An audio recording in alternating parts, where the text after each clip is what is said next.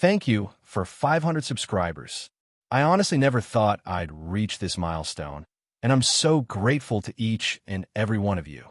I hope you're enjoying the audiobooks. It means a lot to know you're listening along with me. 2025 was a crazy journey.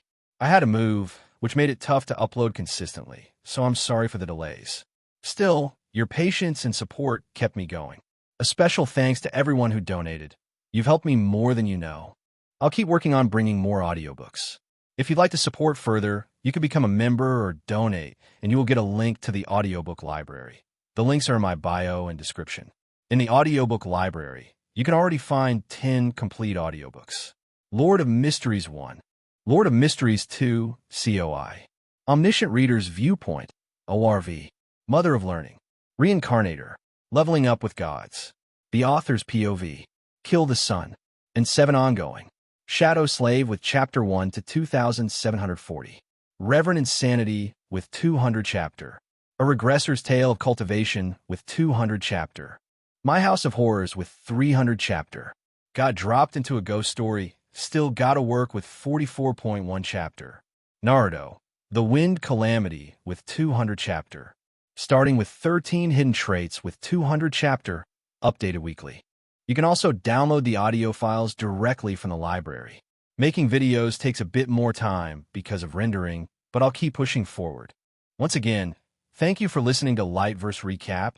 I started it because I didn't have time to read, and now 500 of you are listening along with me. Let's keep growing together. 601 He is coming, 5. Ha.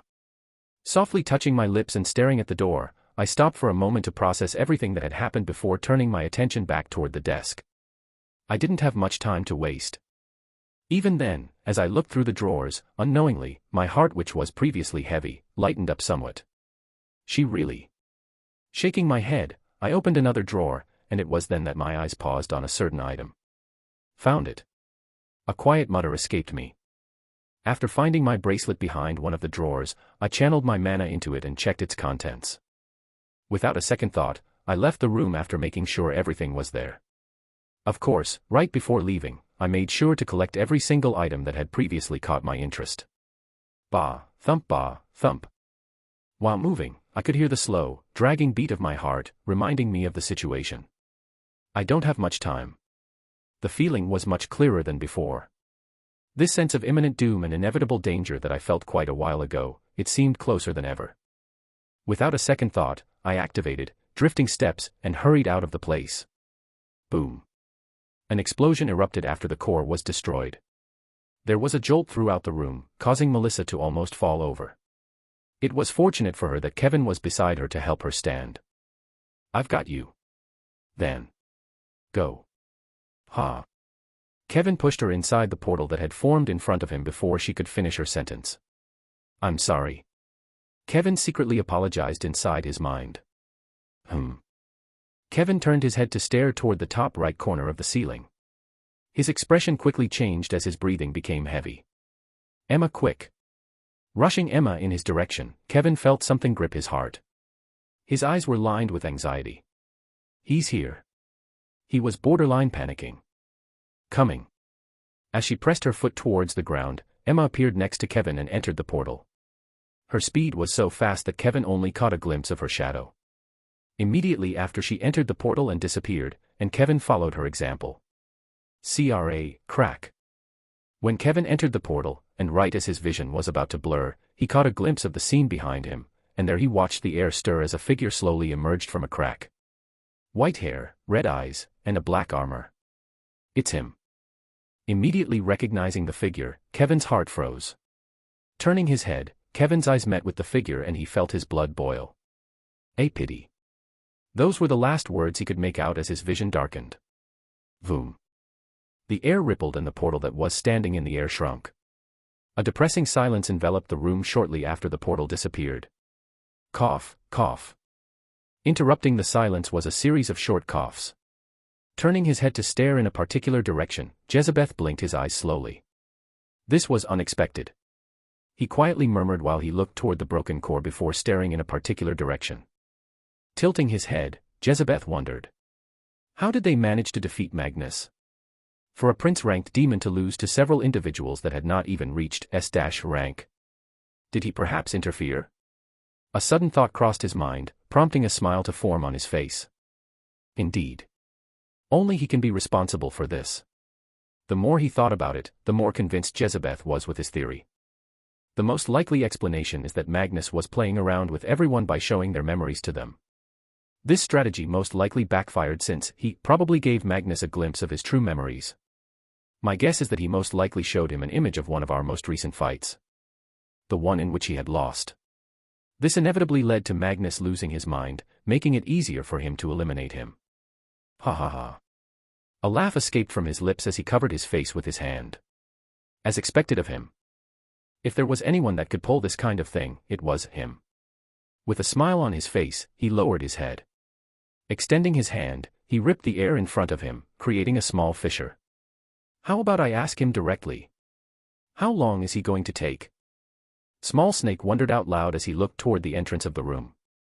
It had been quite some time since Ren went to find his items, but he still hadn't returned, making Small Snake worry. Despite not knowing exactly what was happening, Small Snake felt this incomparably heavy pressure bear down on him with every passing second. Especially after he recalled the short conversation Ren had with Kevin not too long ago. The fact that Kevin and Ren were showing such worried looks was an indication that the situation was critical. And it was exactly because of this that Small Snake couldn't help but worry. After a few minutes, Small Snake began to fidget with his fingers as he thought to himself. Don't tell me that something happened. I hope not.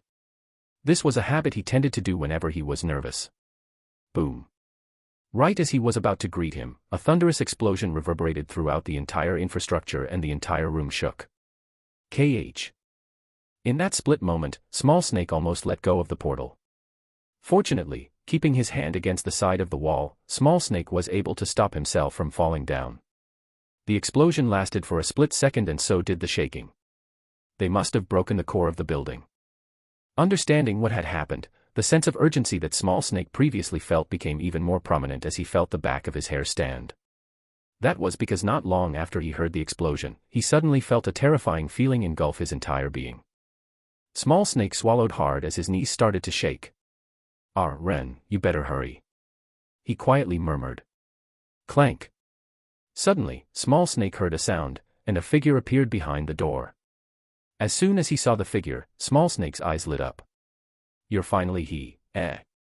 Halfway through his sentence, he stopped himself. That was because he realized that the figure was not Ren.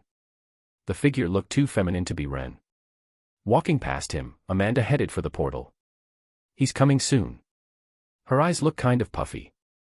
Small Snake thought to himself as he looked at Amanda. Whatever the case, he remained silent and waited for her to enter the portal. Is he doing fine? Did you guys encounter anything along the way? He's fine. Amanda answered while moving toward the portal. It just took more time than we expected to look for the items. He should arrive soon. All right. Small Snake sighed in relief upon hearing her words. After pressing his hand up against the wall and tapping several different buttons, the portal that was running started fluctuating, and the air became more charged with mana. Waiting for a couple of seconds, and taking a look at the portal, only when the portal calmed down did Small Snake take a step to the side. All right, you can go in. Thank you. Staring at the portal and nodding her head toward Small Snake, Amanda walked in without hesitation. Make sure to keep the portal open for now, Ren will be coming any second now. Before completely entering the portal, Small Snake was able to hear Amanda's last words, prompting him to nod his head in agreement. All right. She had a point. Although it would only take a couple of seconds to completely activate the portal, Small Snake knew that in a situation where time mattered, those 2 seconds would make a difference. Vroom. Submerging into the portal, Amanda's figure disappeared and a ripple formed in the portal before the entire room became quiet. With his hand against the side of the wall, time passed and sweat started to accumulate on the side of Small Snake's head. Why is he still not here yet? Keeping the portal open wasn't exactly the easiest of tasks. Not so much because it required a lot of mana, but because of the high mana density around it. Had it been someone as strong as Ren, they wouldn't have felt it, but since Small Snake was weak, the high mana density was too much for him to be. Ear. It felt like staying in a room that was filled to the brim with oxygen. Agonizing. The pressure on Small Snake's body increased with each passing second. Had it not been for Amanda's reminder, he would have probably already let go. Hurry up. Clenching his teeth, the veins on Small Snake's forehead started to protrude, and his knees started to buckle. What's taking so long? Boom. Before he could even finish his sentence, another explosion rang out as Small Snake caught sight of a figure smashing against the side of the room at incredible speeds. Dust and debris flew in the air, masking Small Snake's vision. Tearing them apart, Small Snake was able to finally catch a glimpse of Ren, who was rushing in his direction with a face filled with anxiety. Quick! He shouted at the top of his lungs while he headed in his direction. It's ready. Small Snake shouted back while taking a glimpse of the portal that was next to him. Without saying a word, Ren ran at full speed toward the portal. His figure was so fast that it left after images behind. A tranquil voice suddenly echoed across the space. Got bored of waiting for you, so I took my leave. Let's meet each other next time. The entire room froze over at the moment, and Ren's body jerked to a stop. Taking a look at him, Small Snake was able to catch a glimpse of his expression. Wah. Tap.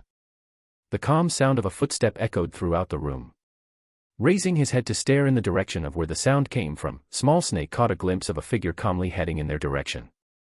He had snow-white hair that was somewhat similar to Ren's hair, an abyssal black armor that seemed to absorb all forms of light heading its direction, and fierce crimson eyes. At that moment, Small Snake stopped breathing. His chest constricted and a suffocating feeling settled inside of his body. Kahawk, cock. Bringing his hands toward his neck, he gagged several times as saliva dripped down from his mouth. Cock. Dropping down on 2 knees, he clenched his throat. A long line made out of saliva dripped down from his mouth. This can't be. Forcing himself to raise his head, Small Snake once again felt his eyes pause on the figure that had just entered the room, and he choked with horror. That was because he felt it. He felt it very clearly. Death was here. 602 and Option 1. Fear. An unpleasant and inescapable emotion caused by the threat of danger, pain, or harm. It begins with your hair standing up. Next, your palms begin to sweat, and your body experiences a wave of nausea, making it difficult for you to comprehend what lies before you. The world feels foggy. Everything that seemed so clear the previous moment becomes blurry, and in an instant, your entire body begins to tremble, and your heart beats so loudly inside of your head that it feels suffocating. Fear starts off as an instinctive and primitive response designed to help us avoid dangerous situations. But what would happen when you're in a situation where you can't avoid this so-called danger? Helplessness. That was what they would feel. A wave of helplessness would wash over the individual as they find themselves in a situation where they could do nothing. Don't tell me you're planning on leaving right as I arrived. Jezebetha's words echoed inside of my ears, while the hair at the back of my neck stood up. Fear was slowly starting to permeate my body. Ha. Unknowingly, my breathing became heavier. As I slowly lifted my head up, my eyes met Jezebetha's, and my heart stopped for a moment. Shit. I was overcome with a wave of helplessness as his presence completely enveloped my body, stopping me from moving at all. In the midst of my struggle, Jezebeth frowned. Coming a little closer to me, he tilted his head a little. You. He pointed his slender finger in my direction, as his glaring red eyes scrutinized my body up and down. My body felt completely naked as his eyes scanned it. It was as if he knew every secret inside my body. Gradually, as he continued to stare at me, his eyes dropped and his head shook. You're not him, again. There were hints of disappointment in his voice as he turned his head to look away from me. Right as he turned, I was able to hear his soft whisper. He would never make such an expression. Taking a step away from me, he looked around the room and continued to whisper to himself. This is strange, I'm sure I detected his presence before coming here. I don't think I'm wrong. For the next couple of seconds, he didn't say anything and just quietly walked around the room with a pensive look on his face. Coming to a sudden stop, he turned around to look at me. Once again scanning my body, his brows jumped and a thin smile formed on his face. I see. Tap.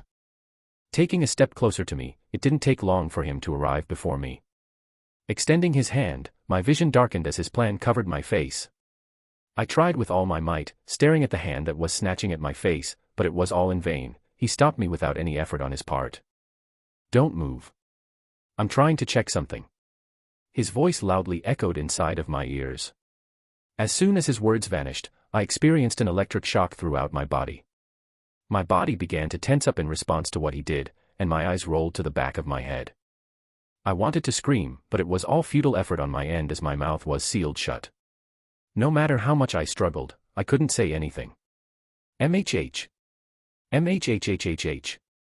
The only thing that came out of my mouth were low muffled shouts. Ah, it makes sense now. Taking his hand away from my head, Jezebeth once again turned away from me. He had a satisfied look on his face. It's just like I predicted. You were the ones that resulted in Magnus' death, and it doesn't look like an accident either. As expected of you.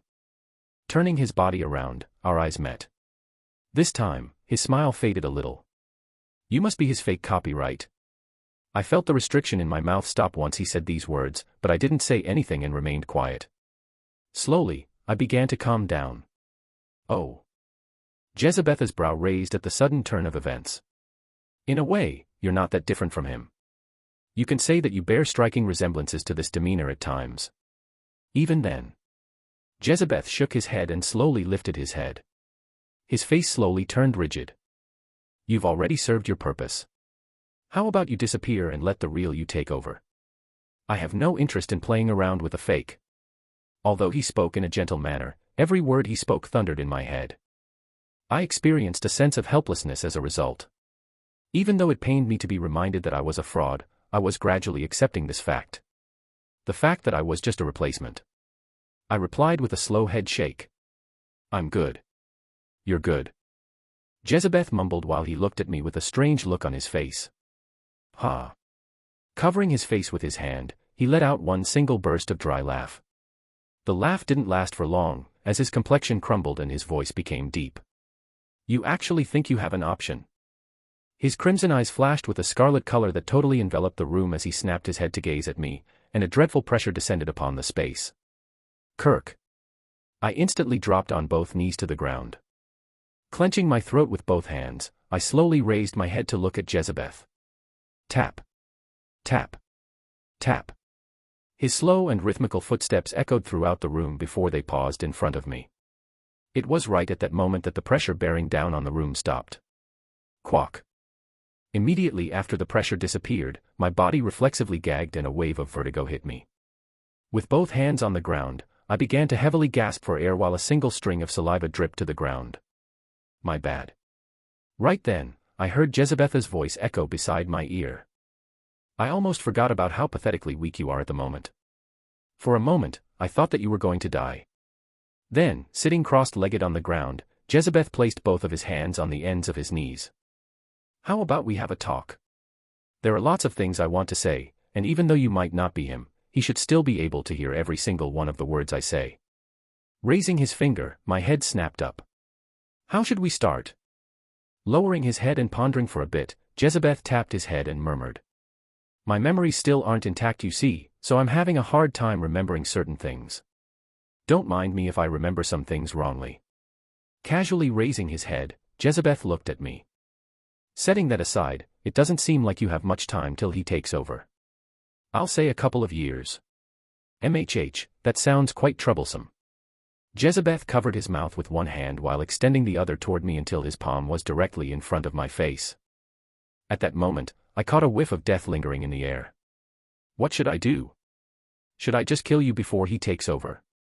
There have been several instances when he's brought me quite a bit of trouble. His smooth speech echoed in my thoughts like many whispers, resembling the hissing sound that snakes produce. If I kill you right now, a lot of my problems would go away. With every word he spoke, the stronger the hissing sound in my head became, sending me into this weird phase that made it hard for me to keep my focus. Everything around me felt so off-balanced. But I think I've got a better idea. It was only after he removed the palm of his hand away from me that the hissing sound stopped and he appeared in my vision once more. He kept the same smile as before on his face. Why did he spare me? I thought to myself as I looked at Jezebeth before me. Although his looks were similar to that of a human, and the way he acted was also similar to how a human acted, I couldn't read his expression nor understand what he was thinking. He was a complete enigma in my eyes. And that was what made him especially scary to me. Seeing the confused look on your face, you must be wondering why I did not kill you. Seemingly being able to read my thoughts, I was jolted out of them by Jezebeth's voice. Wearing the same thin smile on his face, he slowly stood up from his spot. Then, he started to walk around me in circles. The sound of his soft footsteps echoed through my ears. The Akashic records are weakening. No, the Akashic records are already weakened. Hearing his words, I swallowed a mouthful of saliva. Something within my body started to tremble as a result. You may not know this since you don't have the power of the Akashic laws, but with every regression, or time loop, the records weaken. It goes without saying that meddling with time isn't cheap regardless of what type of entity you are. Be it me, you, or the records, meddling with time doesn't come cheaply. Whatever the case, unlike me and you, the records don't use that much energy to reset the universe. Every reset is just a frac. Tie-in of their power and thus the burden they face is rather low, but what if? Halting his footsteps, Jezebeth turned his head to look at me. What if the loop happens over and over again? What if it happens so many times that the records slowly start to lose their powers like a fighter running out of stamina, and what if they get so desperate that they start to use even more of their powers to help the one they chose to kill me? The one who threatens their existence. Within my head, I could feel my heart beating loudly as he spoke. His words. My body began to experience a sudden feeling of dread as I began to comprehend what he was saying. Slowly, as the Akashic records weakened, and as regressions took place, I became aware of the previous regressions within my mind with each new regression that happened. The records could no longer expend any energy in trying to make me forget. Raising his hand, a white glow enveloped Jezebeth's hand and his face twisted. This power, it's so addicting. Even though he spoke in a low whisper, his words reverberated so powerfully inside the room that it felt as if the room itself was shaking. Turning his attention toward me, the glow on Jezebeth's hand disappeared. Judging from your looks, you've already guessed it. This is the last loop. Once he dies, the loop will no longer continue. The vibrations inside my body grew more intense with each word he said, and my face began to twist in agony. So back to why I kept you alive. His whispering voice hissed loudly inside of my head, and my view of the surroundings started to twist. Even then, I tried my best to keep myself from passing out. I wanted to hear what he wanted to say. I wanted to know why he wasn't killing me. I wanted to know what was going inside of his head, and. It's because I don't need to kill you. My thoughts blanked, and my eyes blinked several times, unable to comprehend his words. Amusement filled Jezebeth's face as his two glaring red eyes stared at me. No, he was staring at the other me. I am aware of your desires. You want to stop the loops. You want the suffering you've experienced to end, right? Then carry it out. Kill yourself right now. Put an end to your never-ending misery and, hold on. Jezebeth halted himself mid-sentence. Suddenly placing his hand over his mouth, he frowned. It doesn't look like you can kill yourself just yet. Not unless you devour him. While he was pondering, it didn't take long for his brows to relax. The smile also returned to his face. Staring in my direction, his smile became even more prominent. Actually, this might be even more fun. This time, I knew he was looking at me, not the other me. You want to live, don't you? He suddenly asked while he looked straight into my eyes. Before I could even respond, he continued. A part of you wants to die, while another wants to live. A small chuckle escaped Jezebeth's lips. How ironic, you're probably wondering how you'll find a way to escape the influence of your other self while he slowly devours you, and the other you are looking for a way to end me so that he can finally kill himself. The more he talked, the more his eyes glistened. His next words made my heart stop. Kill him. Wiping away the smile on his face, Jezebeth's face turned incomparably serious, sending chills down my body. Slowly, he raised his hand and pointed at me. Kill the Akashic holder, and all of this will stop. He dies, and the loop ends. The other you can die while leaving behind the body you are in behind, and you get to keep this body of yours. Doesn't that sound like a nice solution? As for me, I get to save 6 years, and finally get a hold of the records. After he finished speaking, a harrowing hush filled the space. The air was so fragile that one would have believed it would break. I opened my mouth, but then shut it when I felt his piercing red eyes glare at me, and my body violently trembled inside. I was shocked to realize that I couldn't refuse his words. I wanted to reject it, but as soon as I opened my mouth, nothing came out. A smile once again cracked on Jezebeth's face when he looked at me. Zero, it looks like you've made your decisio. KH. Stopping Jezebeth mid-sentence was a soft sound coming from the distance. Jezebeth's brows furrowed, and his head turned to look in the direction of where the sound came from. My heart dropped as soon as his head turned. A figure soared through the air and appeared in front of Jezebeth as he raised his finger and motioned it toward his direction. Right there, I caught sight of Small Snake hovering in the air in front of him. He was just half awake right now. Most likely, he had passed out from the previous pressure Jezebeth exerted. Jezebeth's cold voice echoed in the air, causing it to tremble as she stared at Small Snake levitating in midair. There was someone else in here. That's careless of me. A sense of dread washed over me as I looked at Jezebeth, who was staring at Small Snake. My attempts to move were thwarted by Jezebeth's pressure, which prevented me from moving. I tried to activate all of my skills at the moment, especially the Limit Breaker skill, but it was useless. No matter how much I tried, nothing seemed to respond to my calls. My desperation only grew with time, as I struggled even more. Take my body. Didn't you want to take my body? My desperation reached the point where I started pleading with my other half, but it was futile. He didn't seem to respond to my calls. No. A few words managed to escape from my lips as I stared at Jezebeth. Overhearing my words, Jezebeth looked at me. No, rather, he was looking at my expression. My heart stopped beating. Is this someone you know? He asked while alternating his gaze between Small Snake and me. I see. He began to murmur in a low voice. If I kill him right now, there's a chance he might hate me, but does it really matter? Once his other self takes over in a couple of years' time, he will kill himself, so I don't have to worry about him in the near future. Plus, he heard things that he shouldn't have heard. It would be annoying if he stayed alive. With every word that he spoke, the dread inside of my body only increased. Shaking my head, I pleaded inside of my mind. Stop him. In the meantime, a thin smile spread across Small Snake's face as he looked at me. The look on his face. It was similar to that of someone who had accepted their fate. I couldn't stand it. I detested it. I loathed it. No. No, do. Too late. The next set of actions happened so quickly that I was unable to react at all. Crack. With a twist of his fingers, the sound of bones breaking echoed throughout the room, and Small Snake's figure squeezed together. Thump. What followed after was a low thumping sound and a body fell to the ground. My vision's colors began to dwindle at that same instant, and everything around me appeared to go numb.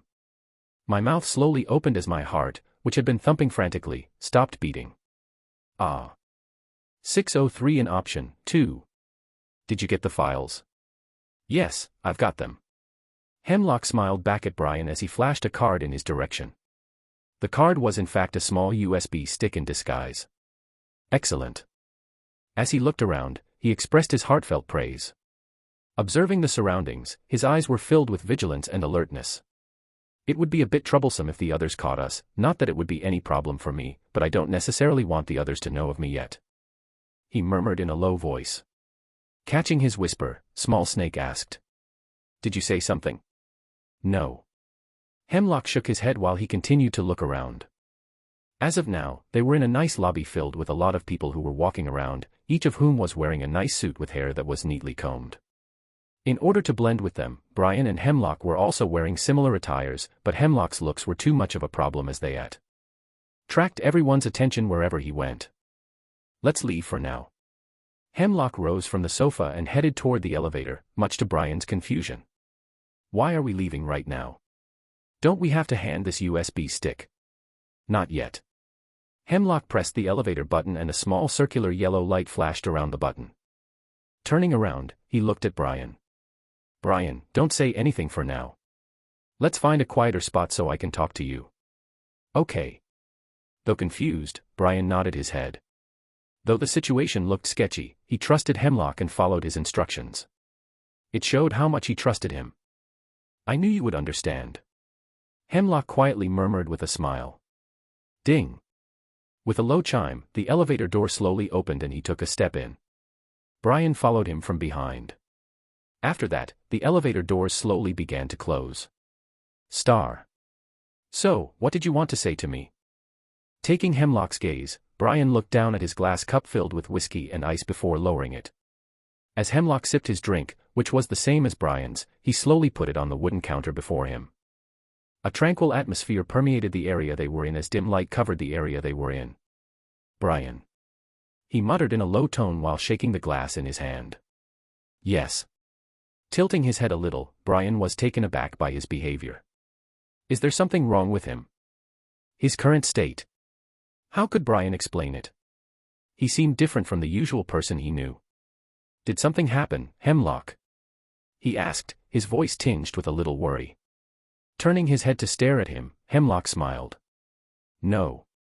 He then shook his head and grabbed the drink from the top with all 4 fingers. Twirling it around, he quietly mumbled. Everything is just fine. Then why do you seem so down? Is that the impression you're getting from me? Squinting his eyes and taking note of his expression, Brian nodded his head. Yes, yes you do. Hemlock's smile seemed rather fake at the moment, and his expression wasn't as relaxed as it was in the past. There was definitely something up. Doesn't seem like anything can escape from your sight. As expected of someone like you. Have a look. Hemlock tapped the air until a sheet of paper appeared in front of him, which he then slid across the table. What's this? Curious, Brian grabbed the piece of paper. What is he trying to show me? Brian thought to himself. The way Hemlock was behaving seemed a little too strange for him. Well, whatever, let me see what's on this paper. Shrugging his shoulders, he looked through the paper. 0. A strange sound escaped from his mouth as he looked at the first sentence. A loud pounding sound erupted from nowhere as Small Snake felt it powerfully ring inside of his head. Wah, what's this? Gradually, his hands began to shake and his face began to crumble as he continued to read the page. Then, after reading for the next couple of seconds, Brian's neck robotically twisted to look at Hemlock, who was facing him with an expressionless look on his face. It can't be, right? At this very moment, Hemlock, whom Brian thought of as a very close friend and his only friend, started to look foreign to him. From his smile to his expression and aura, he no longer looked like the same person Brian knew. What's with that look? Jolting Brian out of his thoughts was his voice. Out of reflex, Brian dropped the paper in his hand and he moved back a little. Why, you? His voice began to stutter. Without saying a word, Hemlock stared at Brian without showing any signs of being offended. It was only after he realized that Brian couldn't say anything that he started to speak. Brian. He first started off by calling out his name. As a result of his words, Brian stopped stuttering and proceeded to stare at him. The expression on his face was completely pale. Shaking the glass in his hand, Hemlock looked toward the front. Remember the conversation we had not too long ago, in this very bar? Brian immediately shook his head. With a tilt of his head, Hemlock responded. I guess it makes sense for you to not remember in a way. You were pretty drunk that day. Taking a sip of the drink in his hand, Hemlock smacked his lips and raised his head to stare at the dim lights coming from above. There is no escaping the fact that mankind is on the verge of extinction. We are fated to go extinct, and that's the truth. No matter how hard we try, we will never succeed in winning this war. It's impossible. It's futile, it's suicide. Listening to Hemlock's words, Brian swallowed a mouthful of saliva. His emotions were running wild inside of his body. His surroundings felt numb, and Hemlock, whom he considered very important, suddenly seemed like a total stranger to him. It's all because of this paper. Taking a glimpse of the paper from beside him, Brian's body shook. Why? This is for your own good, Brian. I'm doing this to keep you from going extinct like all the other people of this world once he arrives. It's only natural that you're confused about why I suddenly assigned you a demon contract, but trust me, I'm doing this to help you. Leaning his body forward a bit, Hemlock brought the paper to Brian's face. Brian, you have a very high level of skill. Initially, I didn't think too much of you, but after working with you for the amount of time that we have, I realized that you are the one that can help me save humanity and prevent them from going extinct. With your skills and my skills too. Together, we can help change this world. Help them make the right decision. Reaching out his hand toward Brian, Hemlock smiled at him. In my search for a demon that perfectly matches your abilities, I had to ask a lot of favors. It wasn't easy, but I understood just how important your skills are. Please take my hand. Take my hand and help me save this world from inevitable destruction and... No. Brian pushed the hand away before Hemlock could finish his sentence. His expression froze at the rejection. Eh? Did you seriously think that I would accept your offer? Brian looked at Hemlock with a face. His face filled with anger and sadness. It's great that you want to save humanity, but can you truly be regarded as a human once you sign a contract? Don't you lose sight of yourself when you're overwhelmed by all of your emotions which become more prominent as a result of your signature?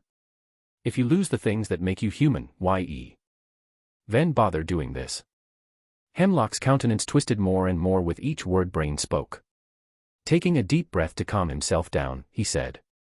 But Brian, didn't you previously agree with me? Didn't you also say that this was the only thing that could save humanity? Didn't. When? Brian's voice raised. When did I ever say such nonsense before? Right here, a couple of weeks back. I thought that you of all people would understand what I'm trying to do. Hemlock also raised his voice as he smacked his cup against the wooden counter. Bang. The table broke in two, and Brian looked at Hemlock in shock. Alternating his gaze between Brian and the table, the expression on Hemlock's face soon turned completely expressionless, and he sat back down on the chair. Ha. Passing the paper back to Hemlock, Brian smiled in self-deprecation. I should have known better. There's no way someone would be nice to me without having some sort of agenda against me. Standing up from his seat, he took his black coat and wore it. Don't ever contact me again. Walking up to the bar owner, Brian paid for the broken table and drinks before he coldly looked at Hemlock and left the place. From how he didn't react when the table broke, Small Snake knew that he was someone that was most probably working under Hemlock. Once Brian left, Hemlock remained seated in the same spot for a long time. Ha. Eventually, he let out a long exhale and murmured. I'm disappointed. Out of all people, I would have thought that you would understand me. Covering his head with both hands and clenching his hair, Hemlock mumbled to himself. Why does no one understand what I'm trying to do? It's not like I'm doing anything bad, I'm only just trying to save humanity from going extinct. Why is something like this so condemned by everyone? Are they just blinded by this false sense of security that the world is giving them? The more he spoke, the greater the insanity in Hemlock's eyes. A black light flashed behind them. Right, that must be it. The only reason why people aren't agreeing with me is because they are too distracted with this false sense of security that is masking the real danger that is about to approach. They don't understand that death in this world is inevitable and that there is no hope for them in the future. They need to experience true helplessness before they understand. Yeah, it must be that. Covering his face with his hands, Hemlock suddenly thought of something. Right, this must be the only way, I'm sure he'll understand. Dropping the drink on the ground, Hemlock's figure disappeared from the spot. Asterisk. While gazing into the window on her right, a lady sat up straight on the bed and cut some apples. She had a rather peaceful look on her face. I hope Brian is doing well. He hasn't paid a visit in quite a while. She pouted a little when she murmured those words. Usually, Brian would visit her every day. There were times when he would not come, but he would never leave for as long as he did. Is it because I'm feeling better now? Does he think it's no longer worthwhile to visit me now that I'm feeling better? The more she thought about it, the angrier she became. What an unfilial child. That's not the case, ma'am. A voice suddenly echoed amidst her thoughts. Ah. Lorenta, Brian's mother, screamed out in shock when she heard a voice coming from behind her. She was so startled that some of the apples fell on the bed sheets. It wasn't until she saw who the individual was that she finally calmed down. She glared in his direction. Hemlock. Why must you scare me like that? I apologize. Hemlock lowered his head in apology. I didn't mean to startle you like that. Ha. Covering her chest with her hand, Lorenta waved her hand. Then, putting on a smile on her face, she grabbed an apple and handed it to Hemlock. Care for an apple? I've been spending my time cutting them all day waiting for Brian to hurry. No thank you. Moving toward her direction a little, Hemlock suddenly pressed his hand against her mouth and nose and applied pressure. Her eyes opened up in shock. MH. MHHHH, MHHH. SHHHH. Hushing her, Hemlock brought his body closer to her ear and whispered. Although his expression looked calm, there was a faint tremble in his hand. Don't think badly of me. I'm doing this for Brian. I'm doing this for him. Lorenta's eyes slowly started to close as she appeared to be able to understand his remarks. She may have wanted to say something, but it wasn't as if Hemlock would give her a chance to. Just as her eyes fully closed, a small tear fell down the side of her cheek. So her breathing stopped and so did her heart. H-A-A-A, H-A-A-A. Taking his hand away from her mouth, Hemlock jumped back and gasped heavily for breath.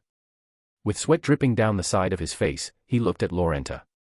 Then, lowering his head to stare at his hands which were shaking, he mumbled to himself. I had to do it.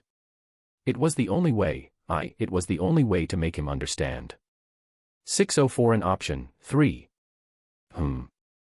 Jezebeth scowled as he fixed his gaze on Ren, who appeared to have lost his soul. Is this really how he used to be? Overlapping his image with the image of the men he knew, Jezebeth only felt disgust. To think that the death of someone so insignificant was all it took to reduce you into this state. In reality, it most likely wasn't just that. He was currently in this mental condition as a result of discovering the genuine facts about his existence and the death of one of his comrades. The man he knew was someone that closely resembled him. Someone that would do anything to achieve his goals. It was exactly because he was like this that Jezebeth liked him. Unfortunately, this version of him that was before him was a far cry from the figure he remembered. In any case, this didn't concern Jezebeth. Should I just kill him? In that split moment, he had the sudden urge to end him right here and there. In the first place, the only reason he was keeping him alive was to save himself some trouble as well as time, but it wasn't really necessary. He had already won. All he needed to do was just wait 6 years and the Akashic records would be his. Just 6 years. No, now is not a good idea. It took quite a bit of willpower to stop himself from killing him. Calming himself down, Jezebeth suddenly noticed that Ren was now glaring in his direction. A powerful and chilling pressure started to expand from out of his body. One that even made Jezebeth's spine tingle. Oh. His head tilted a little as the edges of his lips curled a little. Someone looks a little displeased. A little would be an exaggeration. Currently, it looked as though wanted to eat him alive. That look, it was not bad. Too bad now is not the right time. Jezebeth thought while he shook his head.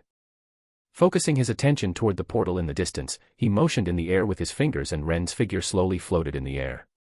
The previous pressure that was coming out from his body disappeared just like that. The current Ren was nothing but a bug in his eyes.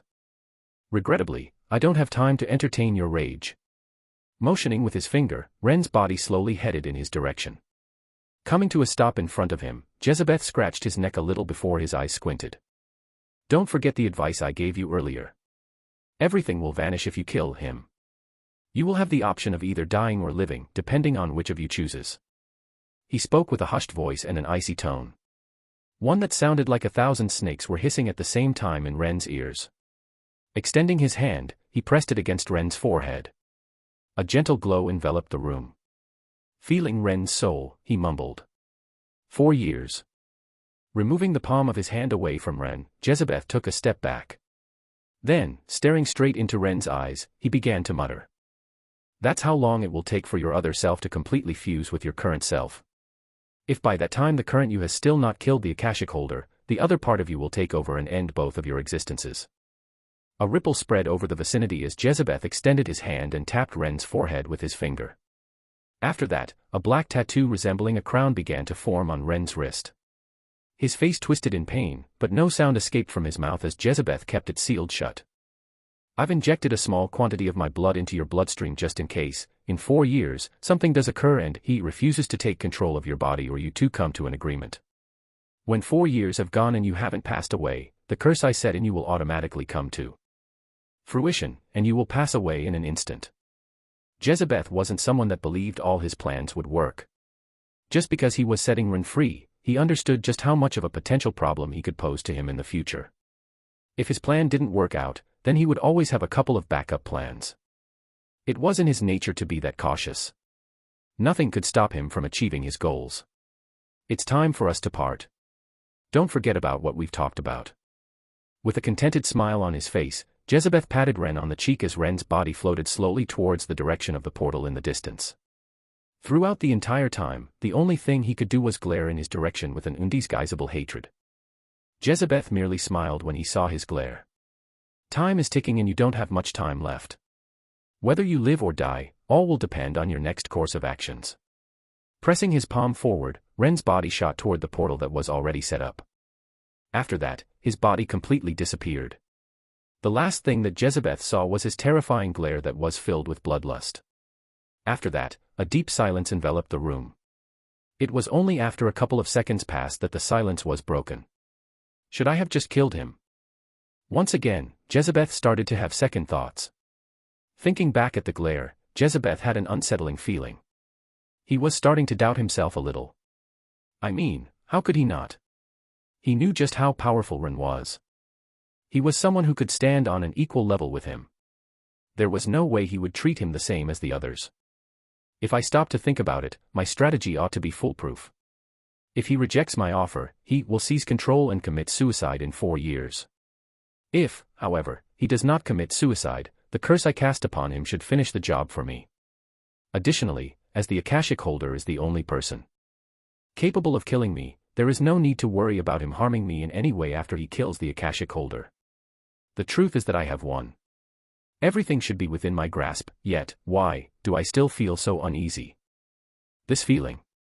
Jezebeth clenched his fists together. I don't like this. It was anything but pleasant for Jezebeth. For someone of his caliber to feel this type of emotion, it felt nothing short of irritating. The prospect of something going unnoticed was unsettling, and right now even his backup plan didn't seem as secure as he had believed it to be. I need something else. He quietly murmured to himself. It was then that he realized that he needed something else to completely feel in control of the situation. Something that would truly be able to turn the tides of the events on the off chance that something wrong happened, and his plan failed. Standing in the middle of the room, while deeply contemplating the matter, Jezebeth scanned the room with his eyes. It wasn't long before they paused in a certain direction. At that moment, a startling notion crossed his mind as his eyes shone a bright red hue. After a while, wearing a thin smile on his face, Jezebeth mumbled something. What if? What's taking him so long? In a vast room full of scars and broken equipment, an immature, borderline childish voice resounded throughout the space. Pacing around the room, Ryan looked at the portal with worry in his eyes.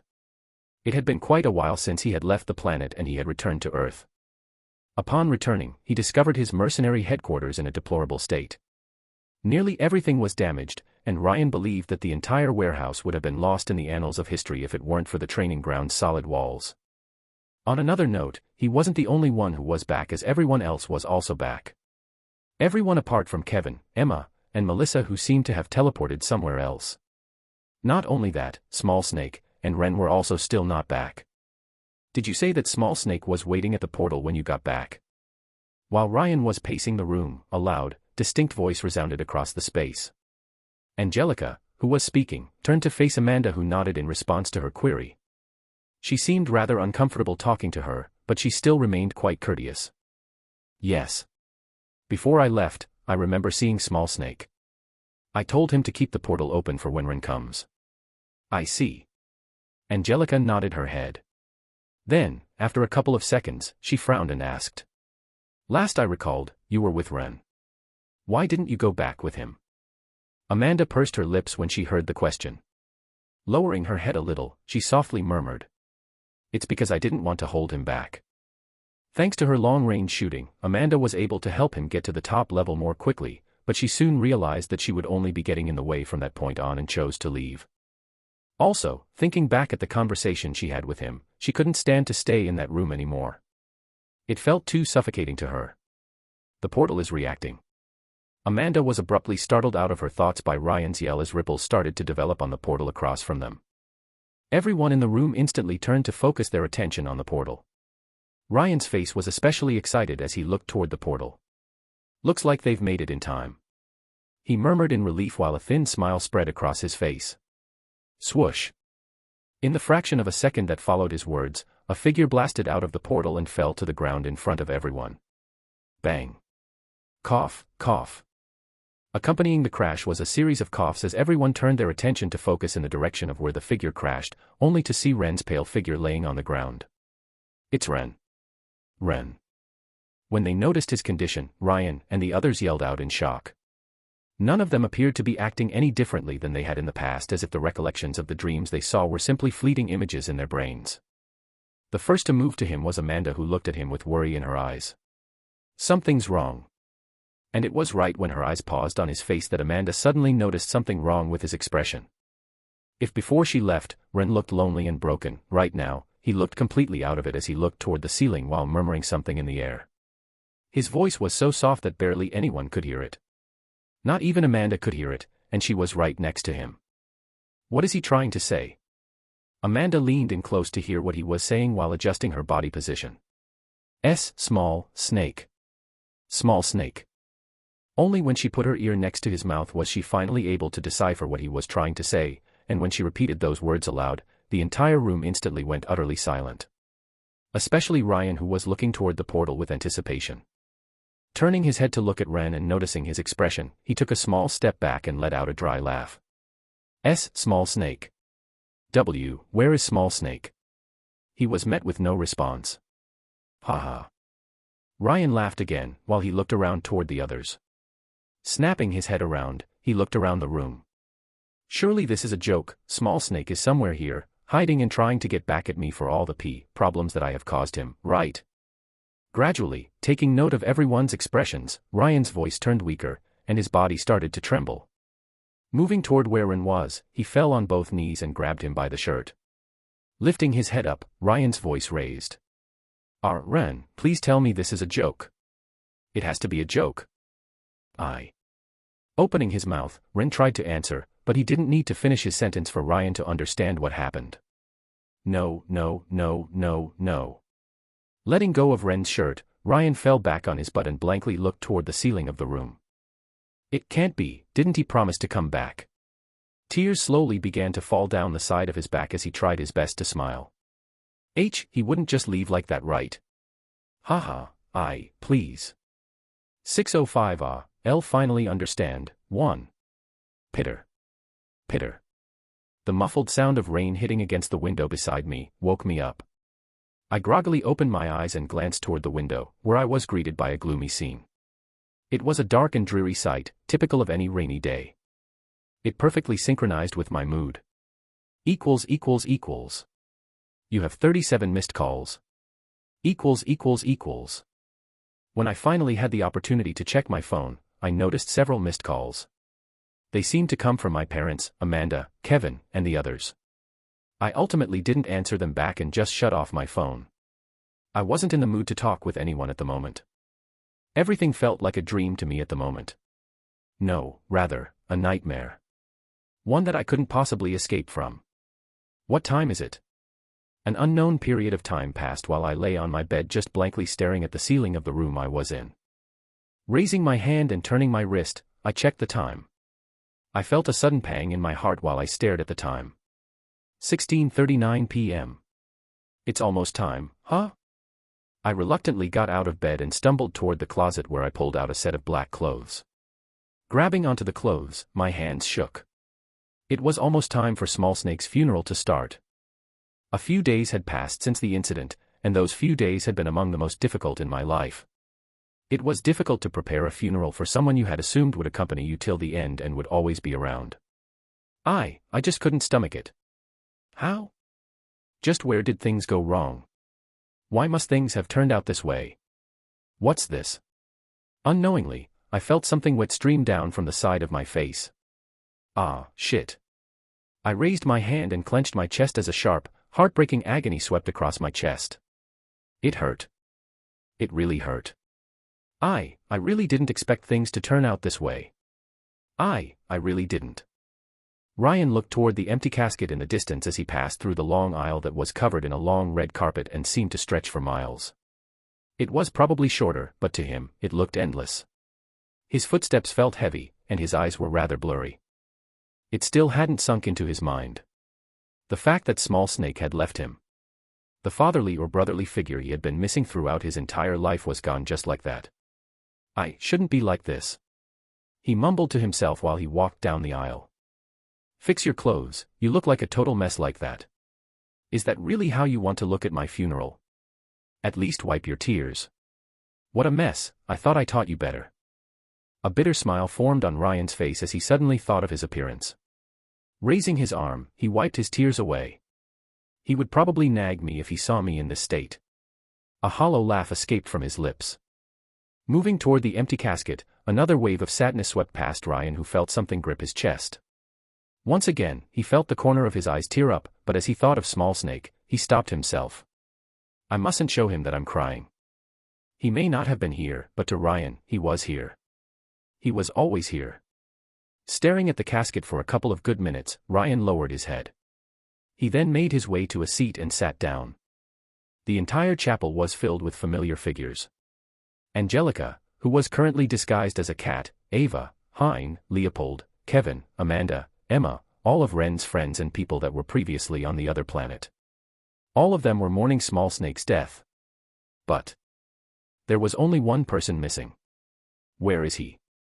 Looking around, Ryan tried to look for Ren. It didn't take long for him to spot his parents, whom he had met once with Small Snake. They were here, yet Ren wasn't. Everyone was here apart from him. Why? Ryan wondered while he continuously looked for him. Why isn't he here? It didn't seem like he was the only one that was looking for him. Practically, almost everyone in the chapel was also looking for him. How could they not? He was the one that was supposed to speak first. He was supposed to be the one guy that known him the longest. So why wasn't he here? Why? Out of all people, he should have been the first one here. Why? Why? Why? Does he not care? Ryan ultimately found herself thinking about the dream he had witnessed as a result of the demon's meddling. Does he really just think of us as just pawns? He never put much thought into it back when he was watching everything. In the first place, he didn't understand much of the content that was shown to him. It made no sense. Nonetheless, if there was one thing he managed to pick up from the flashbacks, was Ren's mentality and the way he behaved. He killed individuals without showing any remorse and treated everyone as though they were expendables that could be tossed at any time. It didn't matter whether he knew them or not. If they were in the way of his goals, they were nothing but a roadblock that needed to be removed. This was the Ren that Ryan saw in the visions, and this was also this behavior that made Ryan understand that the dream was probably a fake. The Ren he knew wasn't like this at all. He wasn't. Never. At least that was what he thought before. But as time ticked, and everyone quietly sat down waiting for him to arrive, Ryan started to have second thoughts. No, it can't be. His emotions were gradually beginning to spiral downward in a negative direction, possibly as a result of the fact that he wasn't in the finest emotional state. No one could blame him for his thoughts. As crazy and unlikely the probability of that Ren being the Ren he knew, Ryan just couldn't stop overlapping the two figures together. No, they are not the same people. The memory of Small Snake conversing with Ren in the same way as before was the only thing keeping him from going further down. He was also the one that informed him that Ren wasn't that way. It was Small Snake's words that kept him from going down an even bigger downward spiral of thoughts. Cume. Jolting Ryan out of his thoughts was a small cough. Raising his head up, he found Kevin standing at the altar. Why is he there? Ryan quietly mumbled while he looked at Kevin. He barely knew Small Snake. What right did he have to stand there? I know that some of you are uncomfortable with my sudden appearance here, but... Lowering his head, Kevin turned his wrist and checked his watch. We're currently running late, and it doesn't seem like Ren is here yet. Since we can't afford to take the whole day, I can only start the... Clank. Right as Kevin began to speak, the doors slammed open abruptly. As soon as that happened, more than half of the audience turned to look in the direction of where the noise came from, and there they saw a ragged figure coming in slowly. Ren.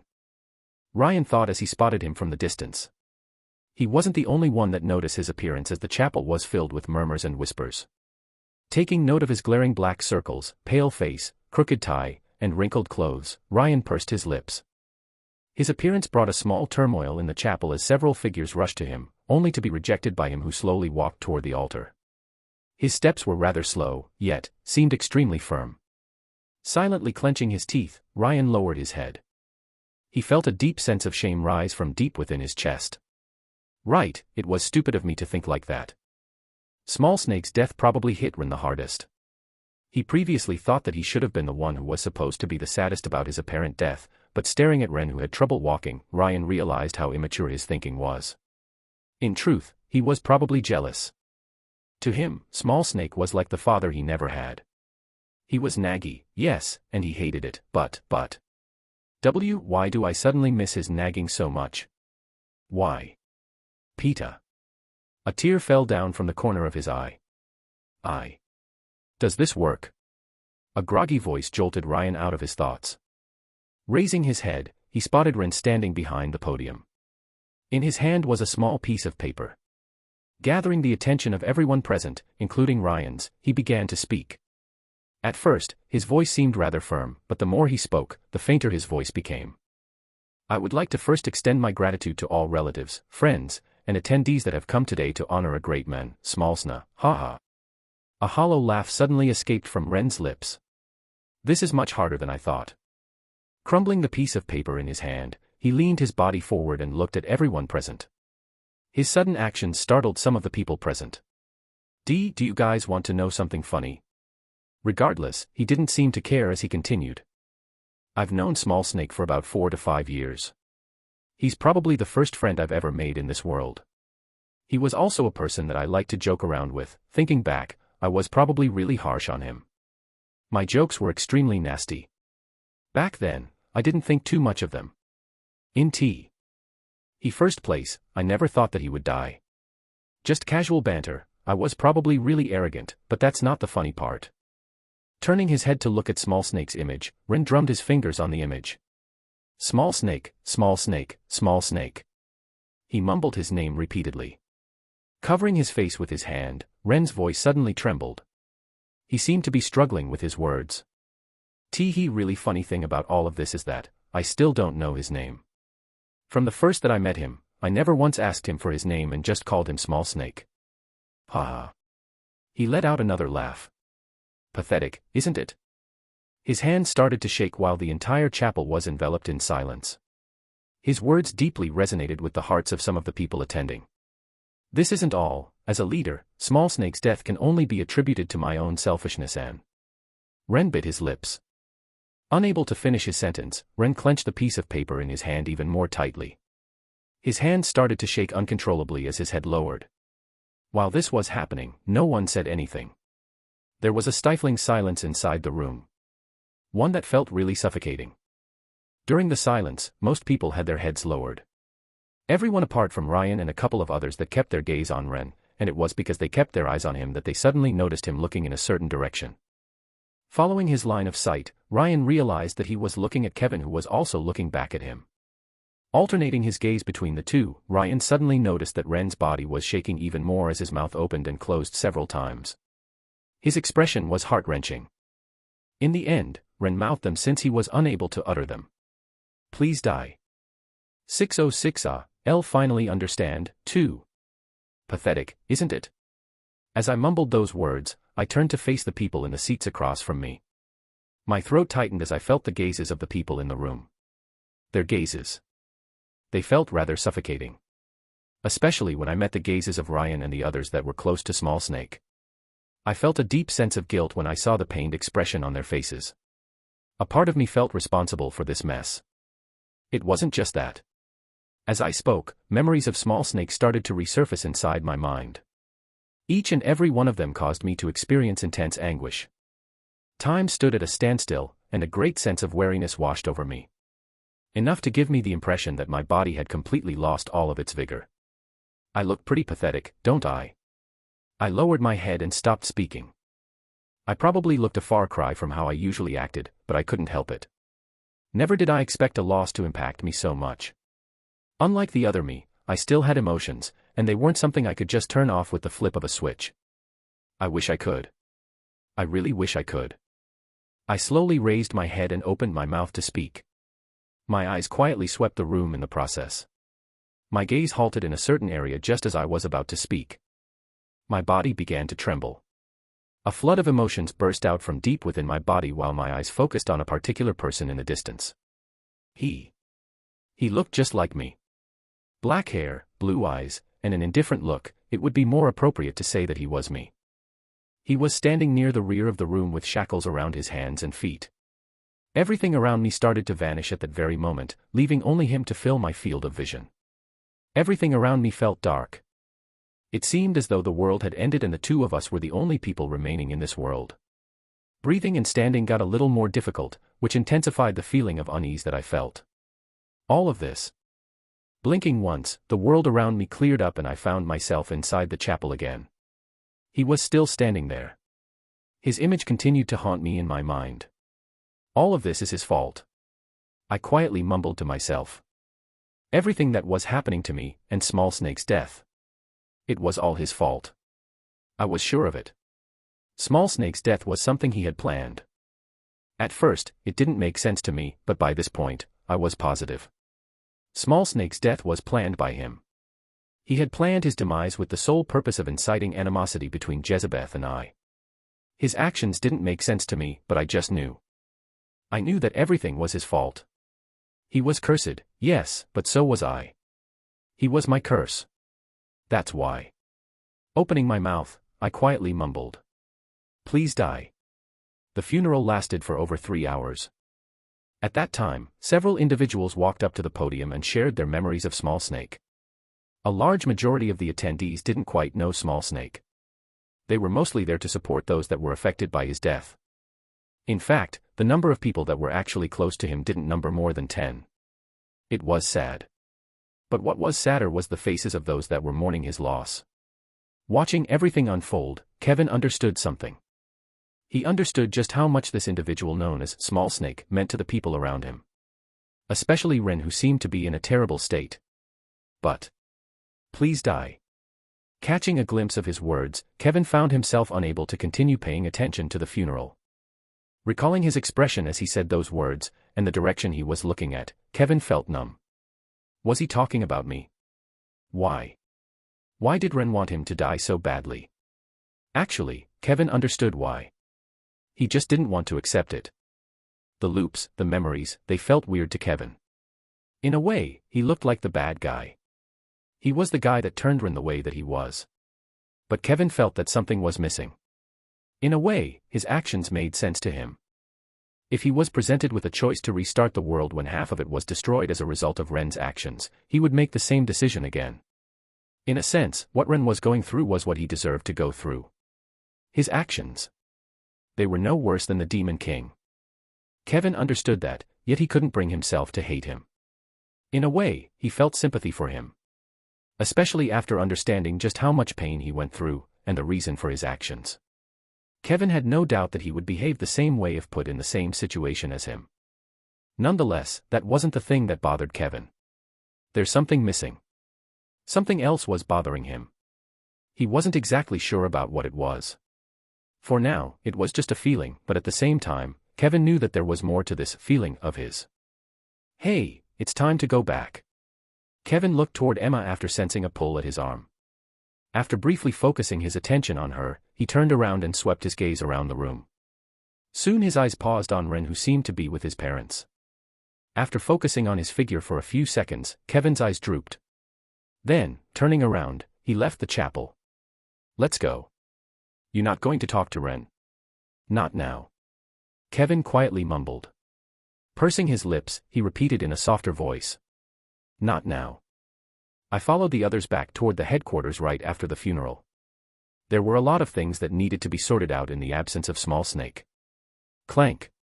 Opening the door of the warehouse, the first thing that greeted me was darkness. It was a rare sight. Usually, I would be greeted by lights and Small Snake's presence. You're finally here, Ren. Shut up. Fuck you. Ha ha. A short laugh escaped from my lips when I recalled our typical interactions. Who would have imagined that such simple recollections would make me feel so bad? I'll go train. Me too. We had just walked in when I heard numerous voices behind me. I then saw Hein and Ava walk straight into the training rooms. Their expressions were more restrained than before. Their appearance conveyed a strong impression of determination and resolve. Small Snake's death seemed to have finally woken them up to the harsh reality of this world. But it wasn't just them that were affected. Here. A hand extended toward me, and I felt something land on my hands. I lowered my head and found a crumbled-up pack of cigarettes. It was Leopold. I couldn't tell much from his expression, but his actions were enough to convey to me what he was feeling. He always told me to stop smoking. I guess it's about time I took his advice. He left right after that. Following him from behind was Angelica, who didn't say a single word. She was followed by Han Yufei and Liam, who simply left the room without saying a word, leaving Ryan and I standing in the hallway. You know. It was then that Ryan opened his mouth. Turning my head, our eyes met. You know, Small Snake never hated you despite the way you treated him. A great pang gripped my heart when I heard his words. Thinking back to how I treated Small Snake in the past, I felt great regret. If only I was nicer to him. His death made me realize just how much of an asshole I was. And it was exactly this realization that ate away at my consciousness as I felt deep remorse.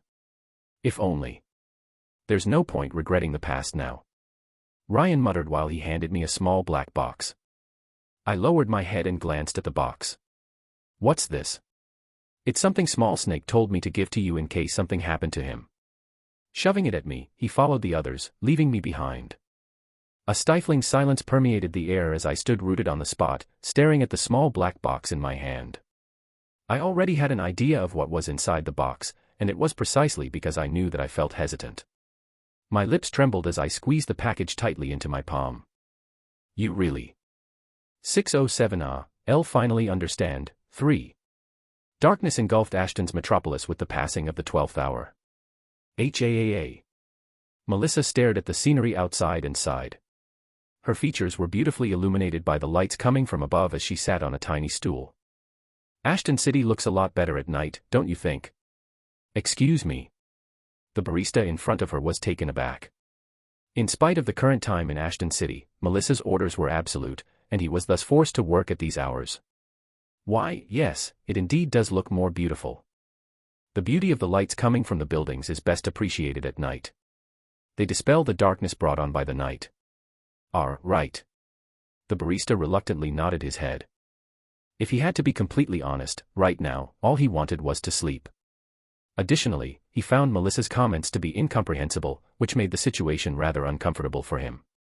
Regardless, a job was a job, and he could only put on a fake smile and nod his head. PFFF. Melissa suddenly let out a small laugh as the cup in her hands loosely hung by the tips of her fingers. Looks like you find my words boring. The barista's face hardened.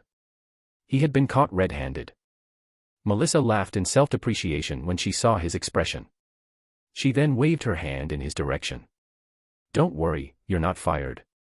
I get it, I'm annoying. Taking a sip of her drink, she smacked it against the counter. I'm one annoying bitch, so do me a favor. Give me another shot. As she raised an eyebrow at the barista, a slight flush developed on the side of her cheeks. At this point, she was acting extremely differently from how she usually did. She was obviously inebriated, as evidenced by her flush and words. I don't think. No point refusing. If you won't give it to me, I'll just get it myself. Melissa stood up from her seat. Sweeping her eyes on the numerous bottles that stood behind the marble counter, her eyes paused toward a certain bottle. 1987, Milionetti. Sounds fancy. Setting her eyes on the target, she tried to jump over the counter. Let's stop here. A hand pressed against her shoulder before she could do that. Melissa turned her head. Emma? Amanda. It surprised her to see Emma and Amanda standing behind her. What were they doing here? Emma ignored Melissa while she turned her head to look at Amanda. Looks like you were right, Amanda. She's acting exactly like you said she would. MHM. Amanda quietly nodded her head. She was currently wearing a one-piece black dress that perfectly highlighted her physique. It was the same dress she wore at the funeral. The same was for Emma. It was clear from their attires that they didn't have time to change. What do you guys want? Melissa's eyes grew clearer as her thoughts started to slowly calm down. How did you get in here? Emma flashed a black card. Melissa's brows twitched when she saw the card. She could faintly recall giving one to Emma in the past when she was begging her for one. Melissa gave her one out of pity. Naturally, she knew about her situation. She was starting to regret that decision right now. What's with that look? You think we wouldn't know what you're thinking about after seeing the state you were in after we returned? Moving to the counter, Emma sat down on a stool. Then, looking at the barista, she pointed at the same bottle Melissa was previously looking at. 1987, Milionetti. A glass each. Sure. The barista nodded after taking a short glance at Amanda and Emma. They looked responsible. I thought you were going to stop me from drinking. Why would we? Emma asked while a small pill appeared in her hand. She then handed it to Melissa. Not like I'm worried about getting a hangover with this. Right. Melissa weakly turned her head and sat on a stool beside Emma. Amanda followed her example and sat next to her. Silence permeated the room as the three women sat serenely next to one another. The stillness was allowed to linger since none of the three of them wanted to speak first. Your drinks. The clicking sound of glasses being set down on the counter disturbed the silence. Simultaneously, all three girls reached out for their respective glasses and took a sip. The silence continued for the next minute. You can laugh if you want. The first one to speak was Melissa. Keeping her gaze on the display of drinks before her, she set her glass on the counter. You've seen my memories. You must find it amusing, I suppose. That Melissa Hall, who appears to be so powerful on the outside, really just wants her father's favor. And the only reason why she acts the way she does is because she has no expectations of others. It must be hilarious, truly. Melissa took the drink she set down on the counter and gulped it all in one go. Must be really funny. Nah. Emma set her glass down beside her. Stretching her arms, she frowned.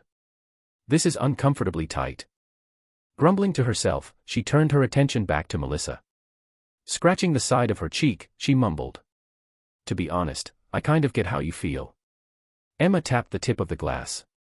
I could kind of guess why you acted the way you did. It's not like I only knew you from the academy. Ever since we were little I would always see you try your best to please your father. At one point I was even jealous of you. Jealous? Melissa shook her head. Please, as if anyone would be jealous of me. You'd be surprised actually. Not only is your father the strongest in the world, but you're also incredibly smart. There's many out there that don't have it as good as us. Smart, huh? Melissa took off her glasses and wiped them with her clothes. Her eyes strained. If only that was actually useful in this day and age. You think too little of yourself. Emma rolled her eyes. You might not realize it, but just your inventions alone have enabled civilization to rise to heights previously seen as unthinkable. One example of that is the magic card system. That invention alone has helped us advance in so many ways. If I were you, I'd simply put more emphasis on myself than on what other people think. It's what I've been doing, and it kind of works like a charm. That's so. Melissa pursed her lips as she thought of Emma's words. In a way, Melissa could see what Emma was trying to express, but she was still struggling to alter her way of thinking. Her brows furrowed. I'll keep it in mind. She then tapped on her ring and took out several potions from her dimensional space. A complicated look spread across Melissa's face when she looked at the potions. What are those? Emma's curious voice reached her ears. After staring at the potions for a moment, she spoke. Something that I need to get rid of. Having her memories exposed, seeing Ren's memories, and her talk with Emma, Melissa understood that she needed to change. Though a bit late, it was time for her to grow up a little. She realized that she could no longer be who she had been in the past, and getting rid of the potions was the first step in her transformation. Taking another look at the potions before her, Melissa swallowed a mouthful of saliva. It wouldn't hurt if I took another one, no, shit. Take them. Melissa pushed the potions in Emma's direction. For a brief moment, she almost lost herself in the temptation. Right. Emma took the potions and put them away. Even though she was confused, she still complied. Then, she looked at Amanda. You've been quiet for quite a while now, Amanda. Isn't there something that you want to say? Amanda's body flinched when she heard Emma's voice. Her reaction startled the two girls who looked at Amanda with an odd look. Just as she was about to say something, her hand twitched and her eyes darted toward a particular area on the counter. An area where there was a slight stain that came as a result of Melissa's careless drinking. Amanda. Yes. Amanda's body flinched once again when she heard Emma's voice. Did you not hear what we were saying, my God? Emma facepalmed halfway through her sentence as she finally got the gist of the situation. Using her arm, she wiped off the stain. You happy now? For what? Amanda looked at Emma with a blank and expressionless look. She was clearly trying to feign ignorance of what just happened. You. Click. The big monitor in front of me turned on when I inserted the black box into the computer processor. It was eerily quiet around me while a dim white light illuminated the area around me. I moved the cursor till a message appeared on the display. Would you like to play the message? Yes, no. Dragging the cursor around the screen, my hand paused. I was starting to hesitate. I let out a nervous breath and tightened my grip on the mouse. Click. I then pressed the top part of the mouse. How should I start this? A familiar voice echoed throughout the air once I pressed on the mouse, and I lowered my head. Appearing on the screen was Small Snake. He was currently sitting in the same room I was sitting in. No, rather, it looked an awful lot less advanced than what it was at the moment. Clearly indicating that this video had been taken quite a while back. Not really sure why I'm even making this video, to be honest. I don't think I'll ever be in a situation where I will have to go on a dangerous mission, but I guess you might never know what will happen in the future. Could just be a video log for me to relieve some of my stress, who knows. Turning his wrist, he checked the time on his watch. Well, since nothing particularly important happened just yet, I won't make this any longer than it has to be. Small Snake. A void suddenly interrupted. It sounded awfully familiar. Small Snake, where are you? Oi, Small Snake. Ha. Alternating his gaze between the distant door and the camera, Small Snake sighed. Shit, looks like I'll have to cut this video short. Small Snake. I'm coming. Extending his hand, the screen turned black. Ha ha ha ha. A restrained laugh escaped from my lips while my arm covered my mouth and my body trembled. I felt a bundle of emotions rise from deep within my body. I remember this. That day, I remember needing Small Snake for something urgent. Was taken aback by his sharp response. I guess it makes sense now. Well, it's been a while. A new image formed on the screen. Small Snake showed up on the display. His physique appeared somewhat drab in comparison to the last time, and beneath his eyes were prominent black rings. His voice also sounded croaky. Scratching his nose, Small Snake leaned back on the chair and blankly looked toward the ceiling without saying anything. So it's been about a month since you've disappeared. From his words I understood that this video was recorded while I was in the monolith. Many think that you're dead, but I know you're not. The fact that Angelica is still doing fine is proof of that, 'cause you know, the two of you have like. Small Snake touched his two fingers together. Signed a contract with each other and stuff, so like, she would definitely know if you were alive or not. And what's the relationship between you two like? No, never mind, I can't do this, please come back, it's really hard doing this alone. The screen went blank as Small Snake leaned forward and tapped on the keyboard. A new video began to play after that. You're a fucking asshole, you know that. I was slightly taken aback by his sudden outburst. You see, I'm a human too. I've never had you not tell me to shut up after more than 2 phrases. The worst part is that I've become accustomed to it. Small Snake smacked the desk. If before I used to complain whenever you tell me to shut up, I now accept it like it's a given. Not even that, Ryan has also started to pick a couple of things from you, and this is sadly one of the things. I can't do this anymore. He. Leaning my head against my arm which was resting on the table, my body trembled as I tried to suppress my laugh. My other hand clenched at my chest which was hurting. More and more videos began to replay, arousing all sorts of different emotions in me. Your sister is an angel. Should I open up a shrine for her? Remember when she said to apologize to me? Oh, God, the face you made, ahahaha, you should have totally seen it. Guess what, Angelica no longer calls me stick like human anymore. That's progress I tell you. Wow, just wow. Did you seriously just go on a trip without us just like that? How irresponsible do you have to be? Laughter, anguish, sadness, grief, guilt. Slowly the timer started to reach the end as the videos continued to play. A sense of dread filled me while my eyes tracked the timer. No. I didn't want it to end. Small Snake rubbed his head as he reclined in the chair. He looked much more serious than before. Drumming his fingers on the table, his brows furrowed. I wiped the corner of my eyes and sat up straight. Slowly, Small Snake raised his head and our eyes met. Or at least, that was what it felt like. How should I start this? Small Snake crossed his arms and leaned back on the chair. Turning his head, he looked behind him. Bringing his arm over the top of the chair, he scanned the back of the room. Making sure that there was no one there, he sat back down on the chair and sighed. Good thing that no one's here, he murmured in a barely audible tone. Then, lifting his head, he stared at the camera. Thinking back at our trips to Hendler and Isanor, I realized something. Life is really feeble, isn't it? Having stayed in the human domain for as long as I did, I never truly realized just how bad the situation outside was. It's only after having experienced everything myself that I am once again reminded of how meaningless and feeble my life is. Small Snake lowered his head and stared at his shaking hands. Honestly, I'm scared. His voice turned a little weak. Just barely. You see, I'm not actually scared of dying. I've already come to terms with this idea from a very young age. I'm not really talented like you and the others, and so when the time truly comes, I'll probably die, haha. Letting out a small laugh, Small Sake bitterly laughed. I bet you'd curse at me when you see this. Shut up. The only way you can truly die is from being overworked. Raising his shoulders wide, his voice deepened as he tried to impersonate me. PFF, there's no way I'd say that. Oh, please. You know yourself that I'm right. Haha. I laughed out loud.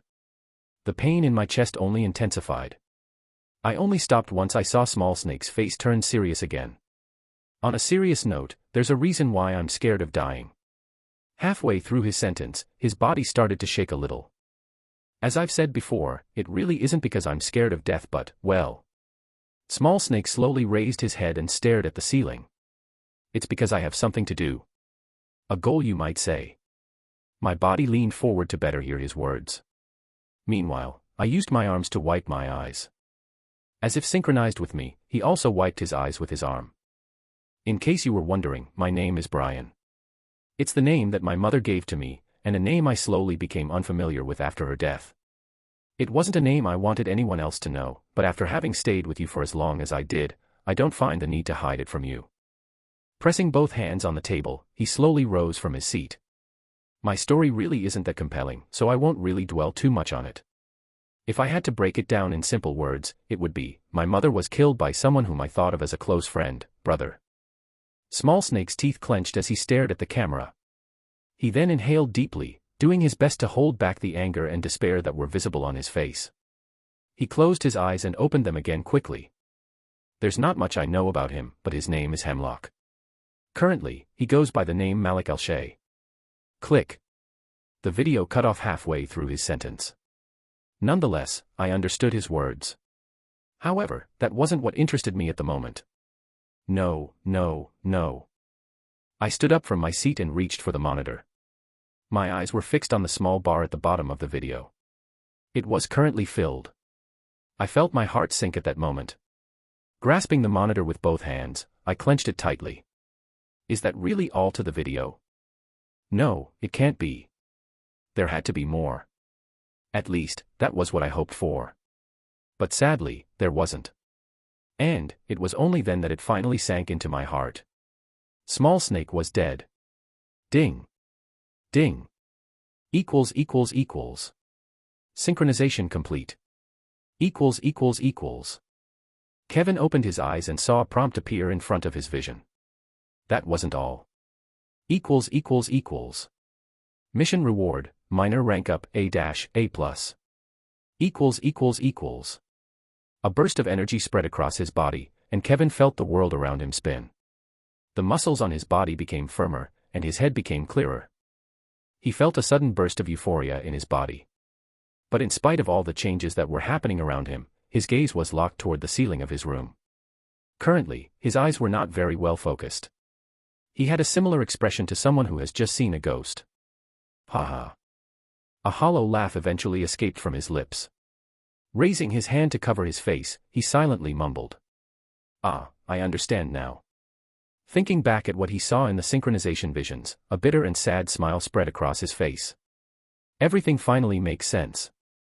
The previous questions he had been asking himself, about why he couldn't defeat the Demon King after all the loops, about Ren's regressions, about the Demon King and the Akashic records. He finally had all the answers. Ha. Another hollow laugh escaped from his lips. And here I thought Ren was the crazy one.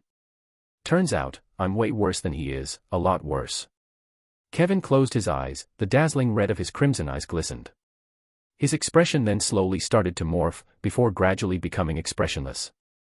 I've already reached this point, there's no turning back anymore. Chapter 608 2 Years, 1. The sky was slowly darkening as the sun proceeded to set. A misty orange layer began to envelop the sky. This was typically the time when people would come back home from their jobs. Today was different, however. Triannual Hero Ranking Assembly. At the moment, everyone was tuned onto one specific event, whether they were watching it on their TVs or another available gadget. The Hero Ranking Assembly. The assembly that would determine the ranks of the top heroes of the world. At first, it didn't seem all that great, but it was important to highlight that the central government would provide financial support as well as amazing chances for all of the top rankers. Not only that, but the fame attributed to becoming a ranker wasn't something to be taken lightly. Large guilds would salivate at the prospect of hiring a ranker, and the resources made available to them would be substantially more than in the past. Read novelful.me. If that wasn't all, those who made it to the top 20 in the rankings would also be given some form of legislative power. An illustration of such power would be the ability to cast a vote while determining a crucial matter affecting humanity's future. Essentially, the stronger you were, the more power you held. I wonder what rank Ren will get.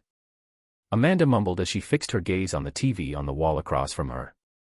The TV was rather enormous, taking almost half of the wall, and the images it showed were clear and of the highest possible quality. It had the effect of making one wonder if they were actually there if one wasn't paying attention. Her hand reached to her right as she relaxed on a sofa. Toward a tiny bag of chips. Amanda felt a tiny hand reach out for her hand as soon as she took a chip. Brother is the best. Nola commented while she took the chip from Amanda's hand, leaving her speechless. He sure is. A small and helpless smile spread across her face when she looked at Nola. Your brother will definitely get a high rank. What about first? That's not possible, Nola. Another voice echoed from the other side of the room. The voice belonged to none other than Samantha Dover, Ren, and Nola's mom. Your brother has barely turned 24. There's no way he can rank first. It would already be a miracle if he ranked anywhere near the hundreds. Samantha set a few plates on the modest wooden table in the living room and tilted her head to face Amanda. Actually, what rank is he? No idea. Amanda shook her head. Despite all the time she spent with Ren over the years, his rank was still an enigma to her. She knew it was high, but she didn't know just how high. It wasn't something that came up in their conversations. It's starting. A soft, deep voice echoed. Ren's father had just walked into the room. The moment that happened, the television screen went black, and Amanda saw her mother's reflection. She was currently seated next to Nola. Meeting Amanda's gaze on the screen, she sadly said, I'm sure your dad will be devastated to know that you're more worried about Ren than him. Amanda merely shrugged at her mother's words. She already had an idea of what rank her father would get, so she wasn't particularly interested. At least, not as much as she was interested in knowing what placement Ren would get. She figured it would be in the early hundreds and perhaps even in the two-digit figures, but knowing Ren, she knew that estimates were worthless. He wasn't someone that could be predicted using common sense. The rankings are determined by taking into account a number of elements. Strength, accomplishments, and overall contributions to the growth and advancement of humanity. In a spacious auditorium filled with round tables and benches, a firm, solemn voice resounded. Rowan Kilimer, a representative of the central government, took the stage in front of a tiny wooden podium while donning a pair of squared spectacles and a crisp gray suit. His hair was well brushed back, and he had a rather solid frame with broad shoulders. The top individuals who are currently existing in the human realm have been ranked after taking the aforementioned aspects into account. This event aims to make the world aware of their accomplishments. A large chandelier with brightly glistening light bulbs in the shape of crystals vividly lit the area. There were more than 1,000 people seated on the chairs beneath the chandelier. Though it wasn't obvious at a glance, the pressure that came out from each one of the individuals present was terrifying. Enough to make any regular person faint at the mere breath. Near the back of the room, not too far from them and standing behind a transparent blue barrier, a number of figures silently moved the cameras to focus on the faces of numerous profiles while quietly coordinating with each other to get the best shot. Over 1,000 different individuals are gathered today for the new ranking assignments. Some will find themselves dropping out of the rankings, while some others might find themselves entering the rankings for the first time in their lives. Rowan raised his head and swept his gaze over the 1,000 of individuals present. With regard to the benefits of being a ranker, I won't go into great depth. Everyone present should already be familiar with this. Rowan laid his arm on the wooden podium and turned to face the opposite direction. Then, elevating his spectacles with the index finger of his other hand, he raised his hand and pointed to his right, where a large monitor was situated. It was necessary to mention that there was another monitor of comparable size on the opposite end, to the left. It will take some time until we get to the top 20, so I'll start disclosing the lower rankings right away. For those that are called up, please remain seated on your chairs. There will not be speeches. A picture suddenly showed on the two displays behind him as he pressed the right side of his glasses. Depicted on the picture was the image of a burly man with red hair and fiery brows. Next to his name was a shining golden symbol, top 500, with his name in white not too far from it. Albert Bray, first-time nominee. Congratulations for making it in the ranks. The monitors behind switched and started to play short clips of the man known as Albert Bray. On the monitors, the people attending were able to catch a glimpse of his skills from the short clips that were playing. His fighting style was akin to that of orcs, where he would rip through anything in his path. While everyone else's focus was on the monitors, the cameras were trained on Albert Bray, who was seated at the rear of the room with his arms crossed. Although his back was straight and his face was expressionless, it was obvious from the slight curl of his lips that he was trying to hide his joy. Nonetheless, no one would point this out. After all, he had just become a ranker. One of the most respected people in the world. Who would dare mess with such a figure? He's pretty good.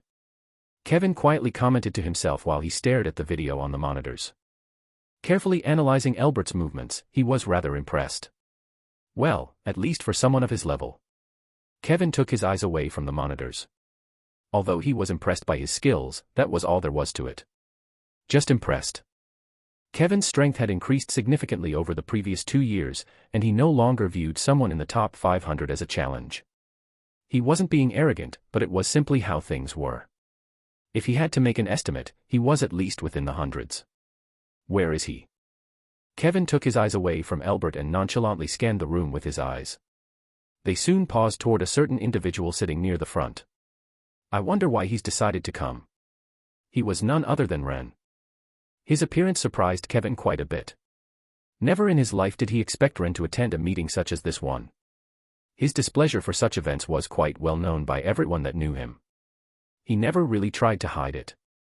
Right as Kevin's eyes paused on his figure, his eyes squinted a little. Crossing his arms together, he leaned back on his chair and carefully scrutinized him. He looked to be in serious thought as an expressionless look adorned his face. He didn't seem to be amused by what he was seeing. Rather, he seemed to be thinking deeply about something else. It was like his mind was not in the event. At least, that was what Kevin could deduce from simply glancing at him. He had no idea if it was true or not. He had a rather hard time figuring out Ren's thoughts. Especially in light of what happened 2 years ago.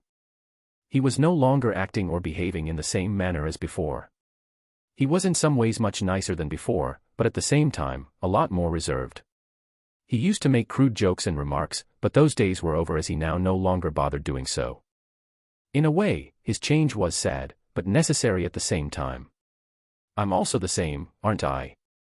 Kevin lowered his head and stared at his 2 hands which were resting on his knees. That vision he saw. It drastically changed his worldview. He could no longer see the world as he did in the past. Wrinkles slowly started to form on his pants as he clenched them. It was the only way. Next up, Moreland Jones of Hell's Cat Guild. A new name was called out after Albert's name was mentioned. More and more names began to show up on the screen after that. Next up, Jessica Blaine of Raging Fist Guild. Next up, Luke Runder of the Union. A growing number of people approached the stage while Kevin was in the middle of his thoughts. Rankings from the 500s to the 200s were beginning to emerge gradually. The majority of those in attendance made an effort to control their reactions, but it was inevitable that some would express their happiness and others their disappointment at their overall results. Next up, Donna Longburn of the Locke Academy. Jolting Kevin out of his thoughts, he heard a familiar name. Lifting his head, he spotted Donna seated on one of the seats near him.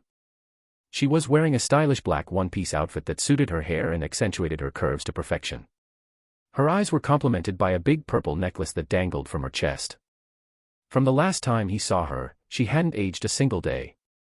Raising his head to stare at the monitors, Kevin focused his attention on her highlights. Compared to the ones he had seen 3 years ago, her highlights weren't much. It was clear that she had been focusing on school duties rather than making any achievements. It was also why her ranking didn't increase by much. It was still nonetheless an increase, which was always good. Top 107. The golden numbers hang beside her name. When the cameras at the back of the room pointed at her, she gave a simple smile, and the people around her clapped. Her moment only lasted for about a minute before a new name was called up. Next up. This continued for a little bit more until Kevin finally heard his name. Next up, Kevin Voss of the Union. Kevin felt thousands of eyes pause on his body when his name was called out. Not minding the eyes of the people present, he calmly smiled. The reactions of the people around him were something he expected. He was already ranked in the top 100 while he was just 24 years old. A feat that was on par with Monica's, who at the same age had been classified roughly on the same level as him. No, rather, he had achieved the feat a year earlier than her. With the fact that she was no ranked, Kevin's prospects were especially promising. Enough to justify the enthralled reactions of those around him. Additionally, no one thought Kevin's position was unusual because his accomplishments were obvious to everyone. Unlike Ren, Kevin wasn't one that kept a low profile. Top 94. The golden numbers appeared beside his name. Another wave of applause enshrouded the auditorium. Next up. But just like Donna, his moment didn't last for long as a new name was called up, and with each new name that was called up, the louder the clapping became. Kevin kept his gaze on Ren throughout the entire time.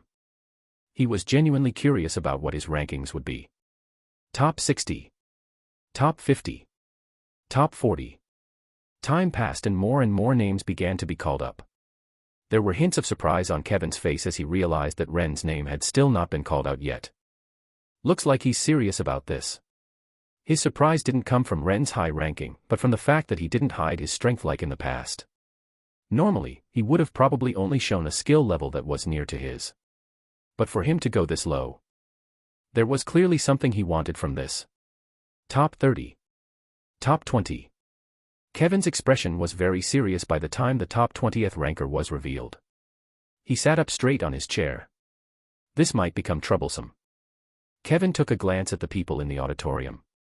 None of the people present currently knew what was about to happen, and Kevin could only imagine the effects that Ren's announcement would have on some of the people present.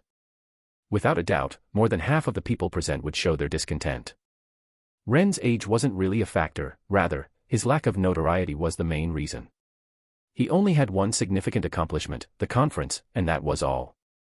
His strength was unknown, his achievements were unknown, and his contributions to humanity were unknown. His lack of presence would certainly cause quite a scene, and Kevin could feel it. Nonetheless, he leaned back in his chair. I'm sure he must have something planned. In no way would Ren come here without any plans.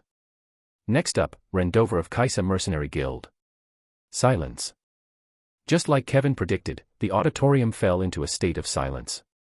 Immediately after that, everyone's gaze focused on one particular individual. Black hair, blue eyes, and a calm look on his face. He turned his head and smiled as he sensed everyone's attention briefly focusing on him. His smile, well, appeared incredibly false, at least to Kevin. As everyone turned to stare at one another with suspicious expressions on their faces, whispers resounded throughout the hall. What's going on? I think I know him. Wait, isn't he 24 as well? Ranked 18. What's going on? With Ren's information displayed next to him, everyone's eyes grew wide when they learned of his age. The look of suspicion only increased. Ren's accomplishments were simply too much for some of the individuals in attendance to comprehend, as their faces changed. If they could hardly accept the idea that Kevin was among the top 100, then Ren's rank was simply not something many of the people present could digest. Regardless, no one dared to voice out their objections. They weren't exactly stupid.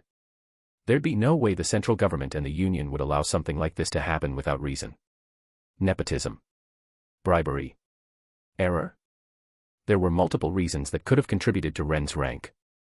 But, his capabilities were not one that flashed in the minds of most people present. It was just too monstrous of a feat for them to accept. Judging from your looks, it appears as though some of you are unsatisfied with his rank.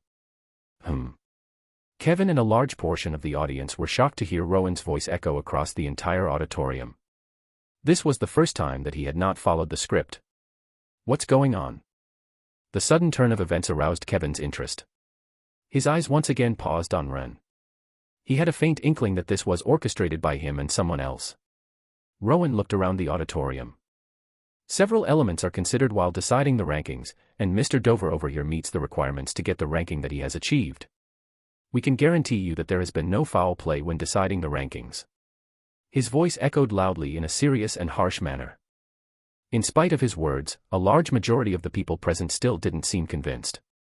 None of them voiced their dissatisfaction, but their expression said everything. We don't trust you. Rowan's eyebrows furrowed when he noticed the atmosphere around the auditorium. Just as he was about to say something, Ren, who was leaning his head against his arm, suddenly extended his hand and tapped the air. Ding! The auditorium echoed with a crisp sound, reminiscent of two glasses clicking against each other, as ripples spread outwardly from Ren's fingertip. They spread throughout every corner of the auditorium in the time it took for the heart to beat. The air began to fracture as an immense pressure began to settle over the entire region, making breathing more difficult. Sword rays progressively emerged from the air fractures in a slow manner, resulting in some of the audience members' faces to flash with horror. Within the span of a couple of seconds, the entire hall was filled with sword rays that hovered the heads of everyone in the room like a guillotine waiting to be released. Gulp. Gulps were audible throughout, and several of the attendees' cheeks became pale. Their reactions were enough to prove to the people present just how domineering Ren's actions were. On another note, Ren didn't specifically target the individuals in the back, the ones recording everything, which was fortunate for them. However, they also had trouble breathing due to the intensely tense mood that pervaded the auditorium. I think that's enough. A crisp voice rang in the air. An orange veil blanketed the air after the voice echoed and the sword rays that hung in the air disappeared. The overbearing pressure that was pervading the air disappeared, and a short and beautiful figure appeared in the middle of the hall. Silently glaring at Ren, she placed both hands on her hips. That was a bit much, don't you think? I apologize. Ren disinterestedly looked at the people present before focusing his attention back on the monitors that hung on the walls. Monica's eyes focused on Ren for a couple of seconds before she turned around and looked at Rowan, who signaled to her that everything was all right. Nodding her head, she disappeared from the spot and the air became breathable again. It goes without saying that this only pertained to locations farther from Ren. The air was still very tense for those who were close to Ren. Only a select few people, Kevin included, were able to maintain their composure. At this very moment, Kevin's brows were furrowed tightly. Right now, Monica was on his mind. Although she tried to hide it, Kevin caught sight of her palm trembling in the aftermath of the attack. The thought made him squint his eyes. Were my eyes playing tricks or? 609 2 years, too. He's changed a lot since the last time I saw him. Donna quietly thought to herself as her gaze fixed on Ren, who was seated a few tables ahead of her. Even she felt pressured at the time he revealed his strength in front of everyone. The power he displayed. It was frightening. I knew he was talented, but I didn't think it was to this point. One could not come close to describing the rate of his progress. It was simply frightening. To the point where both Monica and Kevin were left behind. She was more shocked to find that not much time had elapsed since she had taught him at the lock. About 6 years. In about that period of time, he had transformed from a typical G-ranking student to someone whose strength had surpassed hers. How monstrous. She mumbled to herself once more. In the past, she thought that Monica was the most talented human she knew, but it was clear to her that there was someone else that was above her. It was none other than Ren. His strength isn't the only thing that changed about him, his demeanor also seemed to have changed. When Donna looked at him more closely, she saw that he was different from how he had been in the past. Around him, there was a somewhat melancholy vibe. One that left Donna feeling uneasy. It was sufficient to make her face turn grave. Just what happened during the few years that I haven't seen him. He wasn't exactly cheerful, but he sure as heck wasn't like how he was now. It kind of worried her a little. I should probably talk to him after this is over. Thus, she made her mind up to talk to him after the meeting was over. It had been a couple of years since they had come to contact with each other, might as well catch up a little. Bang. My fist smashed against the side of the bathroom wall, and fine miniature crevices extended all the way toward the ceiling of the bathroom. The meeting had ended a couple of minutes ago.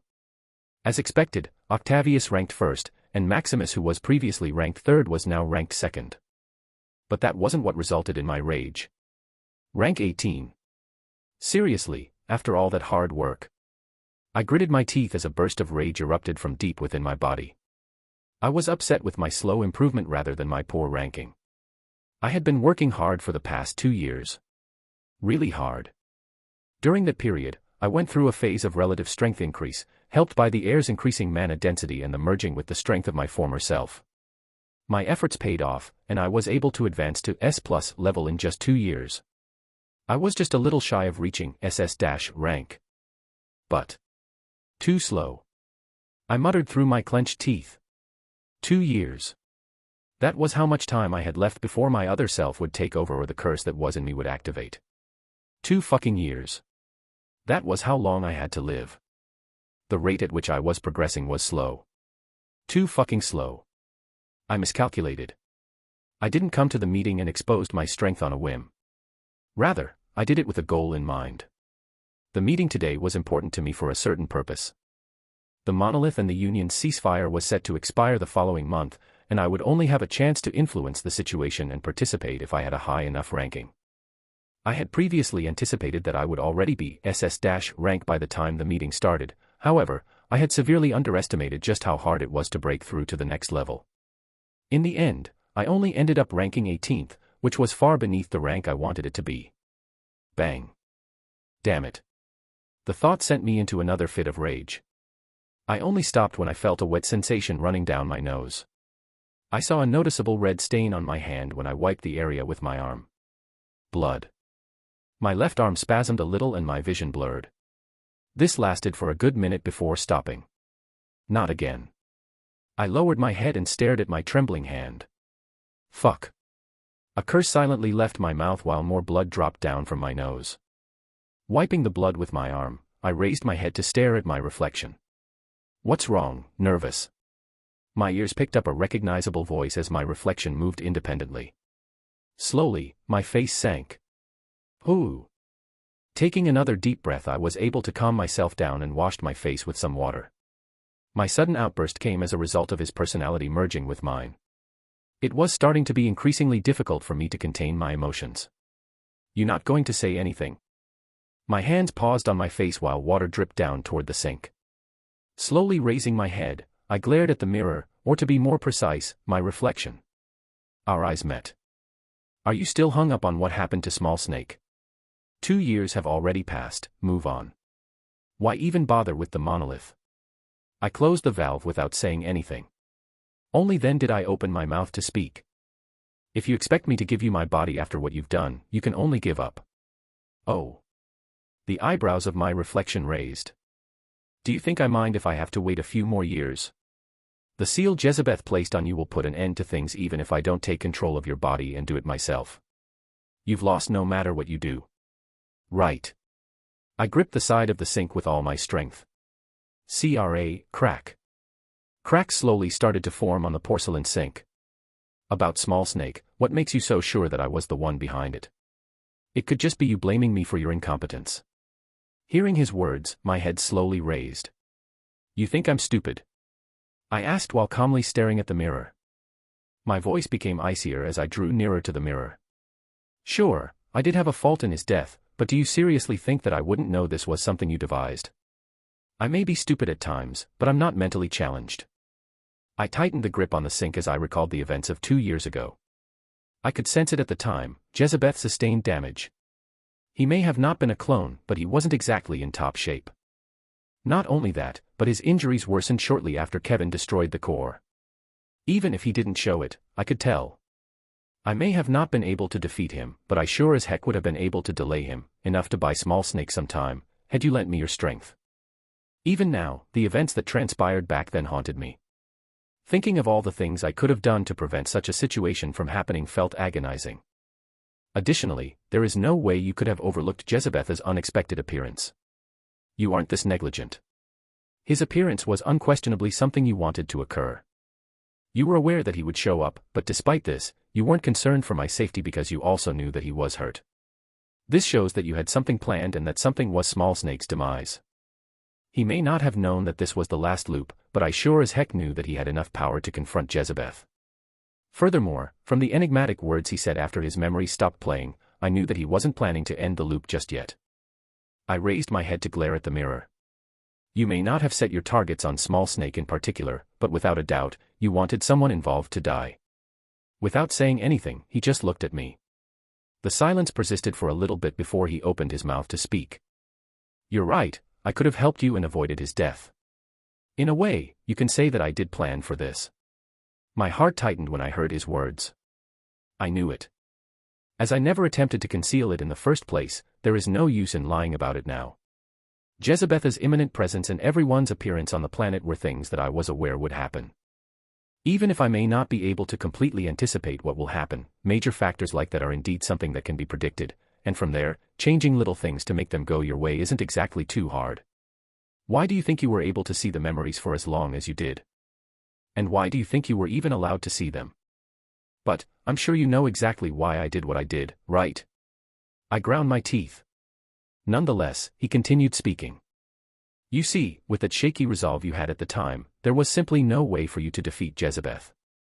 Quite plainly, the likelihood that you would succeed in fighting him was dwindling as you began to stand still. My decisions were driven by need. Small Snake had to perish in order to enhance Yo. You are. Bam. I punched the mirror with all my force. The glass shattered and shards fell on the floor. The reflection in the mirror vanished. Looking around the room, my breath felt heavy. I don't have time for this. I then turned around and no longer bothered staring at the mirror, or the room which was half destroyed at this point. The words my other self said did hold some weight. They weren't necessarily wrong. My resolve back then to defeat Jezebeth was half-hearted. Back then it was merely out of necessity. Something that I needed to do for the sake of doing it and stopping the world from being destroyed. Now, however, it was personal. Jezebeth needed to die. And the same went with the other me. They both needed to die, and in the 2 years I had left, I would make sure I would do everything that was within my powers to make sure it happened. Ding! At that moment, my phone rang and I received a message.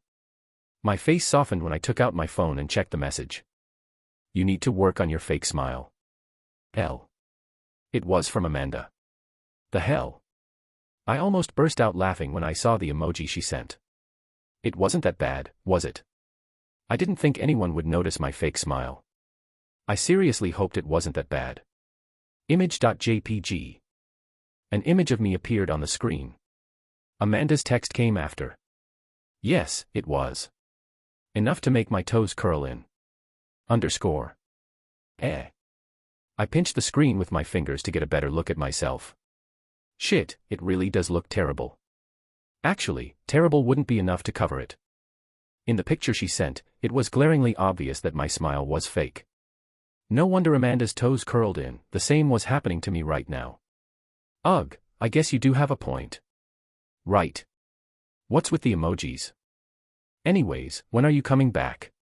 Nola says she misses you. Give me an hour. I didn't think I would need any more time with that.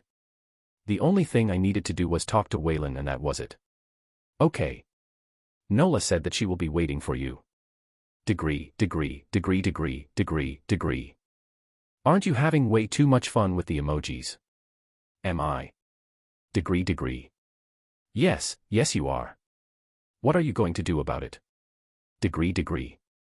I sent an emoji of my own. Serves you right. I then turned off my phone and placed it in my pocket. Shaking my head, I made my way out of the bathroom. Unknowingly, a thin smile spread across my face. I guess not everything was as dark as it seemed. 610 2 years, 3. That actually hurt. Monica strolled into a small hallway softly muttering to herself. Her feet eventually stopped moving.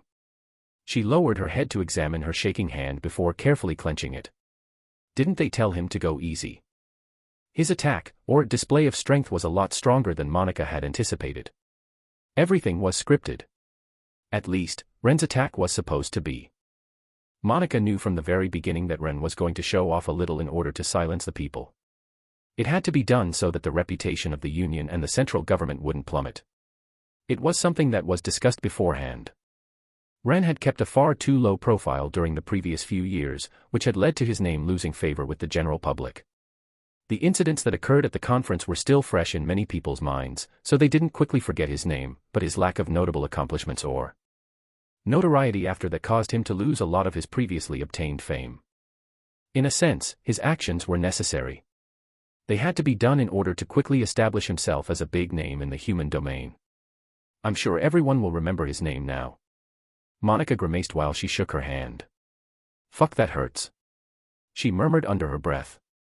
Ren's growth left even her speechless. Despite the fact that she had a strong sense of competition, she had no desire to compete with Ren. No point in competing in a losing battle. Without a doubt, he would overtake her sooner or later. Life is so unfair. The thought made her shake her head. I kind of miss those days where Donna and I would beat him and Kevin senseless to help them progress. In just a few years he's already this strong, it makes me feel old, and I'm only in my mid-30s. Age was a sensitive topic for women, and Monica was no exception. She detested knowing that she was getting older. Well, at least I'm not as bad as Donna. Mention her age to her, and you'd find yourself stuck on a wall before you know it. Tucking her chin under her hand, Monica thought to herself. Thinking about Kevin, he sure has improved quite a lot too. Although not as much as Ren, still an impressive level of growth. He was about S rank now. Compared to Ren, it didn't sound all that spectacular, but it had to be remembered that S rankers typically never placed in the top 100. They were typically between 200 and 300. Top 100 was solely intended for people who attained a S+ rank. This alone demonstrated the numerous contributions he had made throughout the years. Additionally, despite the fact that he was still not quite there in terms of actual rank, his strength was also judged to be in the S+ range. That alone went to show how amazing of a talent he was. Sigh, I truly feel helpless when I think about the two of them. Hanging her head low, Monica resumed her steps before she eventually stopped in front of a large wooden door. Vice President of the Union. Seeing the metal engravings on the door, Monica grasped the handle and opened the door. She then leisurely entered the office. Clank. A spacious office, roughly the size of a tennis court, welcomed her. A person was seated at a sizable wooden desk near the room's end. He was conversing with someone at the time. It took Monica one glance to identify who the individual was. Looks like you're already here, Ren. Smiling, Monica closed the door behind her. In the midst of my discussion with Waylon, the door behind me burst open, and Monica appeared. Looks like you're already here, Ren. Sure. I lazily waved at her before I turned my attention back to Waylon. When is the meeting going to be held? In less than a week's time. Waylon replied in a stern tone, his eyes sparing Monica a single glance. I'll give you the details when the time comes, but you better not be late. I understand. I quietly nodded his head. Then, seemingly recalling something, I asked. How's the progress with regards to the alliance? Over the previous 2 years, I had not shown any interest in anything having to do with the outside world, so I was unaware of the current state of the alliance with the other races. Now that I was planning on taking action, I was curious as to how things were progressing. It's slow, but there has been some progress. Waylon replied in a somewhat helpless tone. Even though the other races seem keen to form an alliance with us, we're still negotiating a few minor things. Such as the amount of power and influence our votes will have when making important decisions, the exchange of technology and raw materials, just the boring stuff, you know. It really does sound boring. Monica commented while she sat down on the seat next to me. She then reached forward and took a piece of candy out of a tiny glass dish that was laying on Waylon's desk. Unwrapping the candy, she tapped on my shoulder and showed me her hand. You'll soon be able to attend such meetings, so allow me to offer you some advice. Pinch your hand in the area between your thumb and index finger. When you're about to nod off, it's a terrific method to wake you up. I see.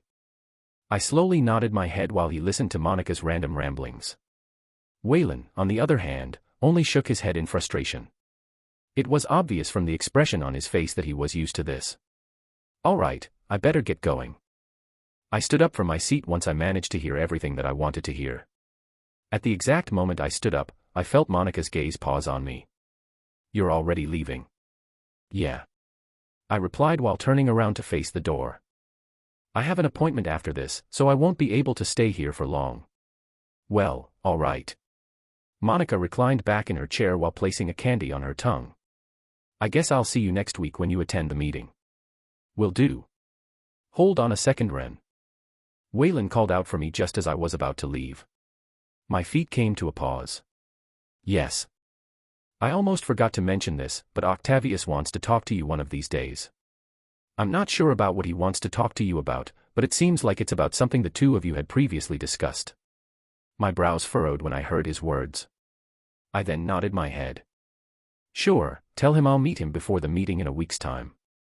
As soon as I finished speaking, I opened the door and left. I was going to be late if I didn't hurry. Clank. Wayland speechlessly stood up as he gazed at Ren's departing back. He continued to stand for a couple of seconds before he fell back on his chair and sighed. What am I? Their messenger. He grumbled to himself while clenching his hair with both hands. Why couldn't Ren and Octavius just talk to each other like any other human being would? Why did he always have to be the messenger between the two of them? This wasn't the first time it happened, as it had been a recurring thing for quite a while now. To make matters worse, it wasn't as if he could do anything about the situation. As the union's vice president, he was responsible for meeting all of Octavius and the head's demands. It was basically his job whether he liked it or not. The more he thought about it, the more powerless he felt. Maybe I should just quit my job. A soft whisper escaped his lips. Don't say that. Monica spoke after overhearing his comment. She then handed him a candy. Here, have a candy. It'll help you alleviate your mood. Clank.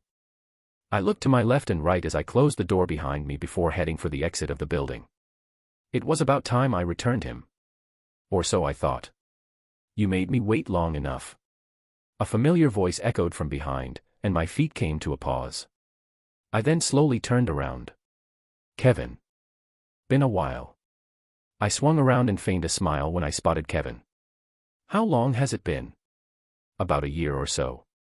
Wanted to meet you when we were at the ceremony, but well, I was a bit too busy.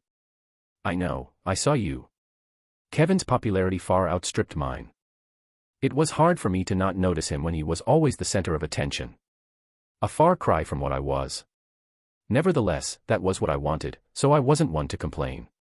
So, looking toward my right and left to check if there was anyone else present nearby, I slowly asked. Is there anything you wanted to say? Kevin titled his head. We haven't seen each other for a year. Thought I'd catch up a bit.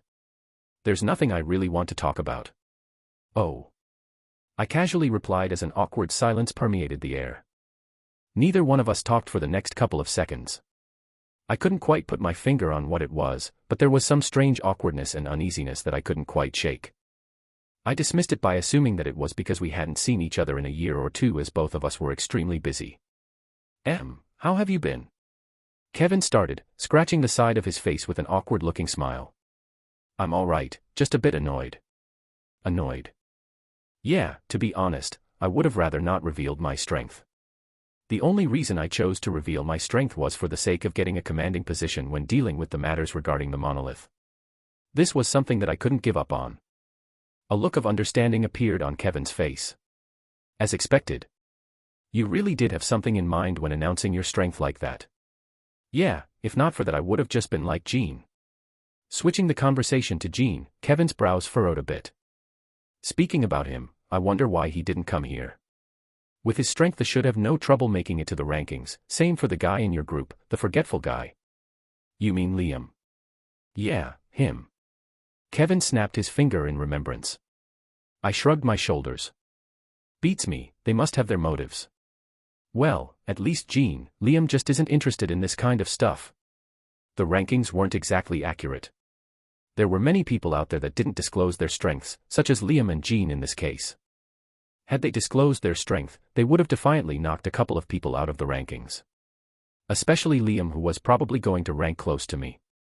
Now that I think about it, there's a chance he might rank higher than I did. Without a doubt, he has improved a lot over the last few years. I've been exercising like crazy for the past 2 years, in between spending time with my family and trying to find whatever way I could to find a way to cure my soul.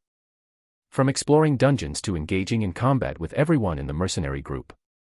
Well, I do say everyone, but it was mostly just Liam and Angelica. And it was exactly because I sparred with Liam almost every day that I knew just how frightening his strength was at the moment. At times, I wondered why the Akashic records didn't choose him instead of Kevin. His talent was simply out of this world. Why are you looking at me like that? I was jolted out of my thoughts by Kevin's voice. Blinking a couple of times, I tilted my head. What do you mean? You were looking at me weirdly just a second ago. Really? Must have done it unconsciously. Kevin squinted his eyes for a moment before he shook his head. Never mind that for now, I'll take my leave now. It was nice talk. Wait a second. I grabbed Kevin's shoulder before he prepared to leave. I suddenly remembered something. His face conveyed a faint indication of discomfort as he lowered his head to look at my palm pressing against his shoulder. I wasn't really sure whether it was just my imagination because it appeared and vanished as quickly as it came. Yeah? He asked, and I snapped out of it. Must have just been mind. Nothing unusual with how messed up it is at the moment. I need a favor. I took a deep breath. Then, meeting his eyes, I said. Help me set a portal for Amora. 611 I'm just visiting a friend, 60 to 70 years. That much time has elapsed since my departure from Amora. It seemed like a lot of time, and in all honesty, it was. At this time, the average lifespan of a human was 200 to 300 years. 60 to 70 years were approximately 1/3 of a human's lifespan. Obviously, that only applied to those who had mana within them. If they had no mana, then their lifespan would only equate to at most the early hundreds. There were ways to extend one's life if one had no mana, but those strategies were sometimes far too expensive because they called for the acquisition of incredibly expensive and potent medical materials and potions. In any case, even if it seemed like a lot of time, this wasn't a huge issue for an orc. Compared to humans, they lived much longer lives. For them, 70 years wasn't anything noteworthy. Of course, that wasn't what I was worried about.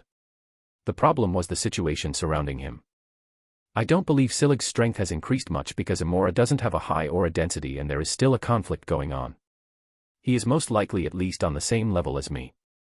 Back then, the only reason Silig was able to break through to S- rank was because of the medical ingredients I had given him. That was in the past, however. With the state Amora was in, I feared that his strength might have stagnated. Resources were that scarce. I shouldn't have held this off for as long as I did. This made me realize just how negligent I had been in the past. The situation was probably dire for the orcs at this moment. Dire enough to not make me want to help them. It sounded really troublesome, and if not for the fact that Angelica's life was on the line if Silig died, I would have already discarded the idea of saving him. How annoying. I murmured to myself as my vision became slightly foggy. My feet soon came to a halt. Before I knew it, I was in front of my house door. Feeling something trickle down my nose, I quickly wiped it away with my hand. I didn't need to look to understand it was blood. Shit, not again. I was forced to lean my hand against the side of the door as a wave of dizziness hit me. The world around me started to spin and I started to choke on the air. Quack. My body shook to the sides as my eyesight zoomed and unzoomed. My hold on the door handle was all that was preventing me from falling. The experience I was having reminded me of being stranded aboard a tiny wooden boat in the middle of the ocean with waves twice the size of me. My stomach churned. My breathing was labored, and it took a total of 5 minutes for the symptoms to subside. Even then, I didn't feel so good. Was it because I was overworking my body to the extreme or because the other me was slowly taking over? I wasn't sure, but it's getting worse. The frequency and duration of them were increasing, if there was anything I observed. A thought occurred to me. I hope Melissa is done checking over my conditions. When the symptoms first appeared, I visited numerous medical professionals. None of them, though, appeared knowledgeable enough to understand what was happening inside of me right then. This was why things had gotten as bad as they did. Melissa was my sole ray of hope at the time. I had thrown my pride to the wind and sought her for assistance. Surprisingly, she came, took a sample of my blood, and didn't seem to be against the concept of helping me as I thought she would have been. All I had to do was wait for the results to come back. That being said, it was taking longer than I had anticipated. Not that I was one to complain. The only thing that was a bit troublesome was the fact that she wasn't a doctor, but a man could only hope. Ding, dong. I rang the doorbell to my house once I managed to calm myself down. The sound of rushed footsteps echoed shortly after, and coming to greet me at the door was my mother. Clank. Welcome back, Ren. Yeah. Receiving one of her usual hugs, I went into the room and took off my shoes. After that, I headed into the living room where I saw everyone already gathered. The moment I entered the room, they all looked at me with strange faces. What? The way they were looking at me. It was kind of weird. Ah, right. It took me an instant to realize why they were looking at me like that. Bitterly smiling, I sat down on the sofa. I didn't do it because I wanted to. Circumstances made me have to act that way. I didn't explain more than that since they wouldn't understand anyways. Fortunately, none of the people present seemed keen in asking for more as they greeted me and went back to their own thing. Want one? Nola offered me a chip once I sat down on the sofa. I gladly took her up on the offer and ate the chip. Meanwhile, I rubbed Nola in the head with my head. Don't mind if I do. MHM. Stop it. To my shock, Nola stood up and glared at me. No. Her reaction left me dumbfounded. Why was she reacting like that? Look at what you've done. Now her hair is all messed up. Amanda walked toward Nola and began to style her hair, which further confused me. It took a total of 2 minutes for her to fix Nola's hair. All done. Amanda took out a small mirror and showed it to Nola. She immediately smiled when she saw her own reflection. Happy. Happy. Nola happily nodded her head before sitting back down on the sofa. This time, she chose to sit on the other side, right next to Amanda and further away from me. If you want to blame someone, blame yourself. Amanda shook her head and sat down next to me. How was I supposed to know? Here, look. Unexpectedly, Amanda leaned down and handed me her phone. She leaned so close to me that it wasn't long before I felt her head on my shoulder. My eyes opened up a bit as I looked around me and whispered near her ear. Hey, you're leaning a bit too close. So. Everyone is looking. Shifting her head up to look at me, she grinned. And. Ugh. Speechless, I opened and closed my mouth repeatedly. Eventually, I let out a long groan. After his death, a lot of things changed throughout the course of the last 2 years. You'd think Amanda would have kept her distance from me throughout that period. I would have completely understood if she buried her affections for me after what she saw, but. Applying more pressure on my arm, she murmured. Let them watch if they are interested. Ha! I could only sigh in exasperation. Right, in the end, this is my decision. Whether it was because I needed to come to terms with Small Snake's death or because she stuck with me after finding out the truth, I eventually made the decision to accept her feelings. Not that our relationship changed that much.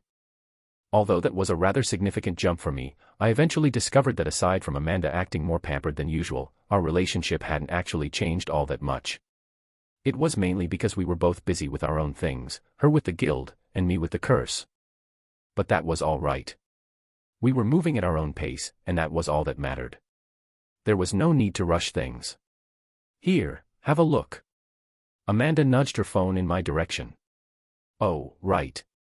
Taking the phone from her hand, I looked at the screen. Rank 18 at the age of 24. Monster or a spy from the monolith. Rendover makes a shocking return. From the conference too. I handed the phone back to Amanda. Why are you showing me this? Take a look at the pictures. She pointed out while leaning her body closer. Oh. It was only after she pointed it out to me that I realized that all the photos used in the articles were that of me with a fake smile on. I let out a tired sigh. Out of all the pictures they could have used. You can't really blame them.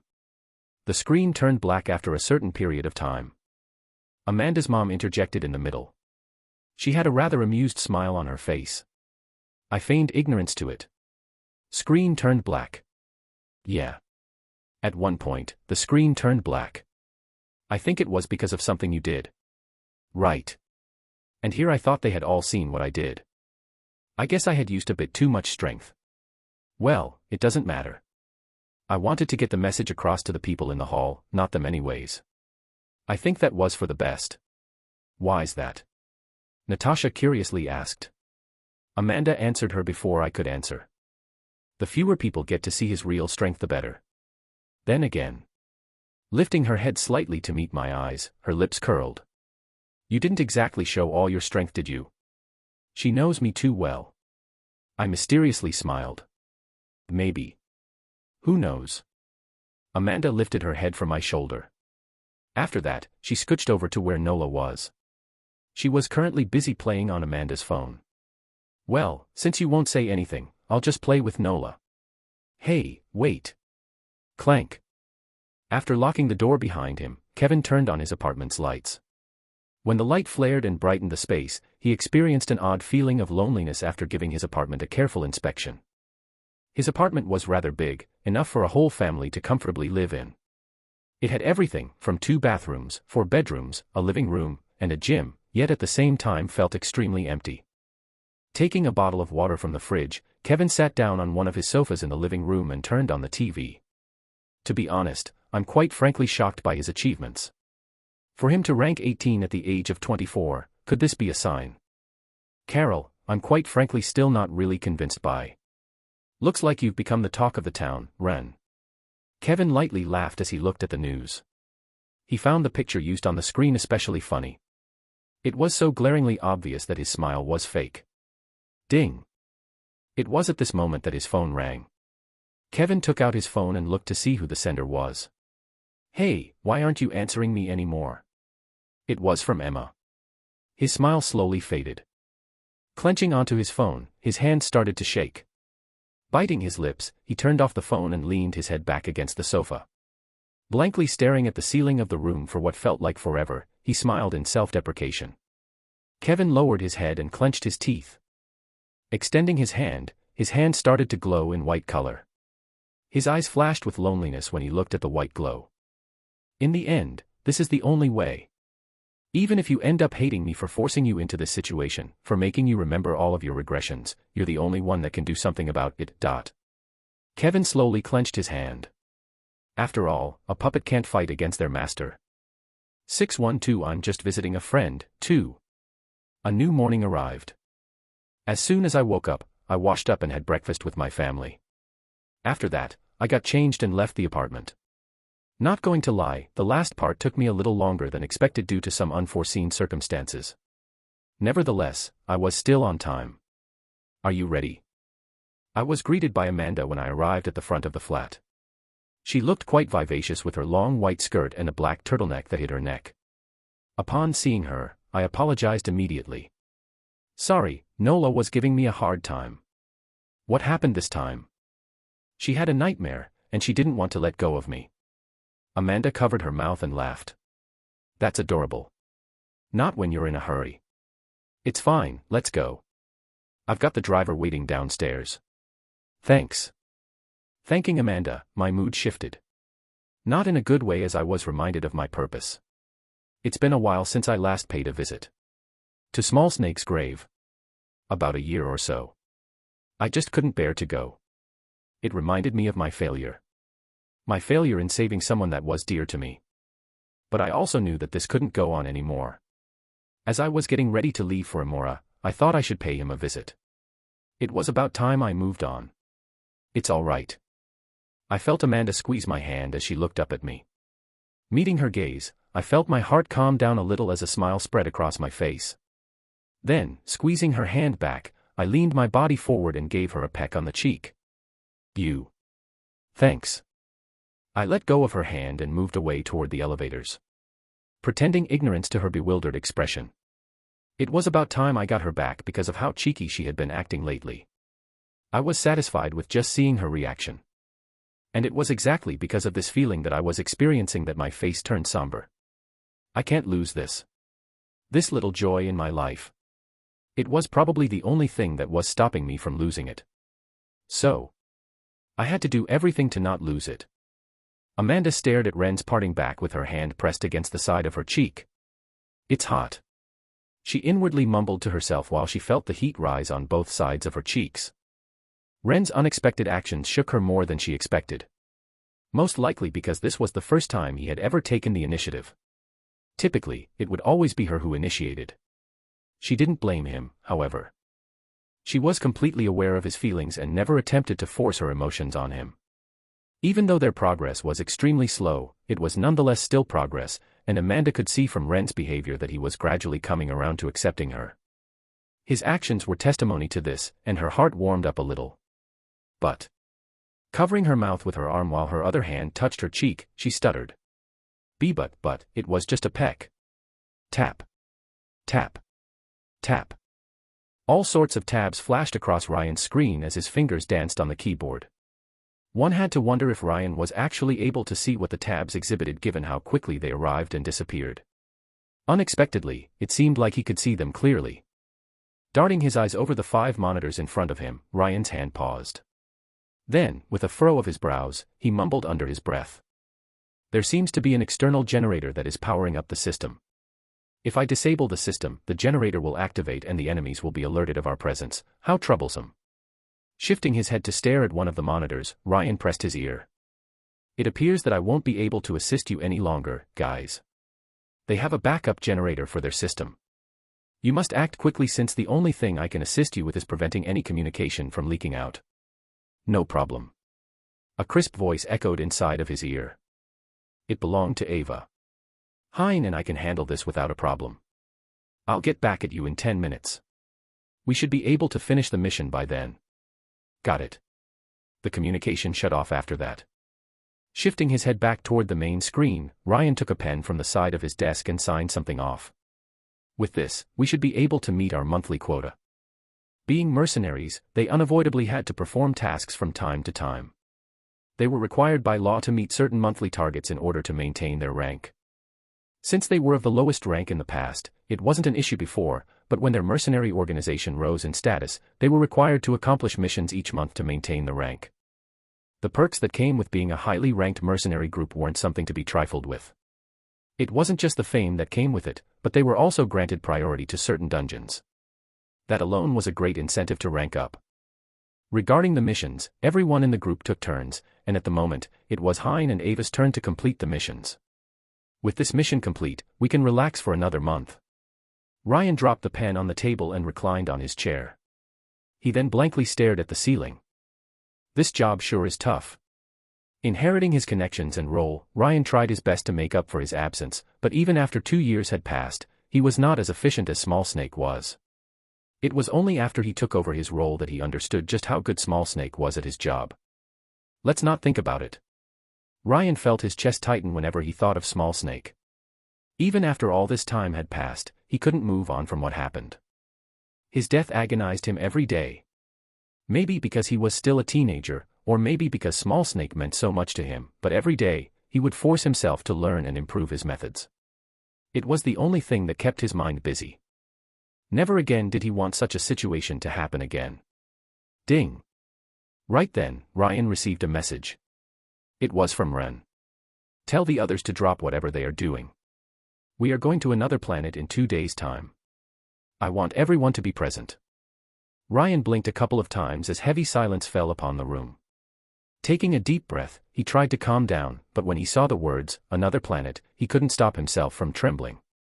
It brought rise to memories he wanted to forget with all of his might. Unknowingly, his foot started to shake in a nervous manner. Calm down, Ryan. It took several seconds for him to quell his rough breathing, and even then, he could feel his heart beating uncontrollably inside of his chest. Huff, huff. Clenching his teeth, he brought his fingers to the phone. Okay. He sent a simple message.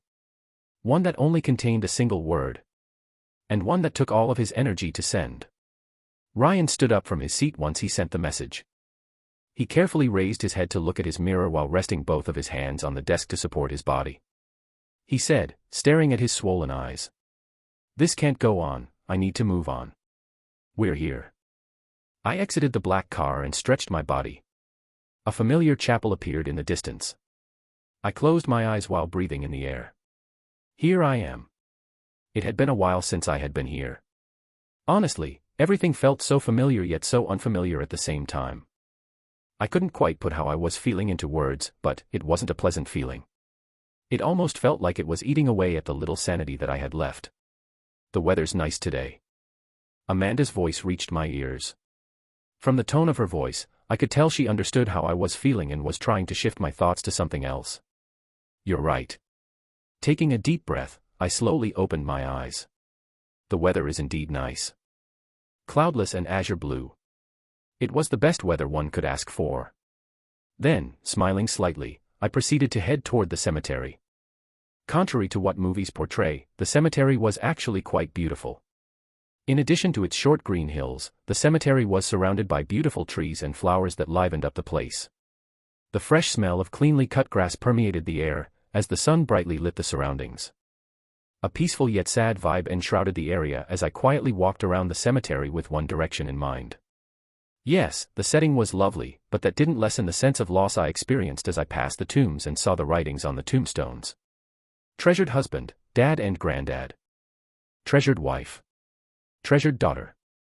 It wasn't long before my heart started to feel heavy. The sense of loss I felt only intensified the more I looked around. I still nonetheless continued to move forward. Soon enough, my feet came to a stop. My brows furrowed. Isn't that Small Snake's grave, or am I remembering wrongly? I turned back to look at Amanda and pointed to a particular tomb. That is his grave. She stopped right next to me and wrinkled her brows as well. I'm certain it is. Is that so? When I heard her affirm it, I looked back toward the tomb. My gaze then fixed on a particular person in the distance, who from the looks of him appeared to be a guy. He silently knelt on the ground without moving, his long black coat reaching all the way to his knees, and his long black hair covering his face. Although I didn't know who he was, I could tell from the texture of his coat that he was from an affluent background. Also, the way he continued to kneel on the ground without caring if the coat became soiled, made me think that perhaps he was someone who was quite close to Small Snake in the past. Who is he? The only thing that confused me was the fact that I had no idea who he was. Realistically speaking, anyone apart from a select few knew that Small Snake was dead. The fact that there was someone else that I didn't know made me feel somewhat confused. Then, just as I was about to move, we briefly locked eyes as he gently raised his head and turned to face him. My foot came to a sudden halt and my heart slowly started to sink. The men. Those devilishly handsome features that only Kevin and Jean could rival. That tremendous pressure that made the hair at the back of my neck stand. It's him. I thought to myself as I swallowed a mouthful of saliva. Malik Al-Shayatin. 613 I'm just visiting a friend, 3. Come. When Malik's eyes stopped on me and our eyes met, I felt completely at ease. His pressure. It was terrifying. More than I could have bargained for. Enough to make me feel suffocated with just a single breath. SSS-rank. Although it was unclear to those watching, I, who was close to achieving SS-rank, could discern from a quick glance what level he had attained. The way the men around him bent to his will. The way the world seemed so focused on him. And the pressure that closely resembled a couple of figures I had met in the past. Without a single doubt, he had broken through to SSS-rank. Before I knew it, he was a couple of steps away from me. You must be Rendover, or should I say, 876. His voice echoed out. It sounded crisp and pleasant to the ear, yet, at the same time, felt extremely chilly. Nevertheless, I didn't get shaken up by his voice or pressure. At this moment, it seemed as though the emotion known as fear had completely dissipated from my body. My head tilted slightly as I asked in a rather monotonous tone. At this point, I was starting to doubt whether the one speaking was me or the other me. What are you doing here? Isn't it obvious? As he said, Malik Al-Shayatin, or lesser known as Hemlock, took a step to the side and gestured in the direction of Small Snake's grave. I'm here to pay a visit to my friend. His remarks would have normally have made me angry, but as I've said before, the emotion known as anger vanished from my body. His reply aroused no emotion from within me. At this point, I realized that something was wrong, yet at the same time, had no time to understand what was going on. Friend. Last time I heard, you were the one responsible for killing his own mother. I'm sure no friend would actually do that. So he's still hung up on that. Hemlock quietly whispered to himself. The whisper was low, but it was audible enough for me to hear. He then repeatedly pointed toward his chest. You see, it was only because I was his friend that I did what I did. I did it to make sure he understood just how serious the situation is. In the end, I did everything for his benefit. I wished to show him the reality of the world, and the death of his mother was the only way that I could. Open up his eyes.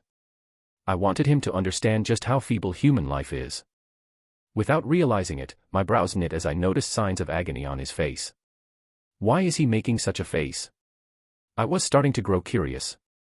What exactly was he trying to say, and why did it seem like he genuinely felt that his actions were correct? What reality are you speaking of? Curiosity got the better of me in the end. Hemlock lowered his head and met my sight. He let out a tired sigh. The reality that joining the demons is the only way for humanity to avoid extinction. We won't be able to protect ourselves in any other manner. What sort of nonsense is this? I wanted to blurt out loud these words, but as soon as my mouth opened, I realized that I couldn't. My mind grew numb when this realization dawned on me. Hemlock, on the other hand, seemed to have noticed my reaction, and a thin smile formed on his face. It appears that you are aware of the seriousness of our situation.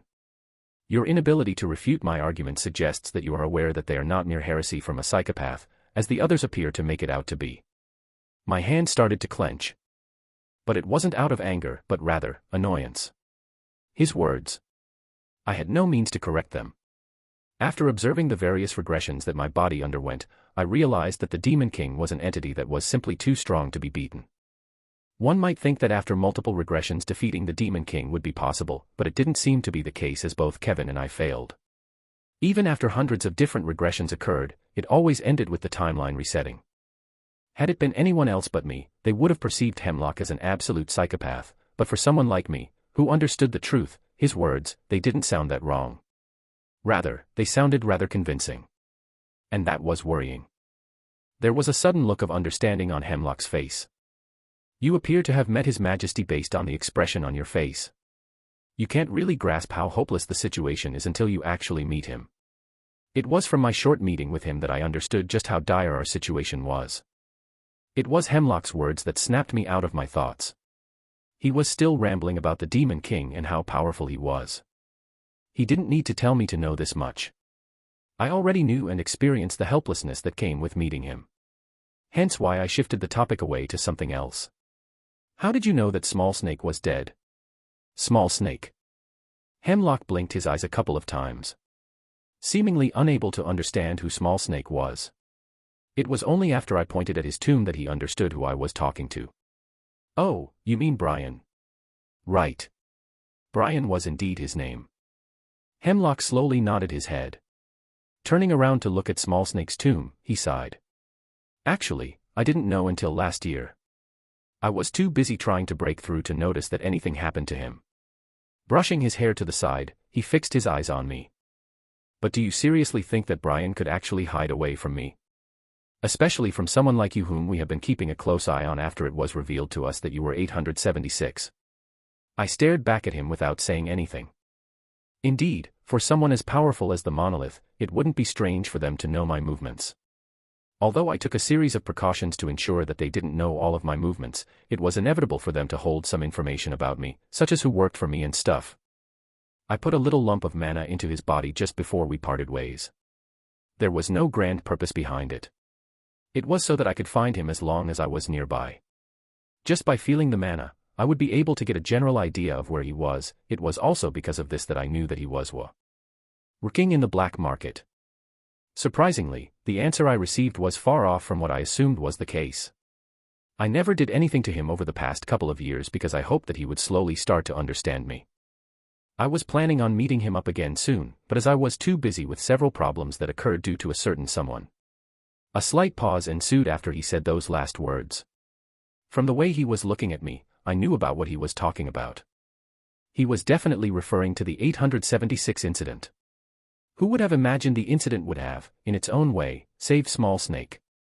He unexpectedly vanished from the human realm as soon as I was preparing to approach him again after solving all the issues that you caused, but no matter how hard I looked for him, I was unable to locate him. How astonished was I, do you know?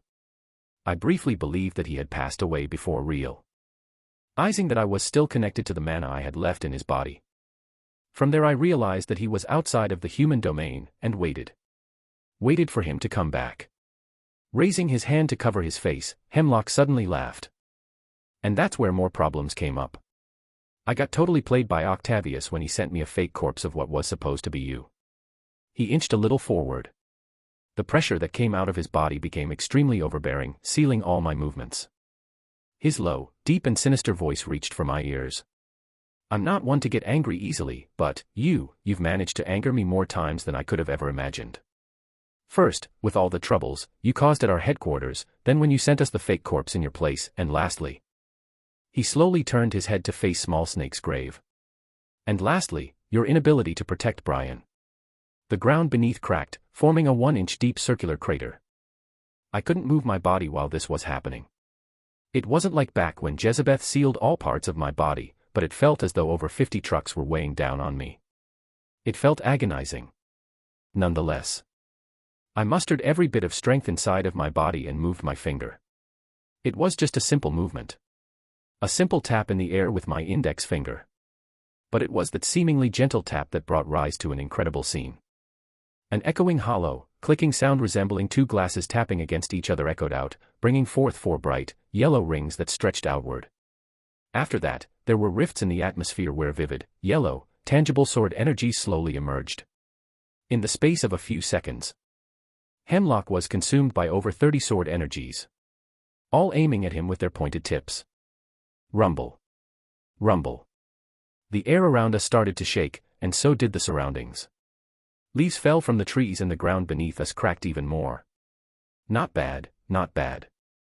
Hemlock was the first of the two of us to give up just as the situation was about to get out of hand.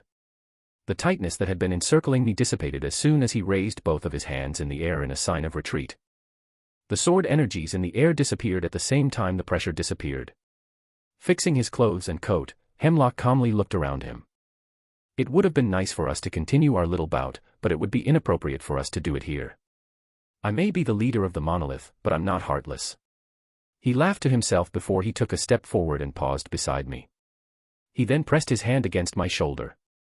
Of course, the fact that we're still in a truce means that I can't touch you just yet, but... A smile slowly formed on his face and his eyes paused on Amanda who was standing behind me. You should keep a good watch on those that are close to you. Let me remind you, the monolith has eyes everywhere. He gave my shoulder a light pat before walking away from the scene, leaving Amanda and I standing by ourselves in the cemetery, which was now in a mess. The anger that I previously felt was gone slowly started to emerge from deep within my body, but I was able to suppress it. I then slowly closed my eyes and clenched my fists. I need to break through to SS-rank. Even though our exchange was brief, there was still a clear difference between Malik al-Shayatin's skills and mine. I wouldn't be able to fight him unless I advanced to SS-rank, and even then, the likelihood of me winning was slim. I couldn't waste any more time. Ren. I felt a sudden tap on my shoulder, and I snapped out of it. I didn't need to turn to know it was Amanda. Taking a deep breath, I turned around. Are you okay? She asked, in a rather worried tone. Staring deeply into her eyes, I shook my head and honestly answered her. No, I'm not. 6:14 Returning to Lamora, 1. The scenery outside of the window kept shifting as the car continued to move through the streets of Ashton City. There was an unusual silence inside the car as it passed each street. Are you okay? The silence was only broken by Amanda's voice, which contained hints of worry. If you're worried about my safety, you shouldn't be. I'm about to reach S-rank soon. I can hold my ow. That's not it. I cut her off before she could continue speaking. I then turned my attention in her direction. Your safety isn't what is bothering me. I already know just how strong you are. There's no need for me to protect you. Amanda was one of the last people that needed my protection.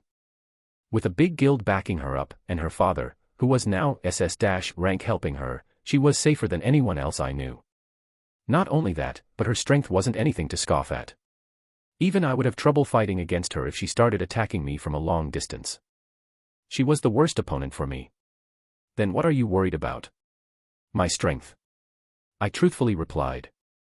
Lowering my head to gaze at my hands, I quietly whispered. I need more strength.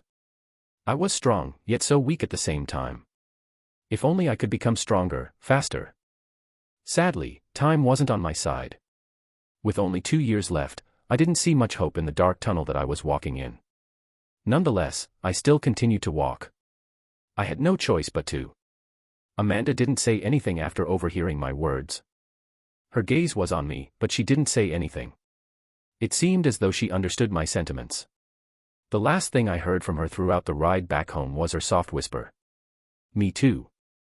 Union Tower, executive floor. Octavius overlooked the entirety of Ashton City from the comfort of his own office. Glass windows that stretched from one end of the room to the other allowed him to see everything. From the streets below, the skyscrapers in the distance. He stared at the city for what seemed like hours until he raised his head to stare at the large crack that was in the sky. What am I missing? A low, monotonous voice echoed out. Several years had passed since the crack in the sky appeared. During that time, Octavius watched as more and more people broke through to the next rank. From Monica reaching the SS- rank at the age of 32, and several other known figures also breaking through their previous talent limits, Octavius knew that this was the best time to break through. Humanity was in a state of prosperity. Only one issue remained: in spite of all the time that had elapsed, he was still only at the SS+ rank. Octavius was a patient man, and in a normal situation, he wouldn't have given a damn about how long it took for him to advance to the next rank. However, the situation was different now. I can't feel it. The sensation one would feel when they were close to reaching the next level. Octavius couldn't feel it. This only meant one thing. He was still far from reaching the next rank. What did I give up my emotions for? Octavius's languid eyes rippled as he stared at the azure blue sky. Traces of loneliness flashed across his turbid eyes. Taking a deep breath, he turned around to face his desk. It was then that his eyes paused on a certain frame. On the frame was a little girl with brown hair and green eyes. Octavius lowered the frame with his hand to reveal several post-it notes in his handwriting. One he remembered writing a long time ago. Make sure to smile in front of children. Even if you lose your emotions, you should try your best to not let your own daughter down. Try patting her on the head when she cries. It should appease her, if even for a little bit. Give her milk when she cries. I saw that candy makes children happy. Try giving them to her when she's crying. Make sure to show her some affection even if you can't feel anything for her. It's the least you can do for giving up on your emotions in exchange for more power. He raised the frame back up to hide the post-it notes. Even though he couldn't understand them, he felt like they were important. He just didn't know why. Soul, soul, soul. He mumbled to himself, taking out a large brown leather book from one of his drawers. Placing it on his desk, he started to flip through it. He had an inkling that the reason why he couldn't break through had something to do with his soul. The next day. Are you guys ready? We were currently standing in front of a large expanse of grass. Beside me was Kevin, who had his hand extended outwardly. The mana around him danced and fluctuated in a weird manner. He was about to open the portal that led to Amora. Since I have things to take care of at the Union, I won't be able to accompany you guys, but that shouldn't be a problem. When you people are finished, I'll just teleport to you guys and set up a portal. That will do. I thankfully nodded my head in Kevin's direction. The meeting time was supposed to be in 7 human days, which was about 70 days in Amora. By then, Kevin would teleport to us and he would set up a portal. For obvious circumstances, Kevin couldn't come with us. Him being too busy was merely an excuse. The real reason he couldn't come was because his presence would definitely arouse Jezebetha's interest and in turn, raise the possibility of him appearing in Amora, which wasn't something I was keen on having. Are you ready? Kevin called out. Turning my head to look at the others behind me, I nodded my head. Judging from their looks, they looked ready. Yes, we're ready. Okay. Kevin's physique started to radiate a reddish glow.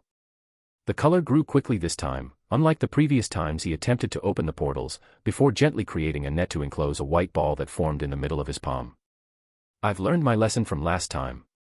Kevin started to speak. In order to avoid leaving any traces of me opening up the portal, I have found a way to use my mana alone instead of.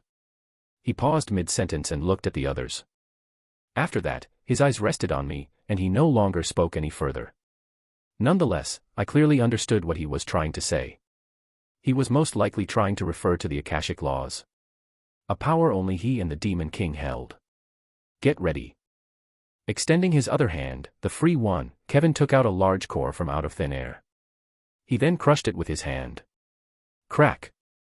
Like glass, the core shattered into millions of pieces and a glass-shattering sound echoed. Following that, a surge of magic erupted from the center and traveled toward the white sphere that was encircled by Kevin's crimson color, like furiously dancing snakes. A wormhole began to form, spiraling around the white core. In the process, a gust of air was released and my hair and clothes fluttered wildly. I ignored it and looked at the others. Everyone was here. Ava, Hein, Leopold, Liam, Han Yufei, Ryan, and Angelica. Yes, Angelica too. To my surprise, Angelica chose to remain with us despite the contract expiring a year ago. In all honesty, I never expected her to remain with me after everything that happened, but at the same time, I sort of understood her. After all, this was the only place she had left. Her relationship with her clan must have suffered greatly as a result of what occurred a few years ago in the dungeon. She would have without a doubt get into trouble if she had gone back. After all, they did suffer tremendous losses back then.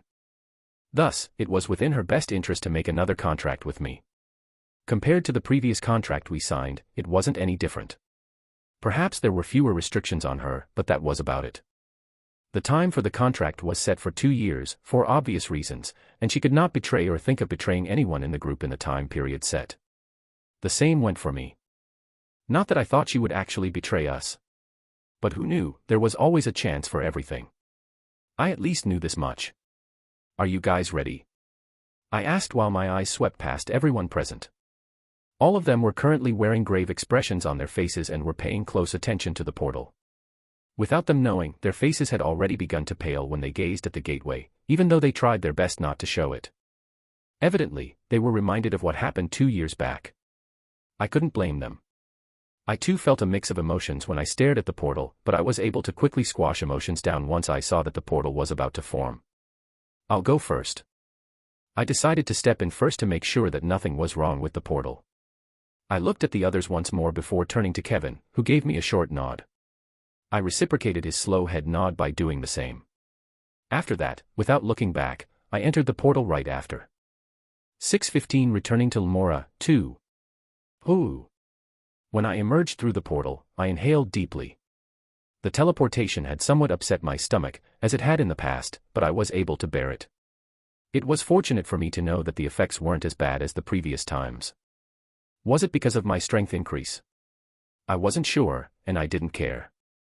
At the moment, my mind was preoccupied with other things as I extended my hand. This sense of heaviness, yeah, it truly feels like I'm back in Amora. It only took me a single minute for me to know I was back in Amora. The distinct gravity that came from this place was quite familiar to me. It wasn't just that. The suns. Illuminating the sky wasn't just one sun, but another one, making it clear that I wasn't on Earth. Apart from that, the land looked exactly like Earth. Well, that was how it was supposed to be, but why is the sky gray? It took me a moment to realize this, but the sky was of an ashen gray color. Compared to the last time I had been here, the azure clear sky had completely changed.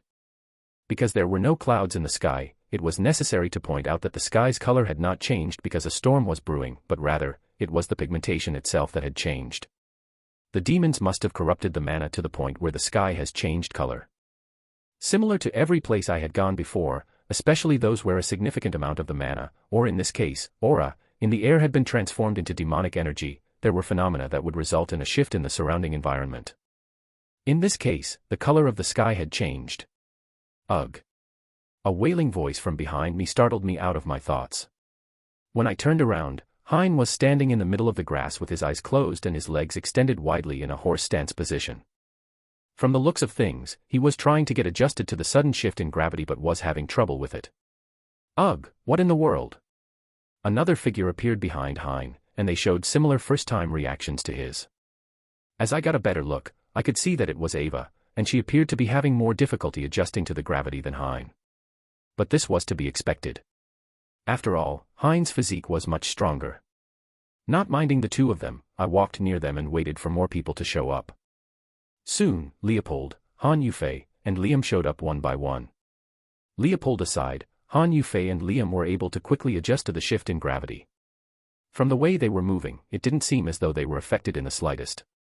Han Yufei because of his extremely sturdy body, and Liam, well, Liam because he was Liam. There was no point in using common sense with him.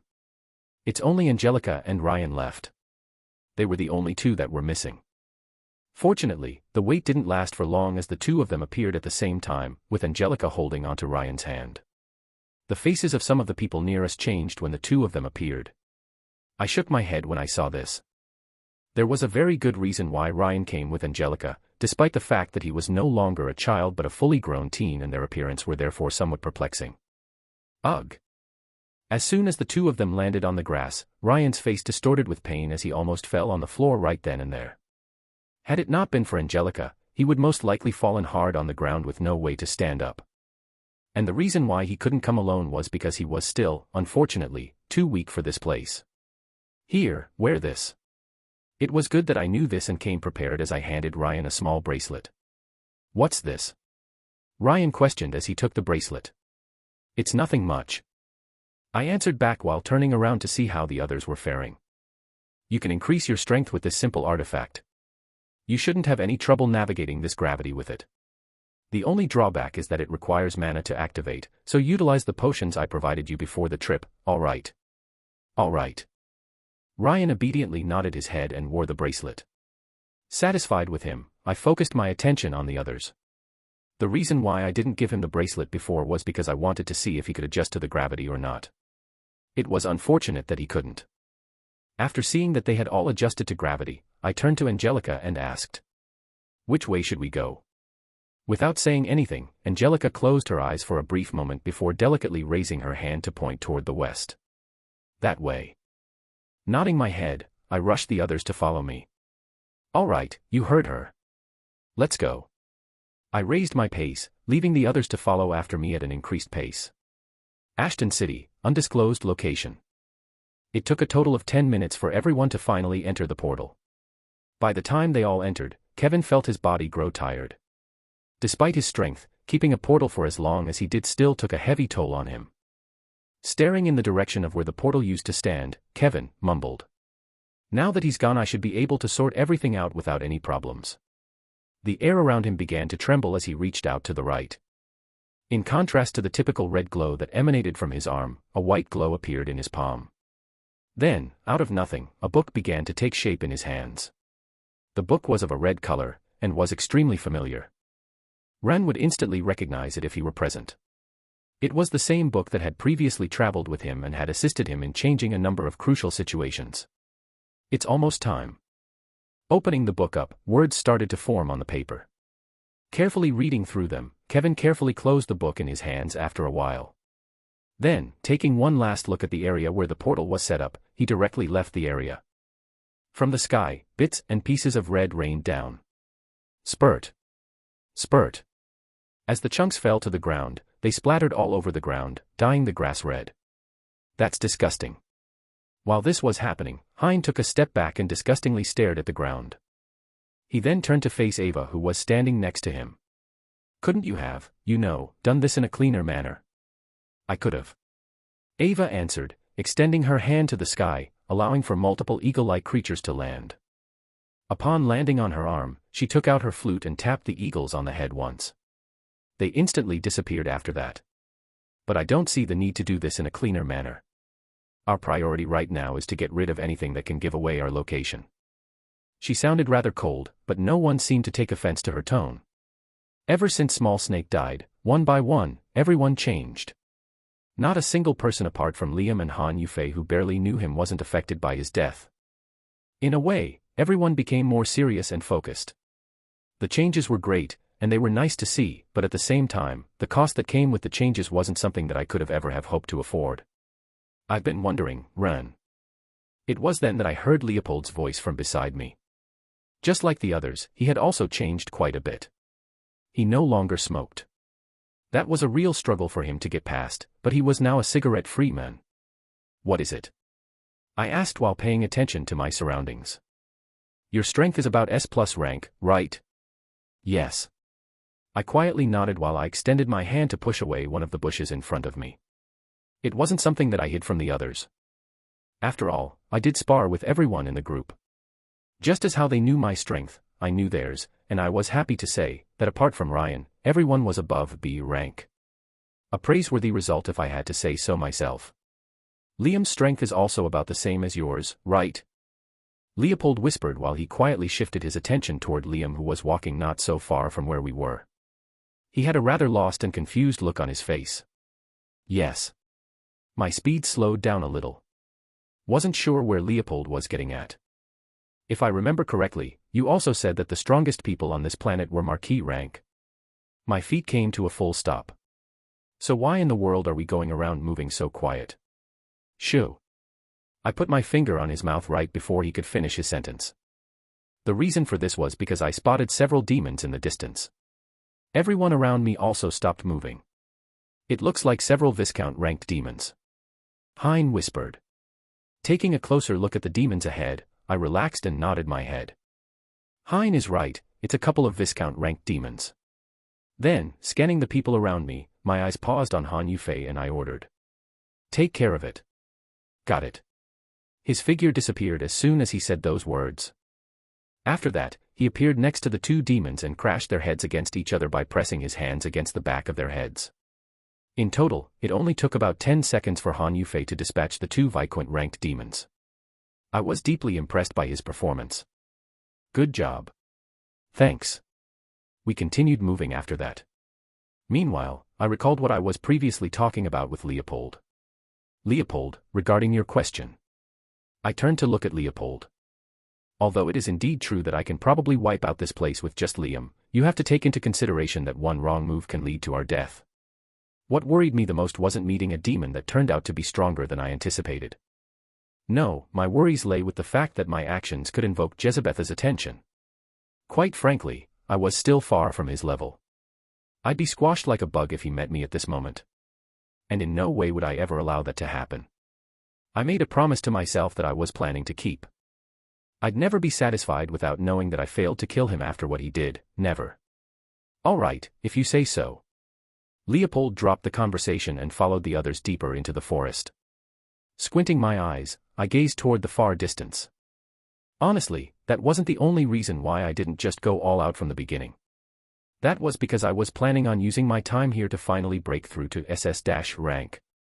1 week was equal to 70 days, and in spite of the low mana density around this place, I brought several things with me to aid my breakthrough. They cost a lot of money, but it was well worth the expenditure. Ever since my meeting with Malik al-Shayatin, I had made up my mind to do anything within my power to increase my strength. It wasn't about revenge or anything like that. What came foremost before that was my survival, and I knew that with my current abilities, I couldn't guarantee my survival. I needed to keep improving. Although I'm not sure if this will work or not, it's better to give it a shot rather than doing nothing. Taking a step forward, I followed the others into the forest. 616 returning to Lamora, 3. A castle was perched alone atop a cliff, surrounded on all sides by tiny towns. It had been standing there for many centuries, heavily worn out from the times. With some mismatched towers and asymmetrical designs, it had a fairly crude appearance. Even yet, it did not lessen the imposing impression it left. But in contrast to its imposing exterior, it was completely empty inside. In a large hall where large banners cascaded down the sides and a large throne sat at the far end, a meeting was taking place. We've lost ground. The demons will reach the city within the next year. The orc kneeled down on 1 foot. 1 year. A low, solemn voice filled the room. How long will our supplies last? 5 years. Supplies aren't a problem. I see. Silence descended on the room. It was only after a while that the voice once again echoed. You may leave. Understood, Chief. Standing on 2 feet, the orc thumped his chest once and left the hall. Silig kept his gaze locked on the orc until he left the hall. Once he left, only his presence and pressure filled the room. 40 years. Today marked the 40th year that he had been the Orson chief. The path wasn't simple. He only succeeded in becoming chief by pure luck. Had it not been for that human that had helped him many years ago, none of this would have been possible. He was then able to prevent the orcs from losing the conflict and forcing a stalemate with the demons.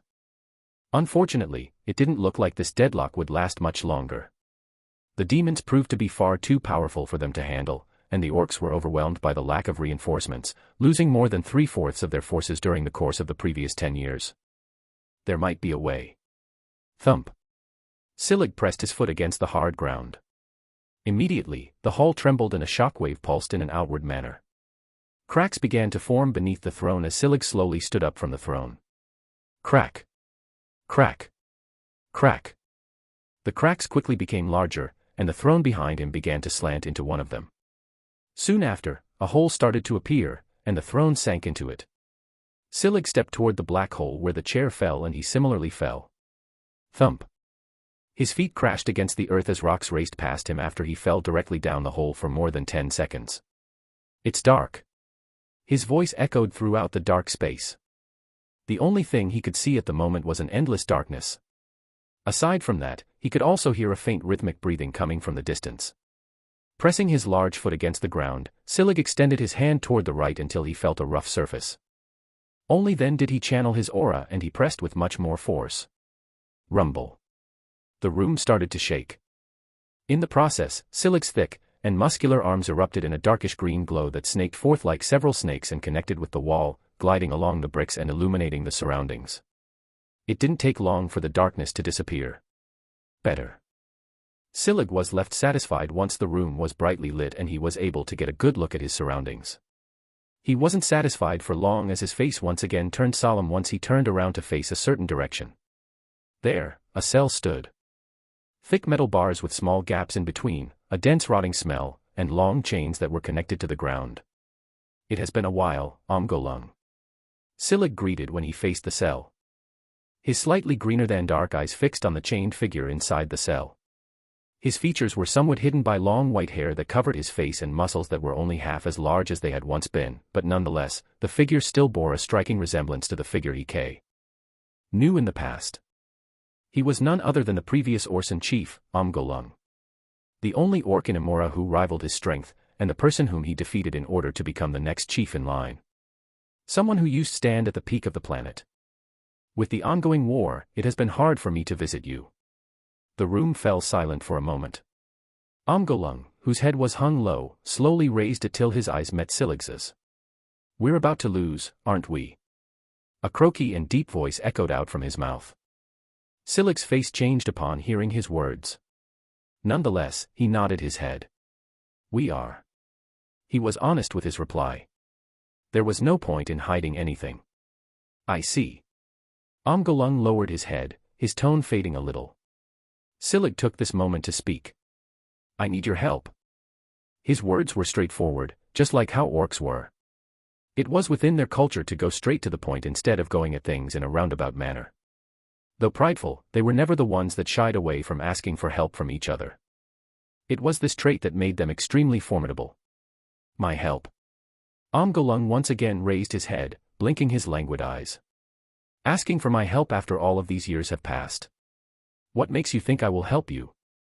Because of the people. Ch601 calmly replied. His tone contained unbounded confidence.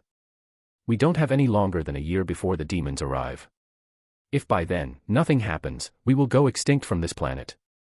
All of the orcs that have survived will die, and we will be nothing but rotting corpses and bones.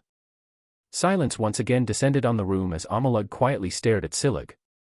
What if I betray you? The mood became very tense as a result of his words. For the next moment, the two figures continued staring at each other without saying anything. They seemed to be gauging each other. So be it. Ch601's response didn't come long after that. He then stepped forward and pressed both hands against the thick metal bars. What difference will 1 year make with now? So what if you betray me? I will die regardless of choices. If so, I will gladly gamble on this choice. Ache. Pulling the bars apart with his arms, Ch601's muscles began to bulge and a creaking sound echoed out. It didn't take long for the bars to bend to the side, allowing Ch601 to step forward. He arrived before Omgolung in no time. Taking a deep breath, he knelt down on one knee and extended his hand. Will you join my hand and help me avert this calamity and help our people live, or will you allow our people to die knowing that you could have helped? The situation looks quite grim. I stood atop a hill to overlook our surroundings when I heard Ava's voice coming from beside me. With her hand extended, a bird gently paused on her arm. Ava closed her eyes for a brief moment before reopening them and looking at me. The situation does not look good. Most of the land has already been overtaken by the demons. There doesn't seem to be any orcs in the vicinity. Is that so? I turned to look at Angelica. Do you feel anything? Let me check. Just like Ava did a moment ago, Angelica closed her eyes. It didn't take long for her to open her eyes again. We shouldn't be too far off from Ch601. I might be able to communicate with him if we get closer. All right. Angelica's words were enough to make me understand what our next courses of action were. I stepped forward and fell down the cliff we were on. There was no time to waste. A whole different, far grander castle rose atop a little rocky cliff from the one where Silig lived. It was much larger and more impressive. Thin, long bridges that hung precariously in the air connected the castle's gates to a nearby mountain, with an endless abyss beneath. Another meeting was taking place. How long will it take for your forces to reach the Orson stronghold, Azeroth? A deep and sinister voice resounded inside a large majestic hall. Lined up in front of a large golden throne were several figures who knelt on the ground on one knee. It will take no longer than a month. Marquis Azeroth replied in a detached tone. Give me your orders and I will take the chance to eliminate the orcs. MHH. The demon sat on the throne fell into deep thought. No, we will hold on from attacking for now. They eventually shook their head. I've received orders from the higher demons that reinforcements will be coming soon. Big plans are ahead of this planet, and our time in this place is almost up. I understand. Marquis Azeroth lowered his head and no longer pressed. Secretly, he was unsatisfied. They appeared to still be quite apprehensive about putting an end to the conflict despite being so close to victory. He was incredibly irritated by this, but as a Marquis-ranked demon, he was powerless to say anything. He may have been the strongest in the past, but this was no longer the case. Azeroth's head suddenly snapped in a certain direction as he felt something at that same instant. Something extremely familiar to him. It didn't take long for his formerly serene visage, at least on the outside, to twist viciously as his jaws tightened hard. You're finally here. The thief. He was back. 617 Kevin's Dilemma, 1. 2 days have passed since Ren went to Amora. Nothing changed in Ashton City during that time. Everything was just as calm as it had been for the past couple of years. Of course, that was merely on the surface level. Anyone in a high position knew that this was the calm before the storm. And it wasn't just any regular storm, but a large storm. One that would severely affect the conditions of the human domain in the near future. That was due to the fact that the truce between the Union and the Monolith will expire in less than a month, ushering in the start of a new era. An era that was filled with conflict and death. Why are you so confident that they will declare war on us as soon as the truce is over? A gathering was taking place at the top of the Union Tower. Currently, all of the top tankers were present. Including Kevin, who stood beside Monica, and Donna, who was also present and standing beside him. It was clear to see that they belonged to the same faction inside of the Union. Monica's faction. It is not a matter of why anymore, Monica. Daphne, the now third-ranked hero, spoke up. She began to explain the situation to her. Over the past few years, we have observed that the Monolith has used this opportunity to consolidate their authority and influence. Their forces are stronger and more powerful than ever, and although it isn't confirmed, we can conclude from that there is a high chance of a war breaking out between the two of us. Also, have you not noticed, Monica? Daphne paused while her eyes swept over everyone in the room. Have you not noticed how both the demons and the members of the Monolith have become so quiet right after the crack appeared in the air? Monica immediately became calm after hearing her remarks, sitting back in her chair and thinking to herself. Before she could say anything else, Maximus spoke up. Regarding the crack, I think this will be useful for all of you to look at.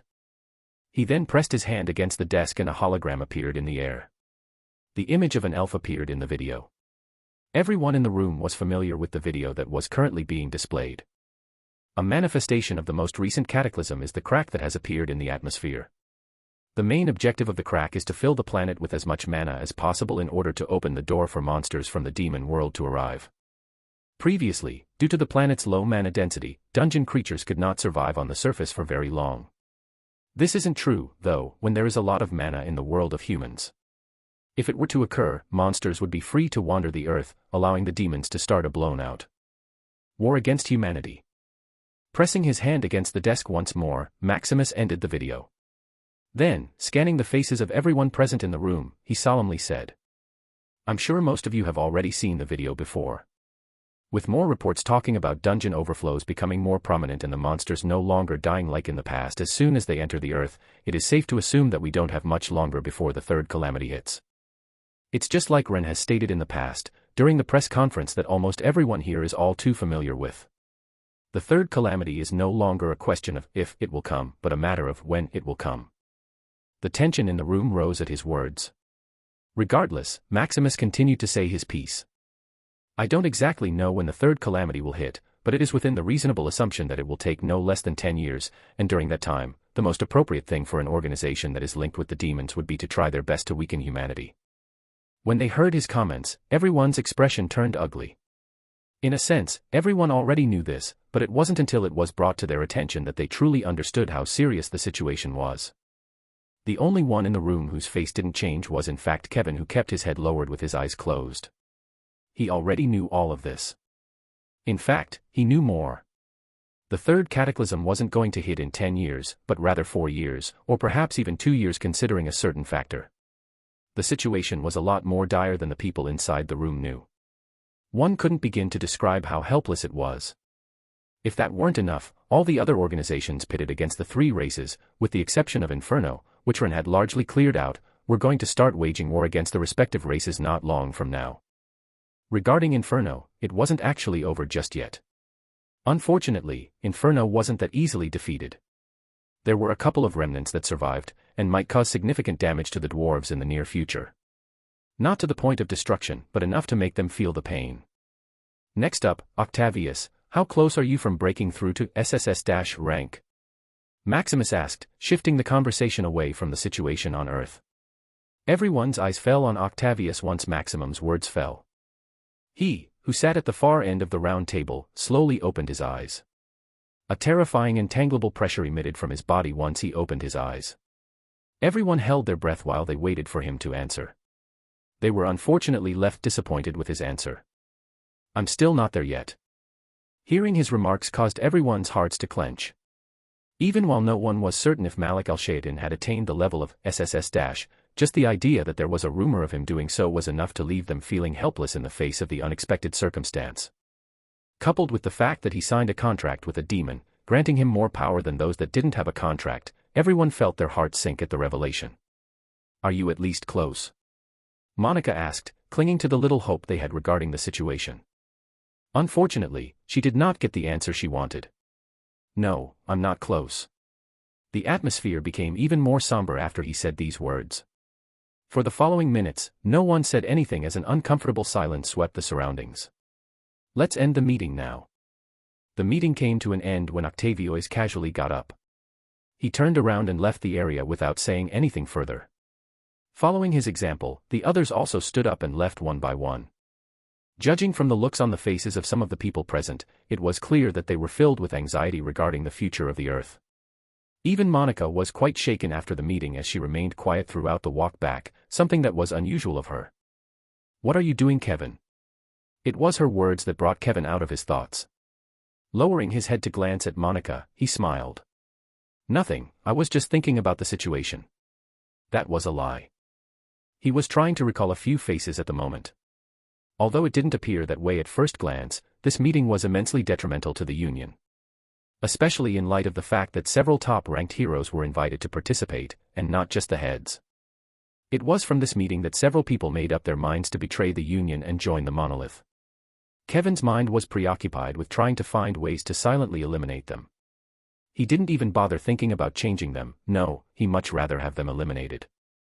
It was the fastest and most efficient way. Kevin knew that this was a necessary step in order for him to raise the chances of beating the monolith. Even then, he knew that they were merely the stepping stone to the real war. What are you going to do now, Kevin? Monica stopped and looked at Kevin. Kevin gave her a simple smile and stopped as well. I still have something to do, so I won't be following you. Monica narrowed her eyes and nodded. All right, suit yourself. I've got stuff to do as well. She then turned to look at Donna. You. I'll go with you. I've got something to talk about with you. Oh, okay. Waving goodbye to Kevin, the two disappeared in one of the corridors. Making sure that their figures were completely gone, the smile on Kevin's face faded. He then made his way toward his office, which was located on one of the bottom floors. Clank. Only when he was in his office that he finally relaxed. I need to hurry. He sat down on the edge of the desk and outstretched his hand. On the palm of his hand, a red book started to progressively take shape.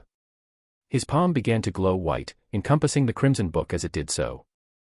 The book began to slowly become engulfed in a cocoon-like white light, which caused it to fall flat onto the top of his palm.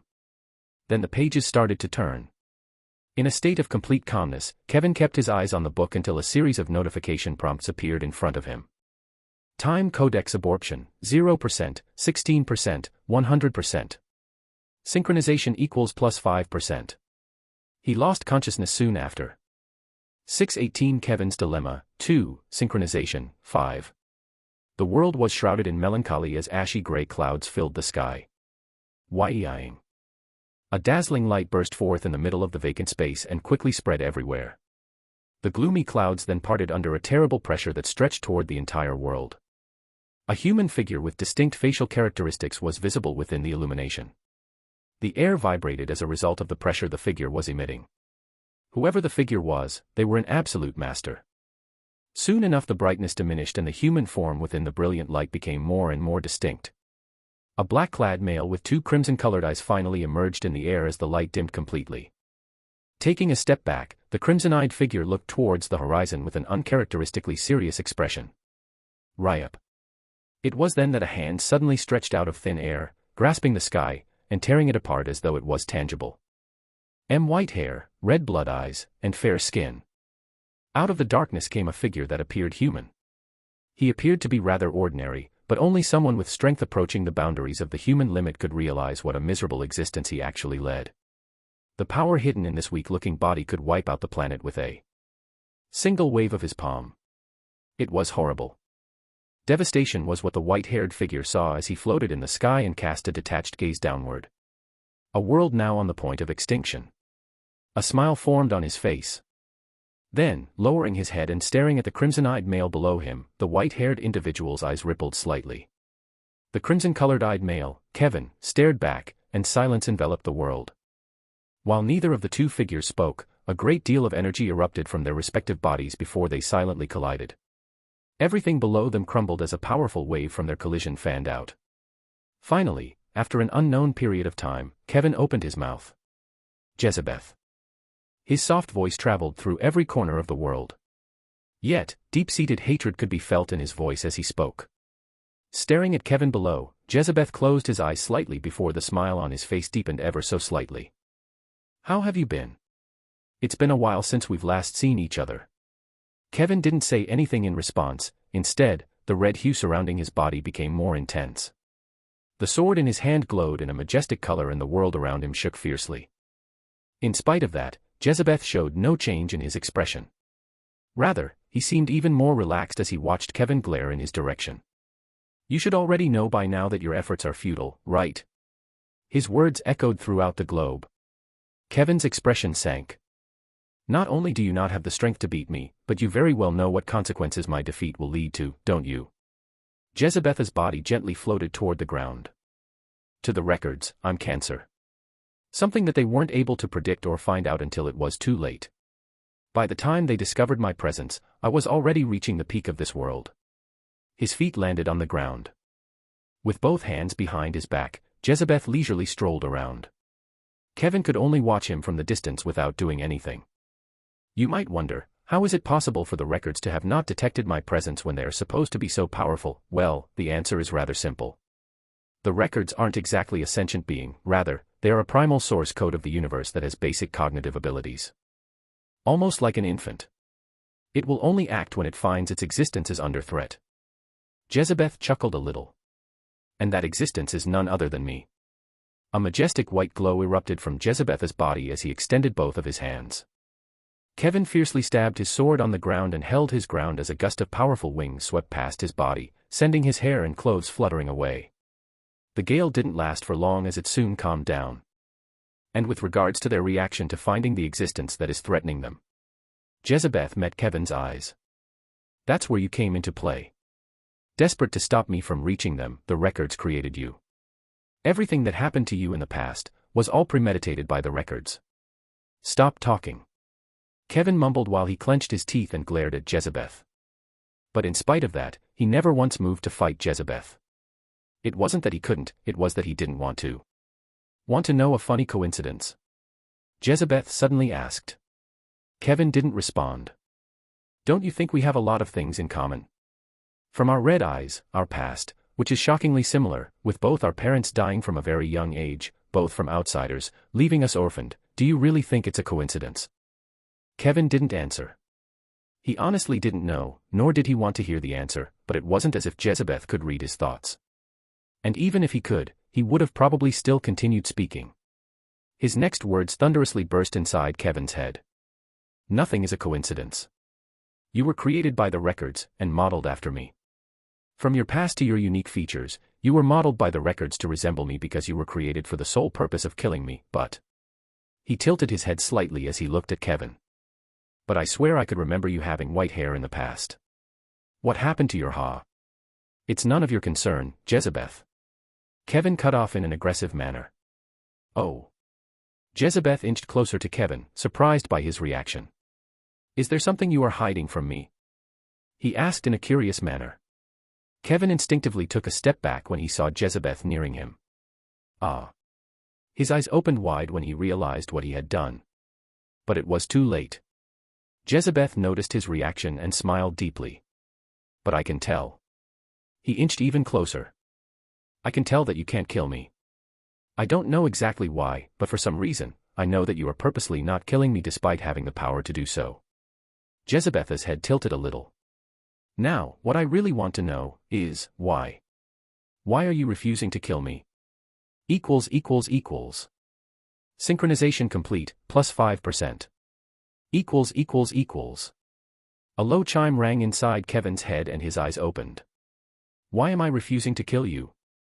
Taking a deep breath, Kevin's crimson red eyes flashed with a cold light. Then, focusing his attention on the red book in his hand, he mumbled. Because your death will destroy the universe. Embarrassment.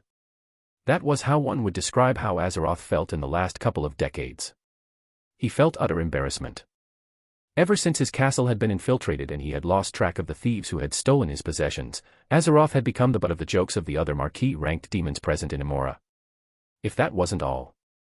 During his fight against the Orson chief, he was suddenly ambushed out of nowhere by another orc who appeared to be of similar strength to his.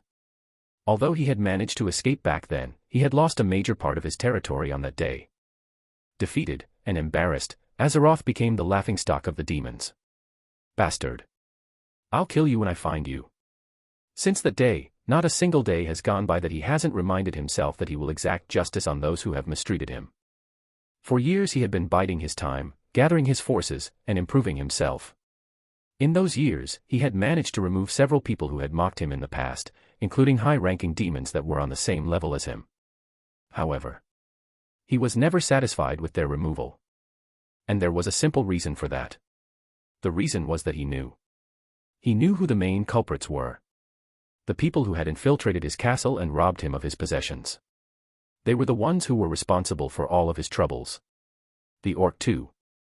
And for over 60 years he had been waiting for those individuals to come back to this planet. There were several items in his possession that were connected to him by blood. If ever, the thieves who infiltrated his castle and robbed him of his possessions showed up in Amora, he would know in an instant. And he finally managed to sense his items again.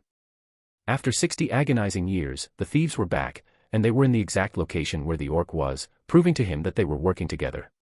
Or at least, knew each other. Ergen. Azeroth suddenly shouted at top of his lungs while he walked across a long corridor that was blanketed with a red carpet. Immediately after his words came out, a creature appeared out of nowhere. You have called. I have. Azeroth replied in a deadpan tone. Gather all of the forces. We're moving. Gather all of our forces. Erdno's eyes shot wide open. But. Shut up and do what I say. Azeroth cut the demon with a glare. Clenching his teeth, he spat through his gnashed teeth. Prepare for war. It was finally time for him to reveal his fangs after he had hidden for so long.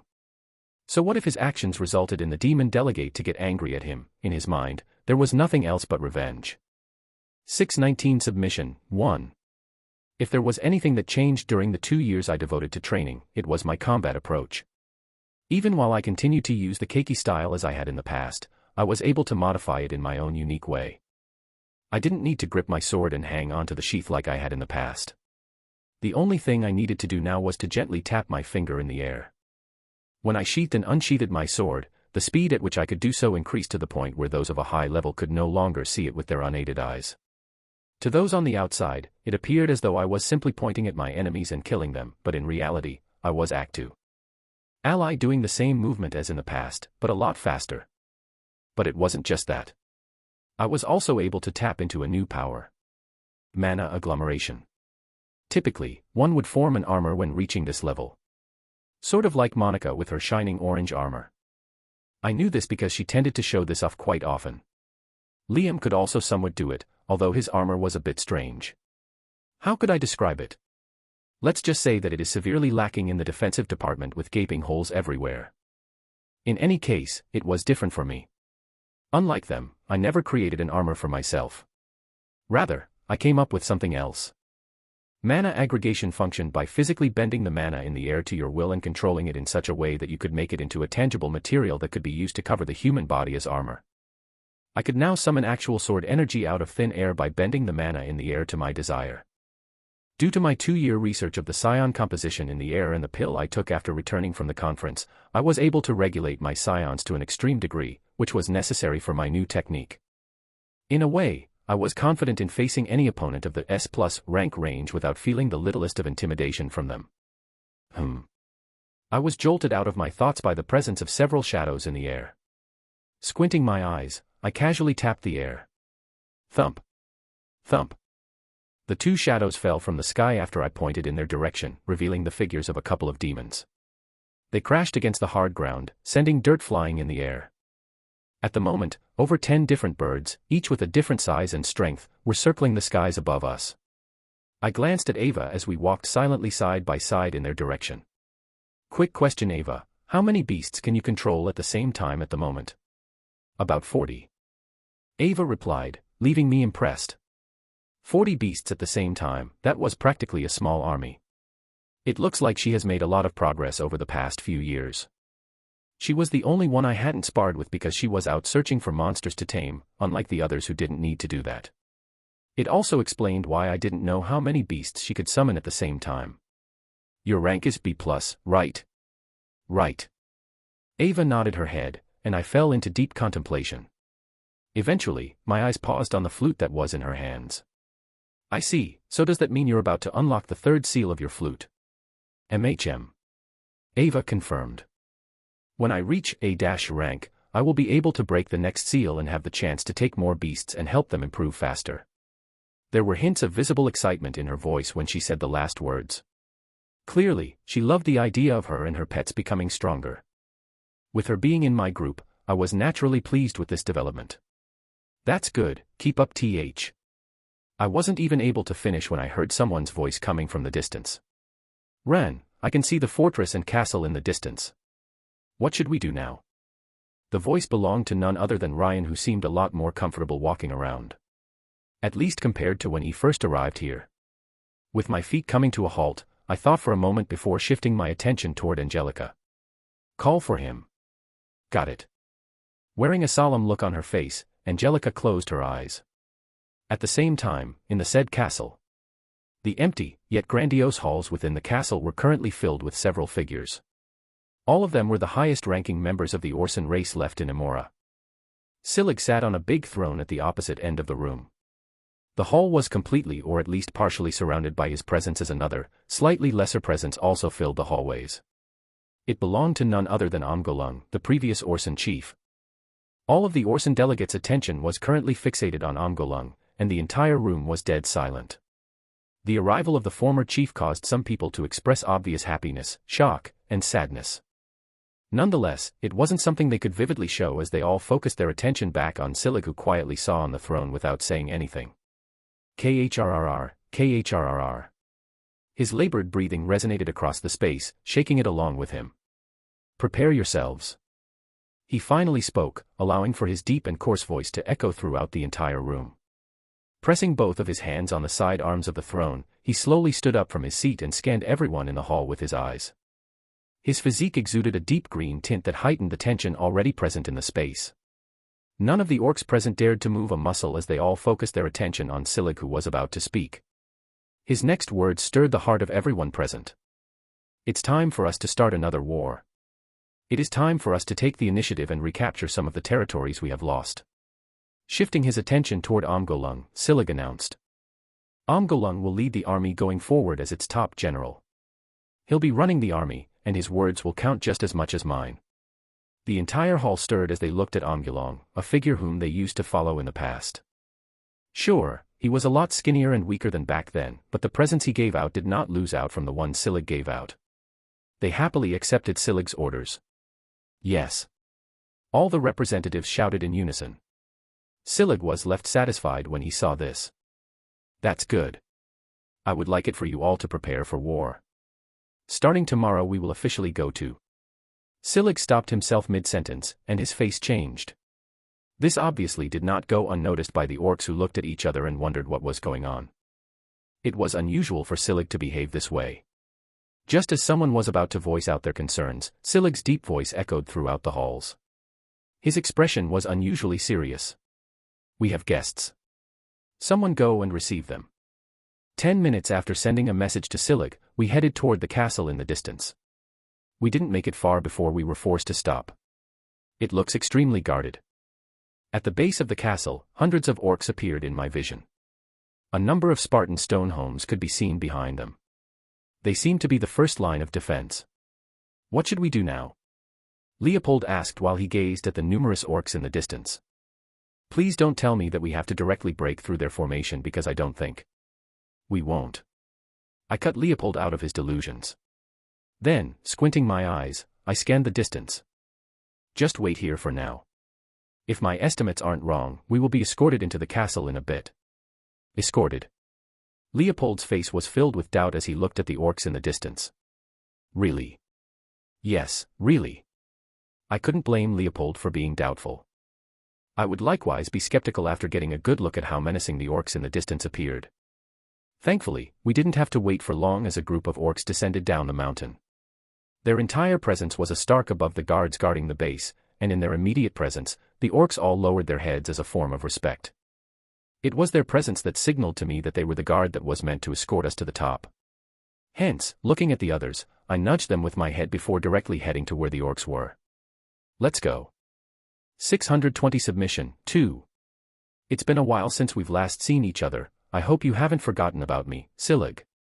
I stood face to face with Silig in front of the castle's central square, which had an opening above that allowed one to glimpse the sky above. 6 years. That was how much time had passed since we had last met each other. Staring deeply into Silig's eyes, I started to reminisce about the time we met. Back then, I was only at around E or D rank at the time. Silig was an existence that I could only look up to in those times. I used to envy his strength. Now, standing right in front of him and meeting his gaze, I felt his previous impression inside of my mind crumble. He seemed less intimidating and impressive than he had in the past, which may have been due to the fact that I had to deal with more formidable opponents in the years that followed my trip to Amora, or simply because my strength had grown to the point where there were only a few people in the world that could pose a threat to me. Regardless, that didn't matter to me at the moment. I had a goal to accomplish. I have not forgotten about you, human. Silig's low and deep voice echoed. The surroundings shook ever so slightly at the tone of his voice. I nodded my head slightly when I heard his words. Taking a glimpse at my surroundings and seeing the central square surrounded by several orcs, I mentioned. So you still remember that you're working for me, right? The atmosphere froze over as soon as my words resounded in the air. The orcs that were standing by the side all released their auras. How dare you? Who are you to speak to our chief like that?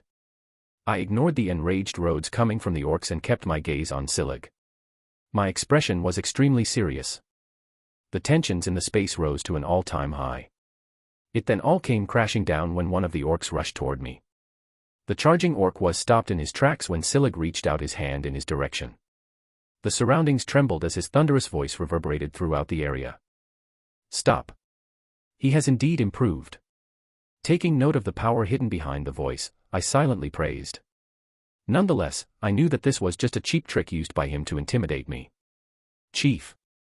The orc, and the ones around us looked at Silig with questionable looks. Silig glanced at them for a short moment before focusing his attention back on me. I remember our deal.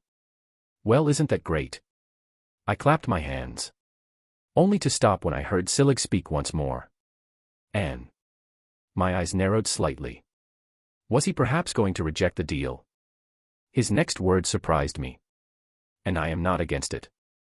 Without your aid, I would have never been able to rise to my current position. It would be against my nature to repay your kindness with malice. Honest, I like it. I guess I was worrying too much before. Silig was really intending to keep his word. But. Or was he? My eyes narrowed once more. I continued to look Silig right in the eyes. But what? Seeing him struggling to say something, I kept an impassive look. Actually, I already knew what he was going to say. I was merely pretending to not know about his circumstances at the moment. It became clear to me that Silig had his priorities elsewhere. The fact that the previous leader was here was a testament to this. But I don't think I will be able to meet your conditions. For the sake of my people, I cannot leave this place. Is that so? As expected, I got rejected. So far, things were going as I had predicted. Thump. Silig suddenly knelt on one knee on the ground. I understand my errors, but my priorities lie elsewhere. If you are unwilling to accept my decision, I can only resort to a more violent approach. Are you threatening me? I asked while tilting my head to the side. Not once did I ever release my pressure and let him know of my real rank. All I wanted to gauge at the moment was his sincerity, and so far, he seemed to be doing well. He'll be a useful addition for when the war starts. The goal was to take over the entire planet and have the orcs build their forces in the meantime.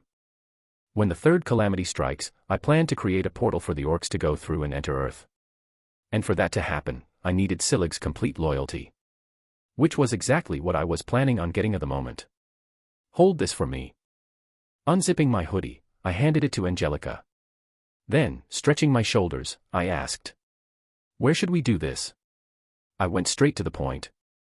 By a more violent approach, he was clearly pointing toward a fight. I avoided wasting time by chatting about frivolous topics and got right to the subject. Plus, I wasn't against this idea as I got myself ready. Here. Silig replied while he focused his gaze on the other orcs present. Erkan Bielum. He deeply shouted, in his own language. We were previously speaking in demonic language, which was the universal language for all races. Right after his words faded, all of the orcs around us moved away, clearing the space for the two of us to fight. Should I use mana or not? Narrowing my eyes and staring at Silig, I eventually made up my mind. Let's not. I then took a stance. It's about time I tested just how strong my body became over the past 2 years. Silig stared at his adversary as he felt a range of emotions wash over him. He was, of course, grateful for the opportunity that the human before him had given him. Without him, he would have likely continued to serve as one of the orcs' generals and perished along the way without anyone ever remembering him. Even then, despite the fact that he felt grateful, Silig had his own priorities, and unfortunately, couldn't keep the part of his pledge he had made with the human. I will not kill him, and send him away as a token of apology. Silig couldn't quite tell the strength of the human before him. However, he could tell from a glance that he had undergone massive improvements. He was definitely a lot stronger than he was when he first came here. Even then, it wasn't anything that made Silig feel threatened. Taking into consideration how much time elapsed, Silig had a rough estimate of Ren's strength. It should be at around B rank. A far cry from his strength, which of the S rank. Taking a position in the middle of the flat surface, Silig calmly observed his surroundings. His eyes then fell on several individuals. A tall man with yellow eyes, another human with curly black hair and monolid eyes, and the demoness he had signed a contract with a while back. This was actually the first time he had actually met her in person, and her strength was indeed something to be wary of. They are strong. More so for the men who had yellow eyes. His entire presence was something that made the back of his hair stand. He was scary. Extremely scary. Him aside, the pressure that the other two gave out was nothing to scoff at.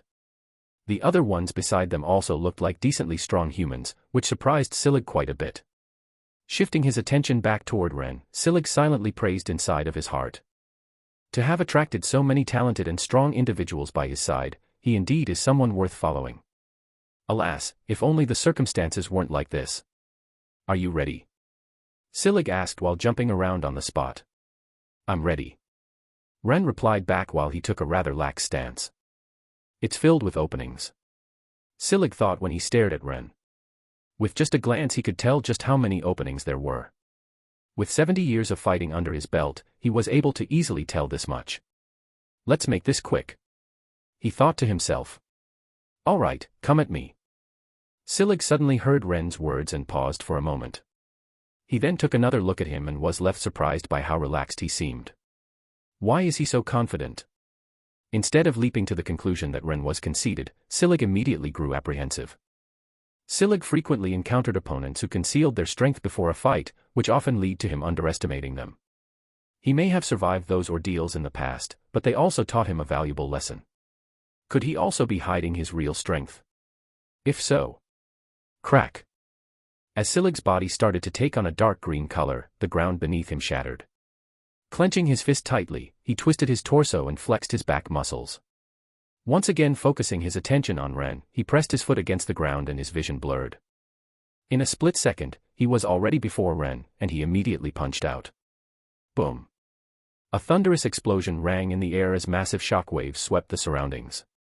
The power of the attack was so great that some of the orcs and the humans' followers had to retreat a short distance. When they finally managed to turn their attention back to the battle, they noticed Silig gazing at Ren with bewildered eyes.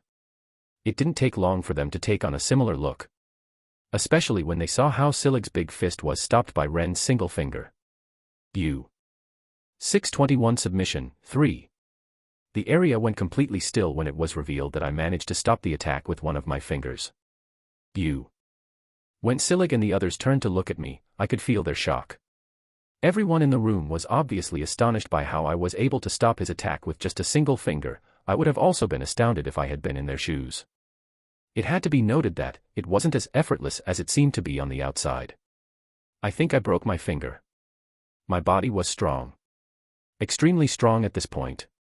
Especially after I had been training in the martial body art that Han Yufei had given me. The durability of my body was still considered inferior to that of an orc, which was much more resilient than my body could possibly be. The only reason I was able to stop him was because I had cheated. Sort of. And just when I promised myself to no use mana. In the end, I was forced to use it. Silig's strength was far more terrifying than I had expected. I was even starting to think that his strength was on par with that of Liam. Well, that was at least what I managed to make out from this short exchange. All right, let's go again. Moving my finger away from his fist, I took a couple of steps back. It hurts. I gestured for Silig to come my way with my other hand without showing any signs of pain on my face. In reality, I knew that my finger was definitely fucked. Without saying anything, he nodded his head. Straightening his back and taking a deep breath, he extended his hand in the direction of the other orcs. Bring me my axe. His loud voice causes the surroundings to shake. His body was emitting an erratic, dark green color. I was astonished to see a crimson tint mixed within the green hue when I took a closer look at him. Taking note of this particular aspect, my eyes flinched wide a little. He's different from before. The aura around him. How could it explain it? It was a lot different from before. Bloodlust. The cause of the change in demeanor became clear to me quickly. In the end, it came down to the fact that Silig's body was emitting a strong bloodlust.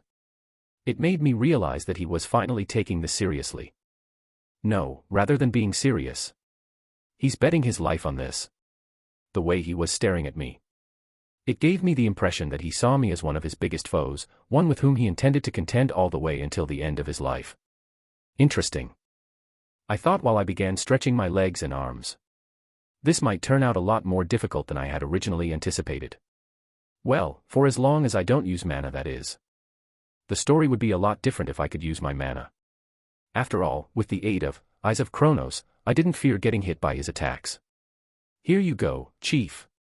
An orc knelt down in front of Silig and handed him an item that was wrapped in a thick white cloth. Grasping it with his arms, Silig brought it up and slowly unveiled the white cloth. The air stirred with each unwrap of the cloth. Silig posed me a question while he continued to unwrap the white cloth. Are you not going to take out your weapon? Weapon. I lowered my head and stared at my waist where my sword usually was.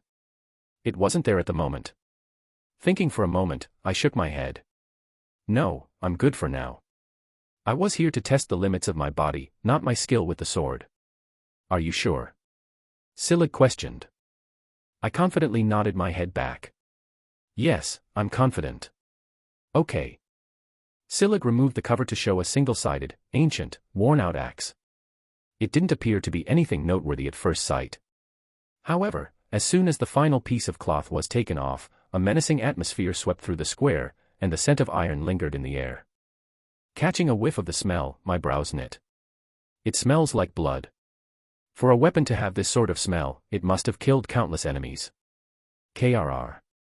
Tracing the axe on the ground, sparks flew in the air until Silig stopped and rested the top of his arm on the bottom end of the axe. An oppressive and authoritative pressure slowly started to come out of his body. Are you ready, human? He asked while deeply gazing my way.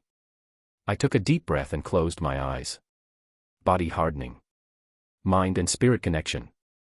My body began to tremble and I felt what felt like an electric current going through it as soon as I activated the two effects. The sensation vanished as quickly as it had appeared, but just then, I noticed that my body's muscles were pulsing oddly. And if it wasn't odd enough, my body also experienced another strange sensation. This one. It was hard to explain, however, it felt as though I could control every single muscle inside of my body with just a thought. It felt as though my mind and all the muscles inside of my body were one. I didn't even need to think before my muscles moved in the way that I wanted. This was just about as close as I could describe the sensation that I was feeling. It wasn't something that could be explained with mere words. Rather, its effect would be more noticeable during battle, which I was about to have. All right, I'm ready. I muttered under my breath as I took another breath. Silig vanished from my eyesight exactly as my sentences ended. One could wonder how he was able to move at such speeds with such a big physique as his entire body disappeared from the spot. Swing to my left. Despite his speed, I was able to easily read his movement as I took a step to the side. Boom. Exactly as I stepped to the side, Silig appeared in the same spot I was in before. He vertically swung his axe toward the ground. The ground entirely crumbled beneath the orc's full-scale assault, as one might anticipate, and a huge, thunderous sound reverberated across the area. The sound was loud enough that anyone within a couple of kilometers could hear it. That only applied to the others, however. I was currently in a state where everything around me was numb. Sort of when I was in monarch indifference, but with my own body in control. The loud noise didn't bother me in the least bit as Silig was the only thing that was in my vision. Take a step to the right, and back. Silig followed up with a vertical swing, which was once again easily avoided by me. I felt a little sting in my head when I dodged, but it wasn't anything to be concerned about. It was probably the chip which was running at full throttle at the moment. Step to the right again and use your left hand to slap in a downward manner. Following the steps inside of my mind, I raised my left hand and blindly smacked the left side. Smack. Feeling a cold and flat surface on my hand, Silig's axe came hurtling toward the ground beside me. Boom. There was another thunderous explosion. Sparing it a glance, I turned my neck and avoided Silig's fist which came whistling against my head. That was close. I thought it was going to land for a brief moment. Thankfully, I was able to dodge, and this was all thanks to the mind and spirit connection, which boosted my reflexes to the utmost limit. Swoosh. Just like that, Silig kept attacking with his axe while I continuously dodged all of his attacks without any effort. Are you not going to attack? Silig asked, swinging his axe one more time. Boom. The ground quaked. Halting his movements, he glared in my direction. All you have been doing is dodging. Are you incapable of fighting back? Right. He was right. I was so immersed in testing my new abilities that I had completely forgotten to attack. My apologies, I'll start attacking now. Pressing my foot against the ground, my vision distorted and Silig appeared right in front of me. Tensing my back muscles, and gathering my strength, I punched with everything I got. In response to my attack, Silig tried to raise his axe. Unfortunately, by the time he attempted to raise his axe, 4 translucent rings had already formed on the axe's body, temporarily impeding his motions. The amount of time was brief, but in a fight like this, every second counted. My punch smacked him square in the cheek as it raced toward his face. Silig's face turned a 45-degree angle in the process. Shockingly, his body didn't move a single bit. Not bad. He muttered while he stared at me from the corner of his eyes and turned his head to face me once more. However, if that is the strength of your punches, I'm afraid you won't be able to win. He raised his hands again and prepared to swing his axe at me again. I could only sigh when I saw this.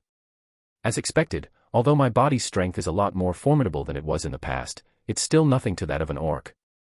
My previous punch. Had it landed on a human or anyone else, it would have probably sent them crashing against the ground. Unfortunately, I was facing an orc. Alright, let's end this. Realizing that there was no more point in continuing the bout, I waved my hand. A black and ghostly figure emerged from behind Scyld like a shadow. Then, with a single kick toward his knee pit, Scyld lost balance and his body came tumbling forward. Predicting where he would fall, I coated my leg with H-mana and kicked him in the head. Thump. All of this happened within the span of a couple of seconds. By the time everyone realized what was going on, the fight had already ended. Pressing my foot against Scyld's stomach, I pointed my finger toward his forehead. You fought well.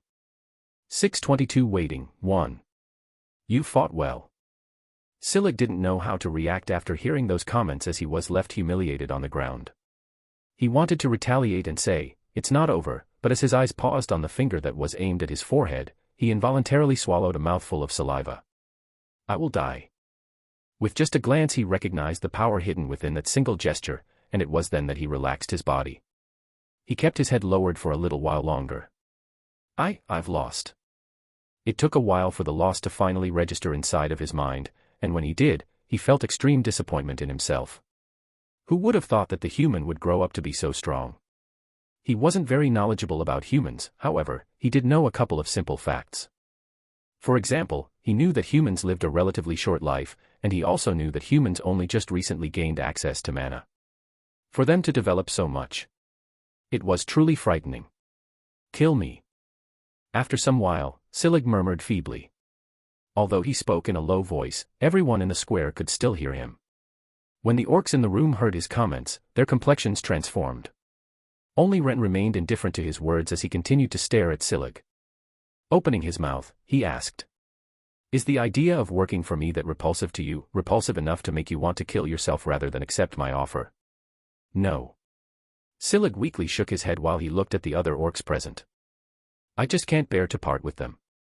For over 60 years I have fought with everyone here and treated them as my kin, my family. As the chief of the tribe, it would only mean treason if I leave and let them die at the hands of the demons. Becoming the chief comes with heavy responsibilities, and leaving them when they need me the most isn't one of them. His voice raised as he clenched his teeth. That will not be something that I, Scyld, will do. His loyalty was undying. He would never let anything happen to his clan even if it resulted in him letting go of his pride and morals. Whatever it takes. Interesting. He was surprised to hear Ren's voice. Compared to before, it was a lot less serious. Yet, right as Scyld met his eyes once again, he felt a weird sense of intimidation coming from him. He couldn't quite explain it, but the feeling was akin to having his whole body submerged inside a cold pool of water. Mustering every bit of his strength, he asked Ren. What is interesting? You. Ren bent down on both knees and inched closer to Scyld. Your power and strength are amazing. Just what I needed. You don't have to worry about your accommodation since you'll be staying with us. What about my tribe? Scyld cut Ren mid-sentence, prompting him to lower his head to stare at Scyld. What will happen to my tribe once I leave? Your tribe? Ren tilted his head ever so slightly. He then shrugged his shoulders. How should I know? They aren't my responsibility.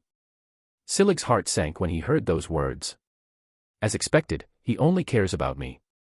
His actions were understandable as Scyld understood his position well. However, that didn't mean he couldn't feel disappointed. Sitting up straight he reached out for the axe that wasn't so far from him, but right as his hand was about to grab it, he felt the sole of a foot press down against his arm. Do you really want to do that? His sight was met with Ren's questionable look. Scyld glared at him menacingly. I thought I already told you before. I will not be leaving my tribe. You either kill me today or leave. That does sound quite troublesome. You did sign a contract with Angelica, so killing you is off the table.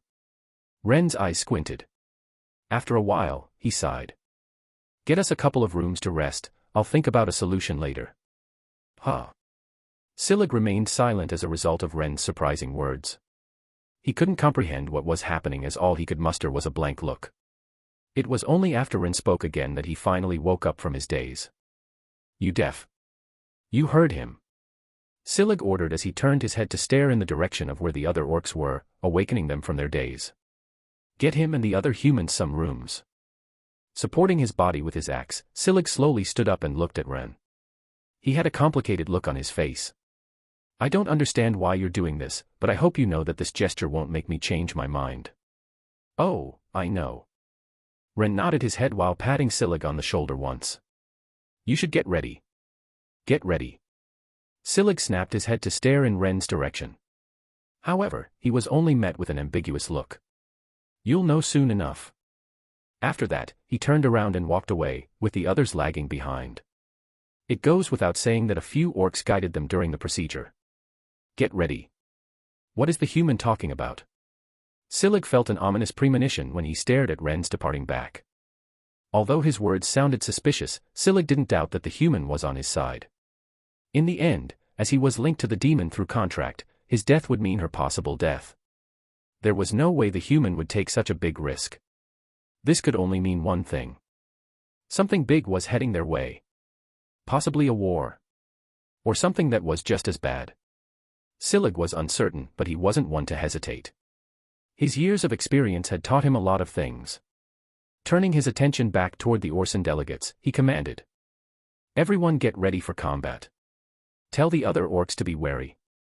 Activate all the defenses and equip your armor and weapons. All of the delegates, including Omgolung, were astonished by his order, but when they realized how serious Silig was, they promptly cooperated. Understood. Immediately after that, they departed and started to get everything ready. It didn't take long for the square to empty out, leaving Omgolung and Silig all alone. Was he the reason why you were able to become as strong as you are now and defeat me? Yes. Silig did not lie and nodded his head. He slowly started to reveal everything that led to his rise to power. Had it not been for him, I wouldn't have ever been able to defeat you. I see. Omgolung quietly nodded his head before asking another question. Let me ask you another question. Why have you decided to prepare everyone for combat after a few of his words? I have my reasons. Silig provided an answer but held back some information. He was unable to directly inform him that he had made a deal with a demon, and thus was aware that they weren't his direct adversaries. Although it wasn't exactly a secret that he did, as it was the reason why he had managed to sneak up on Count Azeroth, he preferred not to speak about the topic. I understand. Thankfully, Omgolung was an understanding person. It may have been due to all the time he had spent locked up, but his personality was now a lot calmer than in the past. The same could be said for Silig, who had grown wise over the years. He was no longer the naive and power-hungry orc from the past. The thirst for revenge had long disappeared from his mind. All he thought about at the moment was the well-being of his tribe. In a way, he was starting to regret his past decisions. Get ready for battle. I have a feeling that something big is coming. Understood. What an interesting toy. Playing with a small statue in my hand, I lay in what seemed to be a bed. To be honest, I wasn't exactly sure of what to make of the thing I was laying on. More than a bed, it was more like a flat wooden bed frame with some sort of beast skin for a blanket. It was anything but comfortable. Still, I wasn't one to complain, as this did not matter to me at the moment. Tossing the statue in my hand and catching it again, I mumbled under my breath. I hope he will be fast. Been a while since I had collected this statue. I knew it would come in handy. Just this simple statue in my hand was enough to start the war between the demons and orcs again. The reason was straightforward. I knew the demons were waiting for something after gathering some information from the ones I had tortured along the way. This was why the orcs were still alive. Since my goal was to conquer the whole planet, I decided that it would be best if I initiated the war before the demons were ready for whatever they were planning. I didn't want any unnecessary things to happen during my quest in conquering this planet. And it was fortunate for me to hear that an old acquaintance of mine was still alive. An acquaintance that would help me a lot in the next couple of days. Tossing the statue in my hand one more time, I snatched it from the air. Everything is going according to how I predicted, at least for now. 623 Waiting, 2. Amanda sat in her office and looked through a series of documents. Her focus was largely diverted by the significant materials in front of her. They detailed important information for her guild. This won't do. Her fine brows knit as she set one of the papers aside. She carefully took a document from her drawer, sat back in her chair, and muttered. This many. The data in front of her didn't make sense if compared to the document in her hand. The difference between the numbers she was seeing from the previous files with the ones that came from the document in her hands was staggering. The number difference wasn't actually bad news, rather, it was fantastic news. The only problem was that she found it hard to believe. There's something I'm missing. No matter how much she looked at the data, she couldn't make heads or tails of how it was possible for the numbers to differ so greatly. In the end, she was forced to call her secretary, Maxwell. Maxwell, come to my office. Within the span of a single minute of her calling him, he came knocking on her door. Knock. Come in. You called, young miss? Yes, here. She slid the paper across the table and asked. What's going on with this? With what? Walking over to her desk, Maxwell politely smiled and looked at the paper Amanda was pointing at. Oh, this looks like the guild's status report. What's wrong with this? Over here. Amanda pointed toward a certain area on the paper with her finger. This doesn't make sense. It says that our guild has over 400 members in the S rank range. How come I'm only being made aware of it now, and if I don't remember wrongly, we only had about 100 when I was in charge? How could the number increase so much in the span of a single year? Her father, perhaps. He may have contributed by recently breaking through to SS-, but Amanda didn't believe this was enough to attract over 300 S rankers. There was definitely something suspicious about the situation. Can you please tell me what's going on? Maxwell's face hardened a little. With his eyes daring all over the figures, he lightly coughed and replied. About this, you must ask your father.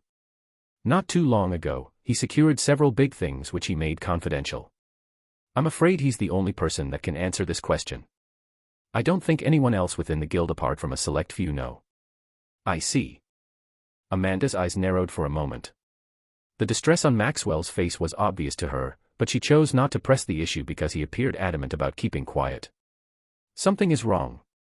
All right, that will be all for today. Thank you. Maxwell stuttered slightly. He then bowed his head and left the room. There's something I'm missing. Amanda thought to herself as she fixed her sight on the door. The way Maxwell behaved was very suspicious. He was most likely forced to stay quiet due to her father. But what exactly did he tell him? Ugh. Suddenly groaning, Amanda hurriedly took off the chain around her neck. As soon as she did it, the mana in the space changed. The mana only stabilized after a couple of minutes had passed, and only then was Amanda finally able to relax. She looked at the jewelry set on the table next to her and murmured. That felt stuffy. The reason why she felt so stuffy primarily had to do with the necklace which forcibly lowered her rank. On the outside, she was A rank, while secretly, she was already S- rank. With her father now back, she was able to devote all of her time to increasing her rank, and this was the result. At the moment, no one knew about her actual rank. Not even Ren. There was a motive for her actions. Amanda was a well-known person. She had exceptional talent, but she was also poised to lead the most successful guild in the human domain in the future. There were many people who harbored malicious thoughts against her. Fully aware of how perilous her position was, she made the conscious decision to conceal her true rank from the public in order to surprise her opponents when incidents did occur. There was only one problem with this. This might stay for a while. Raising her shirt and staring at the small red imprint on her skin, she sighed. The artifacts used to stifle her rank came at a price, gradual heating. Nonetheless, there was a valid rationale for it and it did not simply heat up for no reason. The object possessed great power. Powerful enough to elude even the world's most powerful individuals. She didn't have to be concerned about anyone finding out that her rank was being held in check. Malik and Ren were the ideal examples of this because they both failed to notice the fact that her L rank was hidden. It's a small price to pay for safety. She murmured as she extended her hand to grasp the necklace and gripped it in her palm. You may not know this, but I've also graduated from the lock, and I'm currently on my way to entering my second year in my guild. My father. A high-rise restaurant ceiling was adorned with a brilliant chandelier that was covered in gold. Only a few people were sat across a few small, round tables that were covered in white linens, leaving the restaurant largely vacant. Tranquil and melodic music played in the background while the tall glass cups shimmered in the chandelier's light. The visitors could see the entire city of Ashton from above thanks to the large glass windows that stood on the exterior of the building. I want to go train. Gene thought to himself as he played with the napkin in his lap. I might be able to reach the same levels as you, but I don't think reaching the S rank level isn't impossible. Especially with the mana density increasing. There are many. A lovely girl was seated across from him. She garnered discreet attention from the servers and customers in the restaurant while wearing an exquisite blue dress that wonderfully highlighted her curved figure and gorgeous golden hair and crystal blue eyes. Gene didn't feel repulsed when he looked at her, however, he also didn't feel attracted to her. The only reason he was here was because his grandfather had forced him to be here. Now already at the age of 24, his grandfather deemed it inappropriate for him to still remain single, and thus started setting up random blind dates for him. That wasn't the only reason, however. Being the number 2 guild in the human domain, they obviously had information that wasn't known to the general population. Of these information, they knew about the incoming war with the monolith. And it was this piece of news that pushed his grandfather to set him up with dates. In short, he was trying to sell his grandson out in exchange for allying with other guilds. 0L, I don't even know if I should be mad or disappointed at this. Gene thought while taking a sip of the wine in front of him. All of the dates turned out to be beautiful women with amazing talents. Basically, 1 a million type of woman. Unfortunately, Gene was not once ever impressed. It wasn't that he was impotent or that he didn't like girls, it mainly had to do with the fact that his priorities lay elsewhere. He cared more about improving himself and the guild than actually going out on dates. Getting a girlfriend will only make me lose valuable time which I can use to train. He secretly clenched the cloth under his lap and put on a fake smile. Oh, is that so? That sounds so interesting. What does? The girl tilted her head, and Jin's face hardened. What you were talking about, of course. Gene replied, trying to salvage the situation. But it didn't seem to have worked as she tilted her head and asked. I've talked about a lot of things, which part exactly are you referring to? Well, shit. The part about you ranking 20th is the lock. Alright, I'm done. The girl suddenly stood up much to Jin's confusion. She then threw the napkin that sat on her lap on the table. Next time you want to go on a date with someone, at least have the courtesy of telling them that you don't want to attend. It will save everyone's time. Finished with what she was saying, she reached out for the glass cup on the table. When she went for the glass cup on the table, Gene reacted before she could. He quickly took hold of the cup and moved it away from her. This resulted in her glaring at him before she stormed off. Gene sighed in relief when he saw this. Looks like you've learned your lessons from all the previous times, haven't you? An aged voice sounded from behind him. Gene bitterly smiled as he turned to face the head waiter. After getting a drink thrown at me 4 times in a row, I'm bound to learn from my lessons. Ha ha ha. The waiter laughed before he started to clean up the table. I'll relay to your grandfather that the date didn't work out. Please do so. Gene stood up and sighed. Fixing his clothes, he turned his head to stare at the beautiful city below. If only I didn't have to attend this crap. Boom. A tremendous explosion that caused the entire structure to violently shake woke me up. Looks like it started. I muttered as I opened my eyes. Then, with a loud yawn, I got out of bed. My back ached terribly at the moment. Damned bed. It'd be an insult to call it a bed. Boom. The surroundings shook once more. With my feet planted on the ground, I was able to remain composed. Changing my clothes, I got out of the small room I was staying in. The room's wooden door seemed a bit shabby and fragile. I could tell with just a touch that anyone could enter the room with a light punch. Secretly shaking my head, I opened the door and got out. What met my sight upon going out of the room was a long and empty dark corridor. If I'm not wrong, the stairs are on this side. I was given a rough rundown of the general structure of the castle before being sent to my room.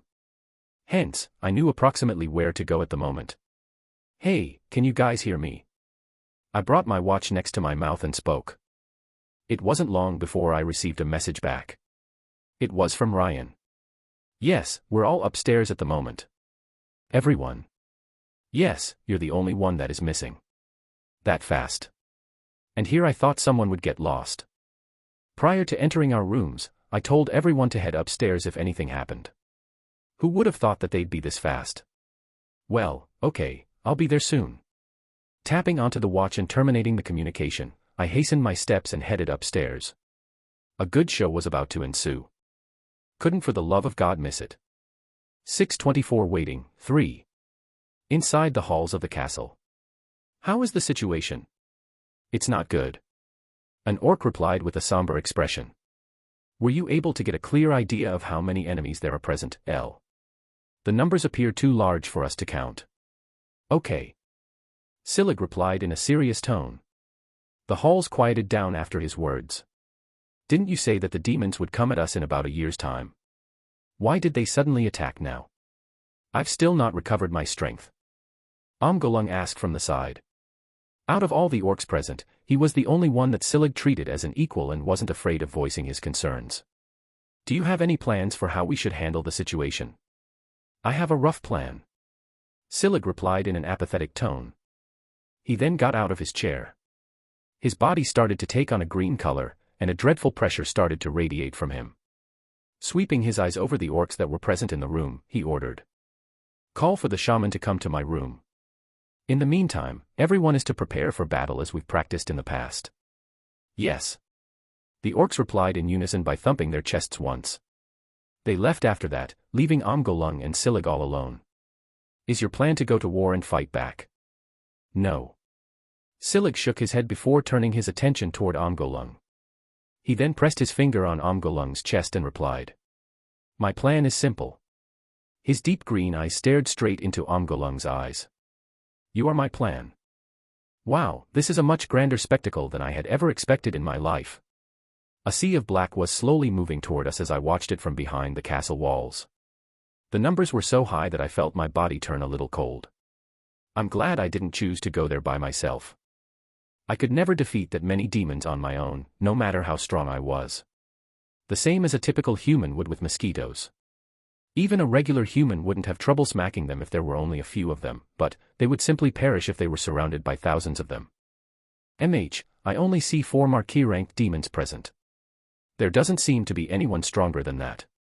Liam's disappointed voice echoed beside me. He was staring off into the horizon, and as I turned to look at him, I saw that his eyes were burning with a yellow color.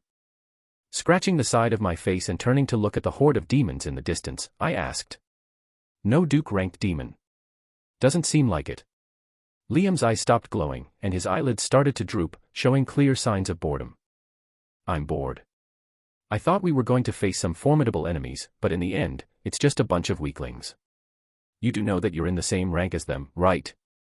Hein added as he stood beside him. Ah, right, I forgot. Liam smacked himself on the forehead.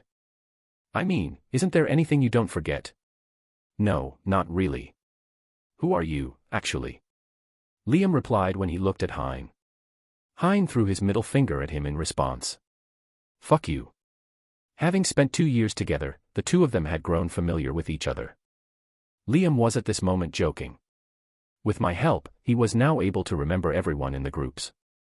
Anyways, just because they are the same rank as me, it doesn't change the fact that they are weaklings. The energy fluctuating that their bodies are giving out isn't that strong. Squinting his eyes for a moment and letting his eyes flow one more time, he mumbled. There is one guy over there that is half decent, but that's it, and even he isn't that much of a threat. As he said those words, there was a clear sign of frustration in his voice. Moving next to him, I patted him on the shoulder. Don't worry. They aren't real enemies. You'll have your fun later. Oh. Liam raised his brow and looked at me.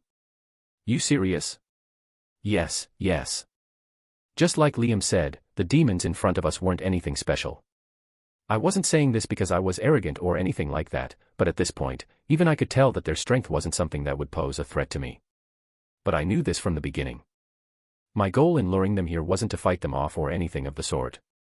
It was to instigate a war between the orcs and the demons so that I could start the real war faster.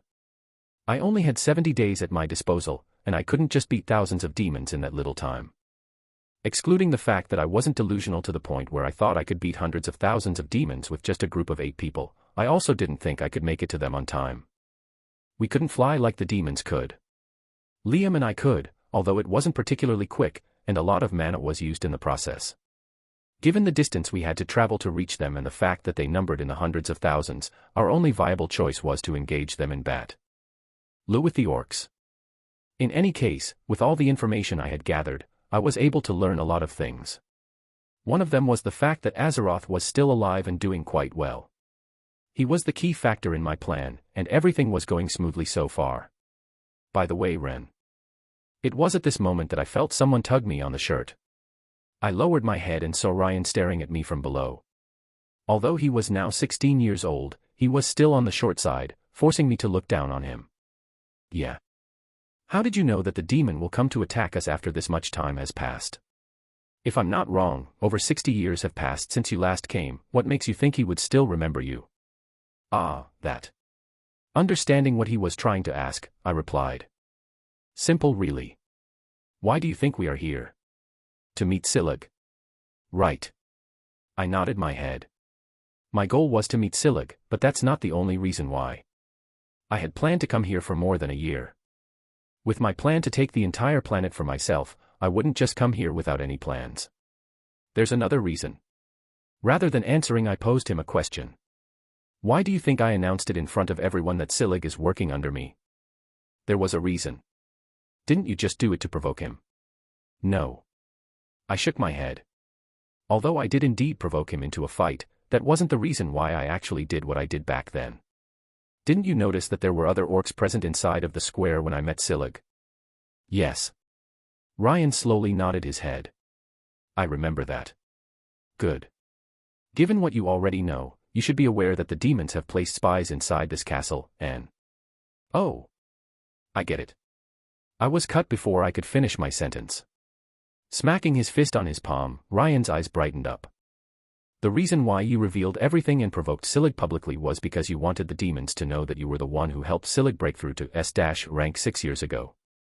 And since you were aware that they had spies in the castle, you neglected to have them taken out during the conflict. As a result, only the demon Silig killed reacted when the spies informed the other demons of what they had learned. Ryan said everything in a single breath. I nodded my head from time to time as he continued speaking. That's right. Also, I took out a small statue from my dimensional space and tossed to it Ryan.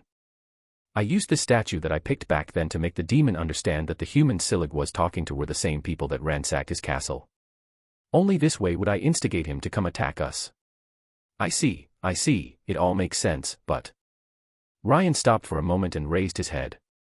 What about the other demons? Why aren't they doing anything to stop them from coming? Good question. I turned to face the distance and placed my arm on the side of the wall. They are probably aware of what is happening and are just waiting to see what happens. They are definitely not happy with the situation, but why do you think I beat Silig up quickly and harshly? You know me, I'm not the type to show off without any reason to do so. I suddenly asked when I looked at Ryan. Since I knew that there was spies watching, wouldn't it be detrimental for me to suddenly show off my power and let the demons know that I'm strong? Ryan's brows furrowed as he fell into deep thought. Seeing the state that he was in, I didn't say anything else and just continued to watch him. I wanted him to understand things without the need for me to explain everything to him. If it was him, he'd probably understand what I was planning on doing without me needing to lead him on. I felt a pang of sadness when I thought back on Small Snake. Had it been him, he would have understood my intentions quickly. I got it. Ryan's voice jolted me out of my thoughts. Go on. Pinching the middle of his brows, he spoke. The reason why you exposed your strength was so that the demons would be wary of you.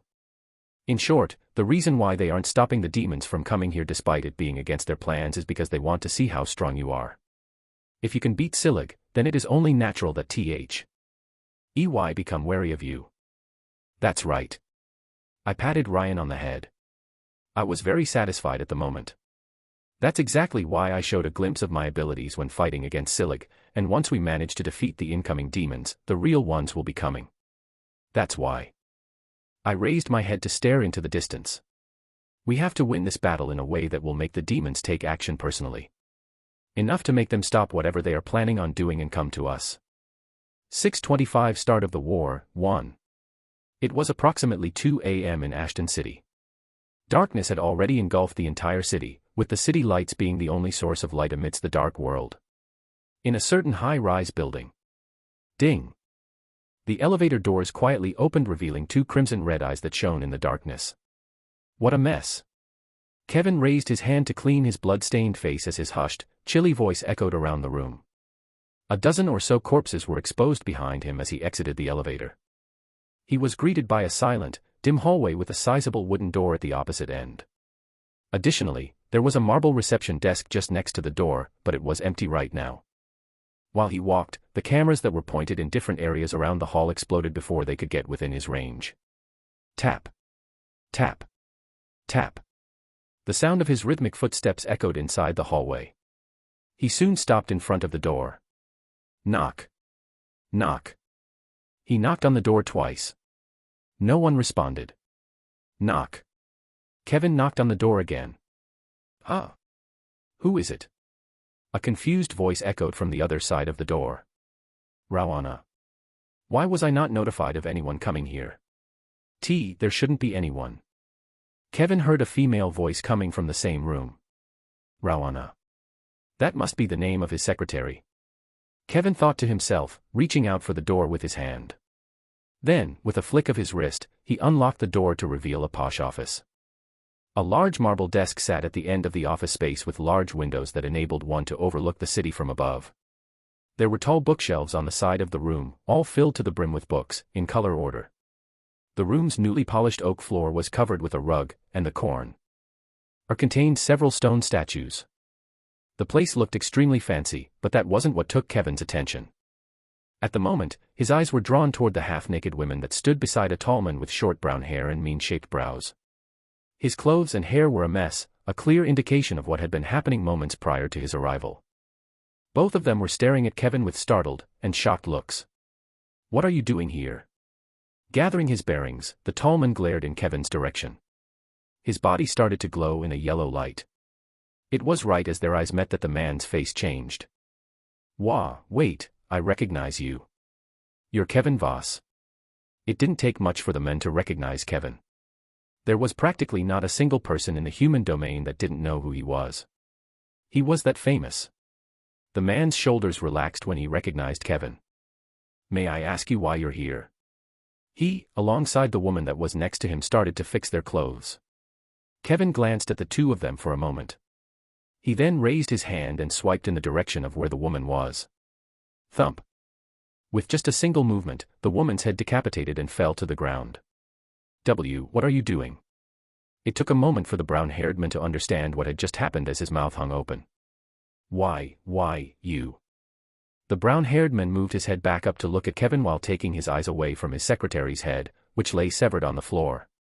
Opening and closing his mouth, he struggled to find the courage to say any words.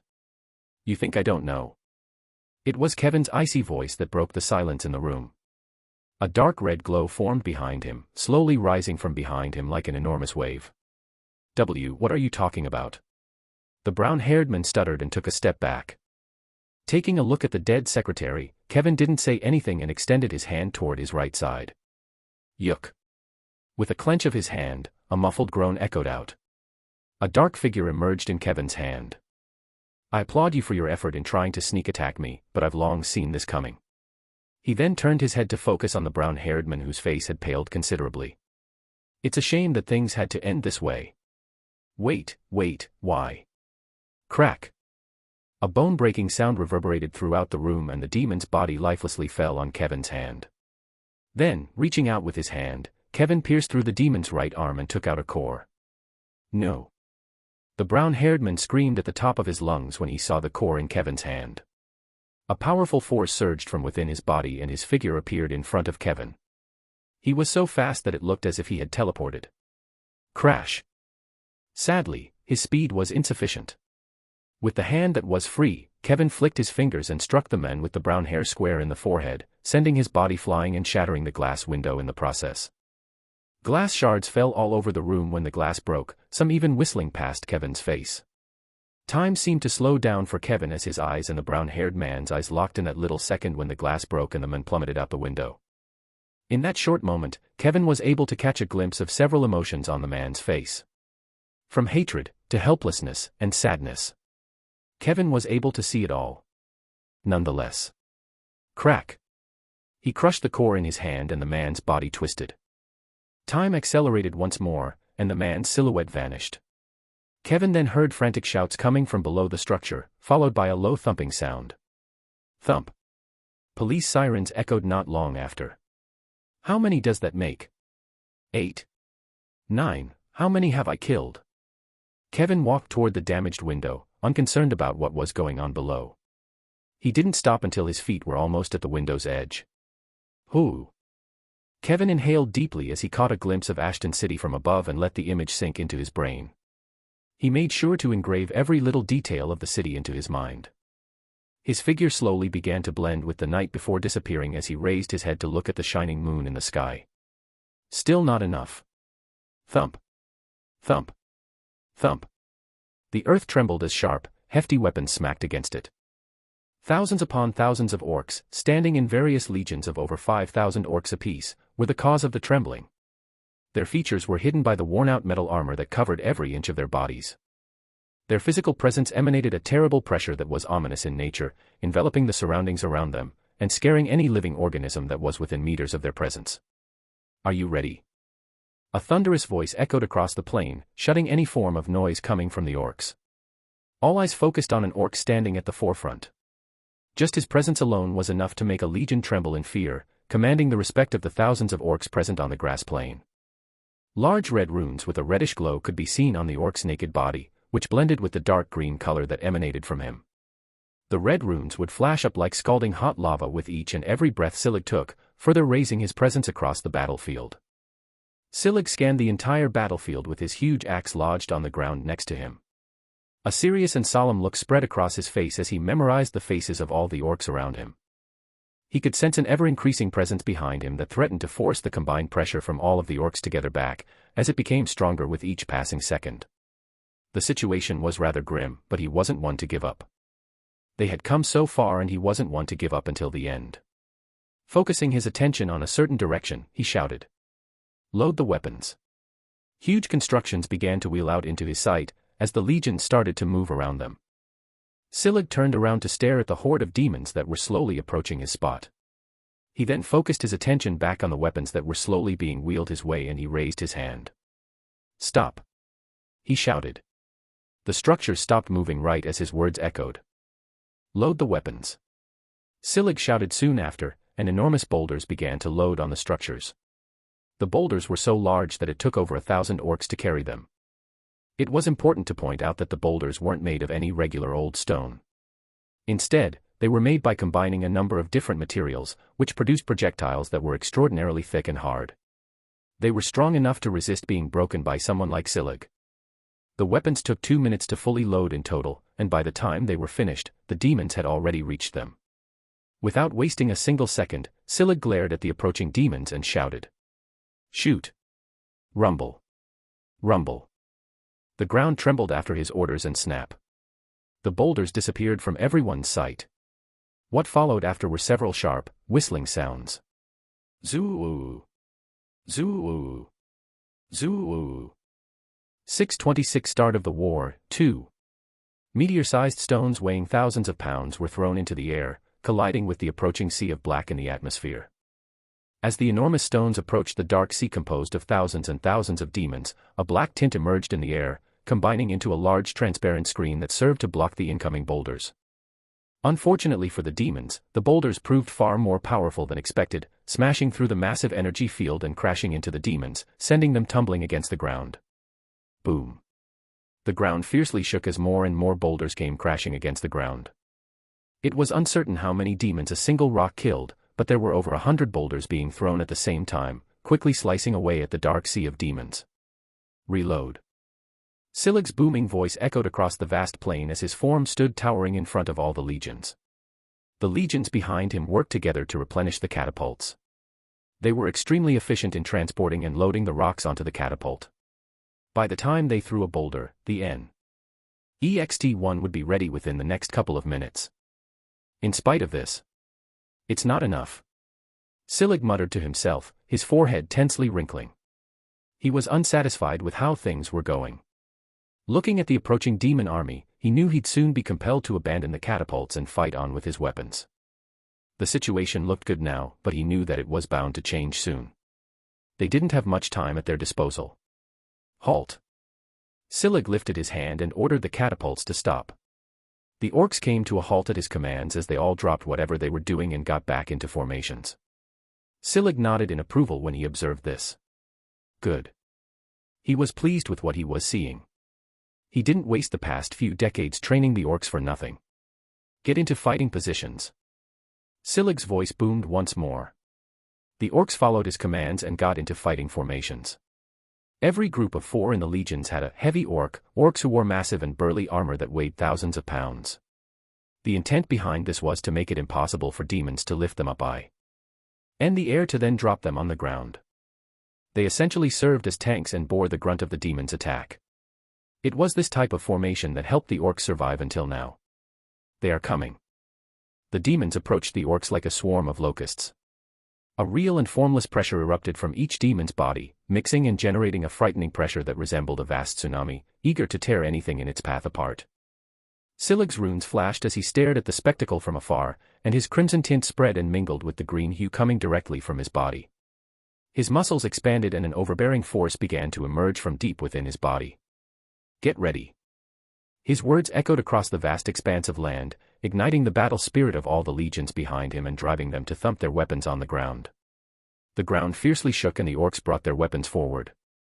Silig shifted his attention away from the legion behind him and instead concentrated on the vast sea of darkness that was drawing nearer. He thrust his foot forward and raised his enormous axe into the air. The pressure that was coming out from his body further increased, and an intimidating feeling rose from him. 1 second. 2 seconds. 3 seconds. Time appeared to slow down abruptly as Silig was able to obtain a better view of the demons that were rushing towards him with vicious and ravenous gazes. All looking thirsty for his flesh. In particular, his attention was drawn toward a demon who was ahead of the others, directly aiming for him. The demon's might was palpable, on a par with his own, and immediately made him wary. Ooh! Silig took a deep breath and shouted. Attack! He swung with his axe immediately after saying those words, and a horrifying force tumbled out of his axe, aiming straight for the approaching demon. The power that was contained within the attack was so great that several of the demons that were within the vicinity of the attack were instantly annihilated simply by being in close proximity to it. Even the demon that was on equal footing with Silig was able to sense how menacing Silig's onslaught was, and its expression altered. It was unfortunately too late for the demon to dodge the attack as it was already upon him by the time it knew it. The speed of the attack was simply frightening. In the end, the demon was compelled to confront the assault head-on, and as a result, a potent force began to flow out of its body. This force merged with the surrounding air before converging to form an enormous, pitch-black barrier. Boom! The attack crashed into the barrier erected by the demon, causing the surrounding area to tremble as a thundering noise rippled throughout the whole battlefield. It was this exact noise that marked the start of the war. Are we just going to look at the war without doing anything? I heard Liam's voice enter my ears while I gazed at the ongoing war from the safety of the castle in the distance. Sparing him a glance, I replied. Of course not. Why? Because if the two of us act now, the other demons will learn of our strength and avoid immediately assaulting us. As I previously stated, we must entice the demons to come to us, and the only way to do so is to demonstrate a strength that is scary enough for them to feel pressured, while also presenting them with a circumstance in which coming to us is preferable to staying holed up in their castles. The concept wasn't hard. My current goal was to have the demons come to us and have them stop doing whatever they are planning on doing. This alone would help us secure a small advantage and avoid getting us in a disadvantageous position. However, that was easier said than done. If I showed them strength that was much too frightening for them to handle, they would undoubtedly hold themselves up within their own castles and wait for whatever it was they were expecting to come. Worse, they may wind up reporting this to the higher demons, making the situation even worse than I needed to be. If that happened, our condition would become tremendously disadvantageous. What I needed to do right now was help the orcs win the war in a reasonably convincing way. In a sense, this would make the demons feel intimidated by us and make them believe that striking us while we were recovering was the greatest option for them. And for that to happen, the Orson side had to take a few losses, hence why I wasn't doing anything yet. I don't understand. Liam scratched the back of his head. You don't have to know. I patted Liam on the shoulder and headed back into the castle. On my way back inside I heard Angelica's voice. Where are you going? I'm going to train. Call me back when it looks like the orcs are losing. I left without waiting for them to reply. My current priority was to train at the moment.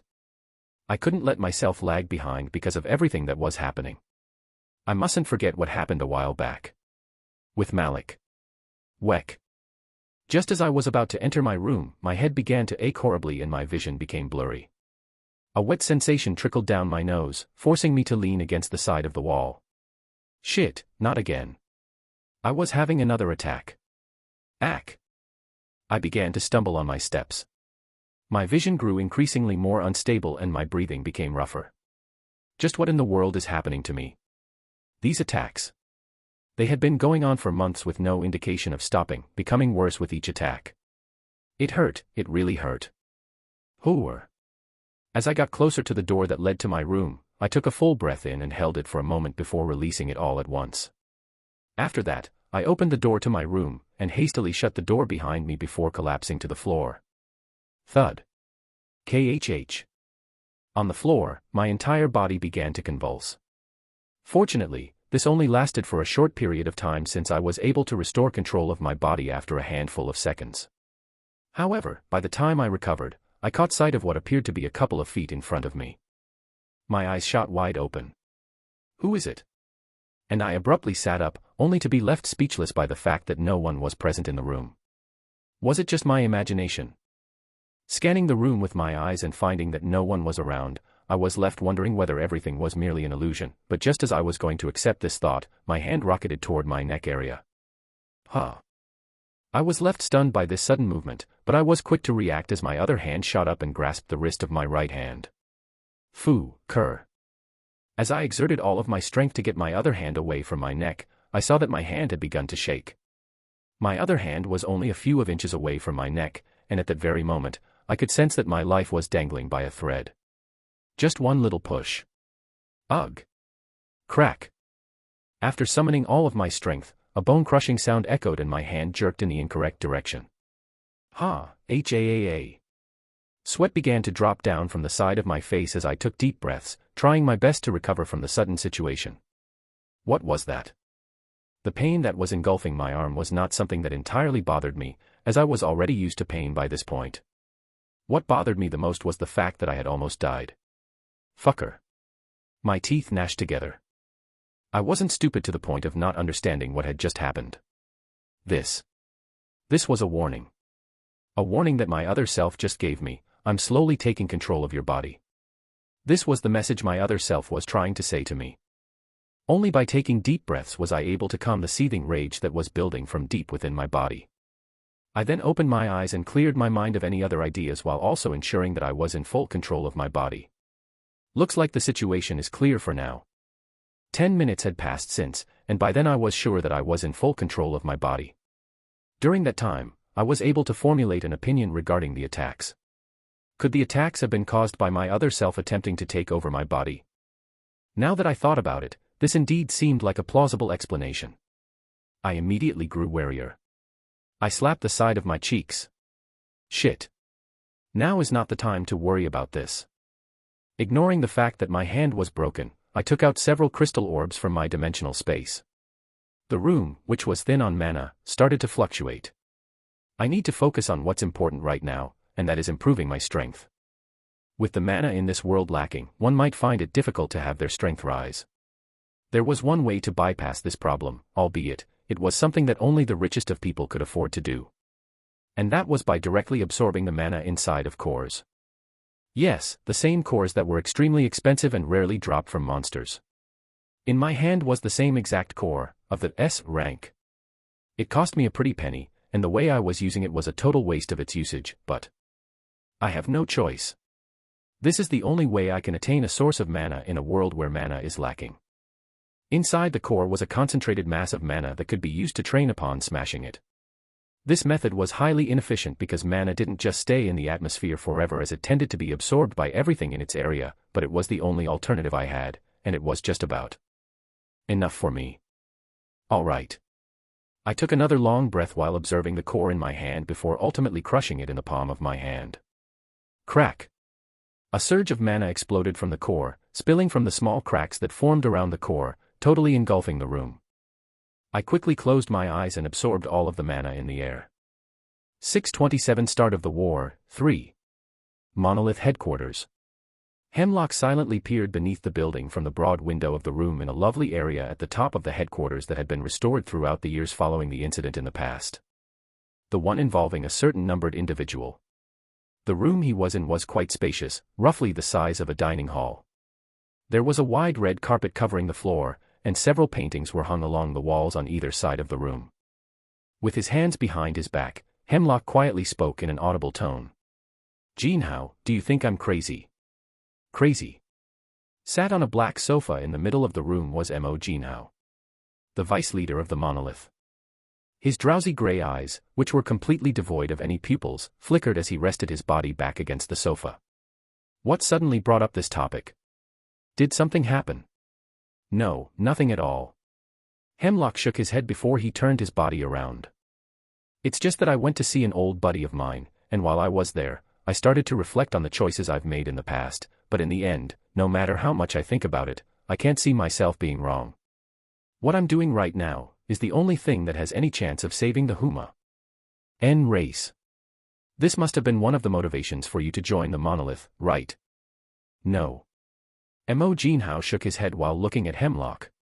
The sole reason I decided to become a member of the monolith was because I desired to continue living. I do not share the same concern you have for the welfare of other people. They can all die for all I care. I see. Hemlock quietly nodded to himself as he listened to Mo Jinhao's words. So you joined the monolith because you wanted to survive. Reasonable. After all, there was no other way to survive in this harsh world other than to join the demons. The people of this world were much too stupid to recognize the harsh reality that was standing right in front of them, despite the fact that it was right before their noses. 0L shaking his head once more, Hemlock changed the topic. How are the preparations for the war? We're almost ready. Mo Jinhao replied. All of our S-rankers and the elderly are ready for combat. I've also managed to heal myself from the injuries that I sustained a few years back. Mo Jinhao clenched his fists into a ball and spat through his gnashed teeth. I can't wait to see 876 again. For what he did in the past, you'll see how brutal his death will be. The air in the room fluctuated. 876. Hemlock's eyes suddenly jumped up a little. Focusing his attention on Jinhao, he said. Talking about him, I've already met him back when I was visiting my friend. You did? Mo Jinhao jumped up from the sofa. As a result of his actions, Hemlock lowered his hand in a move to convey to him that he should calm down. Calm down, I didn't do anything to him. We are still in a truce, there's no way I can touch him at the moment. I understand. Mo Jinhao replied as his face calmed down. However, it was precisely at this time when Hemlock cocked his head to the side and examined Mo Jinhao's body in great detail. Yes. MHHH. Hemlock scratched the bottom of his chin without replying. He then mumbled. If you really want to get your revenge on 876, you might have a tougher time than you think. At the moment he's not the same as he was in TH. Knock. There was a sudden knock on the door. Leader, I have an urgent message. A terrified and frantic voice sounded right after. Meeting his gaze with Mo Jinhao's, they both simultaneously redirected their sights to the door. Come in. Mo Jinhao responded in Hemlock's place, and the door opened to display the features of a young man with short black hair and a lanky figure. He was currently perspiring heavily from the side of his face while clinging to a stack of papers that he was carrying in his hands. His face became noticeably paler the instant he walked into the room and his gaze settled on Jinhao and Hemlock. He then lowered his head and reported. Emergency report. It has been revealed that a number of contracted individuals have passed away for no apparent reason. After conducting additional studies, we discovered that the demons they had a contract with have since been eliminated, which is the likely cause of their deaths. After looking rough the database, it has been determined that the demons who have vanished are the same ones who were accountable for converting the Union members during the most recent gathering that they had. The young man said everything in a single breath. When he finished and raised his head, he was startled to discover that Jinhao's and Hemlock's expressions were more grave than anyone else's could possibly be. You may leave. Before he could say anything else, with a single wave of Jinhao's hand, the young man was thrown out of the room. When the doors were finally locked, there was an immediate increase in the level of tension within the room. "We have a spy within our ranks." Mo Jinhao was the first one to speak, as he expressed his opinion. "I believe so too." Hemlock gave a nod of approval as he waved his hand and shifted the papers that were lying on the floor in his direction. He then continued to remain quiet while the documents floated up to his hand and were examined by him before he finally spoke again. "With the targets being so specific, and with the deaths of the demons that were supposed to not be known by anyone, it is reasonable to assume that there is a spy among us." The tension in the room rose as Hemlock's brows started to furrow even more. At this same instant, he had a startling flashback to the words that His Highness had said to him a couple of years ago, and as a result, his demeanor changed. He issued a command by tapping on his watch. "Someone call for Everblood. I would like to meet him." "Understood." He got a reply not long after he sent the message. Mo Jinhao, who was silently sitting back in his chair, inquired. "Why did you ask Everblood to come here?" "I have my reasons." Hemlock replied without saying anything else. In the end, seeing how adamant Hemlock was at not speaking, Jinhao could only give up. Knock. It wasn't long until someone knocked on the door again, and a raspy voice echoed. "Have you called for me?" "Come in." Hemlock gestured him with his hand. As soon as the door was opened, a humanoid entity in black entered the space. The demon, in contrast to everyone else who came into the presence of both Jinhao and Hemlock, seemed to take their presence in stride as he made himself at home. "What have you called me here for?" he asked while he sat on the sofa opposite to Jinhao. His relaxed attitude caused Jinhao to frown. He nevertheless remained quiet. There was a hierarchy, and the demons were always ahead of their contractors in terms of importance. It was the sad reality for those who decided to join the demons. It was fortunate to know that Hemlock didn't seem to mind Everblood's attitude as he asked. "Recent reports have indicated that a considerable number of the spies operating in the human domain have vanished. I was wondering whether you were aware of what was going on there, seeing as you are a demon and you are in charge of watching over that area." Hemlock was straightforward with his question as he directly asked Everblood the crux of the problem. "I do." And so was Everblood, who promptly nodded his head. Jinhao and Hemlock took a minute to comprehend Everblood's remarks, and when they did, they were surprised. "You do?" Never did they expect him to reveal it so easily. "I do, and I was just about to come to you to inform you of the situation." Everblood drummed his fingers on the armrest of the sofa. Hemlock, who was watching him from the side, took a couple of steps forward. "Jinhao and I were speculating that there is a spy within our mid." "It's not that." Everblood cut Hemlock mid-sentence. "The real culprit behind everything that is happening has nothing to do with a spy. Rather, the answer is much simpler than you think." With a small pause, Everblood mumbled. "Oh." Hemlock raised his brow. He was now curious. "Who might this culprit be?" Hemlock calmly asked. Everblood responded in a direct manner while leaning back in his chair and giving him a sideways glance. "The culprit behind everything is none other than Kevin Voss." Clank. Everblood had been inside the executive room for 2 hours at this point. Nobody outside the room knew what they were talking about during that period, but judging from how eerie, silent and tense the environment was outside the room, it was most likely very sensitive information that they were discussing. Sing. Everblood emerged from the chamber on his own just when the clock indicated that 2 hours had gone. As he came out, there was no one else behind him. As he exited the chamber, he was greeted with the sight of a lengthy corridor that was only a few feet wide. As he moved forward another step, a figure materialized next to him. Chains were dangling from the arms and legs of the figure in question. "It's almost time." A hoarse and cold voice echoed throughout the halls. In spite of how loud the voice was, the only one who could hear the voice was Everblood. He promptly replied inside of his mind. "Only a few weeks left until the truce ends. All of the arrangements over the past few years have been made." "That's good," replied the figure that walked beside him while the long set of chains hanging from his arms and legs scraped the ground behind him. "My goal may have changed, and I won't be able to take over my body for a bit, but that no longer matters." The voice became colder, sending shivers down Everblood's spine. "As long as Kevin dies, everything will be solved. Don't worry, I'll make sure to get the job done." Everblood responded in his consciousness as his feet came to a halt in front of a specific room. The door opened with a flick of his wrist, and he entered alongside the enigmatic person. Greeting Everblood upon entering the room was a sight that made him smile. With everything we've prepared, I have no doubt in our chances of completing our goal. 628. A glimpse of the records. 1.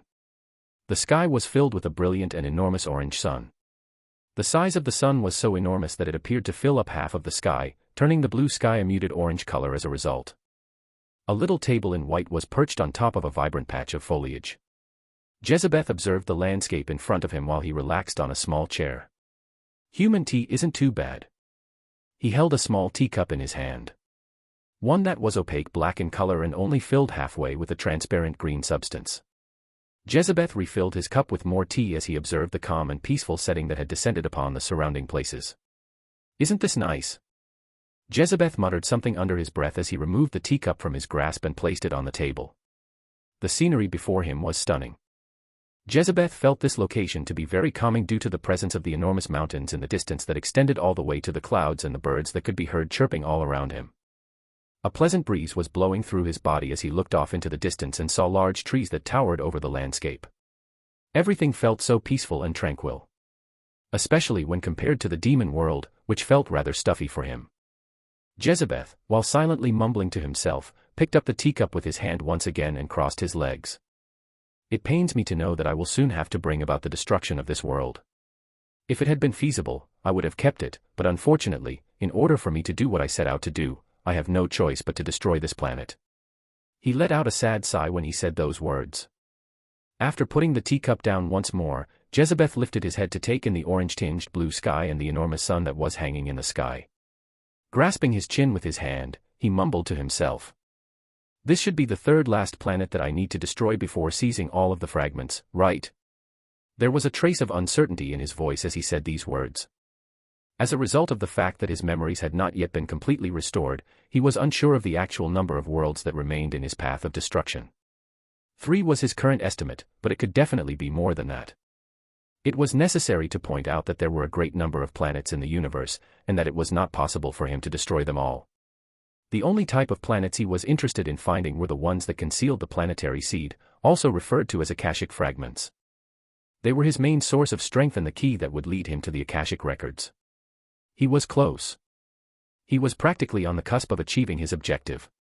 He had never been this close to actually getting his hands on the records in his entire life, but at the same time, he had an exceedingly dreadful foreboding that kept him alert at all times. Just why can't he kill me? Jezebeth realized one thing after recovering part of his memories after consuming additional fragments: Kevin was refusing to kill him. For whatever reason, he seemed adamant about keeping him alive.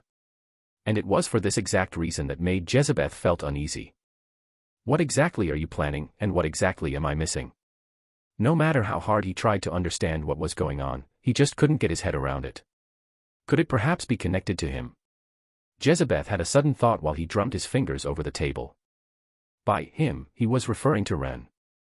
Thinking about him, Jezebeth also felt that he was abnormal. Although he wasn't exactly sure, he knew that he had a connection with Kevin. The two of them. Could Ren perhaps be someone that Kevin chose to have me killed? A hypothesis formed inside of his mind. However, he readily shook his head after a thought. It was unlikely. Jezebeth had an inkling that all of this was related to the records. They were probably the reason why Kevin refused to kill him. It may be far-fetched, but what if? Jezebeth furrowed his brows.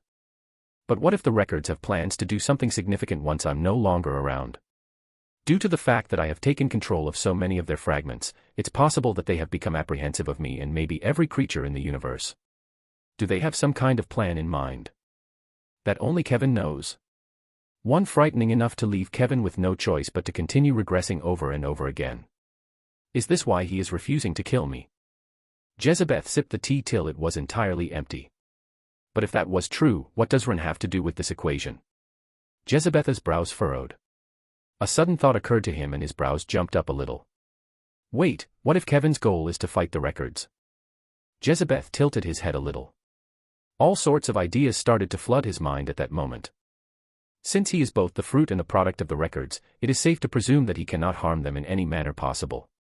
What if Ren was his solution to the problems? What would happen if he surreptitiously transferred his power over the regressions such that one day he would end up killing Gee me Ann. Jezebeth's hand froze once his thoughts paused there. It can't be. Kevin wouldn't be this crazy, right? To undergo so many regressions and have Ren go through so much torture. A heavy silence descended across the area around him as Jezebeth fully submerged himself in his thoughts. It wasn't long before he broke out in an unexpected fit of laughter. PFTTT. Jezebeth's roaring laughter resounded across the world as he shattered the teacup in his hand.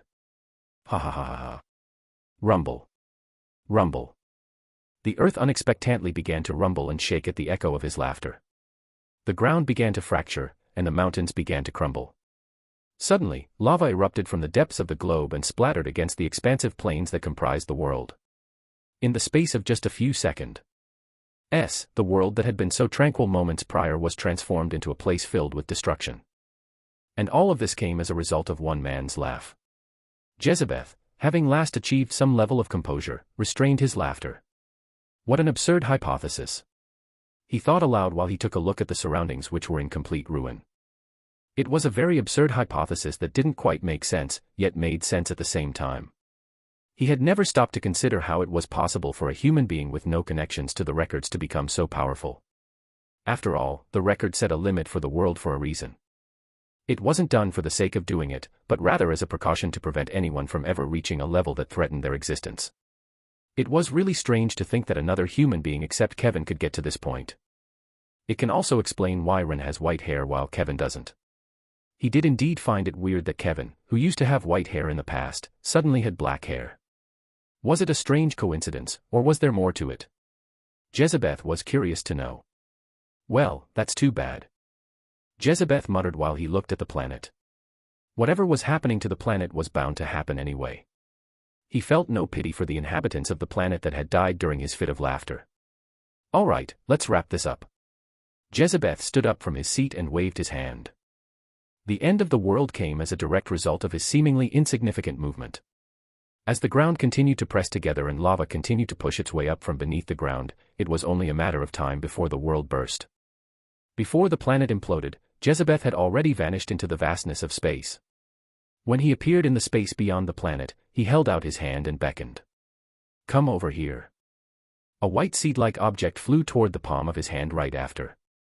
Grasping it with his hand, he smiled and brought it to his face. Ah. A trail of white flew from the seed and made its way into Jezebeth's mouth. The scene was reminiscent of someone sucking a specter-like substance. At the very moment that he ingested the seed, Jezebeth sensed that his vision was beginning to warp, and the world around him began to turn utterly white. Boom. Boom. Massive libraries chock full of books suddenly descended from above and spread out in a never-ending spiral around him, encompassing every region of his vision. A single blink from Jezebeth allowed his eyes to focus on a golden light off in the distance. It was at that point that he became aware of a golden book that was lying open in the far distance. It had a golden sheen all around it, and he started to hear muffled mutterings and whispers inside his head. As if in a trance, Jezebeth outstretched his hand. He could feel his heart beating powerfully inside of his head. The records. He mumbled under his breath. The scene before him didn't last long, as the world around him warped and Jezebeth found himself back in the same place as he was before. It took him a while for him to get out of his trance, and his face changed alongside his breathing. I was so close. He desperately mumbled. He was so close to the records. He could still feel the book which was only a couple of inches away from his fingerprints. H-A-A-A, H-A-A-A. He grabbed his face with both hands while his body moved up and down. Everything that was in his immediate area began to fall apart at the same time as his short white hair began to grow longer in tandem with his strength. Like a maniac, he continued to mumble. Just a little, just a little. Wapa. My eyes opened abruptly and I took a rough gulp of air. I sat up straight and looked about at my surroundings, which were currently covered in fine black powder. Then, closing my eyes once, I sighed in disappointment. Nothing yet. My little session was still not enough for me to break through to the next rank. There was a slight hiccup in the process, but it didn't affect my training in the least. Boom. The surroundings shook again and I stood up from my spot. Stretching my body a little, I took a deep breath and headed out of the room. Of course, I didn't forget to take a potion in order to heal my broken hand. Enough time has passed, it's about time I ended this. Both sides should have lost enough of their forces. Just enough to give reason for the other demons to attack after this wave is done. 629 End of First Battle, 1. Cough, cough. I coughed several times before finally reaching the castle's upper levels. When I opened the doors that led to the top of the castle, I saw the others standing in the same place I had left them, solemnly and heavily looking into the distance. "How is the situation?" I asked. After sparing me a glance, Leopold commented. "Not good." He was the only one who bothered to acknowledge me when everyone else was too busy observing the situation in the distance. Boom. Boom. The ground continued to shake, and anyone who paid close attention could hear the agonizing screams of the orcs as they struggled for their lives. Seeing the scene, I asked Leopold. "How many losses have the orcs sustained?" "They've lost a couple of legions, and are barely holding on." It was Angelica who spoke this time. "The orcs' line of defense will break soon. I was just about to call you, but it's good that you came here in time," she added, her eyes squinting and locked in the distance. "MHM." I nodded my head slowly and moved towards the edges of the wall. From my vantage point, which allowed me to survey the entirety of the battleground, I could see how dire the situation was. Indeed, it was exactly as Angelica was describing it. At this point, the orcs were just about managing to hang on. The only reason they were able to survive at the moment was because of Silig and Omgolung, who stood at the front and repelled the marquee-ranked demons. If not for them, the situation would have been extremely precarious, if not hopeless altogether, and every single orc would have perished. "Is it our time to finally make a move?" Liam's voice, which was tinged with excitement, echoed beside me. Sparing him a glance, I shook my head. There is no "our" in this situation. The only one that will move is me. Huh. Everyone looked at me with surprised expressions when I said that. Before they could air their grievances, I added. "I know you guys want to fight, but now is not the time. The only one that the demons are wary of, right now, is me. You guys will fight, but you aren't allowed to display a strength that is greater than half of your actual strength." As soon as those words left my mouth, everyone's expression took a sharp turn for the worse. This was especially true for Liam, who appeared to have completely lost his soul. As expected of a battle maniac. I didn't doubt he would have reacted this way in the slightest. "Don't worry, you will have plenty of time later to show off your skills. For now, please do as I say. It's the best way to end this farce as quickly as possible." Once I had complete control of the world, there were a lot of things that I wanted to accomplish. Among these things, one of my goals was to move my headquarters here. With the human domain soon to be engulfed in a war, it was no longer as safe as it was in the past. By conquering this planet and with time flowing at a faster rate than on Earth, secretly building my forces for when the Demon King arrives was the most adequate approach. I can even have my parents come here for the sake of safety. Who knows, in the near future I might even be able to build a city. I'm getting too far ahead of myself. Moving my thoughts away from my ambitions which were spiraling out of proportion, I looked in Ryan's direction. "Ryan, please head downstairs and get ready to work." "Got it." Ryan nodded his head once his eyes met mine. He immediately headed downstairs after he heard my voice. Following him from behind was Angelica, who was now essentially acting as his bodyguard. "So we just hold back in the fight?" Hein asked while he placed his hand over the fortifications, ready to jump down at any minute. I massaged my chin when I looked at Hein. "It won't be a problem if it's him." I swept my gaze over the others and ordered. "Everyone apart from Hein has to hold themselves back. You can go all out if you want. He was a tanker anyways. He might attract some attention, but it wouldn't be to the level where the others would be wary. Oh right, Han Yufei, you shouldn't use the Gravar style at all if you can. If you do that, you'll end up getting way too much attention. If there was one person that would stand out the most, it'd have to be Han Yufei." When it came to socializing, he was the most reserved member of the group, however, this only applied to non-combat situations. His power was unrivaled in the heat of battle, especially when it came to encounters of this magnitude. In a situation where there were a lot of enemies, he might even be a lot more useful than I could ever be, and combined with his other body art. Let's not think about it. The thought aroused a lot of jealousy. It was only after I took a peek at the Gravar style that I realized how devastating it was. Alright, let's go. After pressing my hand against the walls of the castle, I jumped down and started running toward the vast battlefield.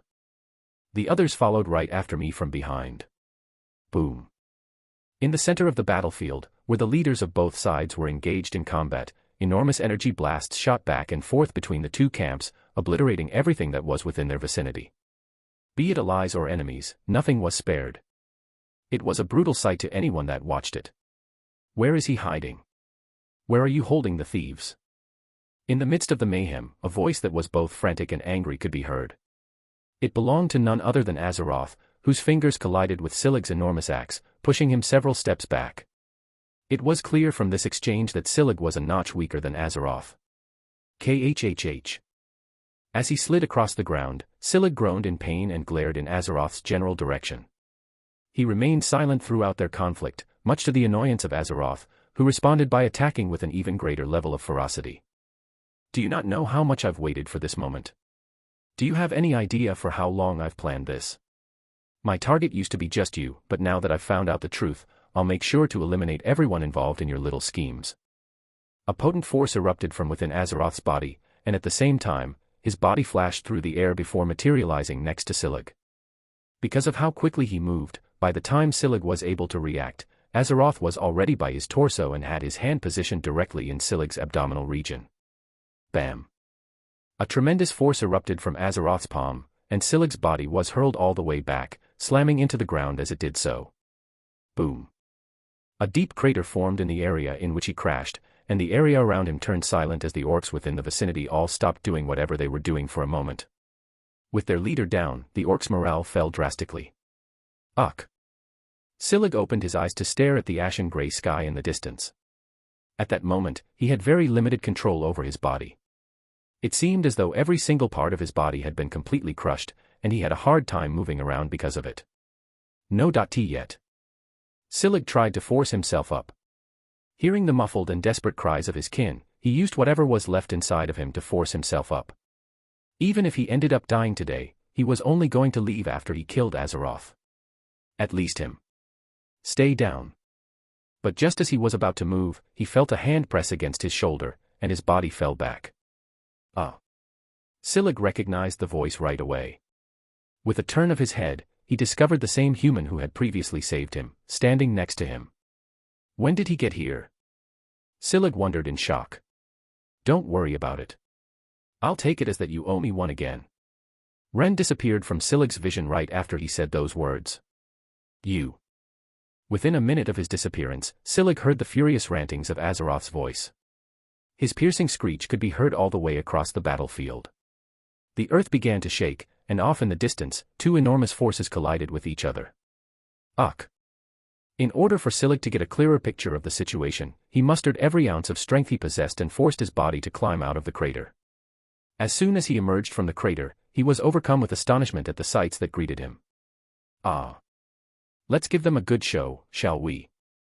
Azeroth heard a few faint words in his ears before being flung into the air. Soon after, he heard a sharp whistling noise. Why is? The side of his face prickled sharply as a wet sensation trickled down his cheek. Yuck. The wings on Azeroth abruptly expanded, and his body came to a stop in midair as it did so. After finally getting his bearings, he was able to get a better look at the person who was to blame for all of this. Jet black hair, deep blue eyes. You. Azeroth's teeth were clenched tightly together. This was the first time he saw the thief who had ruined his life many years before, and the boiling rage that he had suppressed for all of those years was about to erupt in a single moment. It took him everything to stop himself from rushing toward his opponent. He was angry, but not stupid. He could tell with just a glance that his opponent was strong, and recklessly charging at him would only result in his imminent loss. I'll have plenty of time to torture him after I beat him. The wigs behind his back began to rapidly expand, casting a large shadow on the ground beneath. His overwhelming pressure began to draw out of his body before rushing in the direction of his opponent. When confronted with the terrifying pressure, Ren casually swept his gaze across the battlefield and mumbled something under his breath with a very serious expression. His voice was soft. While it was faint enough that no one could possibly hear it, Azeroth was still able to pick up on what was being said. How should I do this? Should I just let him hit me first and then attack, or should I just pretend to get hurt? 6:30 End of First Battle, 2. I was in a real dilemma at the moment. Azeroth's rank was approximately S rank. It was an impressive rank, but for me, who was one rank ahead of him, his pressure wasn't anything that made me feel threatened. With all my skills and sword art, he couldn't kill me unless I let him hit me. Not only that, but my current goal was to make it appear as if the battle had been hard fought. That meant figuring out how to keep my strength in check while also displaying something good enough for the other demons to believe that getting rid of me now, rather than later, was the best option. How should I do this? Should I just let him hit me first and then attack, or should I just pretend to get hurt? Unknowingly, I began to blurt out my thoughts. Azeroth's glare made me notice this as his figure vanished and reappeared in front of me. Unlike some of the opponents that I faced in the past, he wasn't one to talk much as he directly attacked after hearing my provocative words. He was so quick that it appeared as if he had teleported to me. Clang! I easily parried his blow by extending my sword to the right, where it collided with his sharp claws and produced a deafening metallic ring that reverberated through the air. Yuck! I let out a loud groan and moved back a couple of steps in the air. Pretend to be hurt. With this strength. Azeroth's furious voice reverberated throughout the air, and his figure vanished once more. The next instant, he was standing right next to me again. Pathetic. Swoosh. As his claws came hurtling toward my face, I felt a wind that was both chilly and acerbic blow past me. In that split second, I saw a few strands of my hair softly fly in front of my vision, and at the same time, I felt a sharp sting on the area directly below my right eye. Azeroth's figure materialized not long after. You dodged that? He asked in a tone that suggested he was somewhat surprised. In the meantime, I reached up to touch my face and felt a wet sensation on my palm. Blood. His last attack had caused me to bleed. This is much harder than I thought. Not engaging in conflict with him, but rather making the fight seem closer than it actually was. I would have been in a bit of trouble if the chip hadn't told me where to move in order to get grazed. He's coming again. I felt a sudden surge of demonic energy coming from opposite me. Without a doubt, Azeroth was pissed. Once more, his form vanished and then reappeared in front of my very eyes. This time around, he was moving even more quickly than he had in the past. It wasn't just by a little bit, rather, it was by a quite significant margin. Right eye. At the precise instant that he vanished from view, I cocked my head to the left. His lanky arm materialized in the exact position where my head had been before. Azeroth's eyes widened in surprise. He seemed to want to scream, how, but I never gave him time to think about it as I pressed my hand against his chest and pushed. Boom. After I focused some of my mana into my palm, his body was propelled backward at high speeds, only coming to a stop after 8 rings formed behind him. Hyuk! His back arched backward, and he let out a painful groan. Shortly after that, pointing my finger in his direction, 4 more rings formed. All 4 pressing down on his wings. I motioned downward with my hand, and his body collided with the ground. Boom. A massive crater formed beneath me. HAAA. Obviously, I had to make it look as though I was having a tough time. What better way than by breathing heavily? My life would have been so much easier if I paid more attention to the chip inside of my head. Meanwhile, I secretly regretted my decision to only learn to use the chip in the past couple of years. It was only because of the chip inside my head that I was able to accomplish all of this. Based on the direction in which Azeroth's eyes were looking, the path that his body was shifting toward, and the hand that he was raising, I was able to figure out where exactly he was going to try to attack and easily predict his movements. It was a lifesaver. Let's finish this. After a casual sweep of the battlefield, I noticed that the other 3 Marquis-ranked demons were fighting against Silig and the other Orson chief, still unaware of what had happened. My body began to levitate downwards. After making contact with the ground, I came to a halt in front of Azeroth, who was being restrained by more than 20 distinct rings at the moment. Will 20 rings do? After watching Azeroth for a while and noticing the rings shaking, I finally shook my head and pressed my hand down in the air. A total of 5 additional rings materialized in the air and began to press against his body. The shaking came to a stop. KHHH. I could hear Azeroth's groan echo as he struggled with all his might to break free from the hold, but it was a futile effort on his part. He was stuck to the ground after using the second effect of Ring of Vindication, gravity manipulation. He might have been able to escape if there had only been a couple of rings on his body, but with over 25 rings on his body, it was impossible. You. Unable to get out of the restraints, Azeroth glared at me. I cast a brief glance toward the distance, where Silig and Omgolug were, and there I saw them working together to stop the Marquis-ranked demons who had noticed what was going on with Azeroth. It was at this moment that I realized that I needed to hurry, thus I lowered my body a little and whispered to Azeroth. Just know that I'm grateful for the help you've lent me in the past. Had it not been for you, I would have never been able to be as strong as I am today. When I said those words, I pressed my hand down, and the ground beneath me cracked. Azeroth's body buckled under the strain, and his core shattered with a flick of my finger. Just like that, Azeroth died, and the surroundings came to a standstill. Sheeing. I drew my sword from my waist, unconcerned about the reactions of those around me. Then, pressing my foot against the ground, I propelled my body forward and began attacking all of the other demons. This much should do. Observing the entirety of the battlefield from a gigantic orb were several demons. The demon's attention seemed to waver between the gigantic orb that stood in the middle of the room and the figure that stood at the far end of the room as an eerie and menacing stillness spread throughout the halls that they were in. At this point, it was fairly obvious that the war had come to an end, with the orcs emerging victorious as a result. At that precise instant, everyone's attention was drawn towards a particular figure with black hair and blue eyes that reaped through the hordes of demons inside the gigantic orb. He was like a god of death, stomping and slaying all the demons that were in his immediate vicinity. His face was quite pale, which was a clear indication that he was growing increasingly tired. However, with the assistance of Silig and Omgulong, he was able to continue reaping through the lives of the demons. It's all that humans' fault. The silence was broken by a demon. Almost immediately, he began to point the finger of blame for their defeat in the direction of the mysterious human who had suddenly appeared out of nowhere. Despite the fact that the war was never planned out to begin with and that the army that left was only a small portion of the real army they had, the demons that were present still held an increasing resentment for the human that was in the orb. Had it not been for him, Azeroth and the others should have been able to emerge victorious. Yeah, it's all that humans' fault. If he didn't join in, we would have been able to annihilate all of the orcs in one go. As more and more demons joined in on the discussion, the room, which had been relatively quiet before, quickly became noisy. Tap. At that precise second, a distinct low-pitched noise could be heard reverberating throughout the entire hall. Immediately after that, a terrifying energy started spreading stealthily throughout the entire corridor, and it immediately rendered the mouths of every demon that was there shut. Prepare yourselves for battle.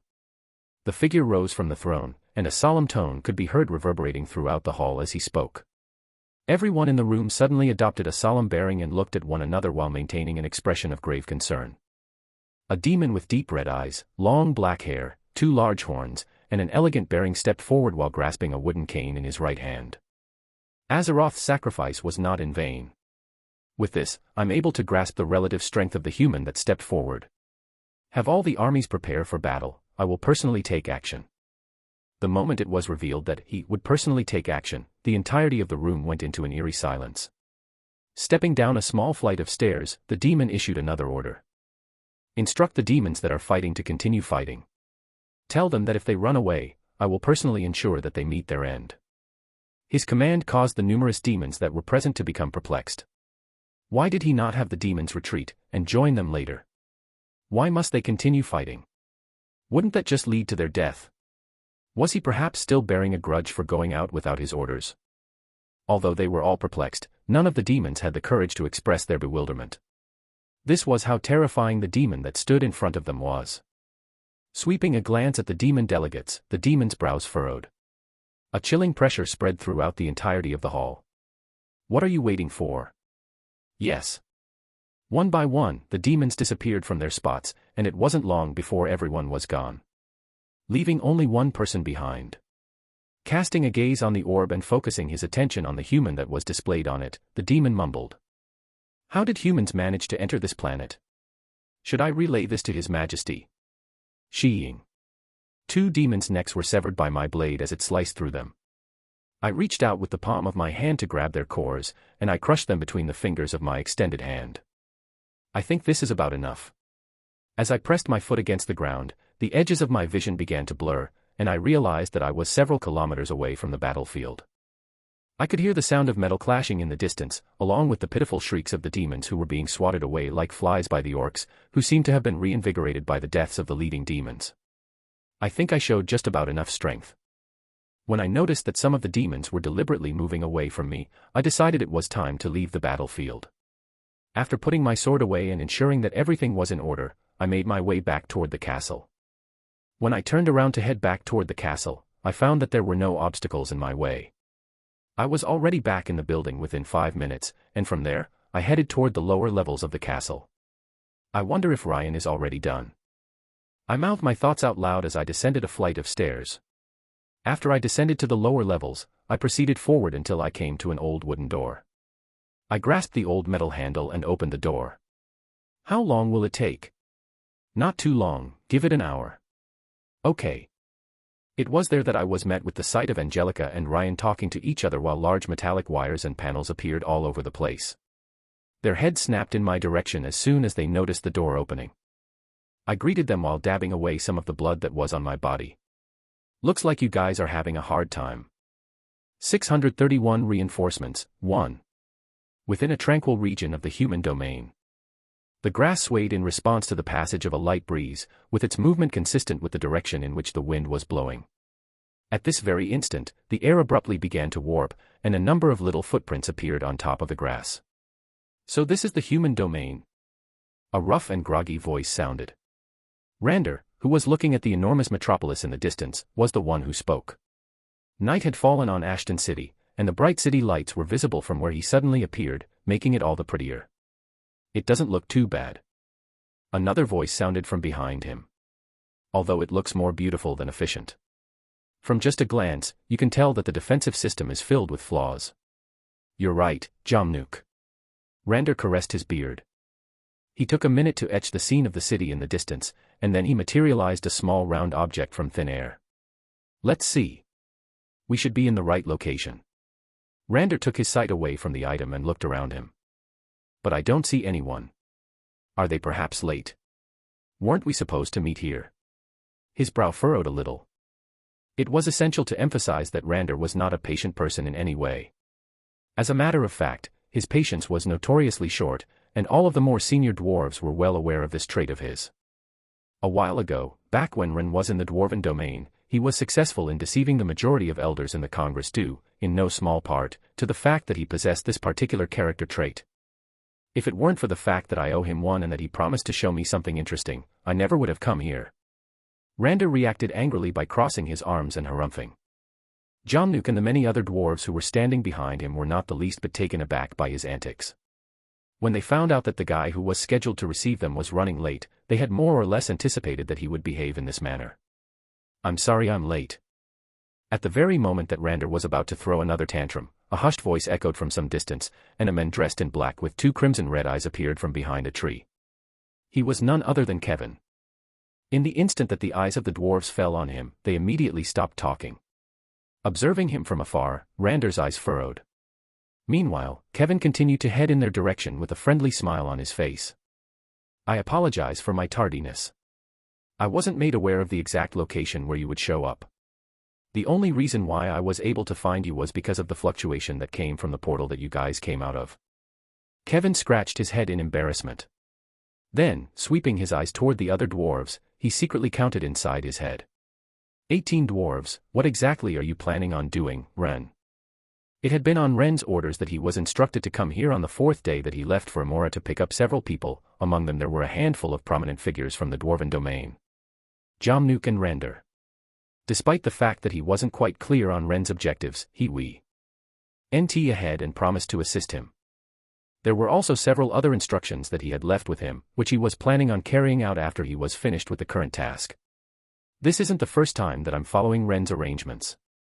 A bitter smile crossed his face when his thoughts paused there. The smile faded not long after, but it soon re-emerged on his face. After casting his eyes over the other dwarves, he took a few steps to the side and motioned for them to come with him. Please come with me for now. I'll lead you to the location. Let's go. Rander gave Kevin a quick glance before waving his hand at the other dwarves.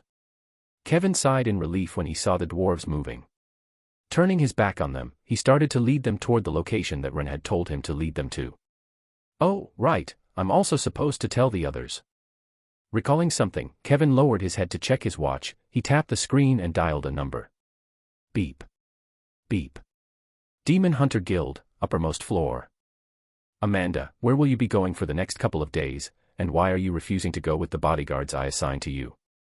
You are only A rank, and with how popular you are, I'm afraid that something might happen to you. The anxious tone of Edward's voice could be heard across his office. Amanda sat opposite him with her legs crossed. Don't worry, Dad, I'll be going on a short trip, and it won't take too long. What trip? Is it dangerous? Maybe. There was a tinge of uncertainty in her tone. If Amanda had to be honest, she wasn't sure. She was just given a brief overview of what she needed to do and what was in store for her in the upcoming days. It shouldn't be anything too dangerous, but I can't guarantee that something won't go wrong. Those were the exact words Ren had told her when giving her a brief rundown of the situation. Is there any way I can change your mind about going alone? Her father's voice took her out of her thoughts. Amanda shook her head as she cast a glance his way. No, I'm sorry, but I've been told that I can't bring anyone with me, but don't worry. I'll be fine. This was true. Nobody else but her and a few other individuals knew about the operation that was being carried out, as it was conducted in a manner that was exceedingly covert. Leaking even the smallest piece of information about the operation might result in catastrophic consequences. This was especially true in the event that the knowledge was obtained by demons or someone connected to them. I'll take my leave now, Dad. Amanda stood up from her seat and checked her watch. I won't be able to talk to you for the next couple of days, so please don't worry. Even if it takes longer, don't worry. I'll be fine. I'm with Ren. Okay. Edward relented after seeing just how stubborn Amanda was being. Taking a sip of the sip of whiskey that sat beside him, he commented quietly. Have a safe trip, and make sure to protect your body at all costs. You might never know what that beast will do. By beast, he was referring to Ren. As Amanda listened to her father's comments, she couldn't help but roll her eyes. Ever since the event that date a few years back, in which she went missing for more than a week, Edward had become particularly overprotective of her. When Ren went to him to apologize for what happened, Edward was infuriated. Despite that, it led to nothing as he never did anything. Although Edward was angry, he was understanding and knew that Ren wasn't actually at fault in the situation. Nonetheless, he still developed a little grudge, as one might say. One that became more evident when the two of them started dating. It wasn't anything big, more like petty remarks here and there, similar to the ones he just blurted out a couple of moments ago. Amanda honestly found his reactions funny, especially when they made Ren's expression change. She liked seeing all the different types of expressions Ren made. They were cute. This was probably why she never told him to stop. I'm bad. Reeing. The moment she was about to leave her father's office, her phone began to ring, interrupting her train of thought. She pulled out her phone, checked the caller ID, and saw that it was Kevin. Before opening the door and walking out, she gave a quick glance in the direction of her father and waved her hand. I'm leaving. She softly whispered. Clank. The door closed behind her. She then picked up the phone after leaving his office. Yes. Are you ready? Kevin's soft voice echoed into her ears after she spoke. Amanda nodded her head. Yes, I'm ready. All right, come to the location that I sent to your phone. Make sure to be here in less than an hour. Understood. Amanda's face turned solemn. She then posed a question. Who else is coming with me? Several people. Kevin ambiguously replied. Amanda's brows furrowed. Anyone that I know in particular? Jean, Melissa, Anne, Emma. There was a slight pause during the mention of the last name. Amanda's brow raised. They're coming too. Yes, Ren requested their help too. I didn't think they would accept his request at first, but they surprisingly all readily agreed to help. I see. Amanda lowered her head and massaged her chin. She had a thought. What about you? Are you coming? No, I won't be. You aren't. Amanda was a bit surprised by his answer. Kevin followed up not long after. I can't leave at the moment. With the impending war, my absence will be quickly noticed by the executives of the union. Ah, right. She almost forgot that he was someone from the union. His explanation did make sense. Also. Kevin paused for a moment and the line went quiet. Did I lose signal? Amanda looked at the phone display after the line continued to remain quiet for the next half a minute. Once she made sure that the connection was still on, she called for his name. Kevin. There are several things that I need to do during those 4 days. His voice echoed not long after. Amanda opened her mouth but no words came out. She let out a long exhale shortly after. I understand.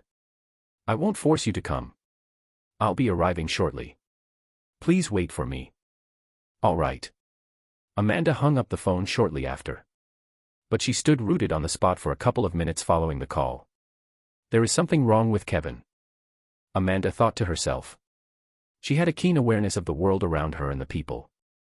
Her past had contributed to the formation of this aspect of her personality.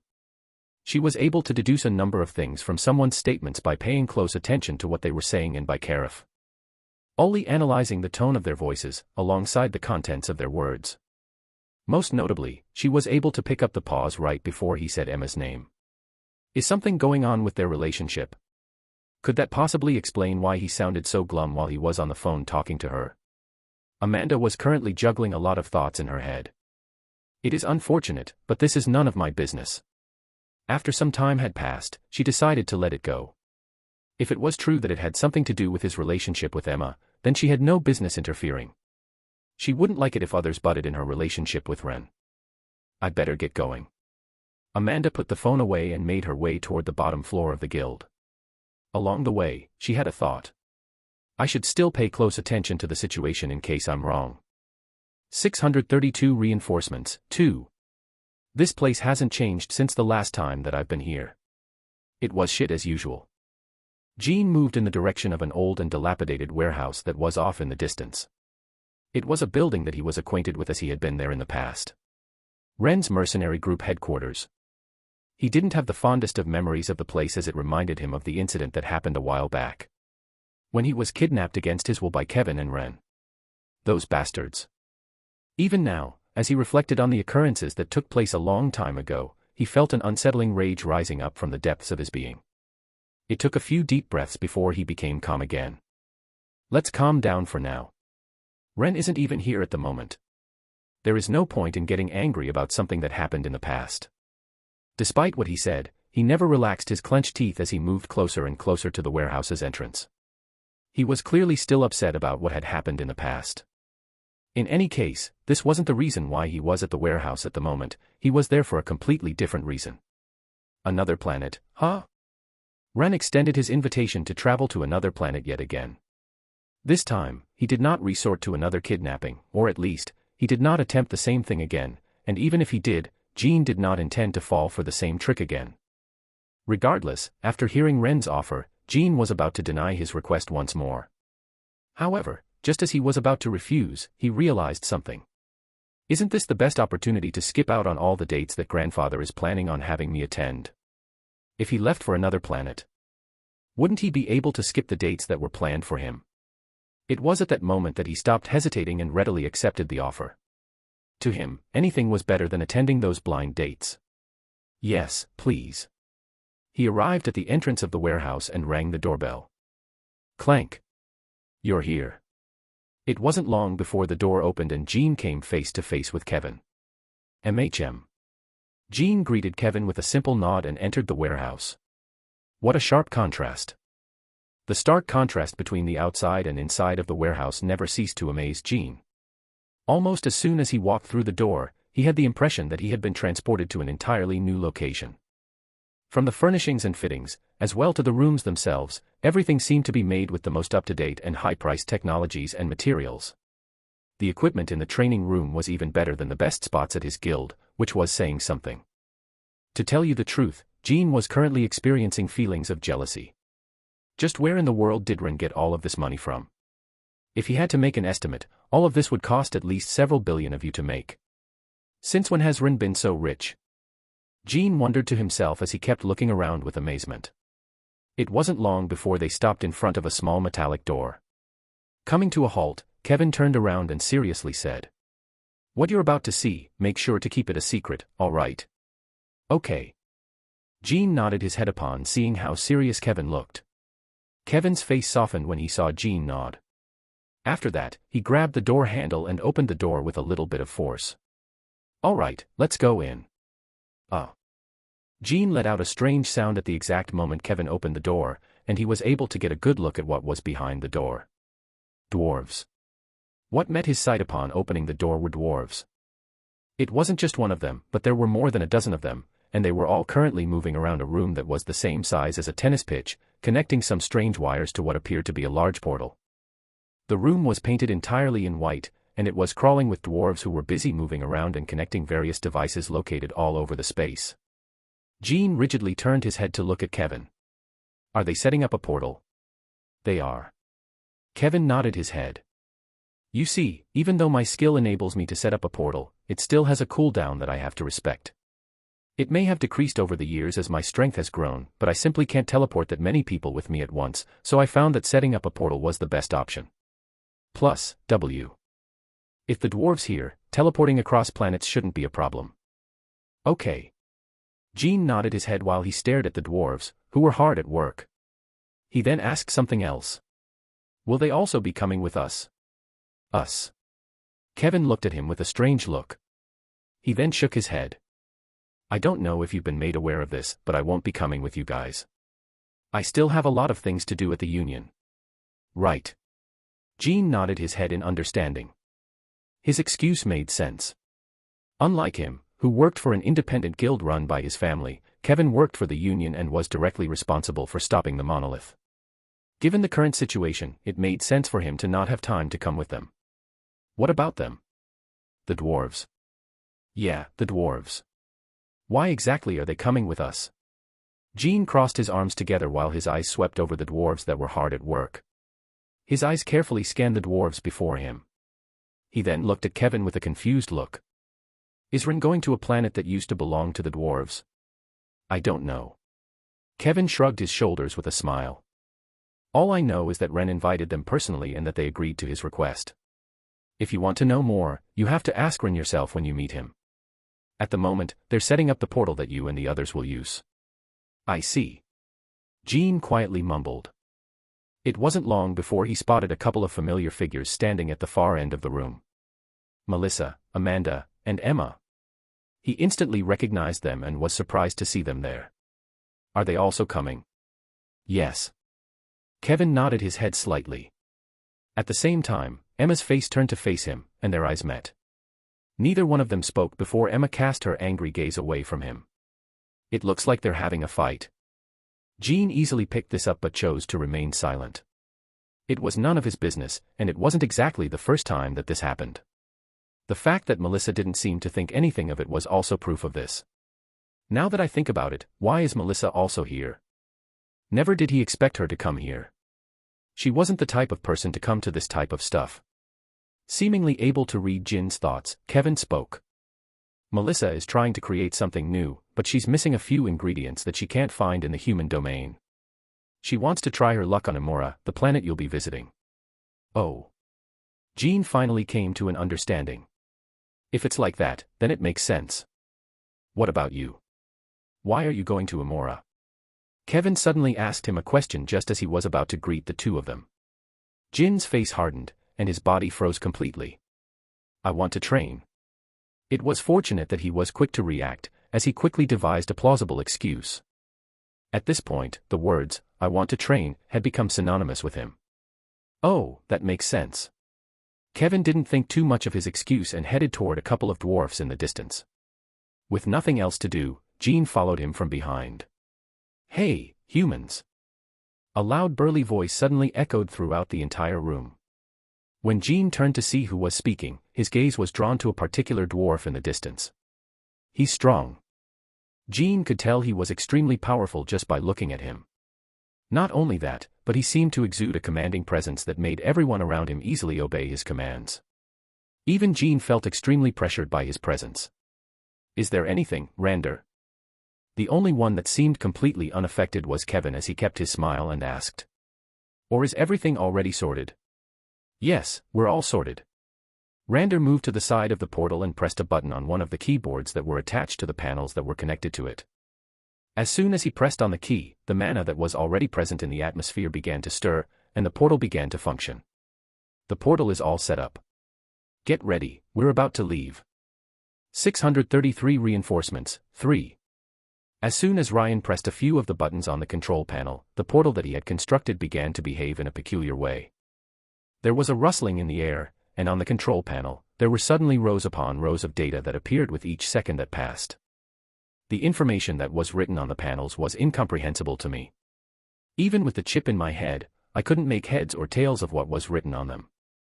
The same couldn't be said for Rain, who looked through the data in a composed manner and typed a variety of different codes at the SPE ed at which they were appearing. Ta. With the sudden press of a key, Ryan urged us back. The portal is connected. Take a couple of steps back. Sure. I complied with his request and moved a couple of steps back. After not even a fraction of a second had passed since I had taken a step back, the portal started violently trembling, and an eerie whistling sound that was reminiscent of that of the wind blowing inside of a storm started to reverberate throughout the room. Rata. Rata. Rata. The large metallic portal began to shake, as did the room, which had already been shaking slightly before this occurred. Okay, the connection is established. The loud reverberation of Ryan's voice occurred at the precise moment when the shaking started to become more intense. He pressed another key and everything went deathly quiet. The shaking stopped, and so did all the noise. Ryan hurriedly moved toward where the portal was with a large core in the palm of his hand. Ready? He asked whilst looking at both Angelica and I. Meeting Angelica's eyes, we both nodded our heads as we quietly observed from a distance. Ready. Ready. Okay. Ryan shattered the core in his hand and a wave of mana exploded in the air. The scene looked similar to a large explosion of colors as the mana instantly started to spread throughout the entire room. Well, at least, attempted to. When Ryan placed his hand on the edge of the portal, the mana that was previously unrestrictedly moving through the room abruptly came to a stop. Then, much like a magnet, it began to draw closer and closer to the center of the portal. Done. Ryan wiped the sweat that had accumulated on his forehead and moved toward where we were. What do we do now? I curiously asked while paying attention to the portal that was slowly starting to form. We just wait. How long? Not much, just a minute. And just as he said, by the time a minute passed, the portal fully formed. A green light lit up at the top of the portal and figures began to appear one by one in the room we were in. It's working. I could hear Ryan's faint whisper coming from beside me as my attention was drawn toward the figures that appeared one by one inside the room. I'm glad that I was able to be of help. Ryan quietly mumbled. I ruffled his hair a bit when I heard the last few words. You've always been helpful. Here's a couple of figures I haven't seen in a while. I was cut mid-sentence by a rough voice. A thin smile formed on my face as I focused my attention on the source of the sound. Jamnuk, Rander, it has been a while. What an interesting place this is. They had already lost interest in me by the time they caught a glimpse of the room we were in. I didn't mind this at all as I stepped forward and gave them a brief rundown of where we were. I had previously omitted this information for security measures. We're currently on a planet called Imora. It was an old Orson planet which was mainly used for agriculture. Imora. Rander massaged his beard upon hearing the name of the planet. His eyes lit up after a while, and he slapped his thigh. Ha! I know this place. You do. Jamnu couldn't contain his surprise at the fact that Rander seemed to know where we were as his head snapped in his direction. I too was surprised as my focus shifted toward him. How do you know? Hee hee. Rander held his belly and laughed. I spend most of my time studying, as opposed to you, who spends most of his time playing with nonsense. I remember coming across the description of this planet a couple of years ago. Oh. Enlighten me. Jamnuk's brow arched upward. Rander smirked in contempt. If I don't remember wrong, this planet wasn't just any regular planet, but was actually the biggest agricultural planet among the 7 Orson planets of the past. In the age before the orcs were conquered by the demons, there used to be 7 main Orson planets, which were Nostrolia, Pastralia, Onasi, Alides, Chypra, Jumia, Zohades. All these planets held great strategic importance, and were where the main forces of the orcs resided, but... Rander raised his finger in the air as he looked at Jamnuk. Despite how important all of the planets were, their importance was nothing in comparison to that of Imora, the planet we're currently on. In fact, one might even argue that the main reason why the orcs lost the war was precisely because of the loss of this planet. Had they not lost this planet, they might have been able to repel the demons back. During the time that Rander was talking, he walked around the room. As he touched the walls of the room, a shine began to appear in his eyes. Not only is this location ideal for cultivating medical plants that possess aura-like properties, but it is also crammed to the gills with incredibly rare ores and minerals. This place is a gold mine, damn it. He slapped his thigh in excitement before he looked at me. Why in the world didn't you tell me about this before? If you told me about this place earlier, we could have already extracted tons and tons of metal, which would have been extremely useful for us in the upcoming war. I apologetically shook my head. Sorry, but I wasn't exactly free since the time we last saw each other. A lot happened, and this just flew off my mind. This was the sad reality of things. With everything going on in my life, I never realized how important Amora was. I couldn't be fully blamed for this because portal technology had only recently advanced to the point where it could connect to places that were thousands of miles away. And the dwarves' generosity in imparting a great deal of the technical expertise that they possessed was a significant factor in making this accomplishment possible. In any case, I could have come here with just Kevin, but it would have been impossible to bring the others. There was a limit to his power. Anyway, we should take things easy for now. A war is still ongoing at the moment. A war. Jamnuk and Rander took a moment to look at each other. They then peered their sights toward the far end of the room. Their brows simultaneously furrowed. You're right, but it seems to be coming to an end. Rander was the first to speak after he took his eyes away from the wall. I replied shortly after. This is, unfortunately, only the first wave. The dummy wave, I presume. The real one will come soon. The frown on Rander's face deepened. Ren, you do know that Jamnuk and I can't stay for long. With Inferno showing signs of movement, I'm afraid that we will have to return before the war erupts, so we can't really help. Why? Don't worry about it. I dismissively waved my hand at Rander. I didn't call you guys to help me with the war. I've only called you here to help me set up the portal and help me out with a couple of other things. I glanced toward the other dwarves that were slowly appearing one by one inside the room. There are many things that I want to construct here, and I can only do it with your help. First and foremost, I intended to rebuild the entire castle over here. With the war approaching, it required a more effective defensive system, and this worn-down castle was just not going to cut it. Following that, I intended to relocate my headquarters, and the dwarves were the best at constructing an adequate defensive system with all of the latest technology. For example, I needed a place that could efficiently produce mana in which I could train.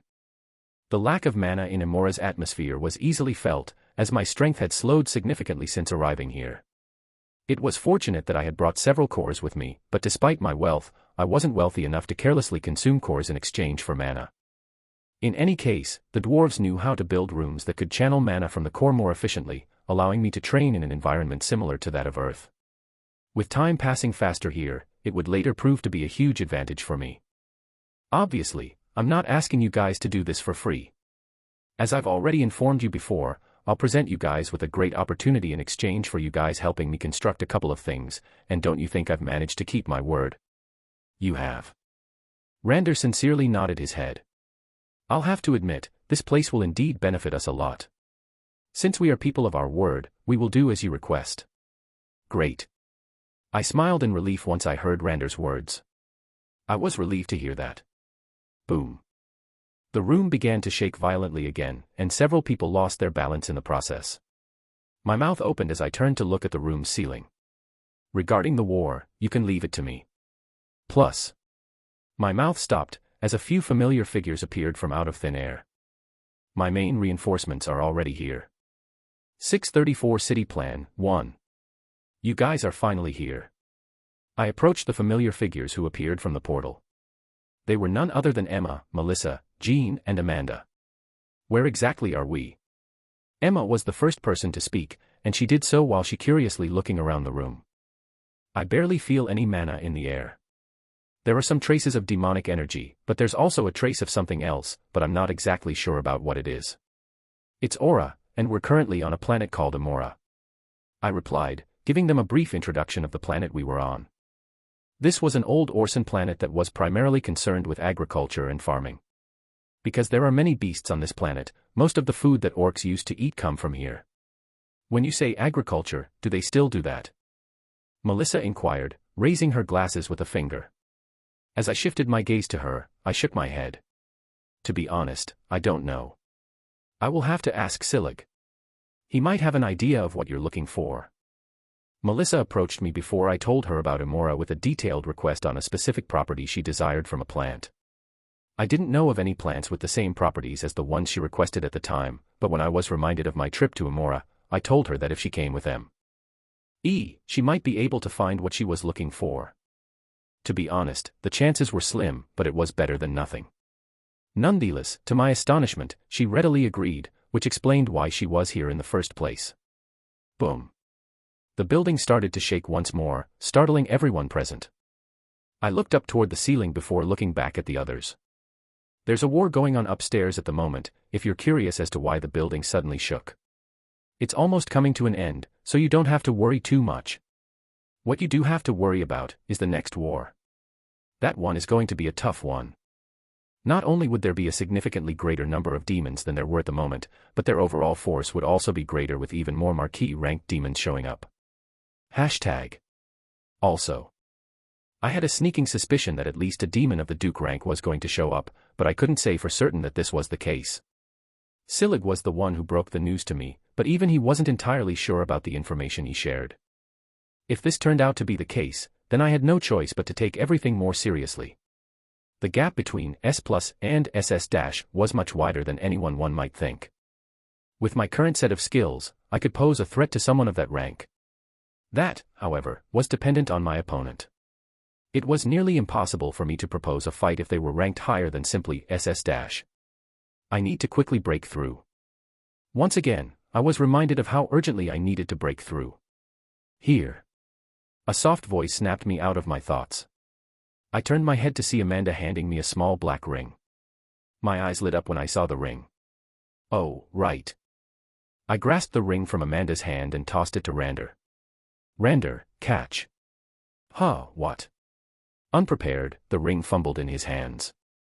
It wasn't until he was finally able to get his hand on the ring that he breathed a sigh of relief and glared at me. What in the world are you doing? I didn't respond and simply motioned with my head. How about you check what's inside before you complain? Rander's brow furrowed. Nevertheless, he acted in accordance with my request and examined the contents of the ring. Soon after that, he turned his head to look at me, and his eyebrows immediately began to arch upward. This is definitely a lot of stuff. Just what in the world are you trying to have built? A lot of things. I smiled at him. I want to first have this castle reinforced with some defensive artifacts, and at the same time want you to help me set up a mana chamber where I can train. With the things inside of the ring, it shouldn't be a problem for you guys to be able to build that stuff. Am I wrong? No. Rander shook his head. After that, he passed the ring on to Jamnuk, who was engaged in some light conversation with the other dwarfs that were present. What do we have here? Jamnuk took the ring from Rander's hand. When he checked the contents of the ring, he exhibited a response that was comparable to that of Rander's. Interesting. This is a lot of stuff. More than one would actually need to build the things that you've requested. Clearly, you're planning something else. Jamnuk tossed the ring in my direction and looked back at Rander. How much time do we have? If we take into consideration that time here flows 10 times faster, 20 days. Within 20 days, we can try to build everything that he requested us to build. In the meantime, I'll send a couple of dwarves to check out the surrounding mountains and see the best area to mine. Rander replied after he took out a stopwatch from his dimensional saps. He quickly got to work after that. After giving commands to the other dwarves in the room, the atmosphere in the room abruptly changed, becoming much livelier as an assortment of tools suddenly materialized out of nowhere and filled the entire space. I nodded in satisfaction when I saw just how efficient the dwarves were. It might take a while, but if things go smoothly, it won't be long before I manage to build enough forces to combat against Jezebeth. My fists secretly clenched when I thought of Jezebeth. The scene of him killing Small Snake in front of my eyes was still deeply imprinted into my mind. There was nothing that was going to stop me from killing him. Nothing at all. What should we be doing? It was Jin's voice that snapped me out of my thoughts.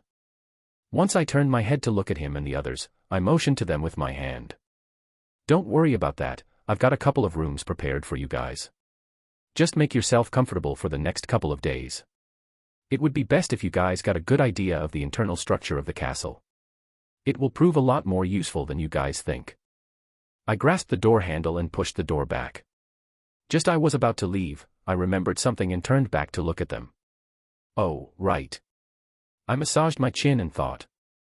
I almost forgot that they're supposed to be here in secret. Should I have Silig shut down a certain part of the castle so that no one apart from me and the others can't enter? Ashton City, Kasha headquarters. The room became eerily quiet after everyone entered the portal. Kevin was the only one left, and he swept his gaze across the room before settling on one of the panels in the distance. It contained Amora's coordinates, courtesy of him who shared it to the dwarves. I better get going. I'll be seeing Ren in a couple of days anyway. He was going to teleport to Amora as soon as he was finished with his business. There were a couple of things that he needed to do there. Other than that, his workload over the next couple of days would be anything but small. Among the things he needed to do for the Union, he needed to kill a couple of more individuals as well as all of the secret branches set up by the monolith. He had to do this in order to ensure that the war would be won without any hiccups. Kevin cast his gaze around the room. In that time, his eyes paused on all the cameras that were present in the room. Secretly channeling the mana inside of his body, the cameras stopped working and he extended his hand forward where a red book formed. He opened the book and read through its contents. Almost there. He closed the book, and a bright white light quickly engulfed the room. The white light spread throughout the room before merging with Kevin. Time codex absorption, 0%, 35%, 100%.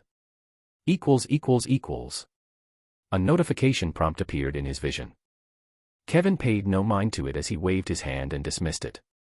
Then, casting another gaze at the room, he stopped channeling his mana and the cameras returned to normal. Alright, since Ren is busy, I better get going as well. Monica is probably going to nag at me if I come late. Kevin grumbled aloud while his shoulders slumped down in defeat. Just as he was about to reach the door, Kevin's feet came to a sudden halt and his face changed a little. Ding. Ding. Ding. His vision was suddenly filled with a plethora of different notification prompts, which served to alert him. However, it wasn't long before a more substantial notification materialized in front of him, and at that moment, a chilly light flashed in his eyes. The Time Remnant has set his sights on you. The side of Kevin's cheeks began to clench as he concentrated his eyes on the notification prompt that was in front of him. So you're finally going to make a move. He had almost forgotten about it because he had been silent for so long, but now that the truce was finally coming to an end and Ren was still in control of his body, the other Ren planned on taking matters into his own hands and acting independently. Kevin secretly smiled to himself. So be it, I think it's about time the two of us finally met after such a long time. 635 City Plan, 2. Bang. Sparks flew through the air as Hein easily deflected the demon's attack with his shield. He then brought the shield near his shoulder and smashed his body against the demon, sending it tumbling toward the ground. HAAA. Iron Lance. After delivering the initial blow, he followed it up by penetrating the demon with his extended hand, which had a thin gray hue extending forward in the form of a pointy spear. Spurt. Black blood spilled all over Hein's body in the process, dyeing his clothes and shield a black color. His hand continued to penetrate deeply into the demon's body until finally coming to a stop when he felt something hard. Exerting a little more force, a glass-shattering sound echoed. Crash. Thank God I'm no longer in my old phase. His mouth twitched when he saw the state his shield was in. It was completely dyed in black. Had it been the past him, he would have immediately freaked out at the thought of his shield getting dirty, but it no longer bothered him as much. It still did, but just not as much as it did in the past. HAAA. This is tiring. Hein's breathing was rough. He had slain so many demons that he had lost count, and as he lifted his head to look ahead, he groaned audibly. Just how many are there? The number seemed endless. Hein, pay attention. He was suddenly startled by the sudden sound of Leopold's voice coming from behind him.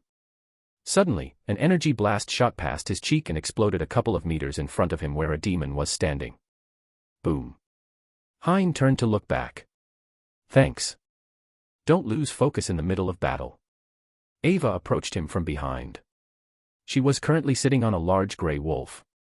The wolf was about double Hein's height, towering over most of the orcs on the battlefield. There was also an intimidating presence exuding from its body, alerting the many demons around them. Seeing her approaching, Hein instinctively slammed his shield towards his right side, resulting in the instantaneous death of a demon that tried to sneak up on him. All right, all right. Hein nodded his head dismissively. A few seconds later, he stepped on the dead demon's body, destroying its core directly. I was just thinking about how long we'll have to fight. From the looks of things, we'll still be fighting demons for a long time. You're not wrong. Leopold commented from the side as he rested his shotgun on his shoulder. With his free hand, he cut a demon's body in half. But you don't have to worry too much. He pointed toward the distance. The war is going to end a lot sooner than you think. Boom. As soon as he finished speaking, the ground began violently shaking, and Hein could hear the agonized cries of the demons off in the distance. When he turned his head to look at what was going on, he was astounded to see the orc chief slashing his axe through more than a dozen demons. In every place where his axe cut, demon parts fell and black rain began to fall. Wow. Hein muttered in amazement. The ferocious and imposing manner in which he dispatched the demons as though he were trimming some wheat left a deep impression in Hein's mind. Who is he? Lien's voice echoed beside him at the moment. That over there is an orc, Liam. He is currently fighting against demons. Hein explained when he realized that Liam was standing next to him. He made sure to sound as comprehensible as possible. Liam looked at him with a look filled with disgust. What's with that look? Don't tell me that you've forgotten about orcs and demons. Who are you again? It was Hein's turn to go silent. You know, ITH. Just as he was about to say something back, Leopold's energy beam once again brushed past his cheek, killing a demon behind him. Boom. Hein glared at Leopold. Can you not do that? Then pay more attention to your surroundings. Leopold shrugged his shoulders. Guys, focus, let's finish this quickly. I want to go back and get changed. Ava's voice echoed, and a large shadow fell across everyone's faces as her wolf leaped forward and bit into a couple of demons. Fighting while holding back is boring, so let's finish this as fast as possible. She disappeared into the distance after that. Taking a look at the others beside him, Hein rushed in the direction of where she went. Hey, wait for me. You're supposed to stay behind me. I'm a tank for a reason. I felt Rander's gaze pause on me as I surveyed the battlefield from the top of the castle. Is the orc going to be all right with all the modifications you are going to make to the castle? It should be fine. I reassured him. It won't matter. Since it will help out with the war, I'm sure he's going to be fine with it. The changes that I was going to bring to the castle would not only benefit me but Silig as well. Not only that, but after having saved his life not too long ago, there was no way Silig would disagree with what I was doing. He might be surprised initially by the appearance of the dwarves, but I'm sure he's going to be understanding. Well, if you say so. How do you want us to modify the castle? For now, I want you guys to focus on making the mana chamber. My priority at the moment was breaking through to SS- rank. Although I was uncertain, I had a feeling that the stronger I became, the harder it would be for the other me to take over my body. Having said that, given his original strength, I was beginning to wonder if my efforts had been in vain. After some consideration, I realized that the only way for me to escape the influence of my other self was to reach a level comparable to his. Although I wasn't sure what his true strength was, I knew it wasn't something I couldn't attain in the span of 2 years. It was simply impossible. Still, I can't just give up.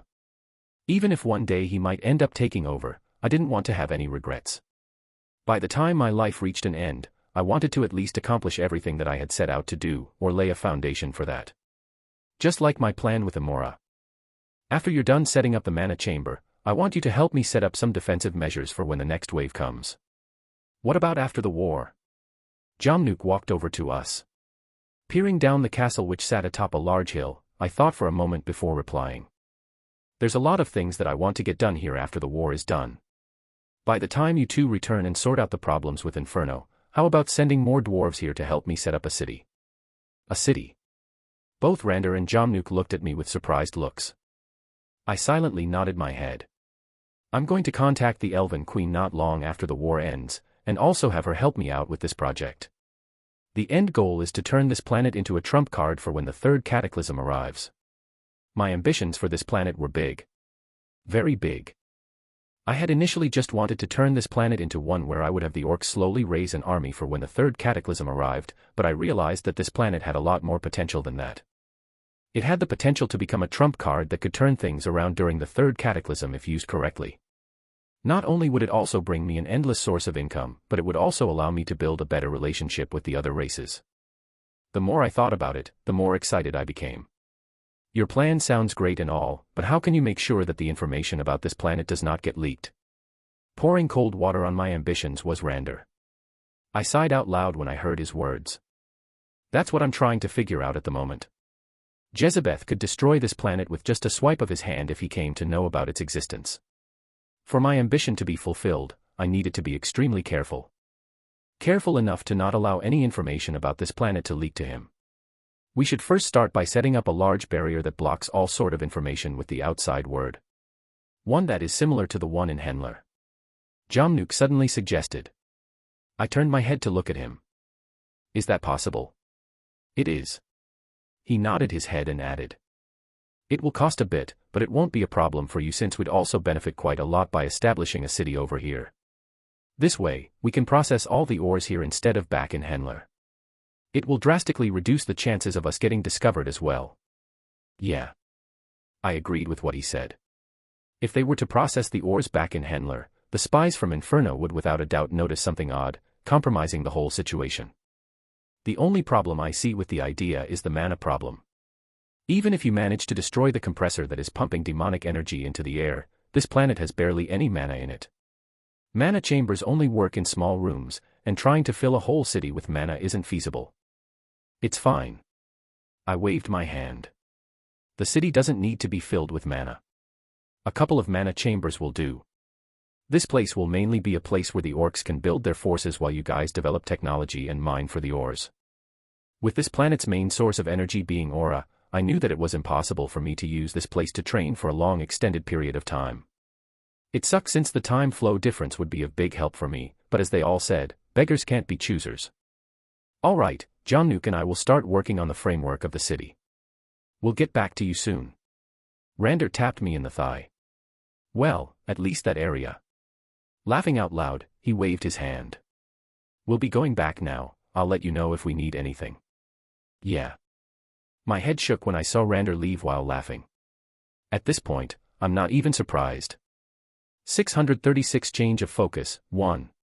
Was this all planned by you? A booming voice could be heard reverberating in every nook and cranny of the castle. Was the demon attack something that you planned? I was confronted by Silig, who cast a menacing glare in my direction as we stood face to face with each other. Neither one of us backed down from our spot. It had been 2 days since I had left the battlefield, and by this point, the vast majority of the demons that had been there had been eradicated. Up until Silig's return, things were running smoothly. Of course, that was until he returned. When he got back, everything went into disarray, and he immediately began yelling at me. His voice was so loud that the surrounding areas shook. Do you think I'm stupid? You think I wouldn't know? He shouted once more, the surroundings shaking at the loudness of his voice. He tapped my chest as he extended his thick arm, pushing my body back a bit. I know that you brought the demons to us, and you purposely didn't interfere in the war until a good number of my people had died. You purposely let them die for whatever your goal is. Silig continued to shout in an angry manner. I looked at the people that were in the same room as me for a moment and then brought my attention back to Silig. My brows furrowed. Calm down for a moment. I said in a soft tone. Soft enough so that only the two of us could hear. If you shout so loudly, everyone is going to hear you. As if I care. How can I calm down when so many of my people have died? Silig's voice only raised when he heard my words. I furrowed my brows when I noticed this. I glanced at his exposed stomach and made a quick decision. Bang. I threw a punch at Silig's stomach with all of my strength. His body suddenly gave way, and he went tumbling to the ground, landing on both knees. Cook. The moment he hit the floor, there was a deafening silence throughout the room, followed by the other orcs in the room becoming enraged and making an attempt to attack me. What are you doing? Protect the chief. Quiet down for a moment. I extended my right hand and flicked the air. Ripples formed, and the air boomed. Kyuk. Cock. The orcs were pushed back and collapsed to the ground. I didn't use much strength. Just about enough to knock them to the ground, but not enough to knock them out or kill them. That was never my intention, to begin with. Keep your people in check while I'm talking. I glared at Silig from above. After that, I extended my arm to grab his head, and I brought his face in close proximity to mine. First things first, don't speak so loudly when you're close to me. It hurts my fucking ears. My ears were still throbbing from all of Silig's screaming. It was very annoying. Especially since I could hear a faint ringing sound inside my head. Secondly, I lowered my tone. What makes you think I actually care about your people? They aren't my responsibility in the first place. You don't have much of a choice if you want to win a war, even if it costs the lives of your people. Sacrifices need to be made. A war wasn't won without any sacrifices. Although it was true that I purposely let some orcs die in order to accomplish my plans, the orcs weren't my people. I wasn't merciful enough to save them all. When looking at the bigger picture, it was sometimes necessary to make sacrifices. Similar to what the Union did to me in the past when they offered me a sacrifice in order to negotiate a ceasefire with the monolith. I was pissed back then, and rightfully so, but that didn't mean that I didn't understand where they were coming from. In fact, I understood their intentions all too well, and it was exactly because of that I never planned on destroying the Union. I was angry, but not irrational. Remember this, the only ones that I have to take care of are the people that are in my group. You're one of them, and that's why I saved you back then, but don't think for a moment that my help will extend toward the other orcs. I extended my hand and pushed my finger toward his chest. They are your responsibility, not mine. Whatever happens to them, it's on you, not me. I let go of Silig's head and pushed him back. Next time you want to complain about something, remember the words that I said to you. Then, I turned to look at all the people present in the room. Glaring at them, I raised my hand and flicked my finger again. Thud. Thud. Thud. The orcs who had been slowly standing up fell back to the ground, unconscious. Ava and the others were the only ones who were spared. I turned to face them and nudged the door with my head. Do me a favor and leave the room for now. I need to take care of a couple of things. All right. Got it. After I had finished speaking, they exited the room, and silence swept the place. Get ready. A low, sinister voice reverberated throughout the halls of a large castle. The troops are ready. We are ready to depart at any time. A demon replied while kneeling down on one knee. Suriel lowered his head to glance at the demon before nodding his head. MHM. This is the perfect time to strike. The truth of the matter was that he was disobeying the orders that he had been given initially. At first, it wasn't in the plans for him to fight against the orcs. The sole reason they were supposed to be kept alive was so that they could be turned into contract acts. This was the past, however. Upon seeing the strength of the human that appeared out of nowhere, Suriel felt a sense of danger. He needed to remove the threat as soon as possible. We're departing in the next hour. Make sure to have everyone ready. His mind was connected to the spies. Everything that had happened in the Orson territory was seen by him, and he knew that the human and Silig were having an internal dispute. If there was a best time to strike, it would be now. Sweeping his gaze over all of the demons that were present in the hall, Suriel's voice turned ice cold. I will kill anyone that is late. Yes, sir. The demon hastily nodded his head, clearly afraid of Suriel. Good. Suriel nodded his head in satisfaction. The demon that had been standing before him vanished, and he was left standing all by himself in the halls of the castle. Tap. Tap. The rhythmical sound of his footsteps echoed as he stopped in front of a large glass window. Not bad. He couldn't help but crack a grin as he looked out the window and took in the sight of an unending sea of darkness that covered the entirety of the surroundings. A terrifying and gloomy atmosphere loomed over the surroundings, sending chills down his spine. Are you all right? I extended my hand toward Silig, who was still kneeling on the ground with both knees together. Silig shot me a look and grabbed my hand, helping himself up. You didn't hold back on your punch, did you? You can't blame me. It would look more realistic that way, plus. I helped Silig up with my hand. God, he's heavy. Aren't you an orc? Isn't your body supposed to be strong? A punch like that shouldn't really be too much for you anyways. It still hurt. Silig grumbled while he rubbed his abdomen area. You'll be fine. I nonchalantly waved in his direction. Although I did in fact punch him with everything that I had, it was a little too much for Silig to still be complaining about it. He was an Orson chief for God's sake. Anyway, I think we've got the message through.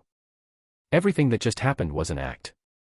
Obviously, I wanted the demons to see that the situation was not that good inside of the orc camp, with me fighting with Scylla. Serve as a motivation to make them come faster. Prior to this, I had Ava and the others relay the message to Scylla to act this way.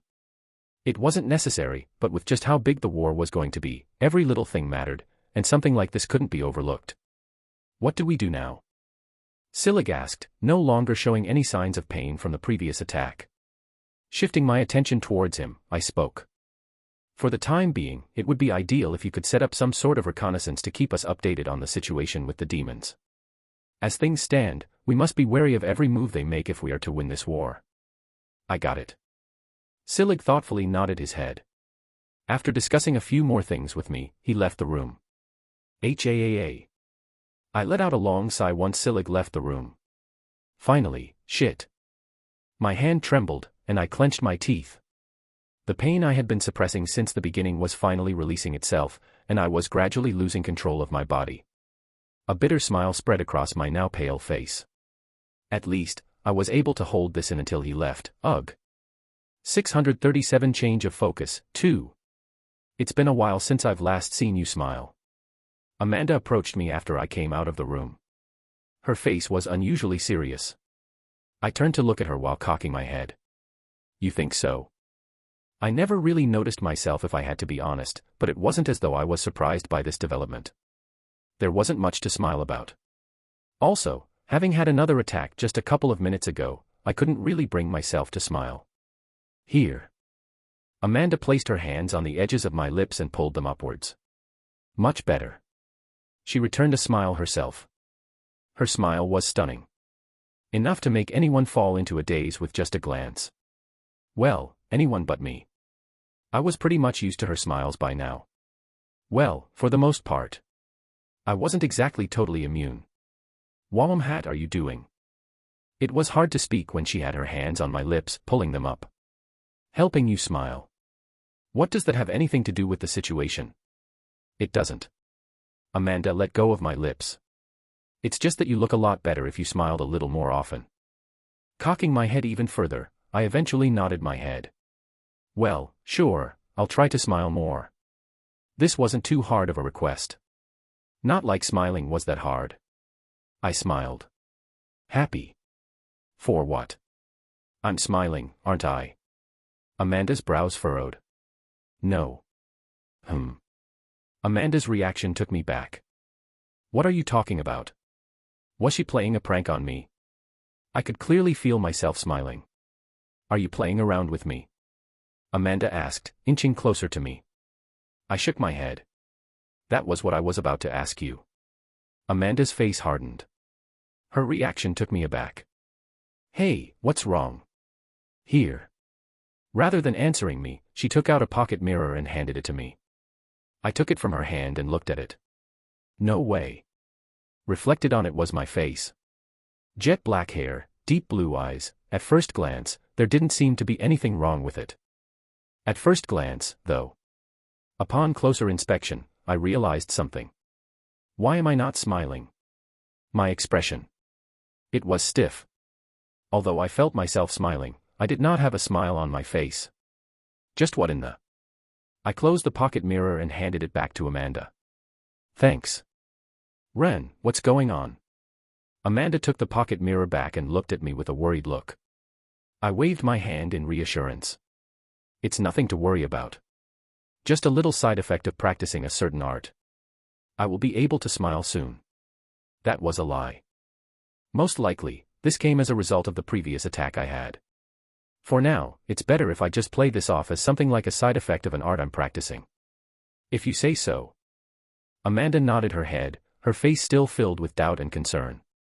Obviously, she didn't buy my excuse, but as expected of her, she didn't push for an answer. You hungry? I rubbed my stomach and attempted to change the conversation. A bit. How about we go eat then? I wouldn't mind that. Great. I stretched my back a bit and gestured to Amanda with my hand. Come, let's go eat. Because of the light breeze that was blowing across the grassland, the blades of grass that previously stood upright bent in a prostrating fashion. 3 figures flashed across the grassy field as their feet left behind shallow footprints. They moved in such a covert manner that they left no trace of their presence. How much longer do we have to move? There were a total of 3 shadows, and one of them was Melissa. Her breathing had become labored as she worked hard to keep up with Jean and Emma. Slow the fuck down. I'm going to die at the rate we're going. It wasn't until she started swearing that Jean and Emma finally slowed down and gave her some time to recover. Ha, have some mercy. I'm about to die over here. She quickly fell back on the grass and supported her body with her extended hands. The first one to complain was Emma, who grumbled. You can't really blame us for going too fast. You were the one that insisted on following us. That's because I didn't know you guys were going to run for 5 hours straight. Melissa had a hard time breathing as her hands leaned on her knees and she took deep breaths to try and steady herself. The two were moving at such a rapid pace that it was impossible for her to keep up with them. Despite the fact that she wasn't exactly a weak person herself, with her current rank B. Being at B, she was still a lot weaker than the two of them who were in the S rank range. She was exhausted, and if not for them finally stopping, she would have already started puking on the ground. Fuck, I should have never agreed to follow them. Melissa held onto her stomach and slumped back on the grass. Her goal was clear, find the herb that she wanted. Following Jean and Emma seemed to be the best option, but that proved to be a grave mistake on her end. Raising her head to stare at both Emma and Jean, Melissa stared at the dark sky and waved her hand. Take a rest you two, I won't be able to move for at least 10 minutes. You might as well rest as well. But I'm fine. Not tired at all. Me too. Emma and Jean responded as they exchanged glances for a moment. Melissa clenched her teeth tightly. Am I out of shape? She lightly pinched her stomach and then lowered her head and allowed her hair to fall to the side of her face. Pondering over something, she asked. By the way, are you sure we're going in the right direction? Positive. Jean answered while he looked toward the distance. According to the orcs, this is the direction of where the demons should be Koa. Jin's speech halted. It was then that his eyes suddenly squinted, and his expression changed. He quickly turned around and his figure vanished from the spot. Hide, quick. What dash? No time for that. After grabbing Melissa by the arm and yanking her away, Emma turned around and followed Jean from behind. They saw a large boulder off in the distance and hid behind it. Immediately after that, Jean stepped forward. Pressing his foot into the ground, Melissa felt a slight fluctuation in the air. His sudden actions aroused her curiosity as she looked around, wondering what he had done. But just as she was about to say something, she noticed something in the far distance. Her mouth instantly shut and her expression mimicked that of Jean and Emma. Well, shit. Everything is ready. I met up with Rander after I received a direct message from him. We were standing in front of a circular room surrounded by 4 thick metal pillars on one of the castle's lower levels. The room was filled with an eerie humming sound, and each of the 4 metallic pillars had some strange glowing runes on the sides. I could feel thin threads of mana covering my fingertips when I extended my hand. The feeling reminded me of the numbness that occurred when one's hand falls asleep. This is amazing. I quietly mumbled in amazement as I looked at the structure in front of me. So this is a mana chamber? It indeed is. Jamnuk walked from the rear while carrying a towel covered in black stains. He wiped his hands and patted one of the large metallic pillars.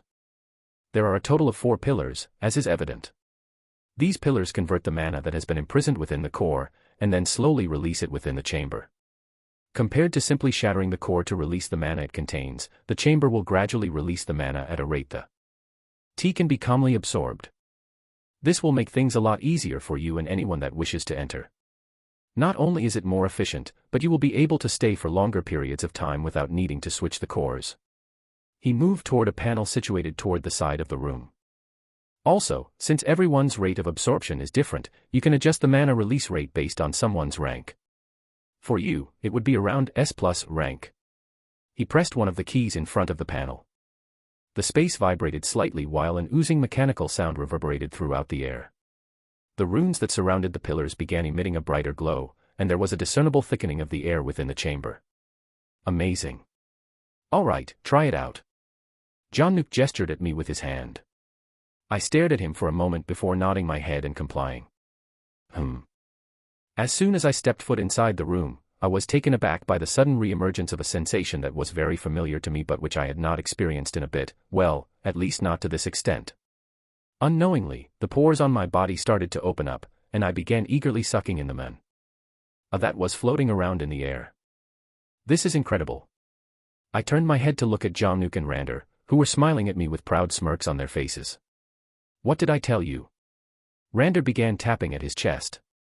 Just leave things to us and we'll get things done. Right. I nodded my head at their words. In less than a week after I made the request, they had already constructed a mana chamber that I could use for my training. The speed was astonishingly quick, which was incredibly helpful for me at this very moment. Especially with the shadow of the impending war hanging over our heads. Ooh! My body jerked with excitement, and as it did so, murky air came out of my mouth. Clearly, the abundant mana that was all around me had begun to stimulate the pores on my body. I bitterly looked at Rander and Jomnuk, who grinned wryly at each other as they exchanged glances. Rander was the first one to speak as he waved his hand and bid me goodbye. We will leave you alone. Our time is almost up, so we'll take care of a few things and return to say goodbye. All right. Let me know when you guys will be leaving. Sure thing. Good luck with your breakthrough. I waved them goodbye and sat down on the ground. Taking another deep breath, I closed my eyes and focused on the mana around me. Everything around me gradually became still, and millions of different colored particles appeared within my vision. Their presence triggered something in my mind, causing the muscles on my body to twitch. I felt a wave of rare excitement wash over me. I can feel it. I can definitely break through to SS-rank soon. 638 Change of focus, 3. We will be taking our leave, human. Rander spoke out while Jomnuk stood by his side as they both stood behind the mana chamber. It had been almost 20 days since the two of them had arrived on this planet, and unfortunately for them, it was now time for them to depart. This news did not make them happy. They would have remained on the planet had it not been for the situation in Henler. However, their high positions made it impossible for them to stay, which was regrettable. Jomnuk and I will be the only individuals departing. As promised, the other dwarves will be staying here with you, and as previously mentioned, we will deactivate the portal and only reactivate it when we return. This is just a little precaution that we will take in order to ensure that the planet remains hidden. Of course, if you want to open it again, you can simply ask Ryan as he has the key to activate the portal. Even though the dwarves who had come here were people whom both of them had put their full faith in, it was never a bad idea to be on the side of caution. It was always the person that you trusted the most that betrayed you. As a result, Jomnuk and Rander arrived at the realization that it would be wise to close the portal upon coming out of the portal. In any case, even without Ryan, you did mention that you had another way out, so I won't say anything further. Rander tapped on the large metallic door that separated him from Ren, who was still inside. I wish you luck with your breakthrough. Thank you. Ren's voice could finally be heard from the other side of the door. Rander returned a smile. Don't mention it. He turned around after that. Jomnuk followed him close from behind. We'll come back in at most a month, human time, which is around a year here. 10 months. Rander's brows furrowed, and he murmured to himself. Well, it shouldn't be a war that lasts too long. In any case, by the time we get back, everything should have been taken care of. Hopefully, the foundation of the city will already be built by then. I honestly doubt Ren will need any more than half a year to completely finish the demons. Jomnuk commented from the side. He, too, was engaged in serious reflection regarding the issue with the demons. Due to the fact that this planet presented the dwarves with a wealth of opportunities, he was understandably anxious about the matter. Don't worry about it. If he manages to break through, the war should be a breeze. I guess you have a point. Jomnuk finally nodded his head. Even though he wasn't as strong as Rander and he wasn't a specialist in combat, he had certain artifacts that could help him gauge just how strong Ren was, and after briefly using them to measure Ren's strength, he knew that Rander's words contained some truth in them. That being said, I have a feeling that things are a bit more complicated than what they seem to be on the surface.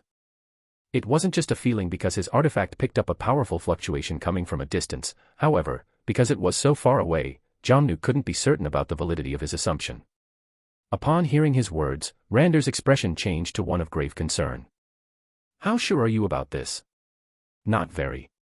Jomnuk shook his head before giving him a rough rundown of what he had found. I see, that makes sense. So what should we do? Nothing, we have to go back for the time being. It is up to the human to figure out what the next step in the process is. We have finished our part, and it is now time for us to go. Well, all right. Jamnuk bowed his head and then indicated his understanding with a nod. I guess you have a point. It ought not to be too much for him to handle. Especially considering the large number of fresh faces he had brought in. Their strength wasn't half bad, that's for sure. Yes. Rander gave a subdued nod before turning his attention toward a specific corridor. Jamnuk followed him quietly from behind. It wasn't long before the two returned back to Earth. The demons are coming, I can feel their presence. Silig opened his eyes and began walking off into the distance. As he rose from his seat, he wore an expression of unparalleled gravity. He had never before in his life felt the same level of dread as he did at the moment. Not even when he was standing at the front lines of the war that had occurred a few days back. He had the distinct impression that death itself was drawing nearer to him in the distance at the moment. Wherever it passed, it would only leave desolation behind. Are you ready? Omgolung stepped beside him and asked. Silig spared him a glance. No. He shook his head. He then grimly and candidly shared his viewpoint on the matter with Omgolung, who at the time had his thick arms crossed over each other and was staring off into the distance. If my estimates are correct, we won't last longer than a single day. We are at that much of a disadvantage in this war. Excluding the food supplies, the sheer numbers of our enemies are what worries me. A sudden thought occurred to Omgolung as he turned to look at Silig. What about the human, can't he help? If it's him. That's with the human included. Silig poured cold water on Omgolung as he cut him off. In spite of the fact that he was aware that Ren was a capable individual, at the end of the day, based on what he observed, he was stronger than him, but not significantly stronger than him. At least not to the point where Silig felt completely hopeless. Although he did completely subdue him and display a great deal of strength during the First War, Silig believed that this was not sufficient. He was aware that the foe that was approaching might not be significantly more powerful than Ren, but that was irrelevant to the discussion at hand.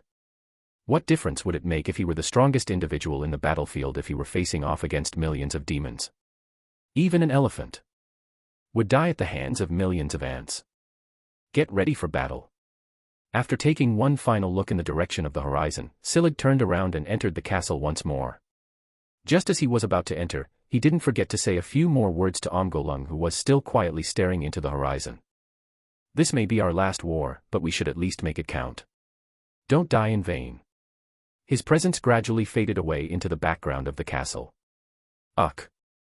A groan escaped from my mouth as I felt a sweet sensation rise from the back of my throat. Fuck, this is much harder than I originally thought. Breaking through to SS- rank was a harder task than I had originally anticipated. Despite the plentiful mana that was around me, for some unknown reason, my body refused to rank up. Typically, there would be this weird tingling feeling running through my body when I felt that I was about to break through. At least, the natural way. Wasn't so much so this way when someone took a herb to increase their rank. In any case, I currently didn't feel anything at all, which was strange. I swear I felt the sensation not too long ago. What's going on? 10 minutes. 20 minutes. 1 hour. 2 hours. No matter how much time passed, the sensation that I was expecting never came. What is wrong? I knew that I was close to breaking through to SS- rank. The fact that I could already agglomerate men in solid form was a testament to that. Yet, there was something that I was still missing. But what exactly am I missing? No matter how much I racked my brain over the mat, I just couldn't seem to come up with a solution to the problem. Boom. Suddenly, the room began to shake, and I could hear an explosion going off in the distance. Instantaneously, I was aware that the war had already begun, and the sense of urgency that I had previously been experiencing only intensified. Fuck, this can't go on. The longer I procrastinated, the worse the circumstances were going to become when I finally went back outside. Despite the fact that I had faith that Hein and the others would deal a significant amount of damage to the demons, I couldn't help but feel that it might just not be enough. The demons were simply too numerous, and what if there is a demon that is much stronger than is known, one that could even cause problems for Liam? Realistically speaking, with Liam around, there shouldn't be any problems in the war. He was strong.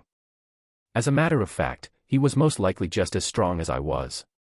His presence provided me with a sense of comfort and safety. However, what if, in the unlikeliest of scenarios, the demon that was watching over the other demons was something that not even he was able to hand?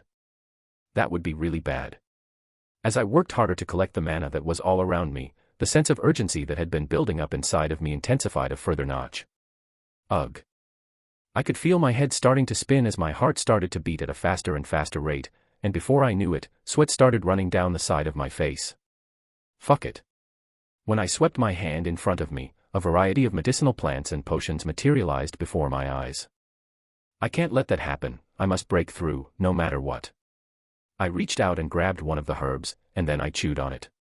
Since I can't break through naturally, I might as well force it.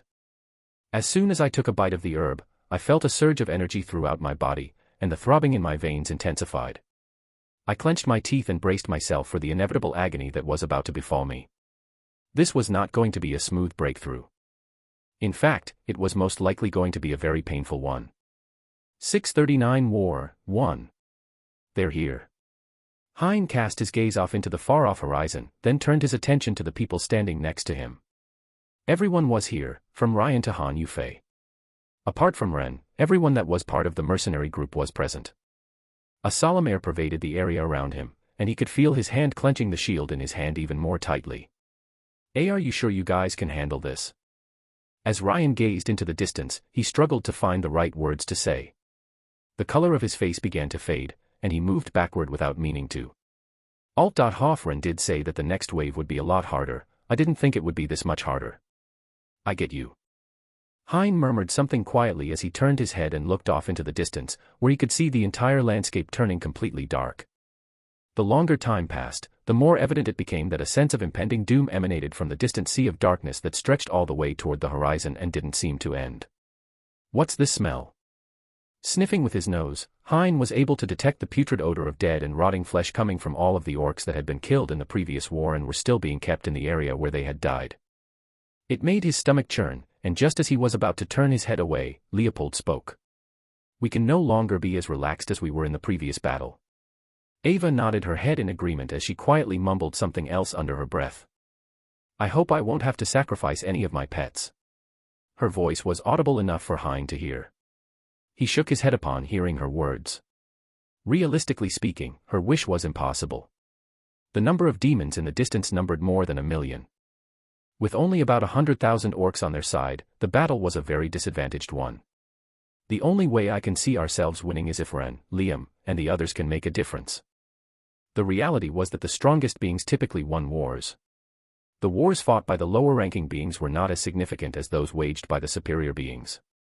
Each one of the higher beings could wipe out thousands of lower-ranked beings with just a swipe of their hands. It was very important that they made a difference. Hey, Liam. Hein suddenly called out.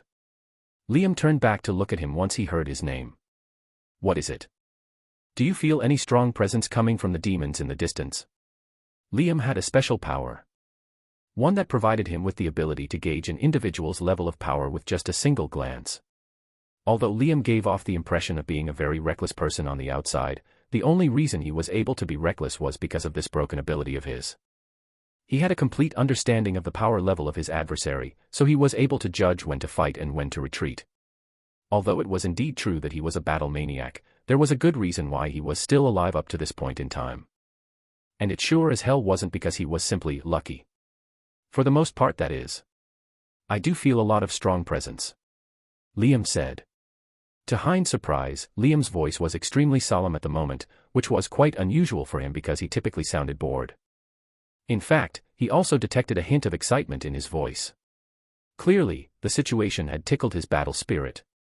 There are multiple marquee-ranked demons that I can see with just a glance. How many? About 27 of them. TSS. Hein took a breath of cold air. The mood instantly shifted and became incredibly heavy as soon as his words came out. 27. Ryan shouted in shock as he woke up from his daze. His expression was incredibly pale at the moment. We might be screwed. Hein felt his hand tremble a little as he looked at Ryan. His reaction, he understood it. Counting Liam, Angelica, Silig, Omgilong, Ren, Jean, and possibly Han Yufei, they were at a massive disadvantage when it came to those who could put up a fight against marquee-ranked demons. To make matters worse, Liam's next words caused everyone's faces to freeze. There also seems to be a Duke-ranked demon hidden at the far end. Liam's eyes squinted, and the yellow hue that was emanating from his eyes became brighter. It wasn't long before his face became extremely serious. It also doesn't look like a regular Duke-ranked demon. I'm afraid he's someone that is in the late stages of his rank. He isn't someone that I can defeat with my current abilities. Ha ha. Hein let out a nervous laugh as he stared into the distance. For the first time in a while, he finally felt hopeless as his knees started to weaken a little. I might actually die today. The demons were now closer than ever, and the pressure coming from them was even more apparent. It was tremendous. H-A-A-A. Hein let out a long sigh and lowered his head. I guess I'll be seeing you soon, small snake. Hein put on a brave face and took a deep breath, slapping the sides of his cheeks and making a loud clapping sound that startled everyone around him. Fuck it. He cursed out loud. There's no point thinking negatively. At the moment, with all the training that we did over the past 2 years, there's nothing that will say that we will lose. I also doubt Ren would send us here without knowing about the situation. Let's just try our best not to die, alright? Who said anything about giving up? Hein suddenly felt Liam's disgusted look. He turned his gaze toward the distance and added. I never once said that the war wasn't winnable. I was Jew, H-A-A-A, this is so fun. Liam moaned halfway through his sentence. Everyone silently took a step away from him. Not that he cared as he continued to stare into the distance and slowly unsheathed his sword. The more I think about it, the more excited I am getting. Finally, I don't have to hold back, I want to see just how strong I've become. Clank. Clank. Clank. At this precise moment, a deafening metallic rattling reverberated throughout the air as the castle's gates began to lower and large catapults began to move out into the surrounding area. Diverse types of orcs, numbering in the tens of thousands, were stationed close to the catapults and slowly pulled it forward. Their massive frames instantly attracted the attention of Hein and the others. They are using those things again, it's no use. Although they are strong, it takes way too much time to reload those things. By the time the demons arrive, the orcs' formation will be in disarray. Leopold mumbled as he leaned his body forward, gazing at the large catapults moving down the hill. He has a point. Hein quietly nodded his head when he heard Leopold's comments. The weakness of the catapults was glaringly obvious to him. At least from what he saw in the first battle.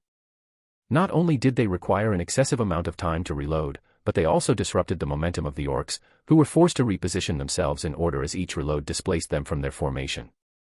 A lot of precious time was wasted as a result of this problem. That's not necessarily the case. Ryan shook his head once he heard Leopold's comments. Everyone turned their attention toward him, who calmly pointed at the catapults. Why don't you guys look closely? Do those things look like normal catapults to you? His words caused everyone's pupils to constrict as they concentrated more intently on the catapults. It was at that moment that the eyes of a few of the people who were present opened wide in shock. That. Ryan nodded his head and explained, fully expecting their reactions. Yes, the dwarves have made adjustments to the catapults, so there is no need for anyone to be concerned about the current predicament. According to what I've gathered, the amount of time it takes to reload the catapults has been cut down significantly, and their weight has also been drastically reduced. He suddenly puffed up his chest a little. And this is no thanks to my master, Jomnuk. Thank God. Hein sighed in relief upon hearing Ryan's words. He had almost forgotten about the dwarves. Hein had been unable to see what the dwarves were doing because he had been training with the others. However, when he thought about Hendler and how intelligent the dwarves were, everything started to make sense to him. With their help, the situation wasn't as hopeless as he thought it was. Is that the only thing that they built? He suddenly heard Han Yufei's voice. Ryan glanced at him briefly and replied. No, there are still a couple of other things that they've built. For example, the walls of the castle have been reinforced, and the same can be said for the equipment that the orcs are wearing. Ryan pointed toward the orcs in the distance, who were marching forward with the catapults at their sides. If you look closely at what they are wearing, you will notice that their armor and weapons are brand new. In recent days, the dwarves have smelted and crafted a new batch of armor that is significantly stronger and more durable than the ones they previously wore. Compared to the past, their combat effectiveness has increased significantly.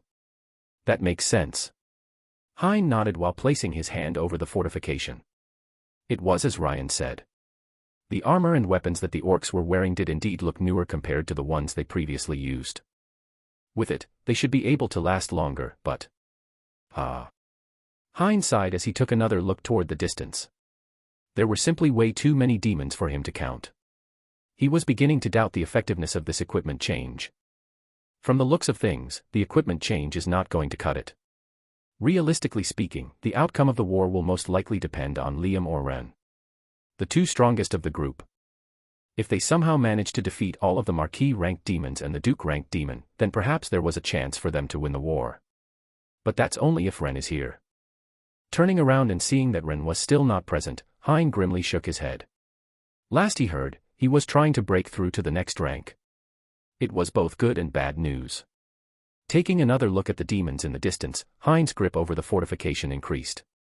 I hope he can make it in time, or we're fucked. 640 War, 2. The demon's higher army was made up of 1 Duke-ranked demon, 27 Marquis-ranked demons, and 500 Count-ranked demons. It was a force that should have easily wiped out anything that was on the planet. They would have conquered the entire planet long ago had the demon's ultimate goal not been to make all orcs their contract acts.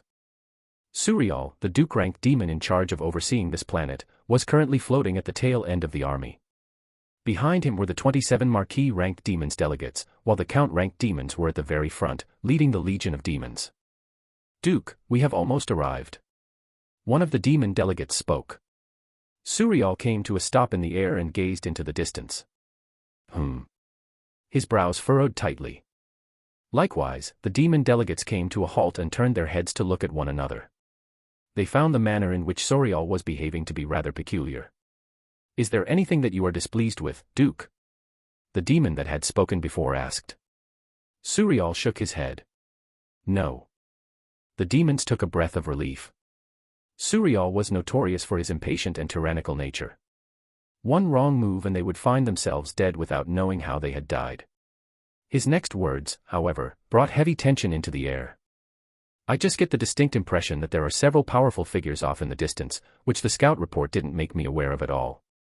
If the error was only by a factor of 1, I could possibly have let things go. However, for some reason, I get the impression that the number of powerful figures is much greater than what is reported. Why is that? The demon delegates broke into a cold sweat as they stared into the distance. Even though he didn't make any outward displays of his anger and didn't say anything to indicate it, everyone understood that Suriel was incredibly angry at that very moment. He was the sort of demon who was happiest when he was in complete control of everything, so the fact that this chain of events had clearly gone in the opposite direction of what he preferred was very frustrating to him. For there to be variables that he hadn't thought of, he was clearly displeased. How is this possible? I'm sure our spies would have noticed if there was someone of that caliber in there. One of the demons spoke up in shock. That's right, if there were this many strong people and we coup. The demon stopped halfway through his sentence. In his sight was Suriel's raised hand, an indication for him to stop speaking. Stop speaking for now. I'll let this slide since this isn't too much of a problem. All the demons sighed in relief when they heard his words. Depending on how well you do in the war, I'll decide whether to kill you or not. Once he uttered those words, the faces of the demon delegates hardened. All of them swallowed a mouthful of saliva as they exchanged glances. Clearly, the threat from Suriel had worked as their gazes turned sharp. Especially when they were looking at the castle and the Orson army in the distance. What do you want us to do, Duke? Nothing for now. From the looks of things, it appears as though our enemies are aware of the fact that we've implanted spies in their midst. Suriel dampened the enthusiasm of the group. He gazed at the vast army in front of him with a dispassionate and icy expression. Let the weaker demons fight for the time being. There is no immediate need for us to join the conflict. Observe the situation from where you are and intervene if you notice anything out of place. If not, remain put while I take care of the Orson leader. Suriel's wings slowly started to expand. After pressing his foot into the air, he vanished from his previous location and materialized at the very top of the demon army. Thwop. As he spread his magnificent wings even further in the air, he produced a massive shadow on the ground below. As he looked around the castle, his eyes eventually settled on a specific individual inside the structure. Silig. There you are, Orson Chief. His croaky and sinister voice rang through the air like a gentle whisper. He extended his hand, and all of a sudden, a powerful force erupted from within him. It shot straight towards Silig in a ruthless manner, moving at extreme speeds. The power behind the attack was so great that the surroundings began to warp, and as a result, several hundred demons fell from the sky and smashed into the ground. This was all caused by the residual demonic energy that was left over from that one single attack. Move away. Scyld, who was subjected to such a terrifying attack, could only watch helplessly from below as it dove at terrifying speeds in his direction. With just a glance, he could tell that he could do nothing against the attack as it was simply far above his level. Even the orcs that were next to him felt completely hopeless. Despite this, not a single one of them surrendered as they synchronized the raising of their weapons and prepared to defend their lives at all costs. Roar. The surrounding walls were shaken by the tremendous roar that Scyld let out. He brandished his enormous axe and readied himself to launch an assault with all of his strength. He thrust his head back to glare at Soriol and shouted with everything he had in him. Even if I die today, I won't die until I at least injure you severely. As he pounded his foot against the ground beneath him began to crack, and the green hue that was emanating from his body began to rapidly expand in the air. It then mingled with the red hue that was emanating from the runes that were attached to his body, giving it a hue that was a darker shade of yellow. Crack, crack. Crack. As he continued to pound his foot against the ground beneath him continued to crack, and it wasn't long before a crater formed beneath his feet. Ha! As he yelled at the top of his lungs once more, a frightening energy started to appear at the very edge of his axe. At this point, the attack that Soriol had launched against him was only a few meters away, threatening to erase his existence within the next second. Excuse me. A silhouetted figure suddenly materialized in front of Scyld just as he was about to cut with his axe. Everything happened so quickly that he was barely able to react to it. Boom dash. The last thing that Scyld heard was a terrifying explosive sound as the dust in the air rose in the air, masking Scyld's vision as well as the vision of those around him. What the fuck? Scyld felt his body skid several meters back due to the aftermath of the attack. In spite of that, his mind never stopped thinking about the figure that appeared before him just as Soriol's attack was about to hit him. What happened? It took a few seconds for the dust to settle, and by the time it was completely settled, what Scyld saw was a set of long hair that swayed lazily in the air. A human-like figure that was grasping a long and thick sword with one hand, blue lightning crackling all around his body, and two majestic yellow eyes that glowed a resounding yellow hue stood in front of Scyld as smoke swept past his body. If that wasn't enough, his clothes and his figure both appeared to be in pristine condition despite the powerful explosion that had occurred several seconds prior. The sight. It became deeply imprinted inside Scyld's mind. Strong. At the other end of the battlefield. A soft whisper rang in the air. Get ready. Jean slowly got out of his hiding spot and fixed his gaze in a certain direction. This is going to be a lot more difficult than I had anticipated. With just one glance at the number of demons that were in the air, Jean felt his complexion change. Having secretly followed the demons from behind and having relayed to the orcs their position, Jean had more than enough time to see just how dreadful the situation was, and honestly, it's beyond dreadful. It was impossible for them to deal with the sheer number of demons, and if that wasn't bad enough, there were also more than 20 Marquis-ranked demons, along with one that appeared to be a step above that. I am with you on this one. Emma also stepped out from the hiding spot and nodded her head. From the looks of things, the situation doesn't look good at all. One mistake and we might find ourselves meeting in the afterlife. Don't count me in. Melissa's voice echoed from behind. She was peeking from behind a tree. I'm just here for the herbs. If you guys die, I won't be there to collect your bodies. If we die, you won't have anybody to recover in the first place. Emma rebutted. Melissa quietly nodded to herself. Good point. Quiet for a moment. Jean hushed the two of them as he brought his finger to his mouth and crouched a little. As Jean continued to stare off into the distance like a stealthy hunter looking for his prey, the atmosphere around him fell into complete and utter silence for the next couple of minutes. He was currently looking for an opening in the back formation of the demons where the Marquis-ranked demons were located. With his current strength, it was possible for him to deal with one Marquis-ranked demon. Perhaps even two, but that was just about it. Of course, this only applied to situations where he was fighting against them one-on-one. If it was through an ambush. Now that was a completely different thing. Got it. It wasn't long before Jin's eyes became animated. The Duke-ranked demon has left, now is our chance. As soon as she finished speaking those words, Jin's form disappeared into the darkness. A chilly glint flashed across his pupils as his eyes fixed on a specific marquee-ranked demon that was floating in the air above him.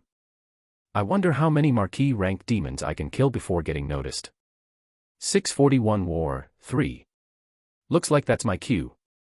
The last thing Han Yufei heard was Liam's voice as he landed softly on the ground after leaping past the fortifications. In less than a second, a terrifying energy swept through the area and headed toward the lower levels of the castle. Because the energy was so powerful, Han Yufei found that it was becoming increasingly difficult for him to breathe. The only thing that he could do while that was happening was just watch as the energy came smashing against the lower floors, right where Liam landed. Boom. Following the deafening sound of the explosion, thick dust billowed into the air and obscured Han Yufei's and everyone else's vision. As soon as the dust settled down, Han Yufei was once again able to catch a glimpse of Liam, who appeared to be unharmed for the most part. His gaze and the demon above met, and in that instant, time came to a standstill. His figure disappeared after that, reappearing right in front of the demon that had produced the terrifying attack, and he slashed with his sword. Clang! A droning, metallic sound reverberated through the space above, and it continued to do so for a few seconds. The two of them immediately began to fight one another as powerful shock waves erupted into the atmosphere. While this was happening, the demons that were previously standing still finally decided to move. The orcs responded in kind as they brandished their weapons and roared. Roar! Heck! Haarg! As a direct result of their movements, meteor-like objects of enormous proportions began to shoot in the air, heading toward the demons in the distance, signaling the beginning of the war. Instantly, agonized and pained screams started to engulf the entire battlefield. In this case, the screams were mostly from the demons that were taken down by the enormous boulders which were launched from the catapults at the front of the castle. Thousands upon thousands of demons would get swept up by that single attack from the catapult. However, despite the fact that a great number of demons were being killed with each attack, a new row of them would appear from behind them, replacing the previous row, and continuing their advance. Their numbers seemed endless. This is not good. Han Yufei muttered inwardly as he gazed toward the distance. Despite everything that the orcs were doing in trying to get rid of as many demons as possible, it was evident that their efforts were futile as the number of demons approaching their direction was simply far too many. Compared to the Orson army, the demons were at least 20x their size. The battle wasn't one that had much hope of victory from the very beginning. Nonetheless, I guess it's our turn to finally let loose. Han Yufei suddenly heard Hein's voice coming from beside him. Clank! He brought his fists together violently, which resulted in a droning, metallic noise being produced. Ava, who was standing next to him, played a few notes on her flute in a casual manner. Toodle too. What followed after her simple actions was a scene that left Han Yufei and the others in awe. No matter how many times I see this, I'll never get used to it. It was simply not something that could be explained with a single word as four enormous mammoth-like creatures appeared beneath the castle. Beside them stood a number of enormous wolves that were at least twice as tall as a typical human being, and standing behind them were large creatures that resembled armadillos but had spikes on their tough backs and possessed a fierce and menacing appearance that would make anyone's hair stand. If that wasn't enough, above them were large birds that flew around them and circled around them. In total, there were about 20 or 40 plus creatures standing in front of the castle. Their rank and presence were all incredibly strong. A one-man army. That was what Ava was. She was a one-man army. Toodle too. With yet another flute blow, the beasts became enraged and charged the approaching demons. What's this? Beasts. What's Hapyuk? Wherever they went, demons would be swept away as the mammoth-like creatures at the front destroyed everything in their way, acting as the path clearers, while the armadillos at the back cleaned everything that was left behind, with the wolves supporting the mammoth from the sides with their fast Peds and sharp claws. The coordination between the beasts was flawless and impeccable, getting rid of hundreds of demons at the time. Ava's impact wasn't any weaker than an S-ranked individual. Hein, who was obviously slower than them, trailed them from behind, slowly lagging behind with the passing of time. His figure was rather pitiful. Even then, Han Yufei didn't think much of it. He knew just how terrifying the current Hein was if he actually tried. I should also start my attack. When Han Yufei saw that everyone else had already moved ahead of him and was attacking the demons, he was no longer able to contain himself and he leaped down from the fortification. Upon landing, the only thing that met his sight was rotting flesh and cracked cores that closely resembled broken shards. There was nothing else. This was obviously the fallout from what Hein and the others had left behind. Sheeing. He extended his hand toward his right and a large sword that was double his size appeared in his hand. The sword did not have a particularly pleasing appearance, rather, it resembled a sharp bone that had been shaped into a large broadsword. Because it was not an artifact, the power that emanated from it did not appear to be particularly impressive. It was, in fact, just a bone, but not just a regular bone. Ooh! Han Yufei took a deep breath. Martial body. The veins in his muscles began to protrude as his muscles began to swell. His strength increased significantly, and steam began to slowly escape his body. His presence started to attract the attention of the distant demons, but if that wasn't all. Boom. When he took a single step forward, the previously enlarged muscles in his body contracted to the point where he became leaner. Han Yufei effortlessly raised the large sword in his hand with one hand while creating a crater beneath him with a single step. Contrary to what one might believe, practicing the Gravar style did not make one larger. No, rather, it made them leaner. The whole point of the Gravar style was to compress all of the muscles within the body for greater explosiveness. The focus was on muscle density. The denser the muscles, the more explosive you were with your attacks. And currently, Han Yufei's muscles were contracted to the point he felt his body overflow with power. Ooh! By the time the sword was raised above his head, over 100 demons had already reached him. Completely unfazed by the demon's appearance, Han Yufei muttered a single word. Collapse. He then slashed down with the sword. His vision distorted momentarily, and all of the demons in his vicinity vanished. Even the typical black rain that would come out from a massacre did not appear, as everything simply vanished from around him. The scene was so shocking that it felt as though nothing had happened. If not for the long scar that traced for over a kilometer and was several meters in depth, one might have believed that nothing really had happened. But something did really happen. Ooh! Han Yufei exhaled as the tip of his sword touched the ground. Staring into the distance, he murmured. For a regular slash, this wasn't bad. Amanda used one hand to grab hold of the necklace that was draped around her neck, and she used the other hand to maintain her hold on the bow. As long as she wore the artifact, she was able to sense a warming sensation rising from the area just above her chest. It's time that I remove this. Even though she was hesitant, Amanda was aware that the time had come for her to stop concealing her abilities. She carefully unhooked the necklace from her neck. Almost immediately, she noticed that her strength was shifting, and she also noticed that her hair was beginning to flutter as the mana in the air began to warp. The whole process took no longer than 5 seconds, and by the time she was done, she felt her strength rise all the way to S- rank. The feeling. It was completely different from before, as she felt all of her senses become enhanced while her control over the mana became significantly easier. In the same manner, as Jean, Amanda made it a point to make full use of all of the resources that were at her disposal.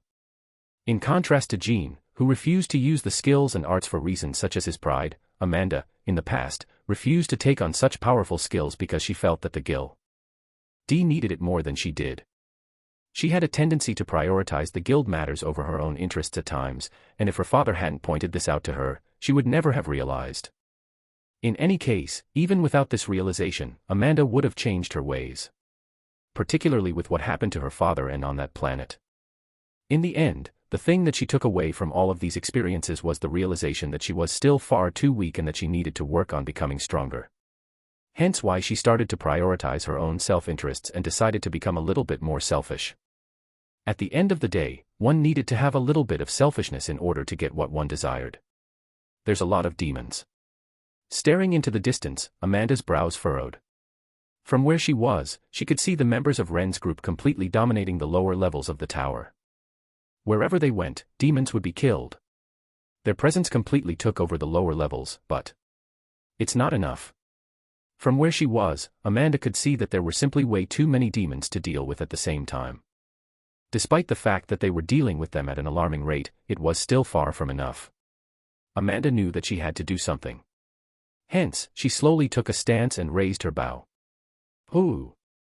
She inhaled deeply, closed her eyes for a fleeting instant, and focused on the mana that was housed within her body before drawing her bow. A soft glow began to envelop her entire body at the same time that a blue translucent arrow began to form on her bow. Opening her eyes once more, she shifted her gaze toward the far distance, where the demon army was before mumbling something under her breath. Count ranked, agility type, ambush type.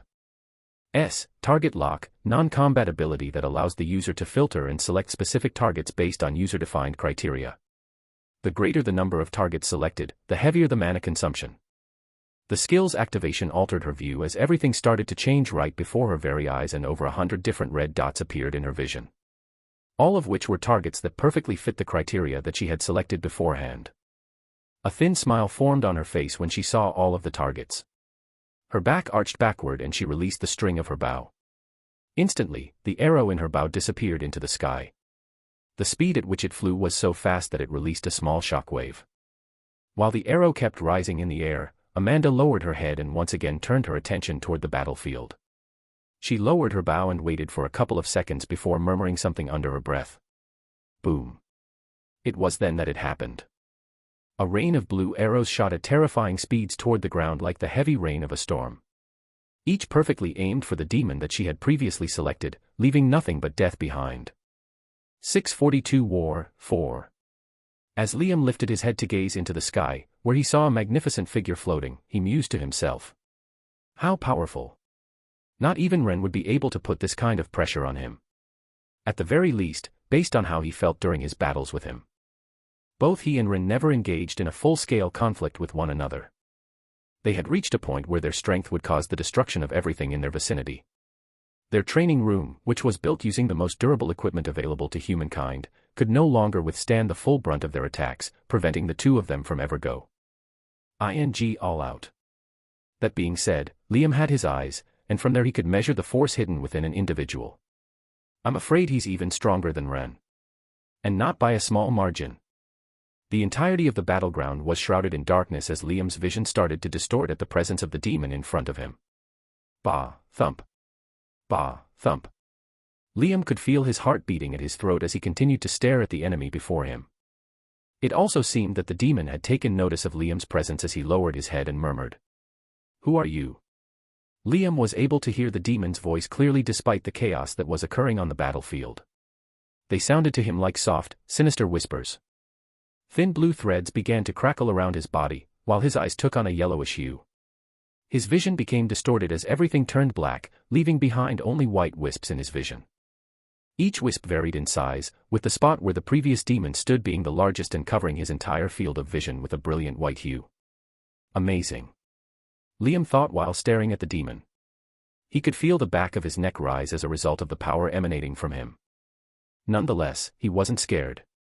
He had seen his fair share of powerful demons throughout his life, and the demon in front of him was no different from those he had previously encountered. Plus, no one can be compared to him. The prince ranked the demon he had met on the previous planet. The one planet that took away Small Snake's life. When compared to him, the demon that stood in front of him was nothing to write home about. He was still extremely powerful, but not to the point where it left him helpless like the prince-ranked demon. I want to see just how much stronger I've become. Liam started removing his sword from its scabbard in a methodical and careful manner as if his face turned extremely serious. His vision gradually returned to normal, and the crackling sound made by the thin white lightning bolts became even more intense. Almost immediately after that, Liam's vision started to blur, and the next thing he knew, he was suddenly standing in front of the demon. Clank. He only threw a straightforward slash, but the demon was able to easily parry it away with his hand. The demon cocked his head slightly before launching his own attack, which was directed directly toward Liam's neck and came at a sharp angle. Fast. Liam thought to himself. Nevertheless, he had already seen it coming as a white line formed in his blackened line of sight that came as a result of him activating the power of his eyes, and he cocked his head to the side, easily avoiding the demon's attack, much to the surprise of the demon. The lightning that was circling Liam's body crackled even more fiercely, and he slashed once more in the direction of the demon's body. Shying. The second attack he launched was significantly swifter and more powerful than the first one he had thrown, and it once more left the demon in a state of bewilderment. Clang. When Liam's sword made contact with the demon's hands, a powerful metallic ring reverberated through the atmosphere, and pressurized wind gales shot out from the point of contact between the two. The demon was pushed back, and Liam once again attacked him. Boom. Boom. In the background, muffled sounds of explosions could be heard. The attacks were so ferocious and loud that the mana chamber shook as a result of their aftershocks. Ugh. I grit my teeth and suppressed the groan that was about to escape from my mouth. Fuck, fuck, fuck. My entire body seemed to be twitching uncontrollably as I felt a searing heat rising from the depths of my body. As the pores on my body completely opened up and eagerly absorbed the mana in the air, a whirlpool began to form around me in the process. My consumption of the herb brought about these effects. It wasn't one that helped me break through specifically, but rather helped me increase the rate at which I could absorb the mana that was in the air around me. Because I had consumed an excessive amount of herbs in an effort to progress, I was no longer able to keep up with such a method and was instead limited to using this method in order to force myself into the next rank. It hurt. It fucking hurt, but I could feel myself progressing.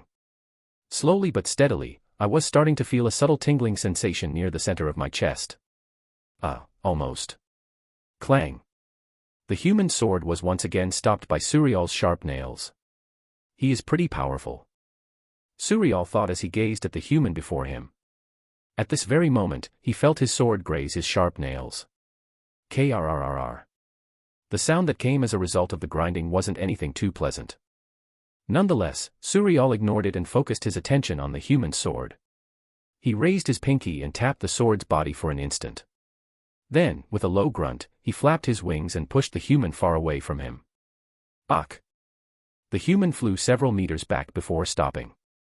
The hue that was coming out of his eyes glowed an even brighter shade of yellow. You are one strange human. Suriel mumbled all of a sudden as he lowered both of his arms. The human's face hardened for a moment. Most probably out of confusion. Suriel continued. I don't exactly know what your power is, but it seems like you can move your body at speeds which leave even someone like me speechless, and... Suriel's eyes narrowed as his head bobbed up and down while he studied the human carefully. More specifically, his eyes. It seems like your eyes are a bit special, I warned. He wasn't even able to finish his sentence before he felt a light breeze brush past him and the human appeared behind him. As if expecting his appearance, Suriel merely turned his head and cocked his head a little where a sharp sword shot past. An impatient one, I see. A leisurely smile spread across his face as he interlocked his hands behind his back. He took a step back and spoke. Do you want to know something? The human sword once again came whistling past his body. This time, Suriel was unable to dodge and he found a part of his wing get torn up a little. Speak less, fight more. I'm starting to get bored. The human's voice echoed inside Suriel's ears. True to his words, he really did sound bored from the tone of his voice. Suriel's face stiffened for a moment before he smiled once again. Very well then. He clapped his hands once and continued what he was saying. What was I about to say? Right, I was about to tell you which clan I belong to. Suriel skillfully avoided the human sword as the smile on his face turned rather sinister and he licked his lips. I belong to the clan of envy. Immediately after he said those words, he tapped the air. Huh. The human exclaimed in surprise following Suriel's actions as he turned his sword. His body came to a sudden stop while Suriel's smile deepened even further. Let's see, let's see, let's see. He extended his hand forward and clenched his hand. All of a sudden, the human sword shattered and purple particles scattered in the air, falling gently against the human's body. All of this happened so fast that by the time he realized what had happened, it was already too late. Suriel slowly approached the human and asked. Now, shall we see exactly who you envy? What's going on? Liam looked at the demon standing in front of him with confusion. He remembered fighting against him when all of a sudden, his sword shattered and a series of purple dots landed on his body. He did try to avoid them, but it was already too late by the time he realized what had happened. Strangely, I don't feel weird. Whatever the dots were, they didn't seem to be that dangerous. Yet, as he gazed in the demon's direction, and more specifically, at his wide smile, Liam had an ominous premonition, and it wasn't long before his premonition became true, as the demon suddenly laughed out loud. This was a lot easier than I had expected. As soon as his laughter ceased, he turned his attention to Liam. All right, let's see the result of my work. All of a sudden, under Liam's gaze, the demon started to morph. His skull started to wiggle, and so did the bones in his body. The whole transformation was rather grotesque, as blood started leaking out and a foul smell pervaded the air. The scene. It was reminiscent of something one would only see in horror movies. It was disgusting. Especially the foul smell that was lingering in the air. It was anything but pleasant. I should probably attack him now. As Liam continued to stare at the demon in front of him, he reflected on the situation. If he attacked right now, he would almost certainly come out on top, that is, unless it was some kind of trick or trap. But it didn't look like it to Liam. Far from it actually, as the demon truly looked vulnerable at the moment. Liam felt his hand twitch as another sword appeared in his hand. If I attack him now, he will get injured for sure. He probably wouldn't die, but he would definitely get injured. Liam's foot pressed forward. Ugh. Just as he was about to step again, he stopped himself. Never mind, that wouldn't be fun. He suddenly let out a yawn. Scratching the back of his head, Liam shook his head in disappointment. Who am I kidding? This is the first time in a while that I can have some fun, and I'm not about to throw it away. Stupid. Liam's found the whole situation stupid. Sure, his decision was also stupid, but he quite frankly didn't care. If he attacked his opponent now and dealt him some damage, he would without a doubt have a chance at beating him, but he chose not to do so. Reason? Because it wasn't fun. Then again, stupid as it was, this was Liam's nature, and he perfectly understood how stupid his decision was. Not that he cared. Why should he care in the first place? His sole purpose for living was to fight against strong opponents. Remove that from the equation, and he would just be an empty shell. In the first place, didn't he leave the human domain and go to the demon realm because he was bored? What was the point of living if there was no purpose? Since I can't fight against Ren all the time and we're both limited to our environment, it would truly be a waste for me to throw such an opportunity away. Truly.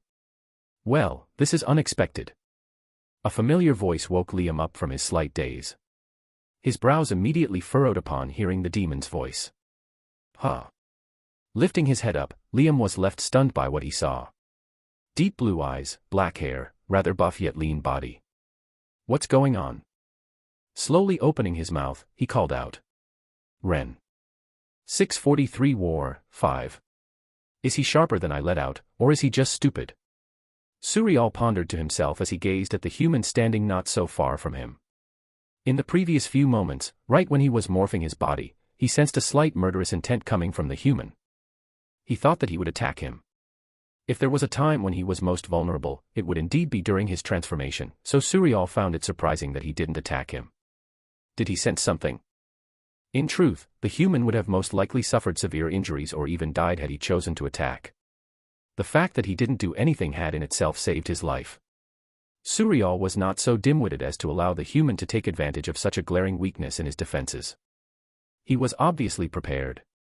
This new body isn't too bad. Suriel shifted his attention toward his new body. He repeatedly clenched and unclenched his fists before raising his head to look at the human who was staring back at him with a look filled with surprise. The grin that was already on his face grew wider. This is the existence you envy? He asked while moving around in this new body of his. Suriel was a member of the Envy clan. A Duke-ranked one at that. What made the clan of Envy the strongest of the other clans was the unique power a certain part of their members had. Envy, lust, gluttony, pride, greed, wrath, and sloth, each clan represented a sin, and with it, they were born with an innate power that was only unique to their clan, and that perfectly matched their sin. In Suriel's case, his power was that of someone who, by looking through the memories of their adversary, could flawlessly imitate the person that their adversary envied. In this case, it was the form that he had just copied. It took a total of 10 seconds for Suriel to get used to the new body, and when he did, he felt everything become clear as information started to flood his mind. They were a bit scattered as there seemed to be something wrong with the person's memories, but they were enough for Suriel to absorb and assimilate with himself. He is indeed a person worth envying. He extended his hand, at which point a sword composed of tangible demonic energy materialized. Suriel slowly assumed his position as he locked eyes with the human standing opposite him. Let us see the power of the human that you envy, shall we? Click. Fuck off. Hein let out a resounding roar as his shield collided with a nearby demon, knocking the demon to the ground with a loud crash.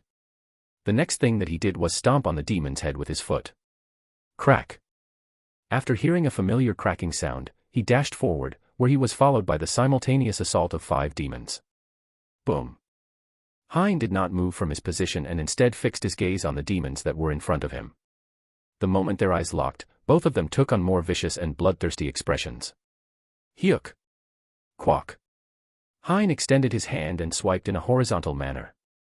There was a pile-up on the ground of several severed heads due to the result of his actions. Hein manipulated the flame scions in the air with the flick of his finger, and as a result, the demons' bodies burned to a crisp, exposing 5 unblemished cores. He didn't think twice about destroying them as he stomped on them with his foot. Bang. Ugh. Hein suddenly groaned as a demon appeared from his right side and attacked him.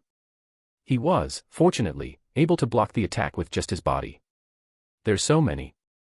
Not even a second after killing 5 demons, and 10 more were at him. The numbers. They seemed endless. Fuck this shit. He let out a resounding shout as he pounded his shield against the ground with one single large movement. Wah. Boom. The ground began to fracture, and a powerful shockwave propagated outward, forcing the demons that were around him to spread apart. Hein took advantage of the opportunity that presented itself in that split second by pressing his foot against the ground and propelling his body in the direction of Th. E demon that was closest to him. Hyuk. His shield slashed the demon into 2. Without taking a single break, he twisted his body and the head of a nearby demon detached, falling to the ground. As the blood continued to pool on his shield, it didn't take long before it turned black in color. With no time to care about the cores, Hein crushed the head of the demon with his foot and kicked toward his right. Like a whip, his foot smacked against a demon's neck, sending it crashing against the ground. Be it fist, foot, shield, head, Hein used everything that he had at his disposal to kill the demons around him. Looks like learning from Han Yufei wasn't that bad of an idea after all. His current fighting ability came as a result of Han Yufei teaching him martial arts. Hein had the realization quite some time ago that merely defending himself was not going to be sufficient. He needed to find ways to deal with his opponent, which was why he had asked Han Yufei for assistance. Han Yufei was happy to assist him in exchange for something similar. Now that I think of it, this isn't nearly as bad as my time with Han Yufei. He shuddered involuntarily at the memory of his battles with Han Yufei. It was bearable at first, but the guy. He was inhuman at this point. Hein feared him more than Liam and Ren. Initially, he was manageable, however, after practicing some strange art, he became impossible to fight against. Not only would the training grounds be left in shambles, but the manner in which he fought left absolutely no room for Hein to take a breath at any point in time. Hein was powerless to stop Han Yufei from his endless onslaught. All he could do was brace himself and wait for his stamina to run out. However, this never seemed to happen throughout their spars as Han Yufei never seemed to run out of stamina. He was quite simply a monster. Still, it's all thanks to him that I have improved so much. Hein bitterly smiled and took a deep breath. Eyeing the demons in front of him, his eyes sharpened and his shield started to glow. Steel domain. The glow around his shield became brighter, and it wasn't long before the shield split into 5 different sized pieces. They began hovering around him, and while Hein grunted once, the shields began to grow in size with the assistance of Hein's mana, which was attached to the shield's side in the form of a translucent tangible material.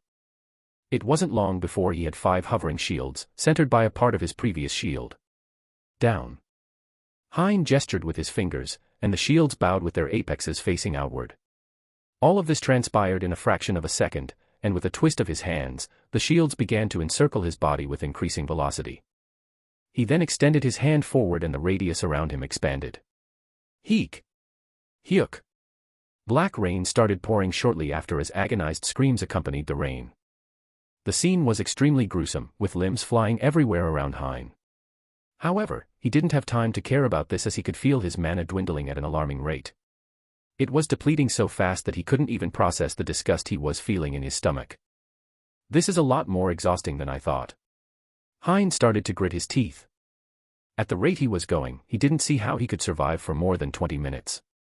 It sounded like a lot of time, but in reality, it was practically nothing in comparison to a war that would probably last quite a long time. If that wasn't all.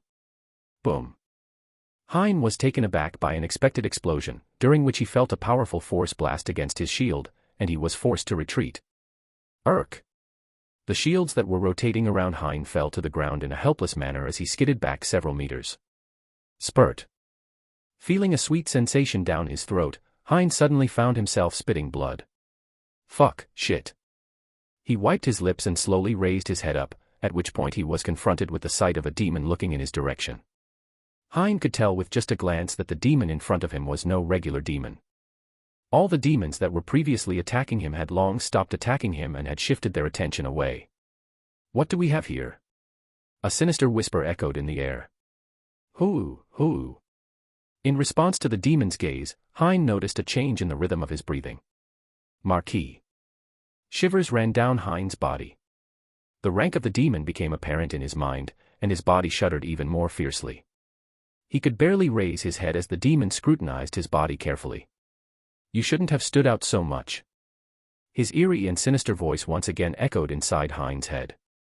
Had you not stood out so much, I would have never have found you. The voice suddenly sounded a lot closer. Unbeknownst to Hein, the demon was already a couple of meters away from him. Fast. Hein thought as he swallowed a mouthful of saliva. He wasn't even able to tell how the demon had gotten so close to him. Hein's complexion paled and his body abruptly twisted in the direction of where the voice came. But it was unfortunately too late. Ach. He felt a powerful force press against his abdomen and his body flew several meters back until he crashed against the ground. Bang. Fuck. Hein cursed out loud as he felt every part of his body ache. He slowly lifted his head up to stare at the demon that was slowly approaching his direction. No, slow was an understatement. By the time Hein blinked, he was already upon him. With his extended hand, he ruthlessly swiped at Hein's face, trying to end his life in an instant. KHHH. Hein felt his life flash across his eyes as he stared at the approaching claws. The claws soon reached Hein. No. Clang. 644 War, 6. It all should have ended with a swipe of my hand. That was what Mercurian, a Marquis-ranked demon, thought as he swiped down at the human before him. He had a rather strong body. One that was difficult to break with a single attack and that required quite a bit of strength, in spite of him being a rank lower. Even so, it should not have been impossible for Mercurian to overcome. In the end, orcs had a similar level of toughness and he was easily able to kill them. Clang. Mercurian was taken aback when he felt his claws strike something solid and felt a vibration emanating from his hand as a result of the impact. What's going on? He wondered aloud as he lowered his head to look at the human.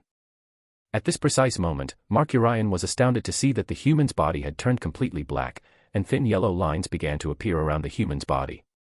They glowed a faint tint of yellow and brought rise to an indescribable sense of oppression. What's going on? Mercurian stared in disbelief as he sensed that something was off about the situation. Bang.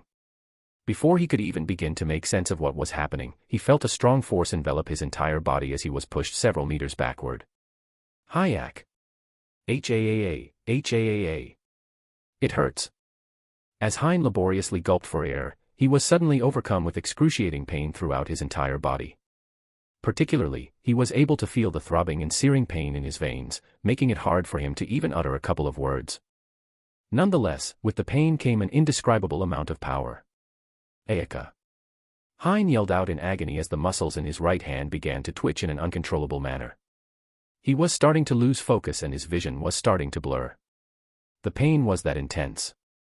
Damn it, I didn't expect to use this so early into the war. Hein muttered a curse under his breath as the shaking in his right knee and the growing darkness in his vision continued. Remember, Hein, don't ever use it unless you're in danger. Since you are only learning about the body part, using it will result in excruciating pain that will make you want to commit suicide. Hein started recalling a few words Han Yufei had told him in the past. Not only that, since you haven't fully mastered it yet, the pain will be even worse than I can describe. Remember, don't ever use the Gravar style unless your life is really in danger. Haha, I should have listened to him. Hein let out a strained laugh. The Gravar style. Yes, what Hein was currently using at the moment was the Gravar style. Well, at least a small part of it. He couldn't actually learn the Graver style since he didn't use the sword and it didn't fit his fighting style. However, with Han Yufei's permission, he was able to learn a small part of it. The part that focused on the body.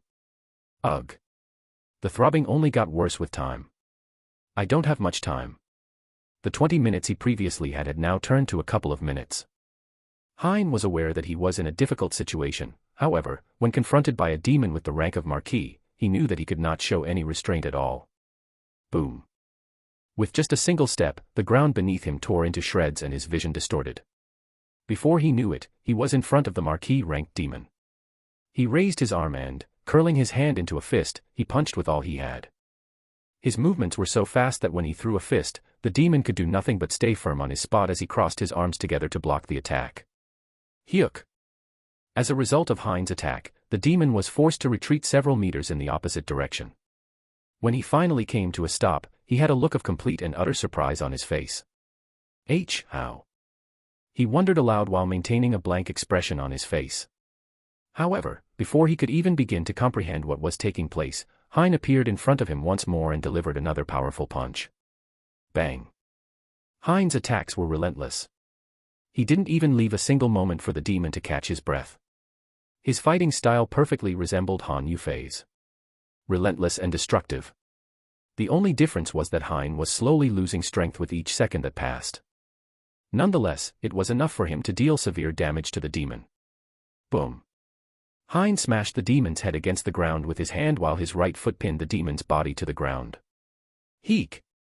When the demon crashed into the ground, he let out a pitiful screech and his eyes widened in shock as he stared at the ground in disbelief. How is this possible? Hein was able to tell what the demon was thinking simply by observing the expression on his face as he mounted the demon's body and began to punch the demon with everything he had. Bang! One punch. Bang! A second punch. Bang! A third punch. As the demon's head was smacked to one side and then the other, the pace of the punches began to quicken and eventually reached a frenetic state. The blows were so powerful that the demon couldn't even scream as his eyes rolled back into his head and blood flew everywhere. KHHH. This should be enough. When Hein had already delivered his 15th punch within a span of 2 seconds, he could feel his body on fire and realized that he needed to put an end to the situation at this very instant. He had to put an end to things right away if he wanted any chance of surviving this and making it out alive. He raised his hand and made preparations to put an end to everything right at this very moment. His hand frozen in midair as he was about to swing it. Hein blinked once, and during that brief moment, his eyes came into contact with those of the demon. It came as a complete shock to Hein when the demon's eyes, which had previously been red, suddenly turned yellow. At the same time, Hein felt his entire body suddenly become lethargic. Hey, are you feeling tired? The demon opened his mouth and his voice quietly entered Hein's head in a low whisper. The corners of Hein's eyes began to droop, and the hand that was still in the air appeared to be on the verge of falling at any moment. You've had your fun with me already, haven't you? I think it's enough, don't you think? The demon's voice continued to ring inside of Hein's head like multiple whispers. Right, I'm indeed tired. Hein murmured inwardly as he heard the demon's voice. The demon's eyes began to shine with an even greater brilliance, and Hein's hand, which had been raised earlier, began to slowly lower itself. I know that you have used a lot of energy, how about you go to sleep? I think you deserve some sleep after everything that you did. The demon's voice gradually became softer over the course of the conversation, and Hein didn't even notice when his eyelids began to close before it was too late. Right, he is right. The demon's words made sense in his mind. At this point, his strength and stamina were almost entirely depleted. As a matter of fact, his mental clarity had already begun to diminish well before this moment. He hadn't been able to think clearly in quite some time, and the voice of the demon completely resonated with what he was experiencing. On the inside. Not only that, but he somehow felt even more tired when the demon's eyes turned yellow. How about you take a small nap? I think you deserve it. I agree. Hein mumbled something as he eventually nodded his head and closed his eyes before collapsing next to the demon with a soft thud. Thud dash. HAAA. Mercurian exhaled deeply as he felt the weight of the human being lifted off of his body. The glow that had been in his eyes vanished, and as soon as it did, he jerked his head around to glare at the human that had been beating on him from above just a moment ago. How embarrassing. He quietly mumbled.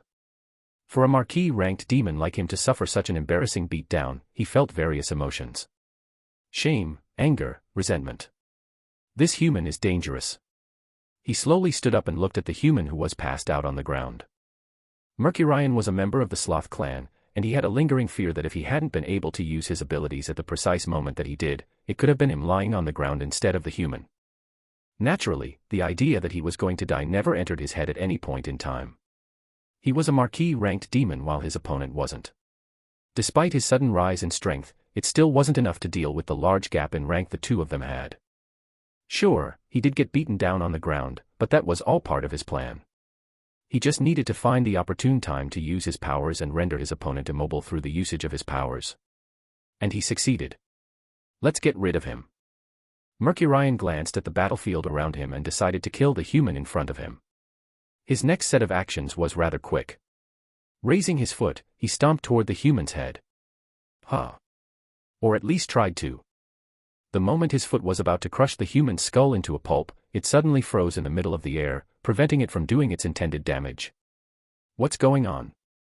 Mercurian slowly turned his head, and as he did so, his eyes fell upon a beguiling figure that had two large horns growing out of her head.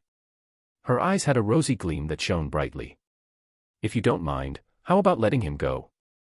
Her seductive voice echoed throughout the air as she slowly made her way toward Mercurian. What? Mercurian gave a single blink of his eye as he caught a glimpse of the demon approaching him from behind. When he felt something out of the ordinary, his heart began to race, but he was unable to move, and all he could feel was his head slowly nodding. How sweet of you. The demoness murmured something in his ear in a low voice. Before Mercurian could even realize what was happening, she was already standing in front of him. Leaning her head closer to his ear once again, she whispered something else. Now that we're at it, why don't you do me another favor? Mercurian experienced chills down his back as he listened to her words, but it seemed as though his body was frozen in place and he was unable to move at all. The demoness tilted her head to the side and smiled seductively in his direction. She lowered her voice and cocked her head slightly as she spoke. Why don't you die? Everything turned black after that. Chapter 645 War 7. Jean leaped into the air as he snuck toward 5 Marquis-ranked demons who were a little farther away from the other Marquis-ranked demons who had made the decision to advance a little in order to scope the war. Some of them had even actively joined the war, trying to balance the situation as Ren's members were wreaking havoc at the very front. Their very presence was tilting the balance of the war as they massacred hundreds of demons at a time. I should also play a role. 646 War 8. The situation is not looking good. Angelica's expression was one of gloom as she stooped down to examine Hein, who was lying unconscious on the ground at that moment. Luckily, he seems fine, but he is completely spent at the moment. She sighed in relief when she realized that Hein was fine and slowly stood up and scanned her surroundings. The area surrounding her was completely empty, as a circle formed in her vicinity as any demons that entered her radius abruptly turned around and charged the other demons in the area with blank looks on their faces. What are you doing? We're on the same SI whack. Traitor. This was all thanks to her power that allowed her to control the weaker ranked demons. Report to me your situation. Angelica raised her wrist and whispered something. It wasn't long before she received several replies. Yuck, I'm not holding out too well. I've lost 8 of my pets already, and I'm being pushed back at the moment. The first one to reply was Ava, and it sounded as though she rushed when she spoke. Her manner of speaking made it abundantly clear that the circumstances surrounding her were dismal. I'm with Ryan at the moment, and I'm helping out from above, but the demons have already infiltrated a small par hack. Leopold's audio was cut off in the middle, and Angelica's brows furrowed. What happened? A crisp voice echoed after Liam's voice. It belonged to none other than Amanda, who kept shooting her arrows in the sky, killing hundreds of demons at the time. I'm fine for now, but I'm slowly running out of mana. I've been targeted by a few demons, so my mana is depleting rapidly. I'm also fine, but I'm currently fighting against 5 Marquis-ranked demons, so I don't think I'll be fine for much longer. The response from Han Yufei arrived much later than the one from Amanda, and when it did, Angelica lowered her wrist and furrowed her brows. Raising her head, she looked at Liam, who was in the sky, and her expression turned even grimmer. This is not good. It was at this precise moment that she became aware of the fact that the war's equilibrium was on the verge of tipping. If they waited just a few more minutes, they would all be in some very serious trouble. Her heart unknowingly quickened. Click. The all too familiar clicking sound echoed inside of Liam's head as he felt something sharp brush past his skin. With just a blink of his eyes, he cocked his head to the right and narrowly avoided the Duke-ranked demon's sword. You dodged that. A look of surprise appeared on the demon's face. Liam chose not to respond and instead focused his attention on the Duke-ranked demon standing in front of him. His current appearance was identical to Ren's in every way. From the structure of his body, his hair, and his eyes. He was a carbon copy of Ren in every possible way imaginable. To such an extent that Liam had the impression that he was currently in a fight with Ren. There was only one problem. It's not fun. He had already fought with Ren dozens of times before. He knew almost everything about Ren's fighting style. It was effortless for him to counter his usual fast movements. It seemed as though things were getting easier for him, even though he was in a situation that should have been getting harder. I don't like this. Unknowingly, he was voicing out his displeasure aloud. The Duke-ranked demon paused. You don't like this? I don't. Liam shook his head with a clear look of displeasure on his face. Do you have any idea how many times in the past I've faced off against Ren? It's to the point where I can't even keep track of it all anymore. Actually, it was more like he forgot, but he wasn't going to say that. I have almost completely committed all of his movements and attacks to memory at this point. Do you seriously believe that if you were to become him, it would make things more difficult for me? As Liam clenched his teeth and focused his attention on the fake Ren, lightning began to crackle around his body. Unfortunately, that's the furthest thing from the truth. He tapped his sword, producing a similar clicking sound. The Duke-level demon was barely able to parry the attack with a sword swing. Despite this, he was nonetheless pushed back. Liam pursued after him. See, what you're doing isn't even that impressive. I can do that too.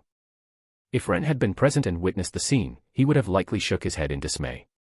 Since when did my sword art become as common as a cabbage? For there to be two people who were using something similar to the keiki style. Ren would have unquestionably begun re-evaluating his life decisions. Even though theirs were imitations and not identical, the fact that they were able to imitate it to that degree would have left one speechless. Click. As Liam appeared directly in front of the Duke-ranked demon, the lightning crackling around his arm intensified, as did his movements. If he was fast before, he was now impossibly fast. Clank. He slashed down with everything he got, forcing the Duke-ranked demon back again. Not enough. The crackling sound of lightning that was occurring all around Liam's body became even louder. His form, which had been visible just moments before, disappeared into the background, leaving behind only two pupils that shone with a brilliant yellow hue. The bolts of lightning danced wildly behind him, and it wasn't long before they seemed to take the shape of a gigantic blue dragon. The second movement of the Ivorian-style lightning dragon. The dragon lunged forward, opening its mouth wide before biting in the direction of the Duke-ranked demon. The force with which the attack came was extremely devastating, and it was sufficient to cause the complexion of the Duke-ranked demon to change as several hundreds of blue rings appeared right in front of him. Ring of Vindication, Elemental Discharge, Lightning. The dragon, which had previously been the size of an airplane, shrunk considerably when it saw the circles for the first time, and it wasn't long before it disappeared completely. The Duke-ranked demon smiled when he saw the dragon disappear. His smile didn't last very long because all of a sudden he felt the hair on the back of his head standing up. Shortly after that, he began to hear the echo of a chilly voice next to his ear. You'd think I'd fall for something like this. Liam extended his hand in the direction of the demon's head. His movement was simple, as he only extended his hand, but it was enough to startle the demon because the speed at which he was moving was simply mind-boggling. Even he, a Duke-ranked demon on the verge of reaching the prince rank, was struggling with his speed. That alone signified just how fast Liam's movements were. Sadly, the unfortunate reality was that the demon wasn't just a Duke-ranked demon in name. At precisely the moment when Liam's hand was about to come into contact with the back of his head, the space around Liam began to crack, and what appeared to be the pointed tips of actual swords began to materialize all around him. Shit. Liam cursed to himself as he stopped whatever he was doing. After that, different white lines started to appear in his field of vision. This was immediately followed by his yellow pupils shining with a greater yellow hue. He then took a single look around him and was able to skillfully sidestep the white lines that were headed in the direction of his body. Unfortunately, the number of white lines was simply far too many for him to completely avoid. Spurt. Spurt. Left shoulder, and right thigh. He felt something sharp in those areas. Blinking once, his vision returned to normal and it was there that he realized that his whole body was covered in blood.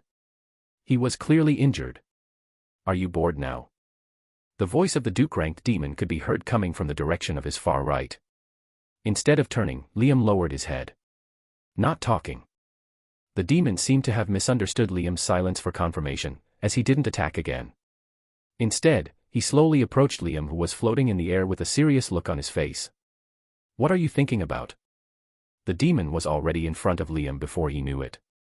Secretly, the area around Liam had started to become enveloped by a darkish domain which was slowly isolating the two of them. With a calm look on his face, he carefully scrutinized Liam's body. Say. Instead of attacking immediately, his figure morphed back to its original form. he no longer looked like Ren. In his mind, the battle was over. With the domain established, it was impossible for him to die. What do you think about signing a contract with me? The demon's eyes shone once again, and Liam felt his body grow lethargic once more as his head was filled with soft whispers. A contract appeared in the demon's hands. Sign the contract. The demon swept his eyes across the battlefield and smiled. Sign the contract, Anha. The demon came to a halt in the middle of his sentence as he abruptly turned his head to look toward the distance, where he sensed a significant shift in the surrounding environment. He wasn't the only one to notice the abrupt change in the environment as the entire battlefield came to a sudden halt. Almost immediately after that, a massive yellow column shot straight up into the sky. Instantaneously, a terrifying suffocating pressure engulfed everyone in the battlefield. Nearly everyone could feel their breathing becoming more labored, with the exception of the demon that was standing in front of Liam. At the same time, the pupils of several demons in the distance began to contract. This power. The demon gazed off into the distance while maintaining an expression of utter disbelief on his face. In contrast to everyone else present, he had an uncanny ability to gauge the intensity of the pressure that was emanating from the distance. That. Liam weakly turned his head to look in the direction of where the pillar was coming from. A smile spread across his face as he glanced in the demon's direction and mumbled. That is the existence that I envy. I did it. After suffering for who knew how long, I had finally broken through. A refreshing feeling enveloped my entire body as I slowly stood up from my spot. When I opened my eyes to look around, I was left stunned by what was within my vision. So many scions. There must have been over 1 million distinct particles of varying hues that suddenly materialized all around me. These particles touched my body and moved around it in response to each and every movement I made. I was able to see the scions move away from my hand as I raised it, and it looked almost exactly like I was moving my hand through the water. It was very interesting. Now isn't the time for me to get fascinated with this type of stuff. I raised my head to stare toward the distance, and it was there that my brows furrowed. Luckily, I didn't take too long to break through. My vision suddenly became distorted as I took a casual step forward. With that one step, I was suddenly standing outside the walls of the castle. My gaze traveled across the battlefield, and it was not long before it was drawn to a particular demon off in the distance. Is that Liam? Next to him was a familiar figure. It was none other than Liam. My brows furrowed even more tightly when I saw in just what state he was in. They didn't stay knit for long, as they soon relaxed. What an idiot. I muttered to myself quietly as I worked very hard to suppress the urge to shake my head. At first glance, I was able to tell that he had challenged the Duke-ranked demon on purpose because this opponent was the most powerful one on the battlefield. Little did he know that the so-called Duke-ranked demon was on the verge of breaking through to the rank of prince. Actually, he probably knew, but he still didn't care. This fact alone made it harder for me to stop myself from shaking my head. Even though I fixed most of his memories, why can't he act normal for once? This was giving me a headache. Actually, realistically speaking, he was the only one that could have stopped the Duke-ranked demon for as long as he did. Rather than being an idiot, he was the one that pretty much prevented the war from ending early. I was just being too sensitive since he always tended to pull this type of crap. Blinking once, I found myself standing next to Liam and the demon. I calmly opened my mouth and said something after lowering my head to cast a fleeting glance in Liam's direction. Let me handle things for now. 647 Ren's return, 1. Wait, Ren. I can still fight. I still haven't used my trump card. It doesn't matter. You already had your chance, and honestly. Ren didn't even bother to look at Liam before he shot him. Even if you were to successfully defeat him, the cost would be too great for you to bear. Please return to the castle and allow me to handle the current situation. Tisk. After making a clicking sound with his tongue, Liam sheathed his sword, and the hue that had been swirling around his body began to fade.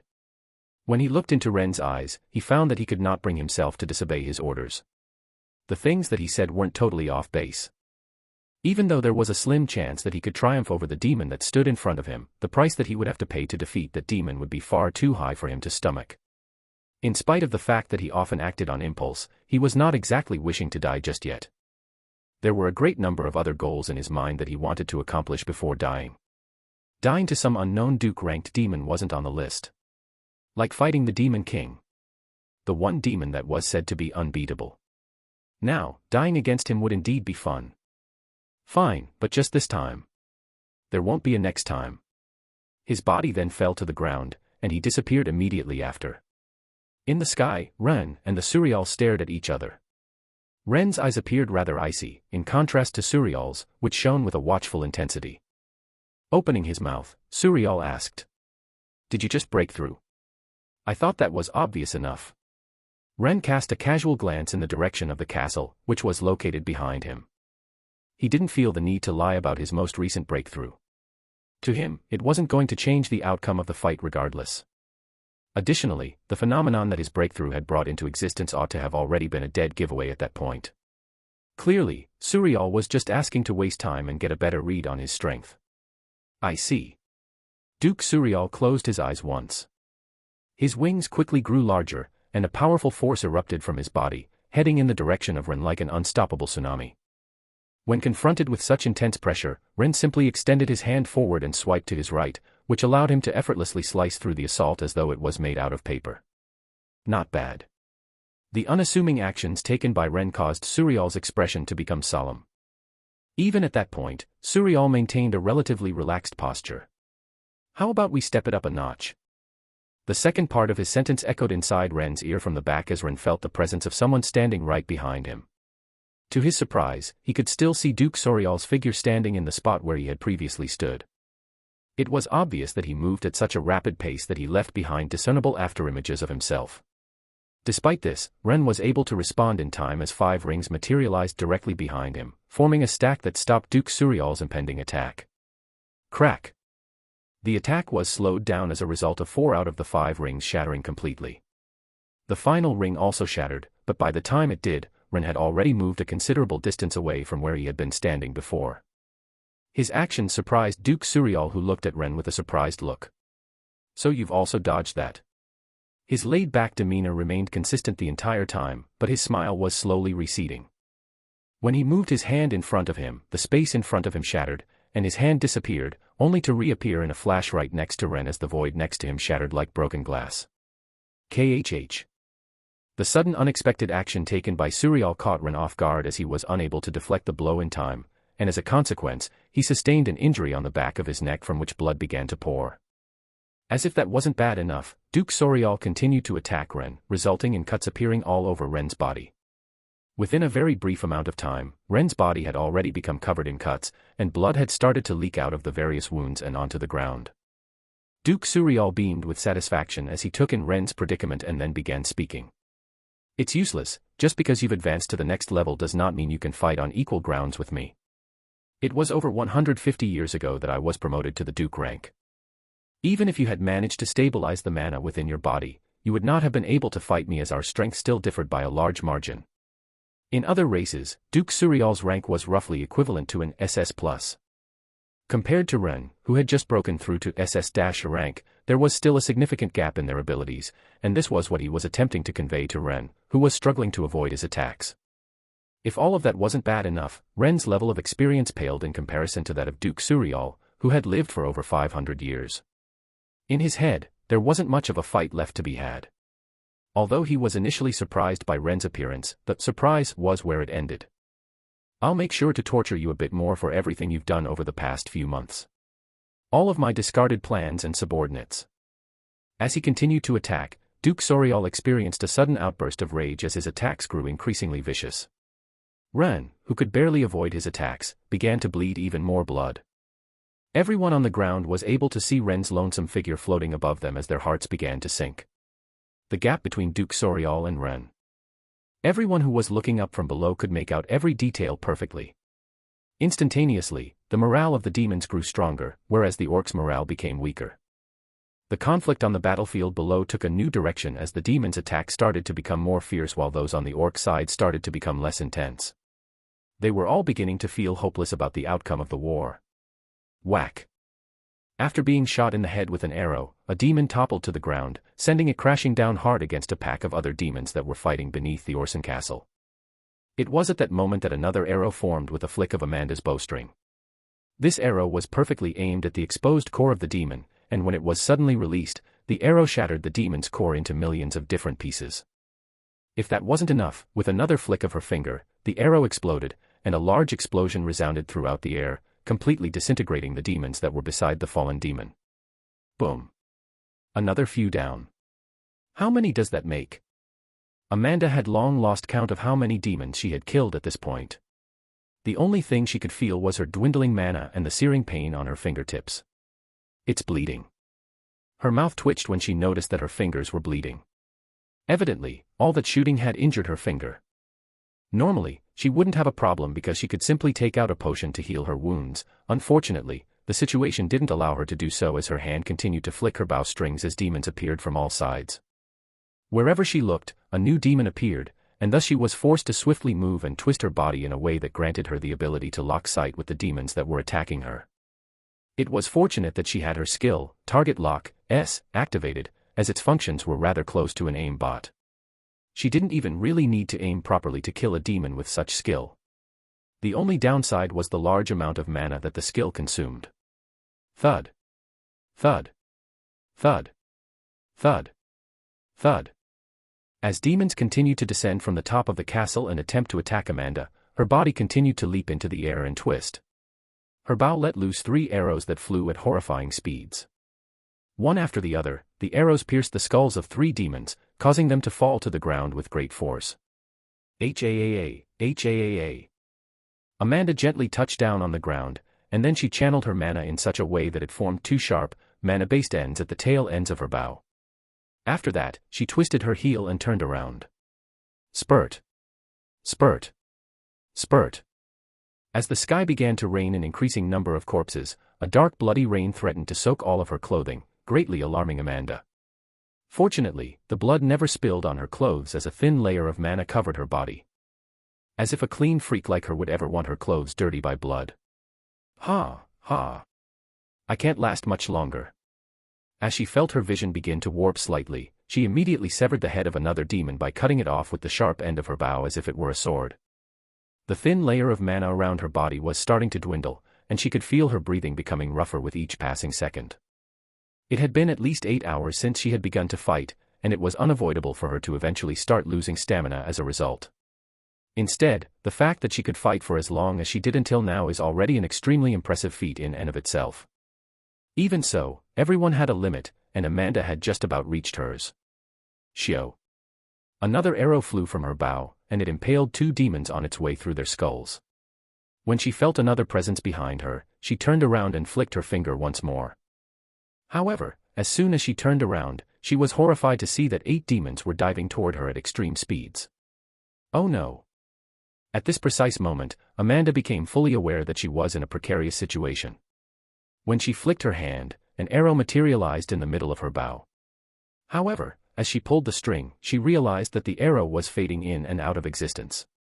A definitive demonstration that there was insufficient mana to continue sustaining it. She was suddenly overcome with a sense of impending doom as the demons sneaked up on her without her even realizing it. Amanda clenched her teeth together, causing the arrow that was in her bow to vanish, and then she took a stance, getting ready to engage in hand-to-hand combat with the demons. Die human scum. In the split second, before she came face to face with the demons, she was able to make out a muttering of profanity coming from the direction of the demons as they closed in on her. It was obvious that she had garnered the resentment of the demons, especially after the fact that she was responsible for the deaths of so many of their fellow soldiers. Amanda took a few steps forward and braced herself for battle against the demons, showing no sign of the slightest bit of fear. Come, huh? Just as Amanda's bow was about to make contact with the demon's sharp nails, her entire body froze up. Boom. In the next instant, the 8 demons obliterated right before Amanda's very eyes as blood spilled all over her clothes. Ha! Amanda stood there in a daze as she looked toward her right, where she saw a familiar figure standing not so far from her with his fist pointed in her general direction. The figure was none other than Han Yufei. 648 Ren's Return, 2. Amanda's eyes lit up the moment they caught sight of Han Yufei, and the moment that happened, she finally let go of her tension and knelt on the ground on one knee. H-A-A-A, ha, thank you. Amanda muttered a few words of gratitude as her body slowly started to twitch from exhaustion. Without a second thought, she took out several potions that Melissa had given her and gulped them down in one go. As soon as she downed the potions, she started to feel a warm sensation that spread throughout her entire body, and the wounds on her fingers and other parts of her body started to slowly heal. In case that wasn't enough, her mana and stamina were also beginning to return to normal, and little by little, a small flush began to spread across her previously pale face. How strong! Amanda was surprised to see how potent the effects of the potions were. Considering that she was the young mistress of the most powerful guild in the human domain, it did not come as a surprise to know that she had taken a lot of potions in her life. She naturally possessed an accurate understanding of the potency of the effects produced by these standard potions. However, when compared to the potions that Amanda had just consumed, which had been given to her by Melissa, she realized that there was a vast difference between the two. As a matter of fact, she had the impression that she was now able to fight once more. Incredible. This discovery astounded her as she slowly stood up. Are you okay? It was then that Han Yufei walked over. Amanda nodded her head as she turned her head to look at him. I'm fine now, thank you. Things would have been much more difficult for her if it hadn't been for his prompt intervention. That's great. Han Yufei refocused his attention on the demons that were approaching the castle from below. Just as he was about to take a step forward and was about to once again engage in combat with the demons, his foot came to a halt and he slowly turned around, as if remembering something. With a visible shudder of his body, he looked at Amanda with a pitiful look on his face. Hey. His voice quivered slightly. What's going on? Amanda was taken aback by his unexpected actions, and she stared at him with a perplexed expression on her face. What, exactly, was it that caused him to react in such a manner? Amanda didn't have to wait very long before she figured out the answer to that question. However, after she heard his subsequent words, she was left at a complete loss for words. Can you do me a favor and stop telling him that his charm is lower than mine? It's been causing a lot of problems. Amanda's eyes blinked a couple of times as she tried to process his words. The moment she did so, she became aware that her hand was covering her mouth, and before she even realized what was happening, she had already started giggling uncontrollably. Please. He's weaker than the human that I previously fought. While staring at Ren, who was covered in blood and had been severely beaten, this was the realization that came to Suriel.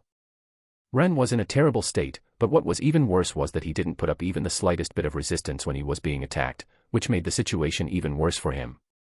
Is he really the human in the memories? When Suriel recalled the memories of the previous human he had been fighting, he had the distinct impression that something was wrong with the memories he received. He wasn't supposed to be this weak. Despite the fact that Suriel was aware of Ren's weaknesses due to the memories he had acquired from Liam, things should not have been this simple. Something was amiss, so he instinctively stopped attacking and retreated, his eyes brimming with alertness. Obviously, he did not forget to leave a mark on the human's body before he left. What sort of game are you playing at? Suriel asked as he scanned the human in front of him. After taking a second look, he was unable to detect any menacing power emanating from the human. Despite this, he continued to listen to his gut instincts, which told him to retreat. There was something really odd about the human. What game am I playing at?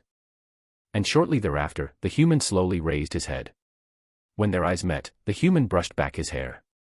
At the moment, he sported an expression that could be described as both indifferent and icy, giving off the impression that he did not possess any emotion. Things became especially alarming when his eyes started to become a hollow gray color. I'm not playing any games. I'm merely just trying to adjust myself to this new rank. He extended both hands to his sides while mumbling something to himself. It isn't every day that one experiences such a drastic rise in power. The sky started to dim as a direct result of his direct actions. A powerful hue began to envelop Ren's body as the sky began to show signs of cracking and tearing. At the same time, his SS-rank strength erupted from his body. What's this? After being startled, Suriel looked around him with a confused expression on his face. The power that was slowly enveloping the battlefield was very intimidating, to say the least. Enough to cause even Suriel to feel some sort of strain. However, if that wasn't all. Martial body. The weight that was pressing down on Suriel became significantly heavier by that light murmur coming from Ren's mouth as Suriel's expression finally changed. On the other hand, Ren's body began to undergo transformations as his muscles began to swell, his veins ruptured, and his rank steadily increased. Within an instant, Ren's rank shot up from SS-rank all the way toward SS rank. It can't be. Gulp. Suriel involuntarily swallowed a mouthful of saliva as he moved back. Ren's power increased to a dangerously high level for an unknown reason. Suriel felt pressure build from all of his sides as his eyes met with Ren's, who was standing in front of him. No, I can't let things continue like this. Suriel's expression hardened as he became aware of how dire the situation was, and a terrifying energy began to emanate from his body at the same time. In his mind, he tried to reassure himself. There is no need for alarm. Since I possess the previous human's memories, I should be able to anticipate his movements. He scanned his surroundings and recalled something. If I'm not wrong, soon enough sword energies will come crashing down toward me at incredible speeds. I should get out of here as fast as possible. After taking in his surroundings, Suriel came to a conclusion very quickly. He furiously glared in the direction of his opponent while rapidly expanding the wings on his back. Then, with a flap of his wings, his body zoomed in Ren's direction. If I head to where he is, he will be forced to stop whatever he is doing. After all, there's no way he can attack himself, right? His body accelerated through the air as he approached Ren swiftly. When Suriel finally came face to face with Ren, just as he had predicted, he watched him furrow his brows and then abort his attack entirely. Clearly, he had realized Suriel's intention. Ha ha ha, I bet you didn't see this coming. Suriel revealed a crazy smile after successfully stopping Ren's attack. Shying. As he slashed at the human that was in front of him, he didn't squander even a single second of the valuable extra time that he had bought for himself and attacked with everything he had. Unfortunately, Ren was able to avoid his attack with just a small step backward. Suriel's heart sank, but it wasn't long before it calmed down again. That's right, I still have that. His special power. The one that allowed him to gain an advantage over his opponent. After one more beat of his wings, his body lurched backward, and he came to a stop in the middle of the air. This should be far enough. Oh. Are you going to do something? Suriel was startled by a sudden whisper in his ear. When he turned around and saw Ren standing directly behind him, his expression changed drastically. What? Before he could even begin to comprehend how Ren had appeared behind him, he had to repeatedly close and reopen his eyes. Only then was he able to start making sense of what had happened. He didn't give it a second thought before hurriedly twisting his body and slashing in Ren's direction. Clang. Ren's sword, which Suriel had not realized had been removed from its sheath, deftly blocked his claws as they attempted to cut him in half. Clang. Clang. Clang. Shockwaves propagated throughout the atmosphere as the two engaged in a duel in midair, with Suriel attempting an attack and Ren defending himself with a simple turn of his sword. It also had to be noted that Ren had only been using one hand throughout the entire exchange. It was clear to those spectating that he was the one who was at an advantage at the moment. What's going on? Suriel wondered to himself as he continued to attack. I'm a Duke-ranked demon that is on the verge of breaking through to the Prince rank. He's merely a human that has just broken through to Duke rank. I should be having the upper hand. What was going on? Things didn't make sense at all. Clank. When his sword and Suriel's nails collided, the result was a sonic boom in the form of a pressurized wind gale that spread out across the sky. Hayak. In the aftermath of the assault, Suriel discovered that he had been pushed back by several meters. He raised his head to look at Ren, who seemed rather composed and calm. As a result of the exchange, he had also taken a few steps back. As a matter of fact, it appeared that he had retreated a few steps further than Suriel. This was a resounding demonstration that Suriel's strength was indeed superior to that of Ren, and it was at this very moment that Suriel came to a sudden realization. It's his technique. At this precise moment, Suriel had the epiphany that Ren's strategy or technique, whichever it was the thing that was enabling him to engage evenly in head-to-head combat with him. Currently, Ren's whole body was riddled with wounds and he looked to be in a sorry state, but... Why do I feel pressured? Just his gaze alone made Suriel feel uncomfortable. He was unsure of exactly what he had done before, but the end result was that his rank was now only marginally inferior to his own and he was fighting evenly with him. Perhaps even winning. No, this can't be happening. I'll give you two choices. Ren's emotionless voice rang inside Suriel's head, cutting his thoughts away. Suriel forcefully calmed himself down and calmly asked. What are the two choices? We stop this meaningless fight and you submit to me. As expected.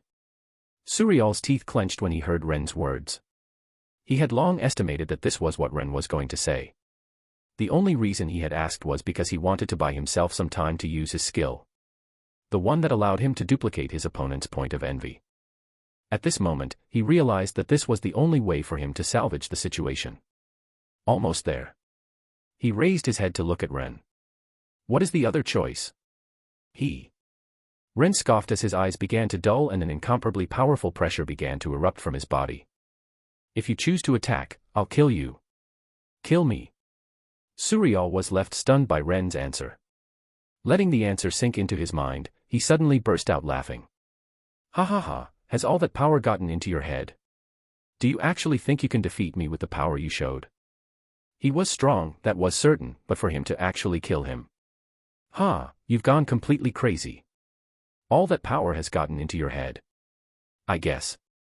Ren responded in a sluggish manner while bringing his hand forward and repeatedly clenching and unclenching his hand. Honestly, having just broken through to this new rank and feeling all the power that comes with it, I would find it quite saddening if you were to choose to submit to me. After all, I do want to have some fun as well. You sound quite confident in yourself. Suriel gritted his teeth in a covert manner. Suddenly, a purple hue erupted from out of his body, and his figure began to transform. So that's your choice. A soft smile soon began to spread on Ren's lips as he extended his hand. I couldn't have asked for anything better. When he closed his fist, the surrounding air suddenly became icy. Shortly after that, the sky began to twist and cracks formed all over the sky. Bright yellow swords began to emerge from the cracks in the sky, with their tips all pointed in Suriel's direction. Let's see. Ren lowered his head to look at Suriel's, and as he did so, he slowly pressed his hand down, causing the swords that were floating in the air to plummet to the ground like a torrential downpour of death. What's going on? What's that? The ongoing conflict below was slowed down as everyone turned their attention to the sky in order to observe the phenomenon that was taking place in the atmosphere as an insurmountable pressure bore down over a large radius that encompassed several kilometers. The very instant that they saw the enormous swords raining down from the heavens, many people felt a tightening in their chests as they swallowed mouthfuls of saliva and focused their attention on the two individuals that stood in the sky. At this moment, everyone knew that the outcome of the conflict between the two would dictate the real winner of the war. Instantly everyone stopped whatever they were doing and focused their attention on the conflict above. 649 Ren's Return, 3. As soon as the swords started to fall down toward the ground, the world started to shake as an overwhelming force began pushing down toward the ground. Come, let me see how much more you can entertain me. With an expression that suggested he was looking down on the world, Ren continued to press his hand downward as more and more swords appeared from the void and extended toward the world. Mana Agglomeration, Sky Rapture. This was the name of the move that Ren was utilizing at that very moment. It was a skill that was exclusive to him and was not a component of the Keiki style. Ren was now able to exert control over all of the scions that were located within a few kilometers of him as a result of his successful establishment of a stronger connection with the scions that were present in the atmosphere. When compared to before, he was on a completely different level right now, at least from a realistic standpoint. He had improved his strength to such a degree that the Keiki style was no longer as useful or significant as it had been in the past. It was necessary to point out that Ren's current strength had already surpassed that of Grandmaster Keiki when he was in his prime. The Keiki style, despite the fact that it was still somewhat useful, was not something that he would consider using very frequently anymore. Shio. Shio. Shio. As they descended from the void, the tangible sword energies that were as thick and long as a tree all focused their attention on Suriel, who was floating in the air slightly below Ren. His figure, which had been undergoing a transformation earlier, had already finished morphing and resumed an appearance that was eerily similar to Ren's. The expression on Suriel's face, which had become identical to that of Ren's, changed to one of bewilderment. What's going on? He looked up at the sky with shock. The figure that you envy is none other than yourself. How is this possible? As soon as Suriel realized that he had transformed back into the previous form he had taken, his heart went through a period of extreme upheaval. As he processed this information, he was stunned to discover that Ren envied himself the most. How was this possible? No, wait. His eyes widened in surprise as he took a moment to process the information stored in his memory. Ah, I see. Suriel finally cracked a smile as his body once again underwent some changes. His hair began to change from black to white in a gradual manner as his once blue eyes underwent a change as well, gradually transitioning to a grayish color, and his face lost all expression as it became expressionless. Suddenly, from deep within Suriel's body, a strange power surged out. At the same time, all kinds of different memories surfaced within his mind, and everything around him lost its color. As he lifted his head to stare at the incoming sword attacks, his head cocked ever so slightly, and he slowly raised his hand above his head. The sky beneath him ripped into shreds as various black-colored swords warped beneath him in a threatening manner as the air around him stirred. In the time it took for more than 100 swords to materialize in the space beneath him, the swords that were coming from Ren had already begun to draw closer to him. This should do. The sword energies that were buried beneath Suriel rose into the air with a single motion of his hand and were precisely directed toward the oncoming storm of swords. The two attacks quickly collided with one another, and the world slowly started to lose its color. At the same time that an eerie silence engulfed the entire planet, visible circular pulses that changed color from red to gray and back to red began to spread out across the entire surface of the world. It was then that it happened. Boom. Boom. Boom. The aftermath of the conflict between the two powers resulted in the sky being filled with the deafening sounds of explosion after explosion, while the land beneath it was ripped to pieces and mountains were leveled. Get out of the way. Run. As a result of the two attacks, the demons and orcs that remained on the ground were quickly ripped to pieces, which caused widespread panic and chaos.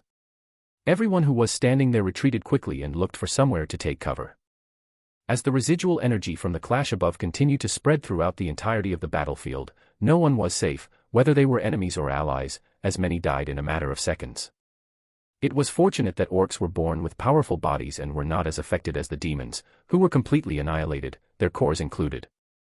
Nonetheless, the number of orcs seriously injured as a result of their clash was nothing short of small. It didn't take long for the chaos to calm down, but by the time the lingering energy from Ren and Suriel's exchange had dissipated, the world was already in a state of complete devastation. The ground beneath them was completely leveled, and thick cracks appeared on the ground beneath them. Further adding to that, all of the vegetation that stood beneath had been completely eradicated. Ah! Ugh, help! Only the sound of orcs and demons wailing in agony and pleading for assistance could be heard throughout the world. Unfortunately, no one came to their aid as everyone was focused on the two figures in the air that bore a striking resemblance to one another. I think I just found something very interesting. Suriel spoke while floating gently in the air and gazed at his new body with awe and fear. He then gently raised his head to stare at Ren in the sky. Who would have thought that there was another part of you?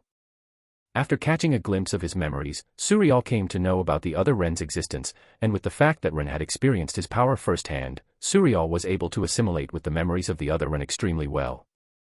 It would not be incorrect to say that he was in an entirely different league than he was in the past. The current Ren, who had previously bothered him, no longer appeared as threatening. Meeting Ren's line of sight, Suriel smiled. I guess it's my turn to say to you to keep me entertained. I hope you last for enough time to appease me. Suriel gently pointed his finger in Ren's direction. At that precise instant, sword energy materialized right in front of Ren's head. Seemingly able to read Suriel's intentions, when the sword suddenly appeared in front of him, it did not present any difficulties for him. Instead, he flicked his hand forward and scattered the energy in front of him. That being said, a troubled frown soon appeared on his face as he stared at Suriel with a vigilant look. Ren understood that the situation had turned for the worst, and it wasn't long before the situation turned from worse to dire as Suriel appeared right in front of him with his hand extended toward his face. Ren was taken aback by his speed, which was on par with teleportation, and as his vision began to be obscured by the approaching hand that was inching closer to his face, he felt his movements become sluggish. Not good. At that precise moment, Ren became fully aware of the fact that he would die the moment Suriel's hand touched his face as the space around him started to distort and his figure began to fade. Nice try. Despite this, Suriel made a slow turn to the right and advanced his hand in such a way that it appeared as though he could perfectly read his movements. Because of the rapidity of his movements, those who were observing from below were unable to make out what was taking place. Nonetheless, their confusion was short-lived as they witnessed a figure plummet to the ground at breakneck speed. Boom. The earth was torn apart by a subsequent explosion, and a sizable crater was produced on the surface of the ground. After the dust had settled, standing in the middle of the crater was Ren as blood dripped from the side of his mouth. He wiped the blood in the corner of his mouth and stared toward the sky where Suriel was standing. At the moment, he was looking at his body with wonder as a smile slowly pulled on his face. What fascinating power! He murmured in a voice loud enough for everyone to hear. Suriel's attention shifted in Ren's direction and he soon chuckled. How about I present you with the same offer that you previously gave me? He poked fun at him while his smile gradually expanded into a broad grin. Word for word, he started to repeat the words that Ren had previously told him. I'll give you two choices. We stop this meaningless fight and you submit to me. If you choose to attack, I'll kill you. Ren's expression remained as emotionless as ever as he continued to stare at Suriel. At this precise moment, his body was riddled with wounds, and his body repeatedly twitched. Those who were observing the scene could plainly see that Ren was at his wit's end, whereas Suriel appeared to be in a significantly better state. The many people who were watching felt a tightening in their chests, which brought Suriel even more joy. He took in their expression with ecstasy as the grin on his face twisted all the way toward his eyes. How about it? Are you willing to submit to me? Suriel continued to tease with a broad grin on his face. Ren, on the other hand, maintained his expressionless gaze fixed upon Suriel while he continued to stare at him in complete silence. Ooh! It did not take long before his eyes gradually closed, and the hue that had been revolving around his body began to shrink toward his body. The world came to a sudden standstill as a gentle breeze caused Ren's clothes to flutter. Ren's silence brought the entire world to a silence as everyone's focus turned on him. His next words would decide the outcome of the war. The silence continued for what seemed to be an eternity as a stifling and suffocating atmosphere permeated every corner of Amora. So?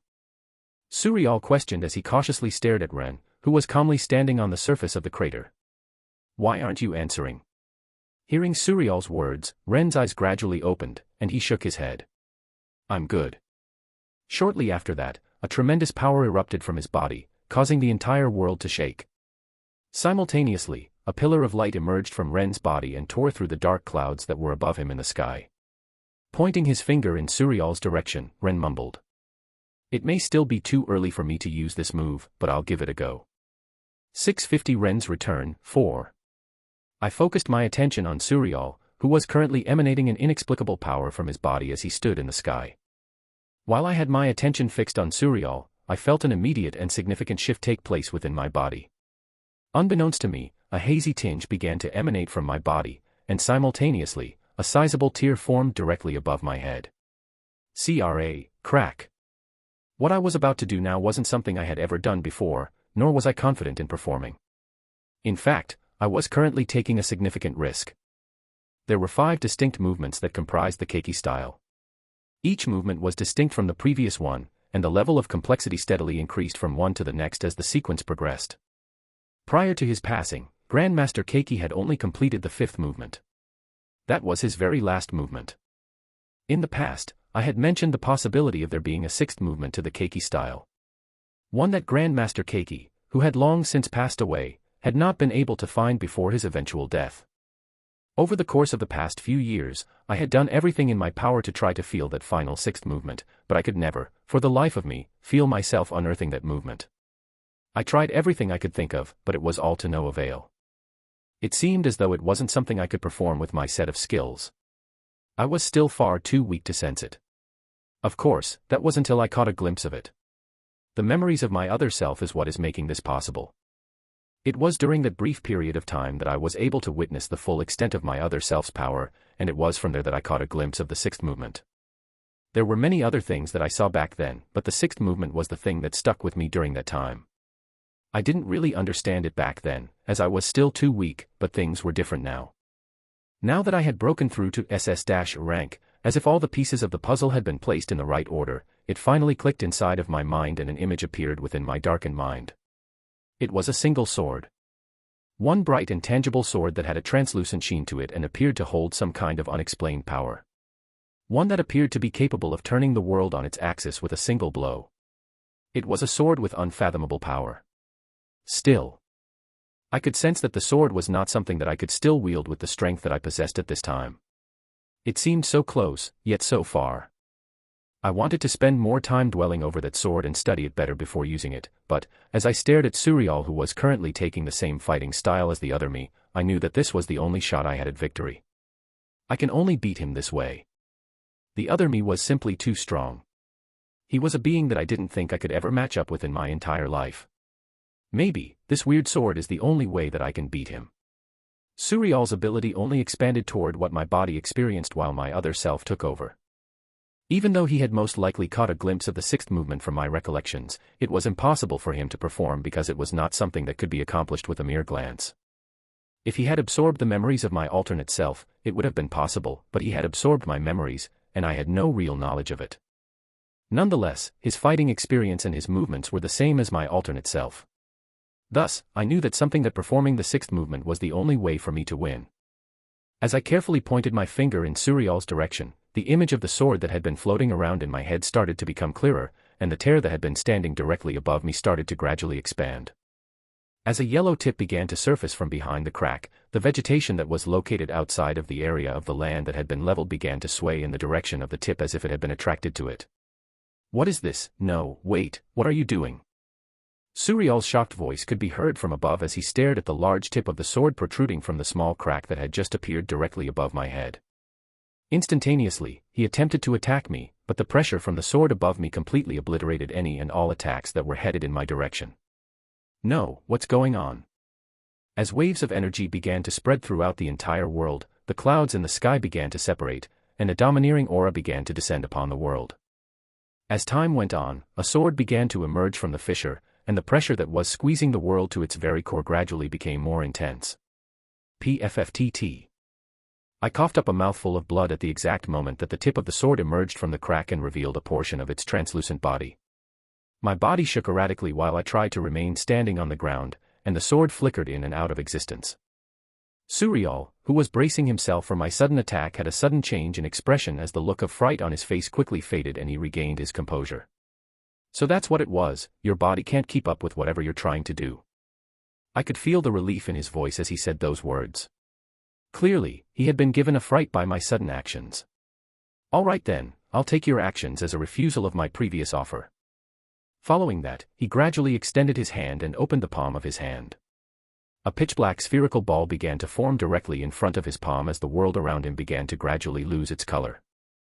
As if the world around him was merging with him, everything within his immediate surroundings began to warp as an energy that was on a level comparable to the tip of the sword began to spread across the world.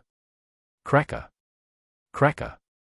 The sky began to crackle with lightning as the ground below was set ablaze, and the demons that were trying to aid their fallen comrades beneath scurried away as quickly as they could.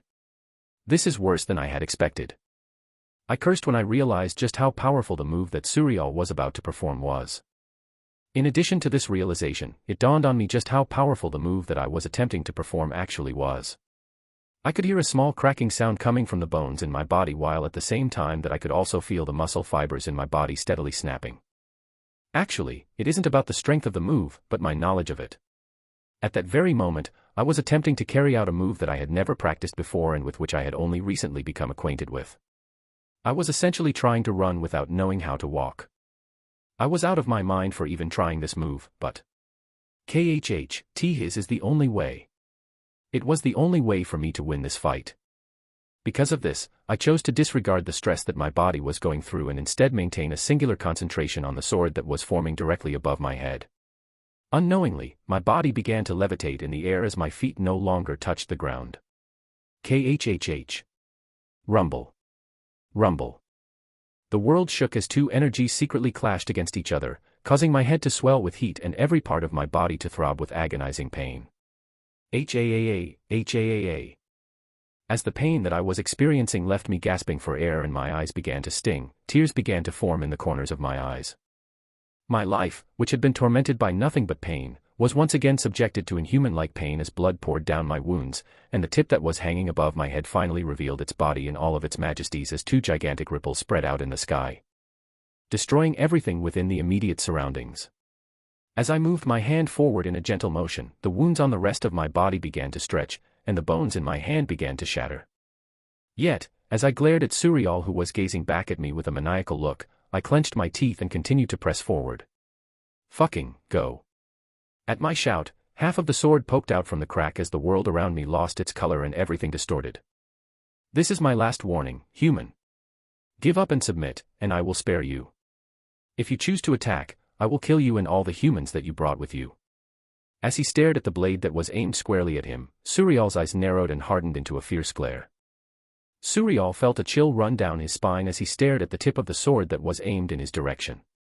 At the same time, he furiously circled the demonic energy that was contained within his body as he prepared to unleash his most powerful move. Death. That was what came into Suriel's mind as he stared at the enormous sword that stood in front of him. Just by giving it a simple look, he was able to sense a penetrating force directed toward himself. At the same time, he unknowingly swallowed a mouthful of saliva out of anxiety. How can he unleash such an attack? Suriel thought to himself as he furiously continued to circulate the demonic energy inside of his body. The purple-black sphere that was floating in front of his palm began to grow in size over the course of a short period of time, and it wasn't long before it ballooned up to the size of a small sun. The power that was emanating from his attack was just as menacing as the one that Ren was preparing to unleash.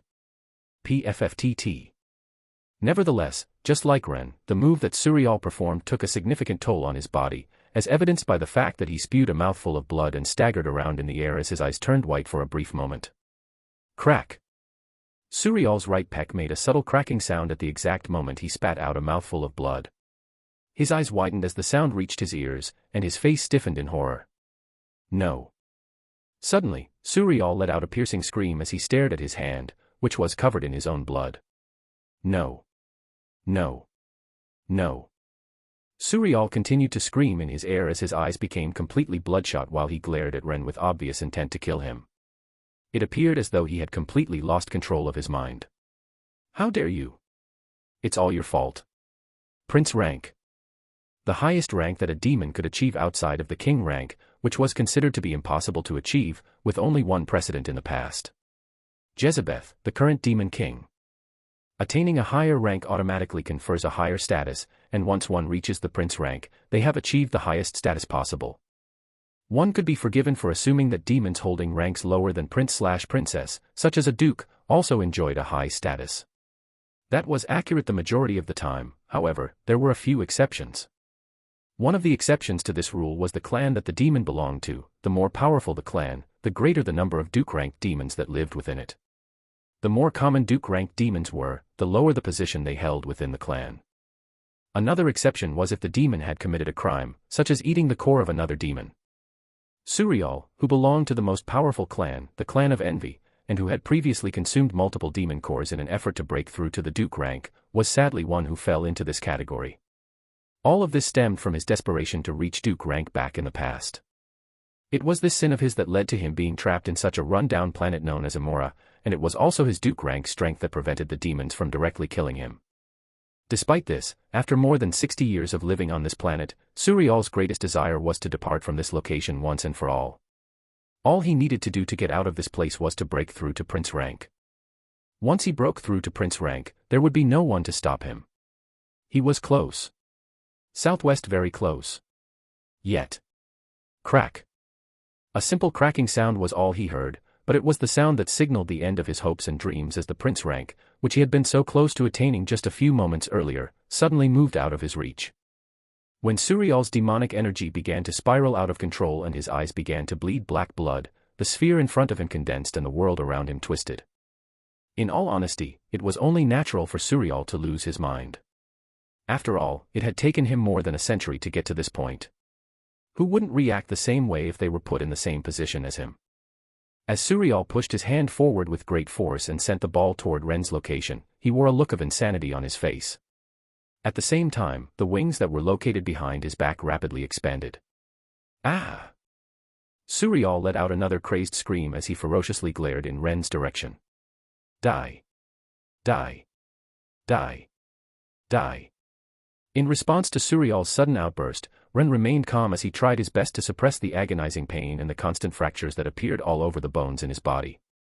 The moment that he heard Suriel's roar, and felt the attack head his way, Ren's body had already reached a point where almost every bone of his body had fractured and the muscles on the upper part of his body had ruptured. Damn it. Unfortunately, when Suriel launched his attack, the sword that was hovering above his head was still only half exposed, and he was well aware that he had long since reached the point where he could go no further. Ag! Consequently, with another scream, Ren pushed his hand forward, and the tear from which the sword was emerging slowly closed, thereby severing the sword in half and leaving behind an exposed portion of the other half. Still, it was enough. Ren extended his hand while tightly clenching his teeth together at the same time. He then raised his head to stare at the oncoming assault, and while doing so, he murmured in a low tone. Go. As soon as he finished speaking those words, the sword that had been hovering above his head vanished in an instant, and the world was immediately engulfed in an eerie silence as all living beings on the planet held their breath in anxiety. As everything came to a sudden halt, Ren's sword reappeared in front of the purplish-black sphere, its tip gently touching the edge of the spherical ball of energy as it did so. After that, the entire world became completely gray as gentle ripples spread outward from the point of contact between the two attacks. These ripples added to and subtracted from the world's coloration with each succeeding ripple, twisting the world's visual from gray to normal in a repeating fashion. This went on for what seemed like an eternity until all of a sudden, a gigantic red cloud appeared in the sky. It was like something out of a nightmare. Boom. A terrifying explosion that sounded like it was going to break the world in half reverberated all over the world. Ren's vision turned black and the world trembled. 651 Unrivaled, 1. Unbelievable. What kind of sword is that? I can feel my body trembling all over. Liam stared at the fight that was happening in the distance with a light breath. His eyes were shining an ominous yellow hue as his body shook. Unlike the others that were next to him, he could see everything, and it was exactly because he could see everything that his body shuddered. So strong. The power that was radiating from the distance was unbelievably powerful, and Liam couldn't take his eyes away from the scene that was unfolding right before his very eyes. It was as if he was in a trace. Looks like they are about to attack, get back. It was Leopold's voice that brought Liam back to reality as he caught sight of the gigantic half-sword that was raised above Ren's head and continued to move forward. Watch out. Liam and the others were quite far from where Ren stood. At least several dozen kilometers away from him, yet, the residual energy that was coming out from the fight that was happening between the two was strong enough to send the people standing above the castle flying back. Raising his hand and positioning his body forward, Liam's clothes fiercely flapped as his gaze continued to linger toward the fight in the distance. Is this the power of an SS-ranked individual? Liam could never have imagined in his wildest dreams that Ren would experience such a dramatic increase in power simply by moving up a single rank. As his eyes began to sparkle, he could feel his heart beating furiously. He was very excited. The power that Ren exhibited excited him to no end. Maybe, I should also break through. Liam was seriously contemplating whether or not to break through to the next rank, taking into account the likelihood that he could do so if he so desired. It was inevitable that it would still be a few months before he was able to successfully break through, as he was still not exactly there yet. However, the primary reason for this was that breaking through had never been his primary objective as he had focused on improving his martial arts instead of his rank. Liam, however, was unable to keep his composure as he stared at Ren's figure as he floated through the air like some sort of war god. I want to break through. It was at this point that he finally came to a decision, and he chose to spend the next couple of months working his way up to the next rank. I can't wait. Watch it. Once more, Leopold's frantic voice echoed out loud as another surge of power spread throughout every inch of the land in the vicinity of the castle and the surroundings began to shake. An even more ferocious gust of wind ripped through their vicinity as Angelica grabbed hold of Ryan to prevent him from getting hit by the airborne debris that carried large boulders and rocks. Ah. Watch it. Imora trembled. A sudden and enormous shadow appeared all over the world as a gigantic, purplish-black energy sphere that looked like it could have replaced the sun suddenly descended toward where Ren was standing.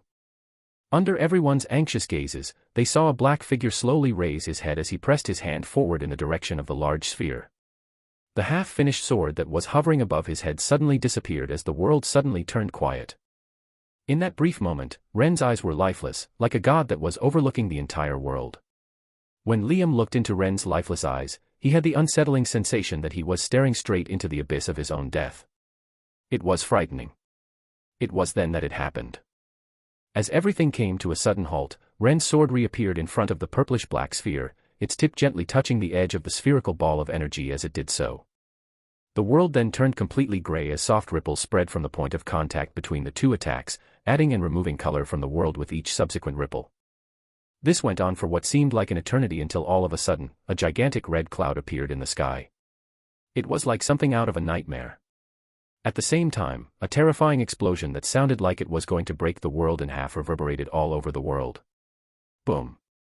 As if the world was crumbling, the deafening explosion spread throughout the entire land as the world distorted and everything started crumbling down. Fuck. This is too much. Fuck, Ren. Shit. The people who were standing atop the castle became terrified as they hurled a string of curses and thrust their hands forward to form a massive shield that encompassed the entire castle structure.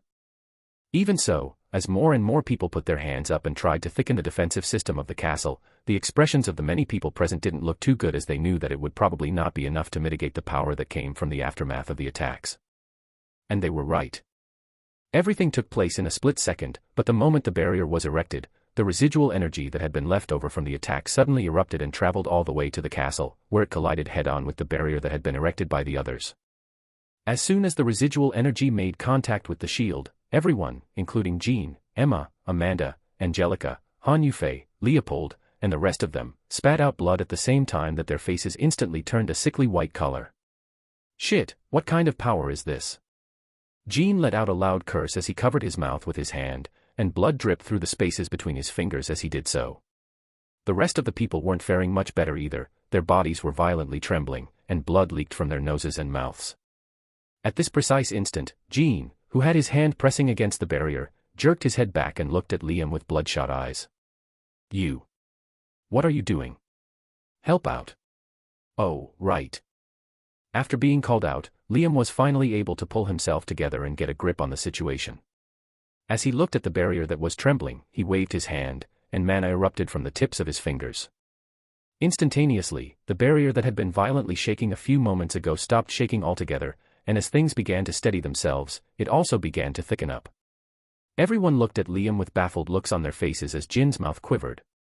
Why, you, if you could have done that from the beginning, why didn't you? I was too absorbed with the fight that I forgot. Indeed, the fight had taken all of his attention.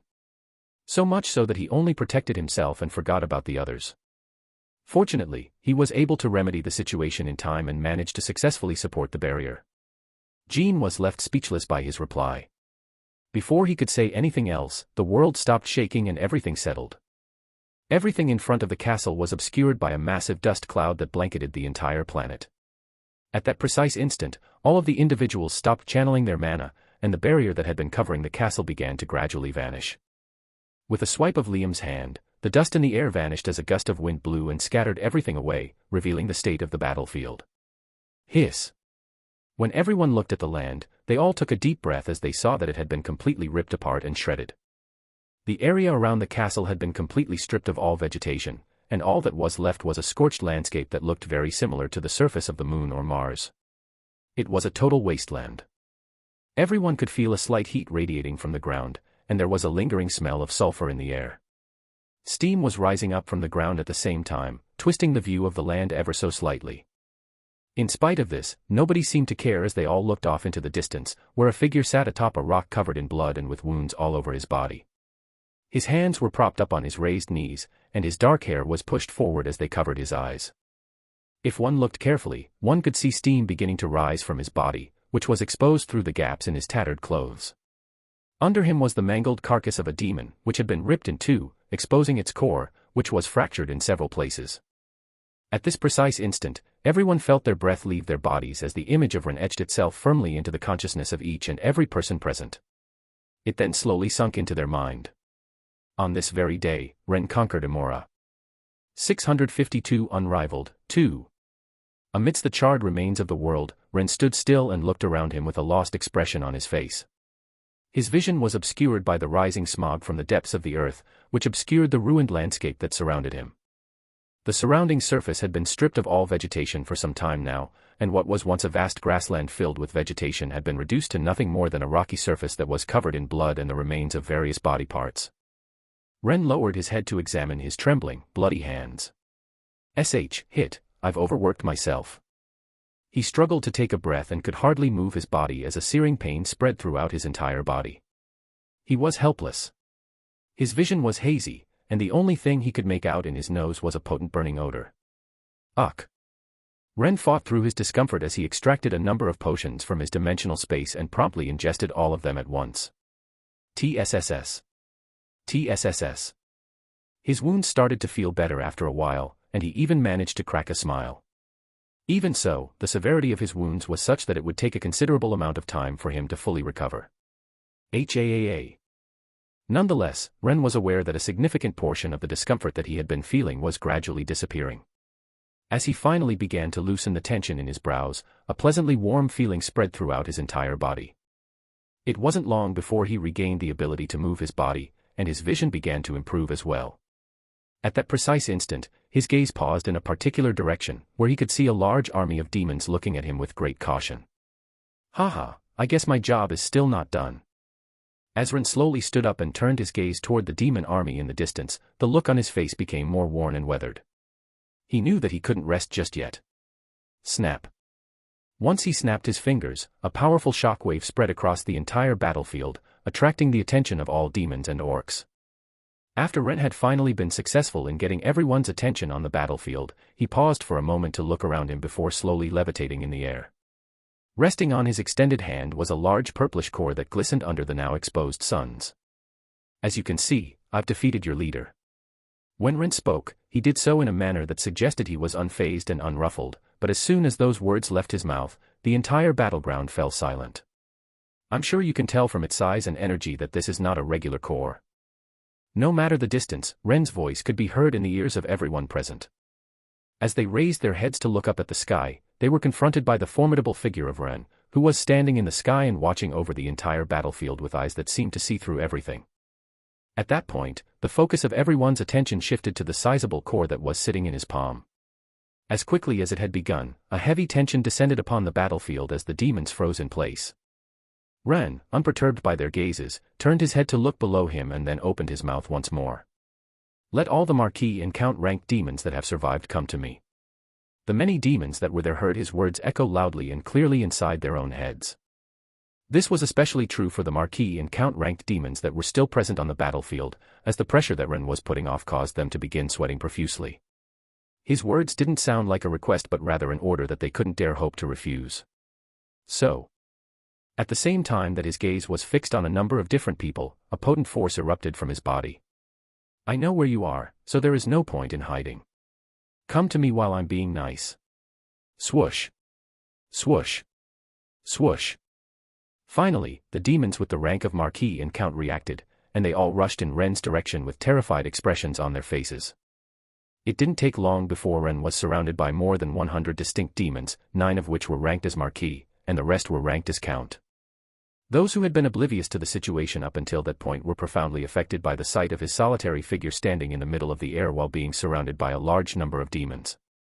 Just as things were starting to get back to normal, Ren made a small turn of his head and pointed his finger in a particular direction. Thump. A demon came tumbling down from the heavens and smashed into the ground below it. The expressions of the many demons that surrounded him underwent a radical transformation, and they all wore looks of nervousness on their faces. They didn't even understand how the demon had died. Looks like everyone is here. Ren kept his composure as his eyes swam toward the demons that surrounded him with his gaze. While he was tossing the core in his hand and catching it repeatedly as though it was a toy, several figures suddenly appeared behind him. They were none other than Angelica, Jean, and Han Yufei. Here you go. They each tossed him several cores. Ren nodded his head in contentment as he snatched them up with his hand and then hurled the cores into the air, where they quickly morphed into a number of different demons. What was shocking was the fact that each and every one of them held the rank of Marquis. Even though their aura was noticeably weaker than that of a typical Marquis-ranked demon, one could still get the impression that they were quite formidable. What's going on? I thought I had died. They appeared perplexed by the unexpected turn of events, as evidenced by the fact that they all turned around and looked around them. Their bodies froze completely the moment they saw Ren standing in front of them with the core in his hand. At that point, their expressions hardened as they finally understood what sort of situation they were in. This will do, for now, thank you. Ren thanked Angelica and the others before looking back at the demons around him. Once again tossing the core in his hand and catching it, he started speaking. I'll give you guys the same offer that I've given this guy, submit to me, or... Narrowing his eyes, Ren's voice deepened. Come at me all at once. As he spoke, the already tense atmosphere became even tenser, and the demons cautiously stared at one another. Come at him all at once. There were a total of 15 demons with the rank of Marquis and approximately 200 demons with the rank of Count. If they were to launch a full-scale assault on him at the same time, would they have a fighting chance against the human that stood in front of them? As they exchanged glances and secretly communicated with one another, every demon in the room entertained a variety of different thoughts. It was right at this moment that one of the demons spoke up. If we choose to submit to you, what do we have to do? Everyone stopped what they were doing and gave Ren's calm gaze their full attention. As he remained silent for a brief period of time, the atmosphere around him became filled with an eerie stillness. As he opened his mouth, he turned his attention to the millions of demons that were below him. There seems to be a lot of demons present. What do you say we reduce the numbers to a manageable level? Hiss. All the demons drew a cold breath. The meaning of Ren's words was crystal clear. To demonstrate their submission, they were required to murder and massacre their own kind. As the demons who were present mulled over whether or not they should accept the offer presented to them by Ren, their minds raced through a wide variety of possible plans and ideas. Soon enough, a minute had passed, and not a single demon had still accepted his offer. Still not answering. Ren extended his hand toward a nearby demon and grasped it as he furrowed his brows. Heek. N-. Almost immediately after that, the demon vanished. The demons that were present didn't even have time to react before they found out that a marquee-ranked demon had been wiped off the face of the planet. I don't have a lot of time. Quickly make your decision before I decide to kill all of you. Ruthless. In the eyes of the demon, the human in front of them was extremely ruthless. He did not hesitate to use a marquee-ranked demon as an example for them. He was nothing short of ruthless. Swoosh. Swoosh. His method seemed to have stimulated something within the demon's mind, as evidenced by the fact that it caused them to shoot down from the sky and begin attacking the lower-ranked demons below. Hike. What are you doing? What's going on? A bloodbath began to break out, and Ren was there to witness it all as he languidly gazed at the demons with a look that seemed to be detached from reality. Opening his mouth, he reminded. I'll kill anyone that tries to escape. I see everything. Are you not concerned that they are merely pretending to be on your side? What if they try to relay what happened to the demons outside of this planet? I heard Jin's voice coming from behind me. Sparing him a glance, I replied. Don't worry too much. I came prepared beforehand. I took out a small device from my dimensional space and showed it to Jin. This device over here will allow me to determine whether any of the demons are trying to communicate with the outside world. It's something that the dwarves have given me. Oh. Jin nodded his head in understanding. Then, scanning the device carefully, he asked. How confident are you in making sure that it works? Fairly. The apparatus in question was something that Rander and Jamnuk had bestowed on me. Since they assured me that it would work, I naturally believed them. Worst case scenario, I might end up having to throw away this planet. It would be a shame, but in the end, there were probably plenty of other planets in the universe. It shouldn't be too difficult to locate another one of these. The one and only drawback was that it would require a significant amount of work in order to properly set up. Let's go back for now. I moved back toward the castle once I spared the demons one last glance. My body was at its limits, and in spite of the potions I had consumed, I knew that I only had minutes to spare before I would pass out on the spot. It appeared to me that it would take at least a couple of hours before the demons and the orcs finally eliminated the majority of the weaker demons. If we're being realistic, I wanted to keep all the demons on this planet and put them to work for me, but I was also aware of the times when an individual needed to rein in their greed. Too many demons and the situation would no longer be manageable. The Marquis and Count-ranked demons were enough for now. Also, I need to think of a way to stop them from betraying me. Although one of the ways to make the demons work for me was to have them sign mana contracts, unfortunately, there were far too many demons for me to be able to control all of them. It wasn't something I could afford even with all the capital that I had. They were, after all, highly ranked demons. Had they been lower-ranked demons, I would have been able to somewhat manage it, but they weren't. Fear won't work in the long run, especially since Jezebeth is scarier than I am. I could try swallowing their cores, but there are just too many demons, and I can't have them follow me back to Earth. In the midst of my thoughts, my feet softly landed on the walls of the castle, and at that moment, a number of figures rushed toward me. You're finally back. Amanda, who appeared to be sickly, was the first person to welcome me as she gave me a soft hug. When I saw how disheveled she looked, I got a strange feeling in the pit of my stomach. While in her embrace, I gently brushed her hair beside her ear and smiled. How is it? How is what? Amanda raised her head and looked at me in a daze. I stared straight into her eyes and softly replied. My smile. 653 moving forward, 1. Do me a favor and watch over the demons while I go back and rest for a bit. I said as I gazed at the others who were staring at me with different expressions on their faces. My vision was all messed up, and my mind was cloudy.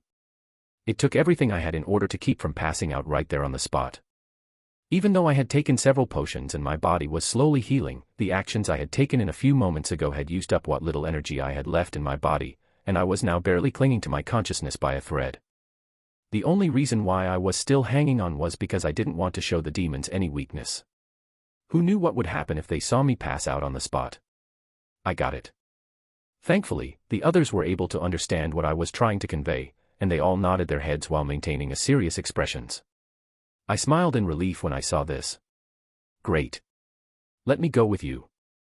Amanda offered me a helping hand as she walked next to me and opened the door that led to the insides of the castle. Thank you. I struggled to express my gratitude as my legs felt like lead and my vision wobbled. Not yet. I clenched my teeth and forcefully moved my legs toward the door. On the surface, I sustained the solemn look that I had after defeating Suriel, but internally, I was experiencing excruciating pain that was radiating through every part of my body. From the corner of my distorted vision, I could see Amanda biting her lips in concern as she observed my struggle. However, as if she understood my thoughts, she turned her head away and pretended to be unaware of my struggle. I was thankful for that, and mustering every little bit of my willpower, I finally walked into the castle. Clank. It wasn't until I heard the sound of the door closing behind me that I breathed a sigh of relief. Thank God I made it. My body went limp and my vision turned black after that.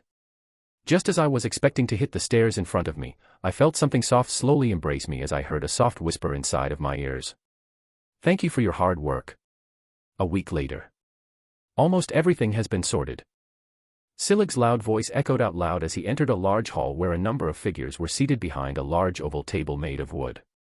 His gaze was drawn in particular to the individual who was seated at the head of the table. He appeared to be rather uninterested in what was going on as he rested his head on his arm, which was propped up on the table. Sparing Silig a short glance, he asked, "Have all the weaker demons been eliminated?" "Most have, yes," Silig replied in a solemn tone. Silig felt an overwhelming sense of reverence and awe as he stared at the figure that was seated at the very end of the table. Silig had previously believed that the war was going to mark the end of the orcs, but his presence alone had single-handedly brought an end to the conflict. I never expected that weak human to become so strong. Silig was absolutely convinced by Ren's capabilities. The orcs respected the strong, and Ren in Silig's eyes was extremely strong. Tap. Tap. Tap.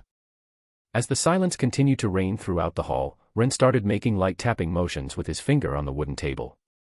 What about the Count and Marquis ranked demons? What are they doing? Regarding them, they are presently awaiting your instructions outside. Silig responded once more, his voice containing even more hints of awe. His decision to have the demons fight amongst themselves is truly worthy of my respect.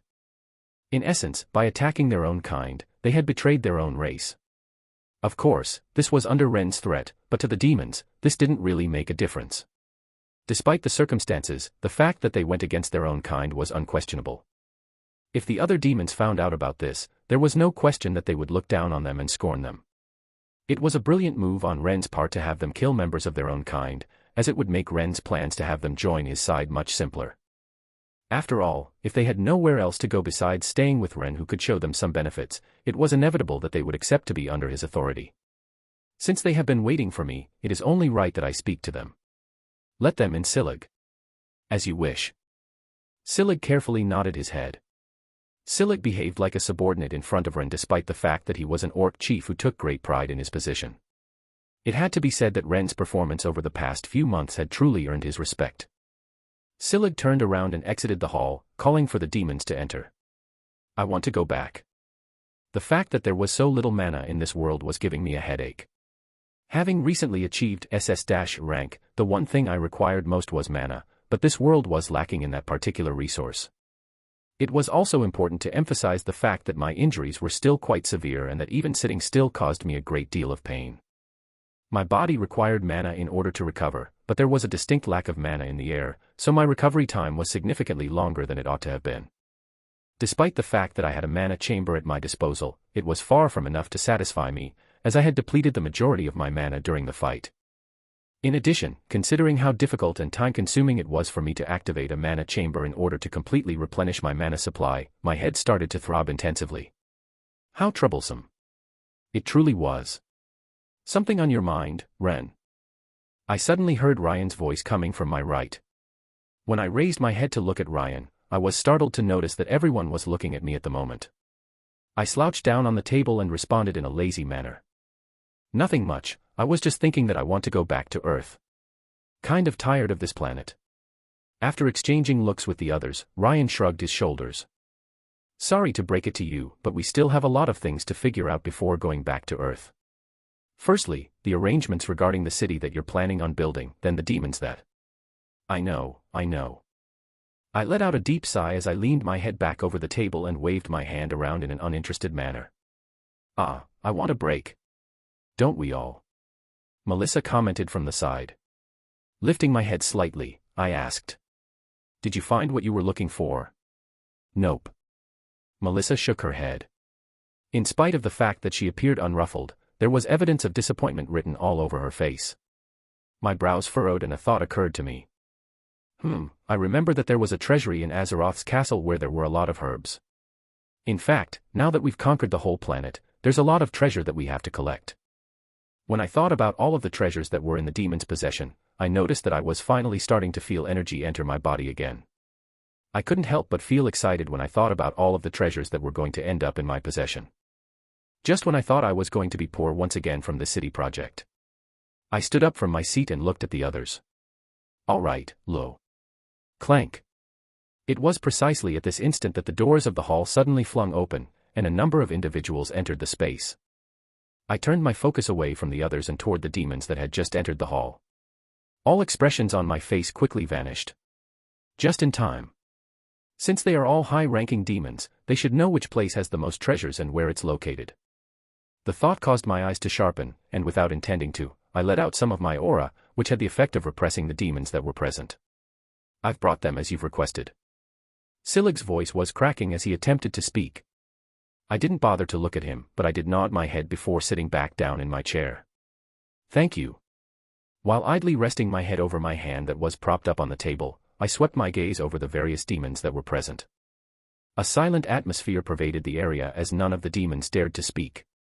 I shifted my focus to Silig and inquired. Tell me how many demons each one of them has killed. Yes. Silig nodded his head and took out a scroll. Evidently, he was prepared. Marquis Rantark, 23,491 demons, Marquis Ivasov, 27,872, Marquis.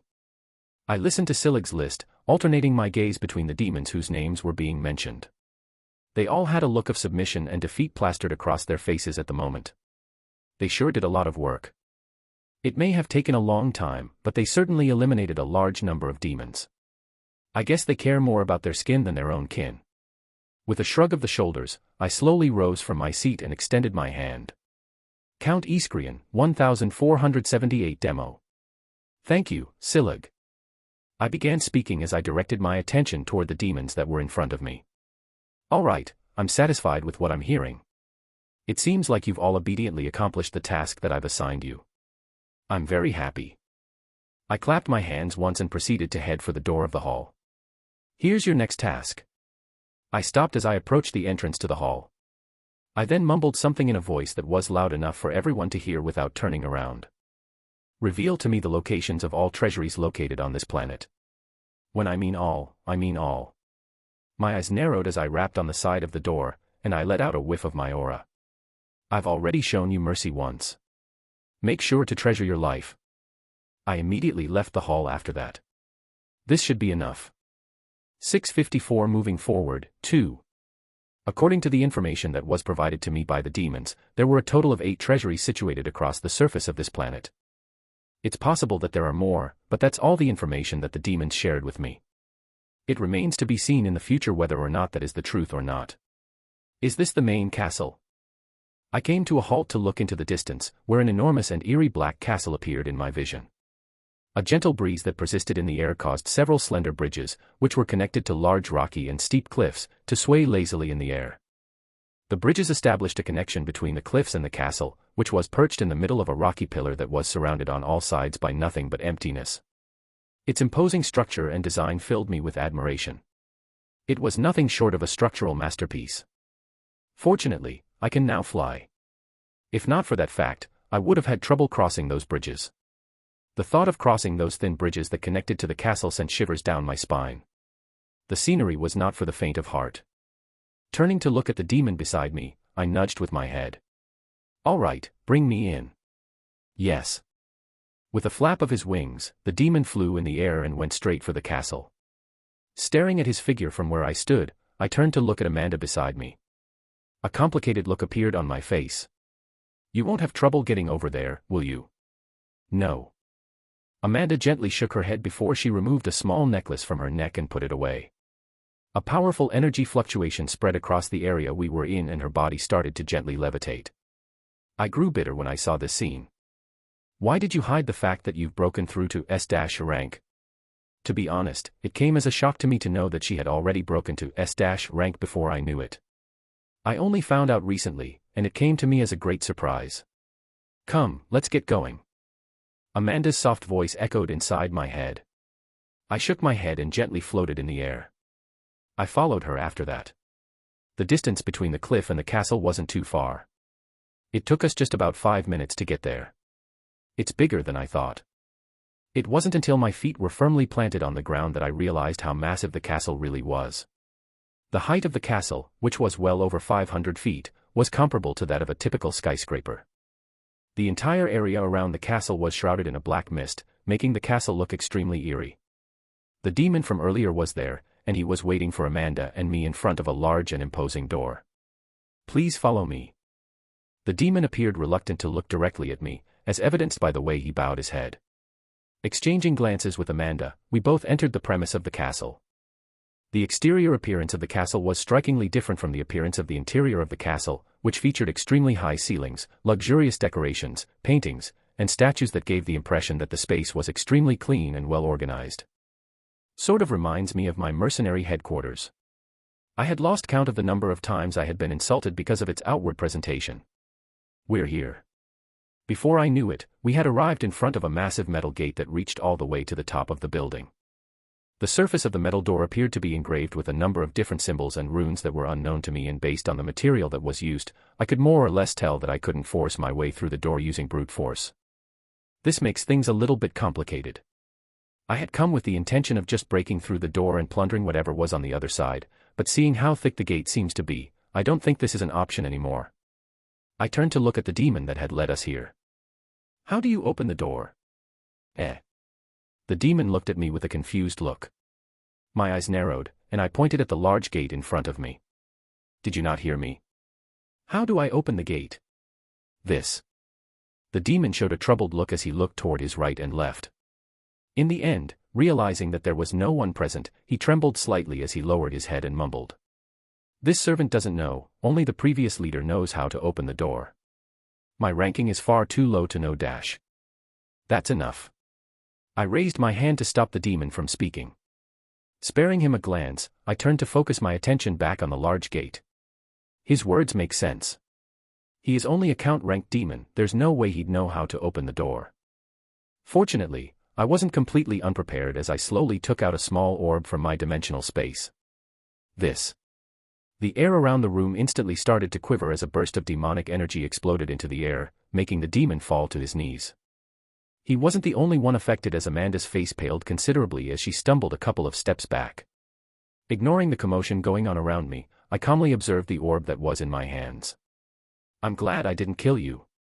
I then brought the orb to my mouth, much to Amanda's shock. "Ren you. Don't worry." I reassured her and put the orb inside my mouth before swallowing. Gulp dash. Been a while since I've done this. Uck. As I swallowed the orb, tears formed in the corner of my eyes, and I felt a tightening in the back of my throat. Grabbing a bottle of water from my dimension space, I chugged it down in one swift motion, making it easier for the orb to move down my throat. Ah. Fully swallowing the orb inside of my mouth, I massaged my throat for a bit. "It hurts. You okay?" Amanda approached me as she bent down to look at me from below. Massaging my throat, I nodded. "I'm fine. It just hurts a little." I then coughed a couple of times before finally calming down. After that, I took a deep breath and muttered. "Come out. Ren." My sudden words seemed to have confused Amanda as she cocked her head to the side and looked at me with a confused look. I gave her a slight nod to indicate that everything was fine, and then I channeled some of my mana and directed it toward the core that was still present within my body. As soon as I directed my mana toward the core began to shake, and it didn't take long before it began to pulse inside my body. Opening my mouth, I once again spoke. I said, "Come out." This time my tone was a lot deeper than before. Just as Amanda was about to speak again, the air around us started to stir and a figure slowly formed in front of me. Heek! The sudden appearance of the figure prompted the count-ranked demon to shriek in terror and retreat a few paces. Extending his hand, he muttered in a trembling voice. "Why, your dukeship." A subtle smile formed on my face as I stared at the figure that had morphed before me. Opening my mouth, I greeted him. "It's been a while." Monolith headquarters. Hemlock's gaze passed through the glass panels of his office and stared into the distance. For an unknown period of time, he continued to stare into the distance without saying or doing anything. It was only after someone entered the room that he finally moved. "How are the preparations?" "Everything is going smoothly." Mo Jinhao made himself at home as he sat down on one of the leather couches of the office. Leaning his hand against the side of the couch, his brows furrowed. "Actually, not everything is proceeding smoothly. A mysterious entity has eliminated all of our spies operating in Ashton City." Hemlock showed no reaction at Jinhao's words. He then nodded his head slowly. "I understand. What about the other cities?" "Everything is going smoothly there." "I see." Hemlock once again nodded his head as he turned his head to gaze into the distance and mumbled something. "From this alone, we can assume that whoever is responsible for the killings of our spies is someone from Ashton City." "Ha! Whoever is responsible for all of this is from Ashton City." Hemlock repeated after seeing Jinhao's confused look. "Ah, right." Mo Jinhao agreed with the assessment as he nodded his head. Interlocking his hands behind his back, Hemlock asked, "Is there anything else that is known about the entity? Is it just one person? Multiple people? How does he fight?" "From what we've gathered, the entity seems to be someone who uses the sword. This isn't 100% confirmed as he eliminates all of his victims after killing them. However, since the people he's killing are contract acts, after contacting the demons who were contracted with them, we've managed to figure out that he seems to be someone who uses the sword." "Sword user?" Hemlock mumbled under his breath. "What's on the list of the individuals he has killed?" Mo Jinhao's brows furrowed. Extending his hand, a journal materialized in his hands. Carefully opening the book, he read through the contents before answering. "So far, most of the individuals killed are high-ranking members of the Union. There are a couple of low-ranking members who are also on the list." Hemlock tapped his thumb against his hand. Falling into deep contemplation, his brows relaxed for a moment and he asked one more question. "What is the Union's reaction to what is happening?" "Nothing." Mo Jinhao replied as his eyes narrowed. "In fact, the Union seems to be covering up whatever is happening. From the looks of it, they are either working with the person responsible for this or don't want to let the public know about the fact that they are riddled with spies." "Right." Hemlock finally turned around and looked at Mo Jinhao. He then started to share his conclusions. "From the list, we can gather that he's killed a couple of S-ranked individuals. From this alone, we can determine that the culprit is someone of that rank. This makes things much easier for us to narrow down since there aren't many S-rankers in Ashton City. He also seems to be a sword user, which further narrows down our search to at most a couple of hundred individuals. However, seeing how he has managed to kill so many S-rankers, it is likely that he is a ranked hero. This once again narrows our search significantly. If we also take into account the possibility of the Union possibly having a hand with this, it only leaves me with a couple of individuals in my mind." Listening to Hemlock's words, Mo Jinhao's back straightened. His face turned extremely serious. "Do share." Closing his eyes for a brief moment, Hemlock's face turned extremely cold. "Taking into account everything that we know so far, several people come to mind. However, if I had to make a rough guess, I would say that the culprit is either 876, Rendover, or Kevin Voss, S. 655 moving forward, 3. Kevin Voss, 876. As soon as he heard those two names, Mo Jinhao's demeanor immediately changed to a gloomy one. This was especially so after hearing 870's name. Mo Jinhao still couldn't hide the shame that he had suffered at his hand in spite of the many years that had passed since the events that led them to sign a truce with the Union. "Are you saying that the ones that are responsible for all of this are either one of these two?" Mo Jinhao's voice turned ferocious as he gazed at Hemlock's back. The burning anger that he had been hiding deeply came rushing out all at once. Hemlock turned around before he could say anything else. calm down. It's still a hypothesis, and even so, I believe that the one that is most likely the culprit is Kevin, not 876. Mo Jinhao tilted his head when he heard Hemlock's words. Why do you think so? By now, we both know 870SIX's real identity. Rendover, right? Correct. Mo Jinhao calmly nodded his head as his face turned expressionless. The rage that had just a few seconds ago been bubbling to the surface of his body had already subsided and retreated to the depths of his being once more. Hemlock secretly nodded his head when he saw this. It was this particular trait of Jinhao that made him an especially scary individual. He was someone capable of holding a grudge for a very long time without losing sight of himself.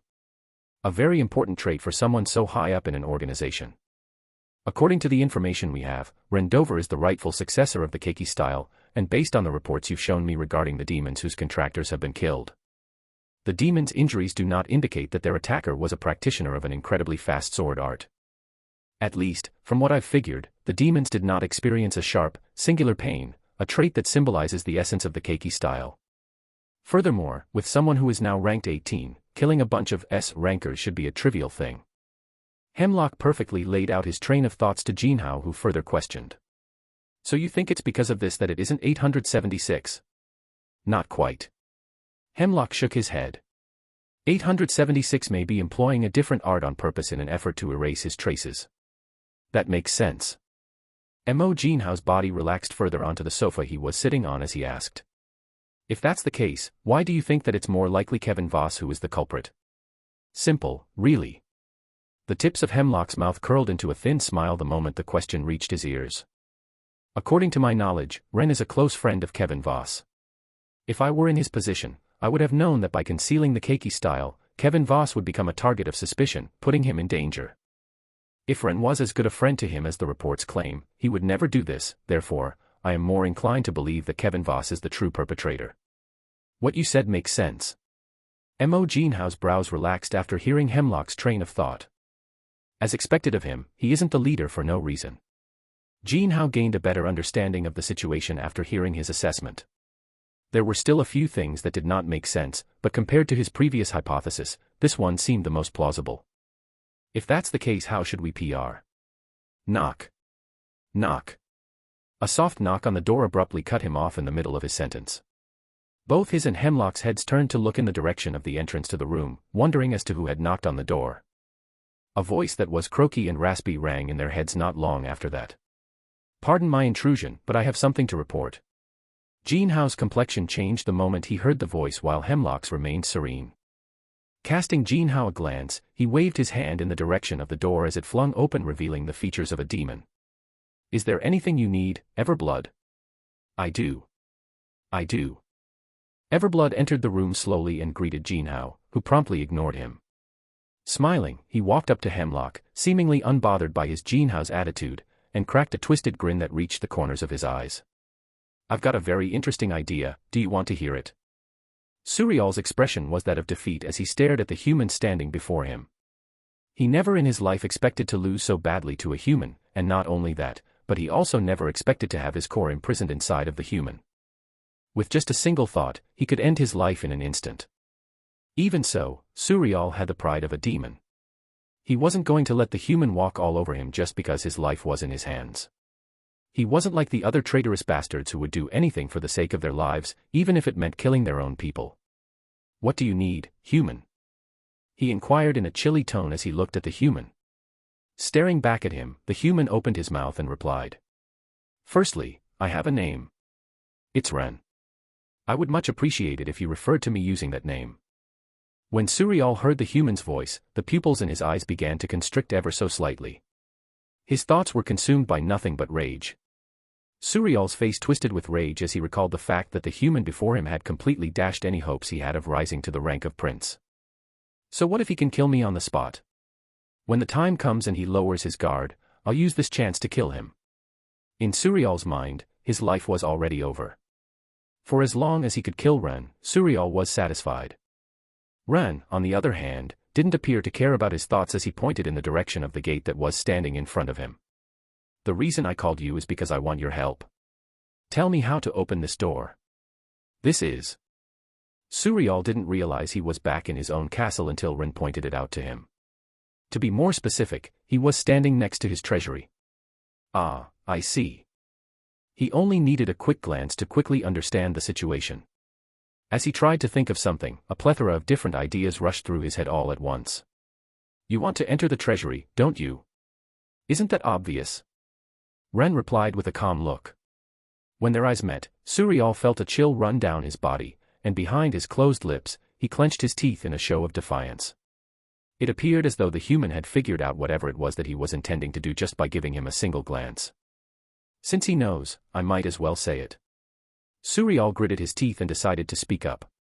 If I tell you. No. He was cut off before he could even finish his sentence.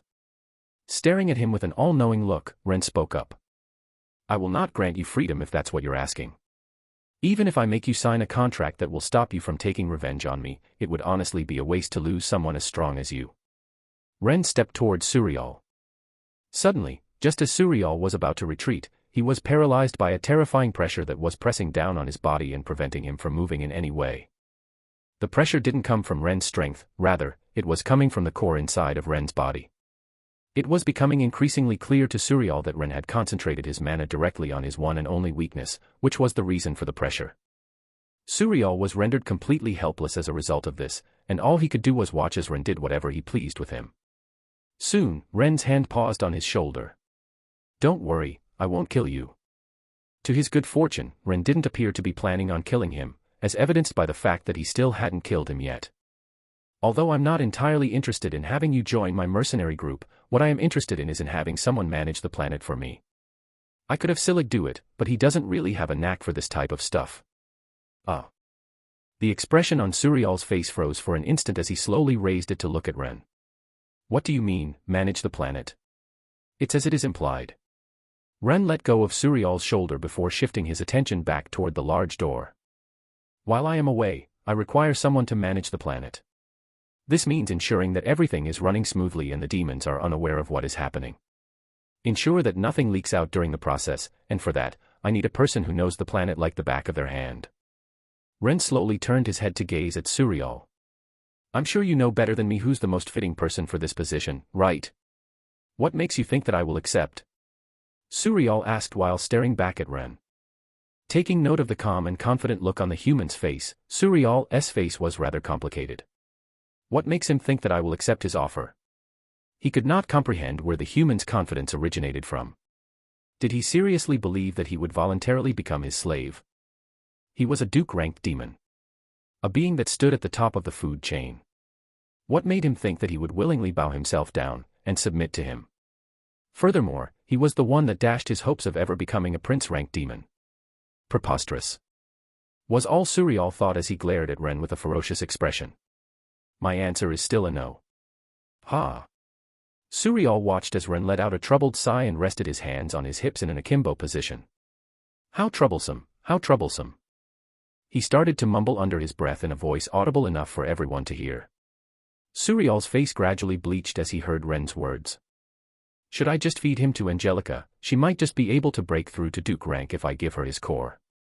But I don't know if she will accept it. I do remember her saying that she dislikes this type of stuff. Then, should I just kill him and be done with everything? Or should I just use the core to buy the loyalty of one of the demons here? 656 Treasury, 1.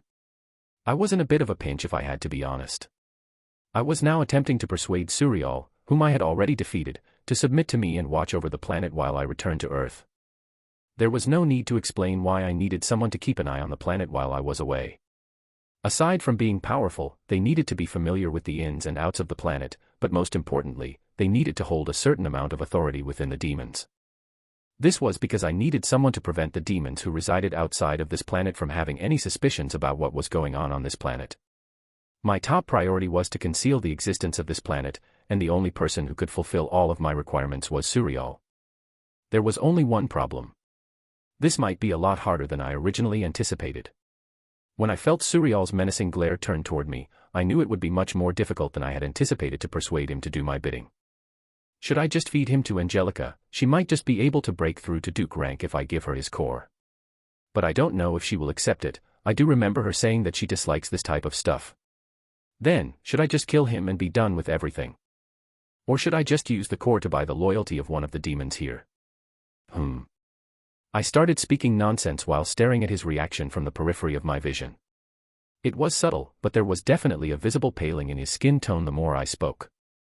It was from here that I understood that he didn't exactly want to die. I thus racked my brain and tried to think of something that might convince him to join me. In all honesty, I had no idea what to say or do at that point in time to persuade him of anything. I felt completely helpless. That aside, it was also necessary to acknowledge the fact that the other me had never before completely conquered Amora in the past. It was also one of the main reasons that led me to want to conquer this planet. The fact that I was able to learn the truth about my life while being shown the memories of my other self may seem like a curse to some people, but I beg to differ. The ability to access his memories was essential to my success in defeating him, and there was a very straightforward explanation for why this was the case. I know now exactly what he went through and all the paths he has not taken. If I wanted to have a better chance of defeating him, I would have to take routes that he had not previously taken. At this point, only the unexpected could beat him, and the complete control of Amora was my first starting point toward accomplishing this goal. However, he has already pillaged all of Amora's treasures, which is another reason why I need Suriel on my side to open the treasury. Due to the fact that my memories were rather hazy, I was unable to say for certain what was hidden behind the treasury. However, I was certain that there was definitely good stuff concealed behind it. Another reason why I needed to keep Suriel alive. In light of the aforementioned, how was I supposed to persuade him to support my cause? No matter how much I racked my brain over the situation, I just couldn't come up with a way to convince him to join my side. In spite of the many suggestions I made, I was only met with a single glare from him. Just what am I supposed to do? Would he be satisfied with the core of a prince-ranked demon? I inadvertently spoke out loud while in the midst of my thoughts. Would he really be satisfied with a core of prince-ranked demon? About the core. But what if he's like Angelica and doesn't use this type of method to grow? Things would indeed be very troublesome if that was the case, as I really didn't think that I had anything else to offer to him aside from that. The core. You can talk to me about the core, if you can. A few voices sounded in the air whilst I was in the midst of my thoughts. Judging from how prideful he is, it is very unlikely that he will accept the offer, but what if he accepts it? Should I just as deal? The actions of Suriel, which consisted of shaking Amanda's hand to indicate his agreement, jolted me out of my thoughts and caused me to look around. When I noticed their actions and inquired about them, my face contorted into a confused expression. What's going on here? What deal? What happened? Why were the two of them shaking their hands, and what was this thing about a deal? A big question mark appeared at the top of my head as I looked around me in confusion. Amanda quickly clarified what had transpired for me, so my confusion did not persist for an excessively long period of time. I agreed on a deal with Suriel over here. If you manage to give him a prince-ranked core over the next 5 years, he said that he will agree to whatever request that you have. That's it. My eyes darted back and forth between Amanda and Surian as I tried to make sense of what was going on. Was all I needed to do really offer him a prince-ranked core? Okay, I'll admit that it isn't exactly an easy task, rather, it'll probably be one of the most difficult tasks that I will ever have to complete. The task was something that the vast majority of people would consider impossible, but it shouldn't be a problem if the time frame is 5 years. Let alone 5 years, I barely have 2 years left to live before I die. My goal was Jezebeth. If I couldn't defeat prince-ranked demons in the future, what was the point of even targeting Jezebeth? I had to be able to do this much if I ever wanted to have a shot at killing Jezebeth. Are you sure that's all you need? I had to double-check with Suriel to see that I hadn't misunderstood anything. I only relaxed when I saw him nod his head in agreement and say, yes, that's all I need. If you can promise me that you will give me a prince-ranked core in the next 5 years, I will have no qualms with doing whatever you ask me to do. All right, deal. I didn't think twice before agreeing with the deal. I had no problem with it, and he didn't either, so I took a mana contract out of my dimensional space and scribbled down the terms of the agreement in front of everyone while they watched. I knew that the deal was done at that point. It didn't take me long to write down all of the rules that had to be followed after signing the agreement. After I had finished, I turned the contract over to Suriel, and he gave it a quick read before giving his approval. I have no problem with it. As soon as he gave his confirmation, the contract burst into a brilliant golden light, and simultaneously, the area around it began to illuminate. The The contract then took flight before pausing right before everyone's heads and exploded into dazzling lights that scattered all over Suriel and I. At that precise moment, I experienced a peculiar tightening in my chest as the restrictions of the mana contract began to take effect within my body. Suriel seemed to undergo a similar situation as his face stiffened for a moment. Shortly after that, his expression returned to normal, and in accordance with our agreement, he did not hesitate before turning around and placing his hand over the large gate. The moment Suriel's hand came into contact with the door, sparkling lights began to swirl around it. Simultaneously, the surroundings began to shake, and the doors began to part from one another. Rumble. Rumble. While protecting my eyes with my hand, the gate suddenly parted with a deafening rumbling sound, and another brilliant light shot out from behind the gates. The brilliant light was only there for a short while before it quickly faded away. After lowering my arm and blinking my eyes a few times, I slowly opened my eyes and was astounded by what I saw. Suriel stood beside the gate, his gaze fixed on the treasury. As per the agreement, here's the treasury. A. Mirage cloak. B. Permeation. Ding. Do you wish to purchase the following items? Purchase. As Kevin calmly closed his eyes, a plethora of information began to flood his mind. At the same time, a brilliant light shot out from Kevin's body, illuminating the area around him. With the passage of time, the light gradually dimmed. Only when the light completely faded did Kevin finally open his eyes and crack a satisfied smile. I'm almost there. He swiped his hand forward, and the panel that stood before him vanished into thin air. Kevin turned his wrist to check his watch. What time is it? 5 a.m. Kevin's face changed when he realized that it was already 5 a.m., so he immediately headed to bed and laid himself there. Shit, I got so absorbed with completing the task that I completely forgot that I have to go to Amora tomorrow. I better get some sleep now. Kevin had been concentrating hard on completing the system tasks over the course of the past few days in order to earn enough points to buy the skills that he desired. He had been considering purchasing the skills for a little more than 2 years, but it wasn't until now that he had finally amassed enough system points to make the purchase possible. There was a specific reason as to why he needed those 2 specific skills. Only with them would he be able to accomplish his goal. Kevin was planning on doing something big. Something extremely big. Big enough to completely shake the foundations of the human domain. In a good way, of course. After I return from Amora and collect that, I will be all ready. There was a reason for why Kevin was so adamant about going to Amora. His plan was almost ready, but there was one last thing he needed that he knew he could only get there. Only once he had it, would he be completely prepared. Everything will be ready once I come back from Amora. Only by completing my plan will I be able to increase the chances of Ren killing Jezebeth. Kevin secretly clenched his fists as he slowly closed his eyes. I better get some sleep. I just hope that everything goes smoothly. 657 Treasury, 2. It had to be said that the treasury was extremely impressive. The room was about the size of a tennis court, and it was lit up by pink crystals that had been embedded into the walls. The room contained a multitude of marble racks, in which a wide variety of items were stored. Weapons, herbs, skill books, and a variety of other items worth millions of U laid on top of the racks as I had to take a breath to cool myself down. Jackpot. I was able to sort out my money problems with just one trip. For the most part, at least.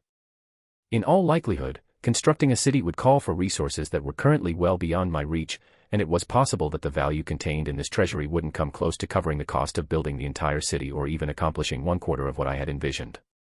Nevertheless, despite this, it was still a step in the right direction. How about we split up? You can go look for whatever you want, while I'll go have a look around as well. Sure. After everything was said and done, Amanda and I got down to business and immediately began searching through the sizable treasury that stood before us. Oh, right, make sure you write a log of the items that are stored here. I mentioned to Amanda just as we were about to separate. Okay. Good. I headed to the furthest marble on the right.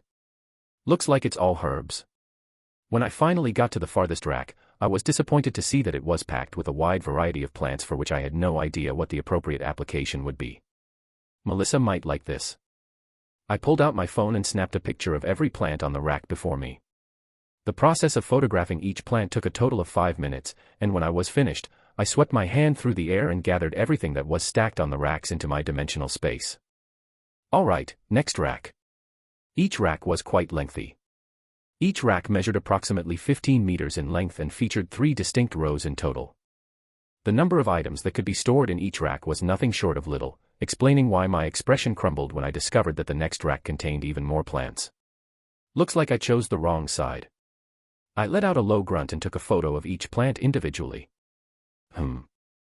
It was when I reached the lower level that I suddenly found my hand pausing as I noticed a small flask hidden behind one of the plants. I moved the plants out of the way so that I could get a better look at the flask, which appeared to be made out of some sort of unique glass and held a dark blue liquid within it.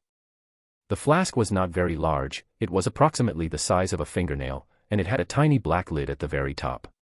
A small panel appeared in my vision when I reached out to grab it. What's this? Poison of the Medheaves. Rank S. Description: a slow-acting poison that enters the system and severs all mana connections in the human body, eventually causing death. The poison may take some time to take effect, but once it does, not even an SSS-ranked user will be spared. It is insoluble in any liquid and extremely corrosive. Hiss. I drew a cold breath when I read the description of the small flask in my hand. I was without a doubt holding onto a very scary poison. For it to even have an effect on SSS-ranked individuals, I can't even begin to imagine what it will do to me if I take it. I shuddered at the idea of someone trying to poison me with this poison. Fortunately, or should I say, unfortunately, it's insoluble and corrosive, meaning that it is probably impossible to mix this poison in foods and drinks. A bit of a pity. If only it could have been combined with both food and liquid, then it most certainly would have been a very scary tool. Still, it isn't exactly useless. If I coat this poison with my sword and use the keiki style, I will without a doubt be able to poison anyone that I want. Of course, this was granted that I injured them and they lived past fighting against me. Whatever, I'll think of better uses later. For now, I better look at the other stuff that's here. I put the flask in my dimensional space before focusing my attention on the other racks that were near me. I had to say, looking for treasures was indeed very fun. Whew. I whistled aloud when I paused my line of sight on 2 specific skills while scanning the numerous skill books that laid before my very eyes. It has to be these 2. B. Mana Scan. A skill that grants the user to send out a pulse of mana and detect nearby beings and objects that contain mana. S. Chains of Salvation. Grants the user the ability to condense the mana in the air and create a dense network of chains that can bind a specific target within their field of vision. The skill has a maximum range of 5 kilometers. There were more than 100 different skill books stacked in the racks in front of me, and if I had to be completely honest, I was extremely tempted into learning all of the skills. However, when I thought about the city project that I was planning, I restrained myself and decided to take out the ones that I really needed, which were the 2 skills that I was holding in my hand at the moment. The rest can be kept inside of the city treasure to be given to those who will benefit the most from the skills.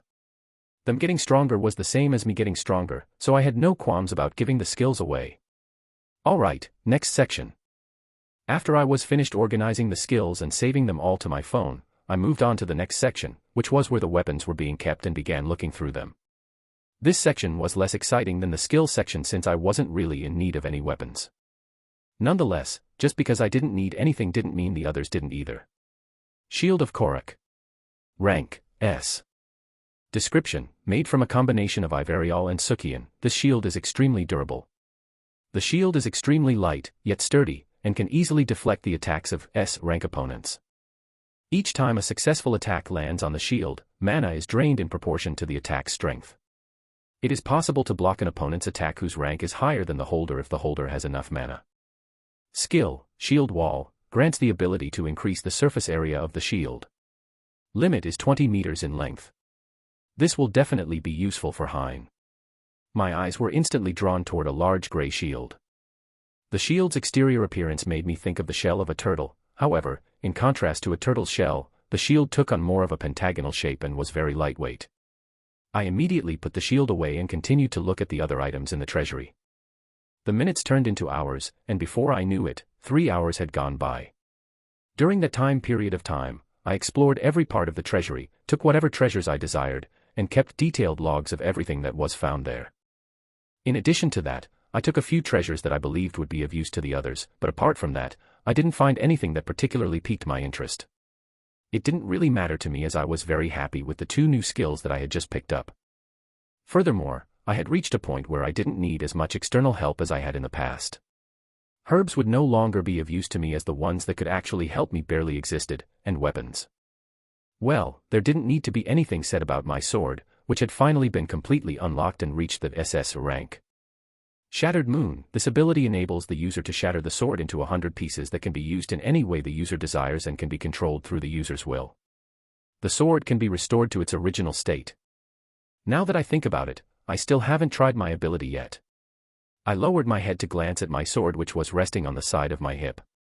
It had been quite a while since I had last used my sword directly. I now had knowledge of mana agglomeration and no longer relied on the keiki style to the same extent that I did in the past. It's unavoidable that I stop using my sword to the same extent that I did in the past. That said, things might be different now. I thrust my hand forward as a bright white glow suddenly began to emanate from the interior of my scabbard.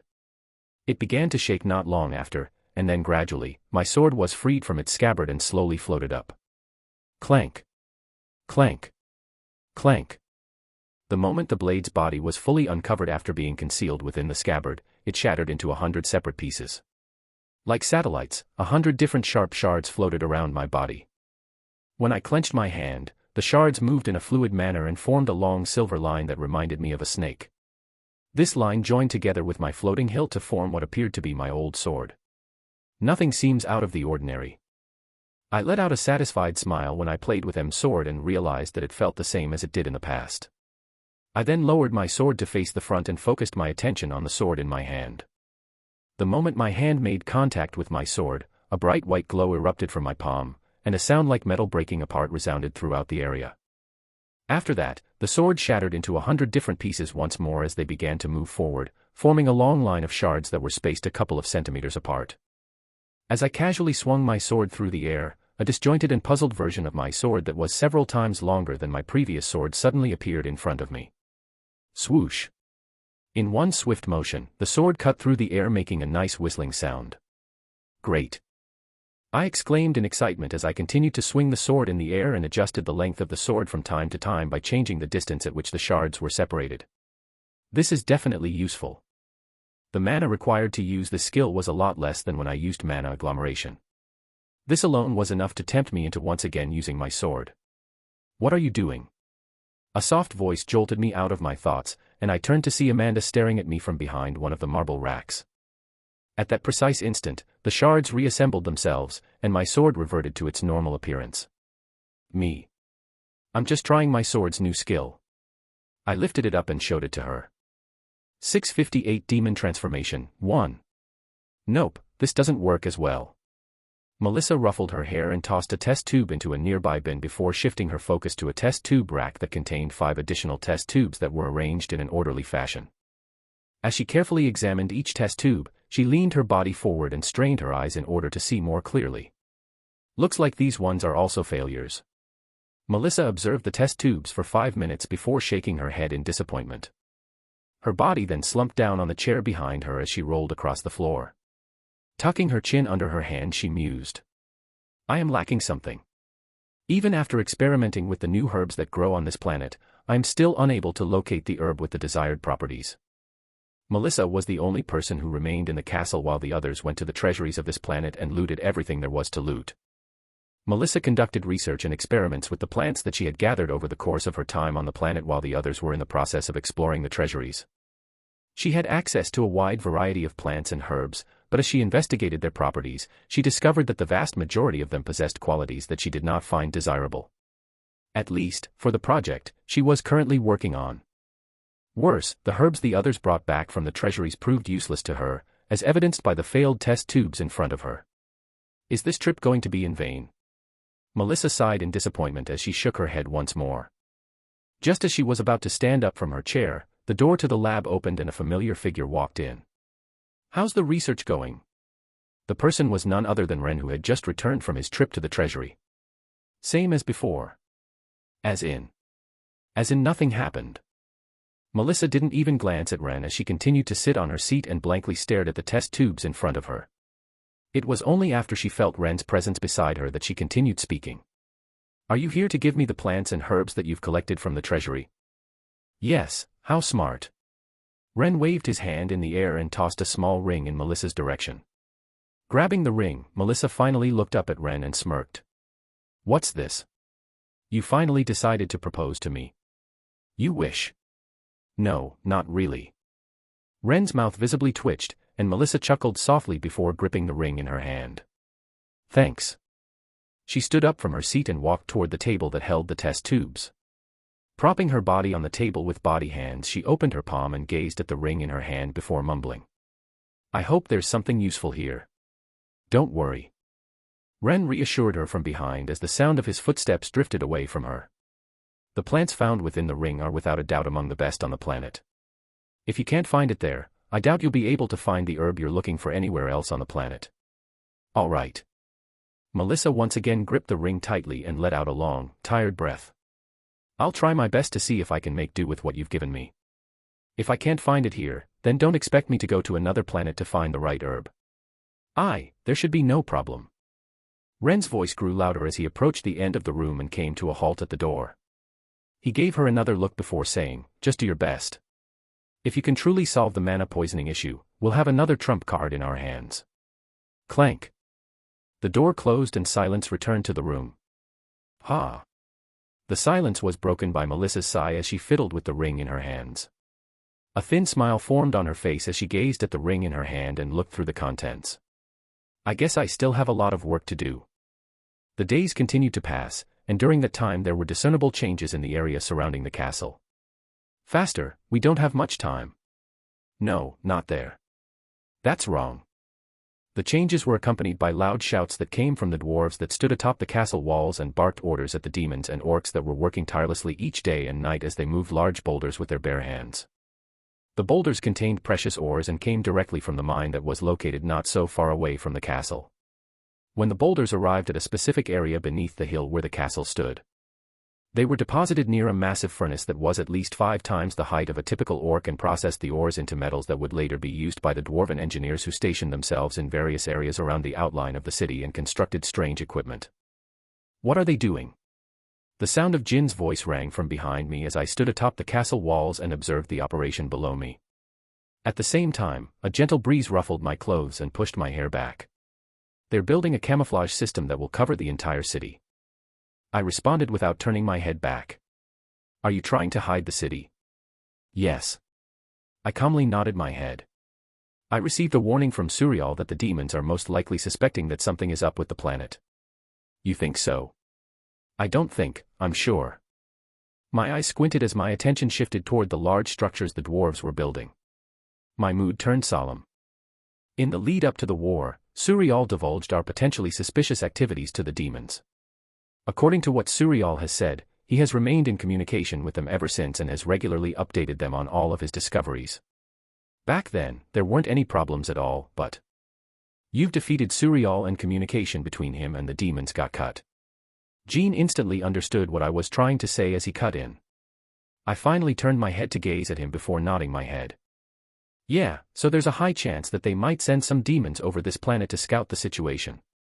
The camouflage system was of the utmost priority at the moment. Without it, most of the plans I had for this planet would go down the drain. Even if we have Suriel tell them that the situation is under control, it is likely that they will still send demons to investigate the planet. If they find that most of the demons have been exterminated and a large portion of the land has been leveled, they will understand what has happened and most likely alert Jezebeth. If that were to happen, then I would most likely have to say goodbye to this planet. This was not something that I wanted as I had already invested an astronomical amount of resources in the city that was currently being built around the castle. Fortunately, I had come prepared and had already anticipated this sort of scenario from the start. Jean cut me off before I could say anything. All right, I get your plan. I also finally understand why you told me to trash the treasuries.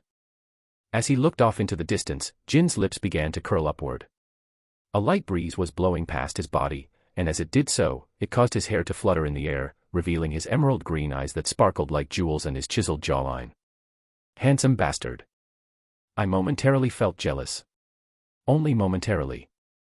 Since there's no chance of stopping the demons from scouting the planet, you're just going to make it seem like the demons lost and that we escaped right after defeating the demons and looting the planet whole.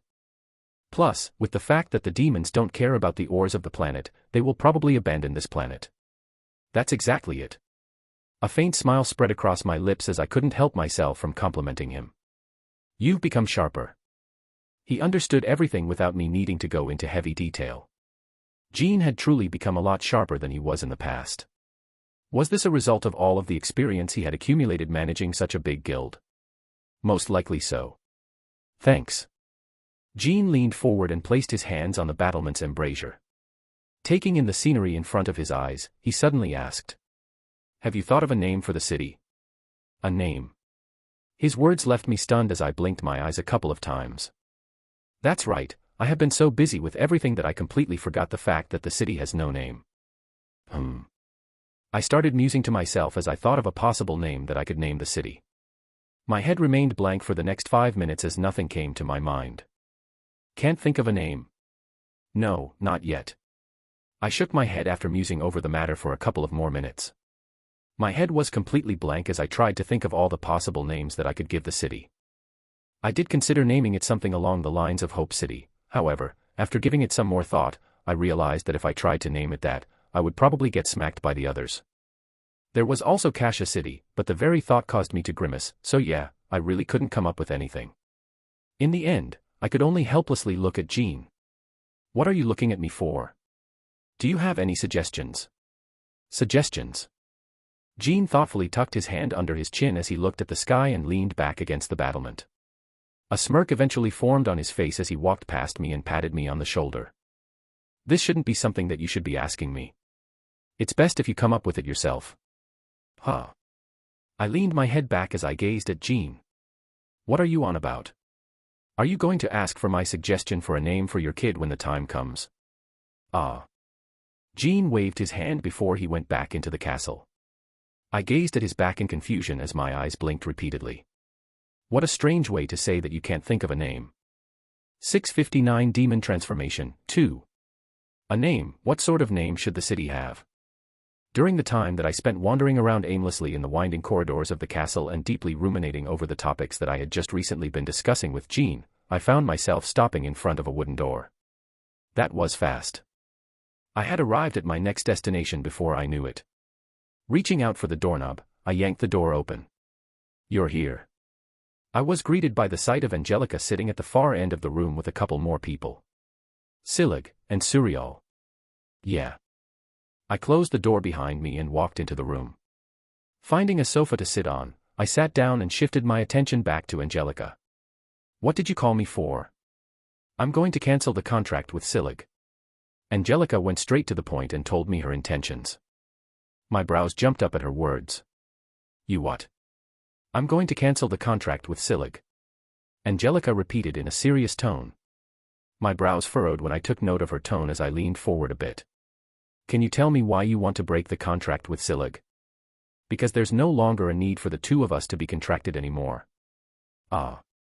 Indeed, now that I thought about it, Angelica and Silig no longer needed to be contracted together.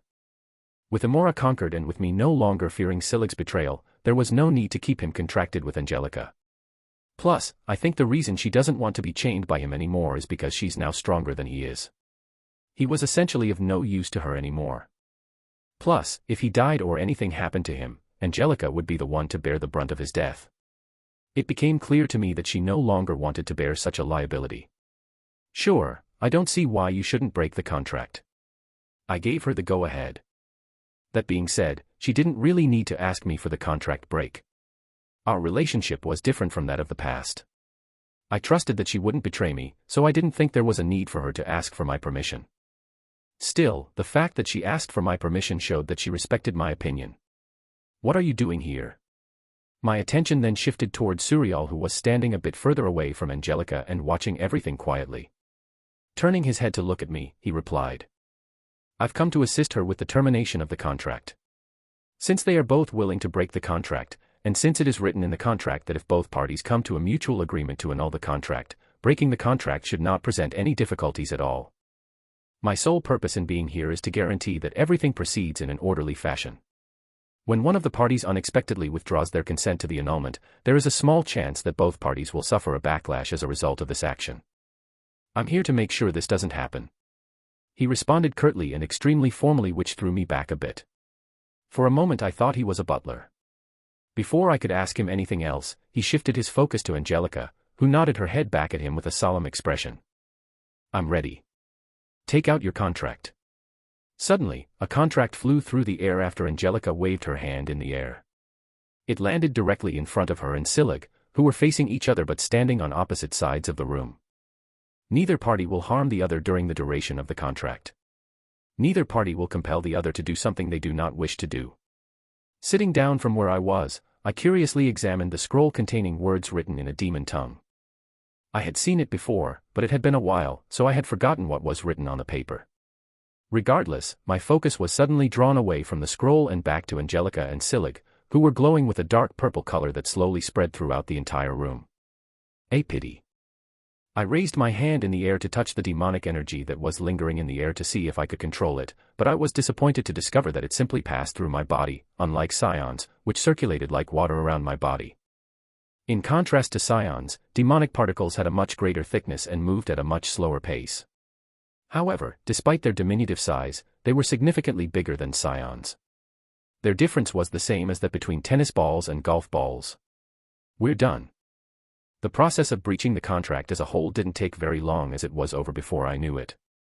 The demonic energy that had been seeping into Silig's body began to dissipate almost immediately after the contract was broken, and at the same time, a slight deflation occurred in his muscles. Fortunately, you didn't consume any devil fruits or things that could have caused your bloodline to thicken up. You won't suffer any backlash from this, although your strength has decreased a tiny bit. The words spoken by Suriel caused Silig's face to become more gloomy as he stared at his shrunken muscles while the aura that surrounded his body writhed. Don't worry too much. I went up to him with a warm smile on my face and extended a hand to pat him on the shoulder. I tried to reassure him while keeping an eye on Suriel, who was standing there expressionless. The more I looked at him, the more he reminded me of a butler. I just reaped a bountiful harvest from the demon treasury, so you don't need to worry about regaining your strength. As expected, the moment those words came out of my mouth, Suriel's face twitched. I laughed to myself as I reflected on all the gains I had made in the treasury. There were a large number of strange herbs that I knew would be useful for Silig. Upon giving him the herbs I acquired, there was no question that there would be a significant shift in his level of strength. By the time I come back, he'll most probably be SS ranked, or even higher. I didn't even need to consider how frightening Silig and the other orcs would become now that we've reclaimed the planet and gained access to numerous resources. It appeared that I was not the only one who was excited, as Silig's expression also became animated. Is what you've said true? Why wouldn't it? I retreated a bit to put some distance between Silig and I. I have no reason to lie in this situation. In addition, you should know how many herbs the demons must have stored in their vaults. Since I have no use for them, I see no reason why I shouldn't give them to you. Thank you. Silig showed his appreciation by bending his head in a respectful manner. Now should be the time. I gazed at Silig with a serious expression on my face. I then waved my hand in the air and passed down a scroll to Silig. If you're thankful, sign it. What's this? A mana contract. Although I said that I would give you the herbs, there is a condition for it. Silig unfolded the contract and slowly read the contents, which were written in demonic language. I continued speaking while he carefully read the contents. The condition is that you sign the contract and become my ally. When the time comes, I will need you and your people to help me fight a large war against the demons. It will be a terrifying war, and I will need all the resources I can muster to fight it. You included. Okay. Silig grabbed the contract and infused his aura into it, cutting me off in the middle of my sentence. The scroll that he held in his hand suddenly glowed and broke apart into thousands of particles as it shattered through the air. The particles slowly floated toward mine and Silig's directions, and I felt another connection established inside of my body. I looked at Silig with a surprised look. Why did you sign the contract so fast? He didn't even properly read through the terms that were written in the contract before signing it. I know orcs are rash, but isn't this a bit excessive? Without you, none of us would have been alive until now. I would be more than glad to become your ally. I was stunned by Silig's words. A thin smile soon formed on my lips as I patted Silig on the shoulder. You're right, I did. Looks like I didn't make the wrong choice in coming here. I was now a little bit closer to my plans. With the city slowly building and the orcs in my command, Everything that needed to be done was finally done. As I looked around and stretched my back, I looked at Angelica and said, "I guess we're done here. Looks like we will be going back to Earth soon." "Yes." Angelica gave her standard icy reply as she sat down and closed her eyes shortly after. She projected the air of someone who did not wish to have their calm disturbed. I shrugged my shoulders and prepared to get out of the room. Right as I was about to exit the room, I unexpectedly heard Suriel's voice calling out for me. "Wait." My feet came to a pause, and I turned around. "Is there anything?" "Yes." Suriel looked at me from the other end of the room. Crossing his arms together, he drummed his fingers over his right arm and asked, "Regarding the Prince-ranked core, how long do you think it will take you to get it?" "So it's about that." Somewhat expecting his question, I replied. "No less more than 4 Earth years, so at most 40 years, and at best, 15 years. Suriel closed his eyes and proceeded to lower his head before mumbling in a soft voice. "Okay, I think can wait." When I looked over at Suriel, I cocked my head to the side. "Are you perhaps in a rush?" "I'm losing my strength." Suriel's murmur reached my ear and my eyes sharpened. Losing strength? Could it perhaps have anything to do with his core? His next words instantly shed light on the matter. "My core took greater damage than I anticipated during our battle. I fear that I will die if I do not receive a Prince-ranked core within the next decade." As soon as my mood changed for the worse, my brows immediately knitted together into a tight frown. This is a bit problematic. A decade, that was about a year on Earth. Would I really be able to defeat a Prince-ranked demon in a year's time? I didn't think so. I could put up a decent fight against one, but killing it? I really wasn't sure. It was all going to depend on what I did in the future, but as of right now, I was seriously skeptical about whether or not this was even remotely possible. I raised my head to look at Suriel. "Is there a way to buy more time? From the way I see things, defeating a Prince-ranked demon within a decade seems a bit unrealistic." The look on Suriel's face darkened, and he dipped his head in a manner that suggested he had accepted the reality of his situation. My expression was just as dark as his. Damn it. Considering that a contract was binding us at the moment, if he were to pass away before I was even able to give him the Prince-ranked core, I would suffer from the backlash of not completing the contract. Although I did include a clause in the contract that stated it would be null and void in the event that one of the parties passed away due to circumstances that were unrelated to the other, the fact that I was the one who broke his core meant that this issue was in fact connected to me. Great, just great. While I waited for Suriel to respond, all I could do was mutter a silent curse at myself. Just as the mood turned completely gloomy, Angelica opened her eyes and broke the silence. Her expression turned extremely complicated. "There is a way." 660 Demon Transformation, 3. There's a way. I abruptly turned my head to stare at Angelica, who was sitting on the sofa in an elegant manner with both hands resting on her thighs. Her purple dress accentuated her great curves while her glossy black hair gently cascaded down one side of her shoulders. With a complicated look on her face, and without answering, she looked at Suriel. "You already know the answer, don't you?" Suriel lowered his head without answering. I took notice of his action and alternated my gaze between the two of them. What's going on? Was there something that I was missing?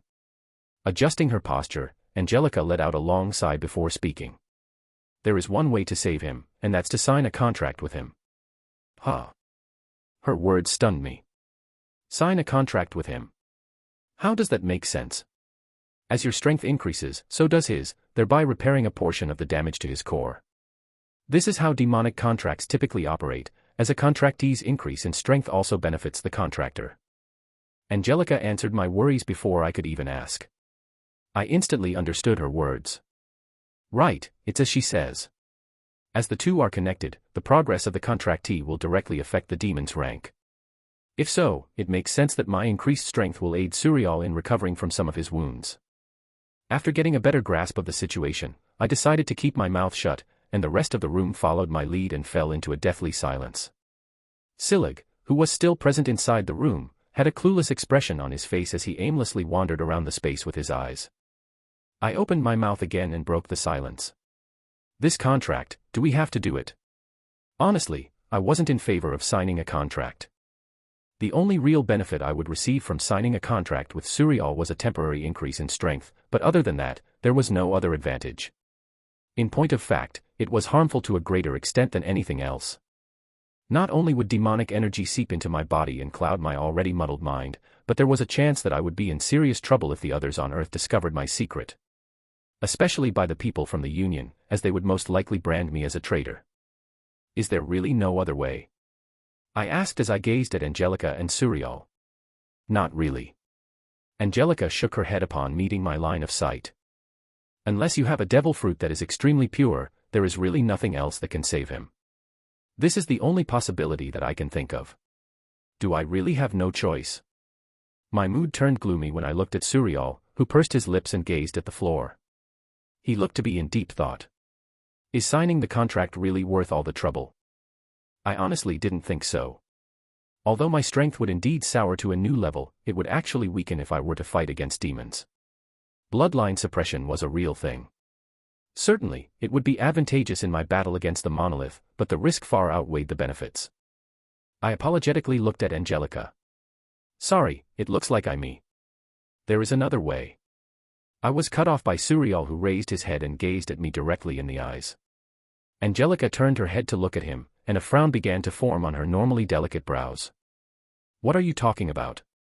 As she spoke in a cautious manner, her expression became very grave. Suriel spared her a glance before speaking. Bloodline transfusion. Bam. Angelica got up from her seat in an unexpectedly abrupt manner, which caused the couch behind her to spin back a couple of meters. Are you crazy? A look of shock dyed her face while she gazed at Suriel and raised her voice. What are you trying to do? Are you trying to have him killed? Have me killed? As the atmosphere in the room grew increasingly tense, her aura began to radiate with increasing intensity. I was perplexed by what was taking place, so I moved in front of Angelica in an effort to calm her down. Calm down for a moment, I'd like to hear his proposal. Who knows, there is a possibility that this could work. It won't work. Angelica bluntly replied, glaring at Suriel. Her blunt answer aroused my curiosity as I asked. Why not? Why was she so against this method? Was there something wrong with it? I got my answer shortly after. Blood transfusion, like the name suggests, is a process in which one mixes their blood with demon blood. What? I was left stunned by her words. Angelica continued. It is considered taboo because the demon will suffer severe injuries from the transfusion. In many instances, the demon will die shortly after transfusing their blood with the recipient, and, unlike demonic contracts, the recipient will not be bound to the demon whose blood they have received. It's something that the current demon lord has banned completely. If he becomes aware of anyone performing this technique, they will have their entire bloodline exterminated. I finally understood why Angelica was reacting the way that she had. What happens to the recipient when they have the demonic bloodline in their body? They will go crazy. Angelica replied in a straightforward manner. With the contract not acting as a medium to mitigate the purity of the bloodline, transfusing a demon's blood will lead you to lose your mind. All of your innermost desires will be pushed to the limit, and you won't be able to think properly. Really? I turned my head to look at Suriel, who had remained silent the whole time. Was he so desperate to suggest something so reckless to me? No. He unexpectedly shook his head when he looked at Angelica. Although what she said is true, it only applies when a large amount of blood is transfused rapidly. If you do it gradually and stabilize your mind during the process, your likelihood of losing your mind will be drastically reduced. Ridiculous. Angelica scoffed as her eyes turned icy. Tell the truth, you're only suggesting this strategy because you're desperate for a prince-ranked core. In the short term, he may be able to maintain his sanity, and his strength will increase dramatically, even more than he would by signing a contract, but there is a high likelihood that he will completely lose his mind not long after. Not if his mind is strong. Bullshit. Did she say my strength would rise dramatically? I fell into deep thought while Suriel and Angelica bickered with each other in the background.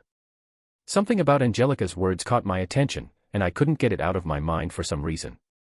I eventually asked aloud. Will transfusing my blood with that of a demon really increase my strength drastically?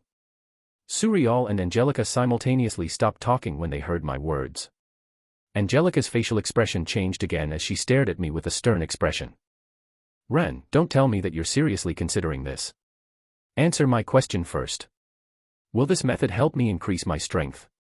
This was the thing that I wanted to know the most. Fortunately, Suriel answered my question shortly after. It will. Not just by a little bit, but by quite a lot. If you're lucky, you might even be able to transform. Transform. My interest was piqued once more as my eyes focused on Suriel. Nodding his head, he continued. Yes, if you successfully merge with a bloodline of Marquis or higher, you will be able to transform partially into a demon. We call this transformation, demon transformation, and in this form, you will not be suppressed by a demon's blood unless it is from a demon of a higher rank, unlike contract acts, who are suppressed by any bloodline. Not only that, but you will also be able to manipulate demonic energy. Oh. My interest started to grow the more Suriel spoke. Your strength will soar once more as a result of this change. Let's just say that if you had been able to transform, the fight between us wouldn't have been as close as it was. Even though what he said is accurate, if you were to fight a demon with a purer bloodline than yours, you would likely be at a disadvantage. Your odds of defeating a prince-level demon will decrease. Angelica quickly cut in, but Suriel rebuked not long after. That's true, but you can simply make your bloodline purer. If you mix your blood with demonic blood, you will be able to consume devil fruits and demon cores to purify your bloodline. By the time your bloodline reaches the prince rank, fighting against someone of that level will be a breeze for you. Do you really think it's so easy to find devil fruits that can help him? His goal isn't a measly prince-ranked demon, it's the Demon King. Do you really think his bloodline will be pure enough to fight against the Demon King?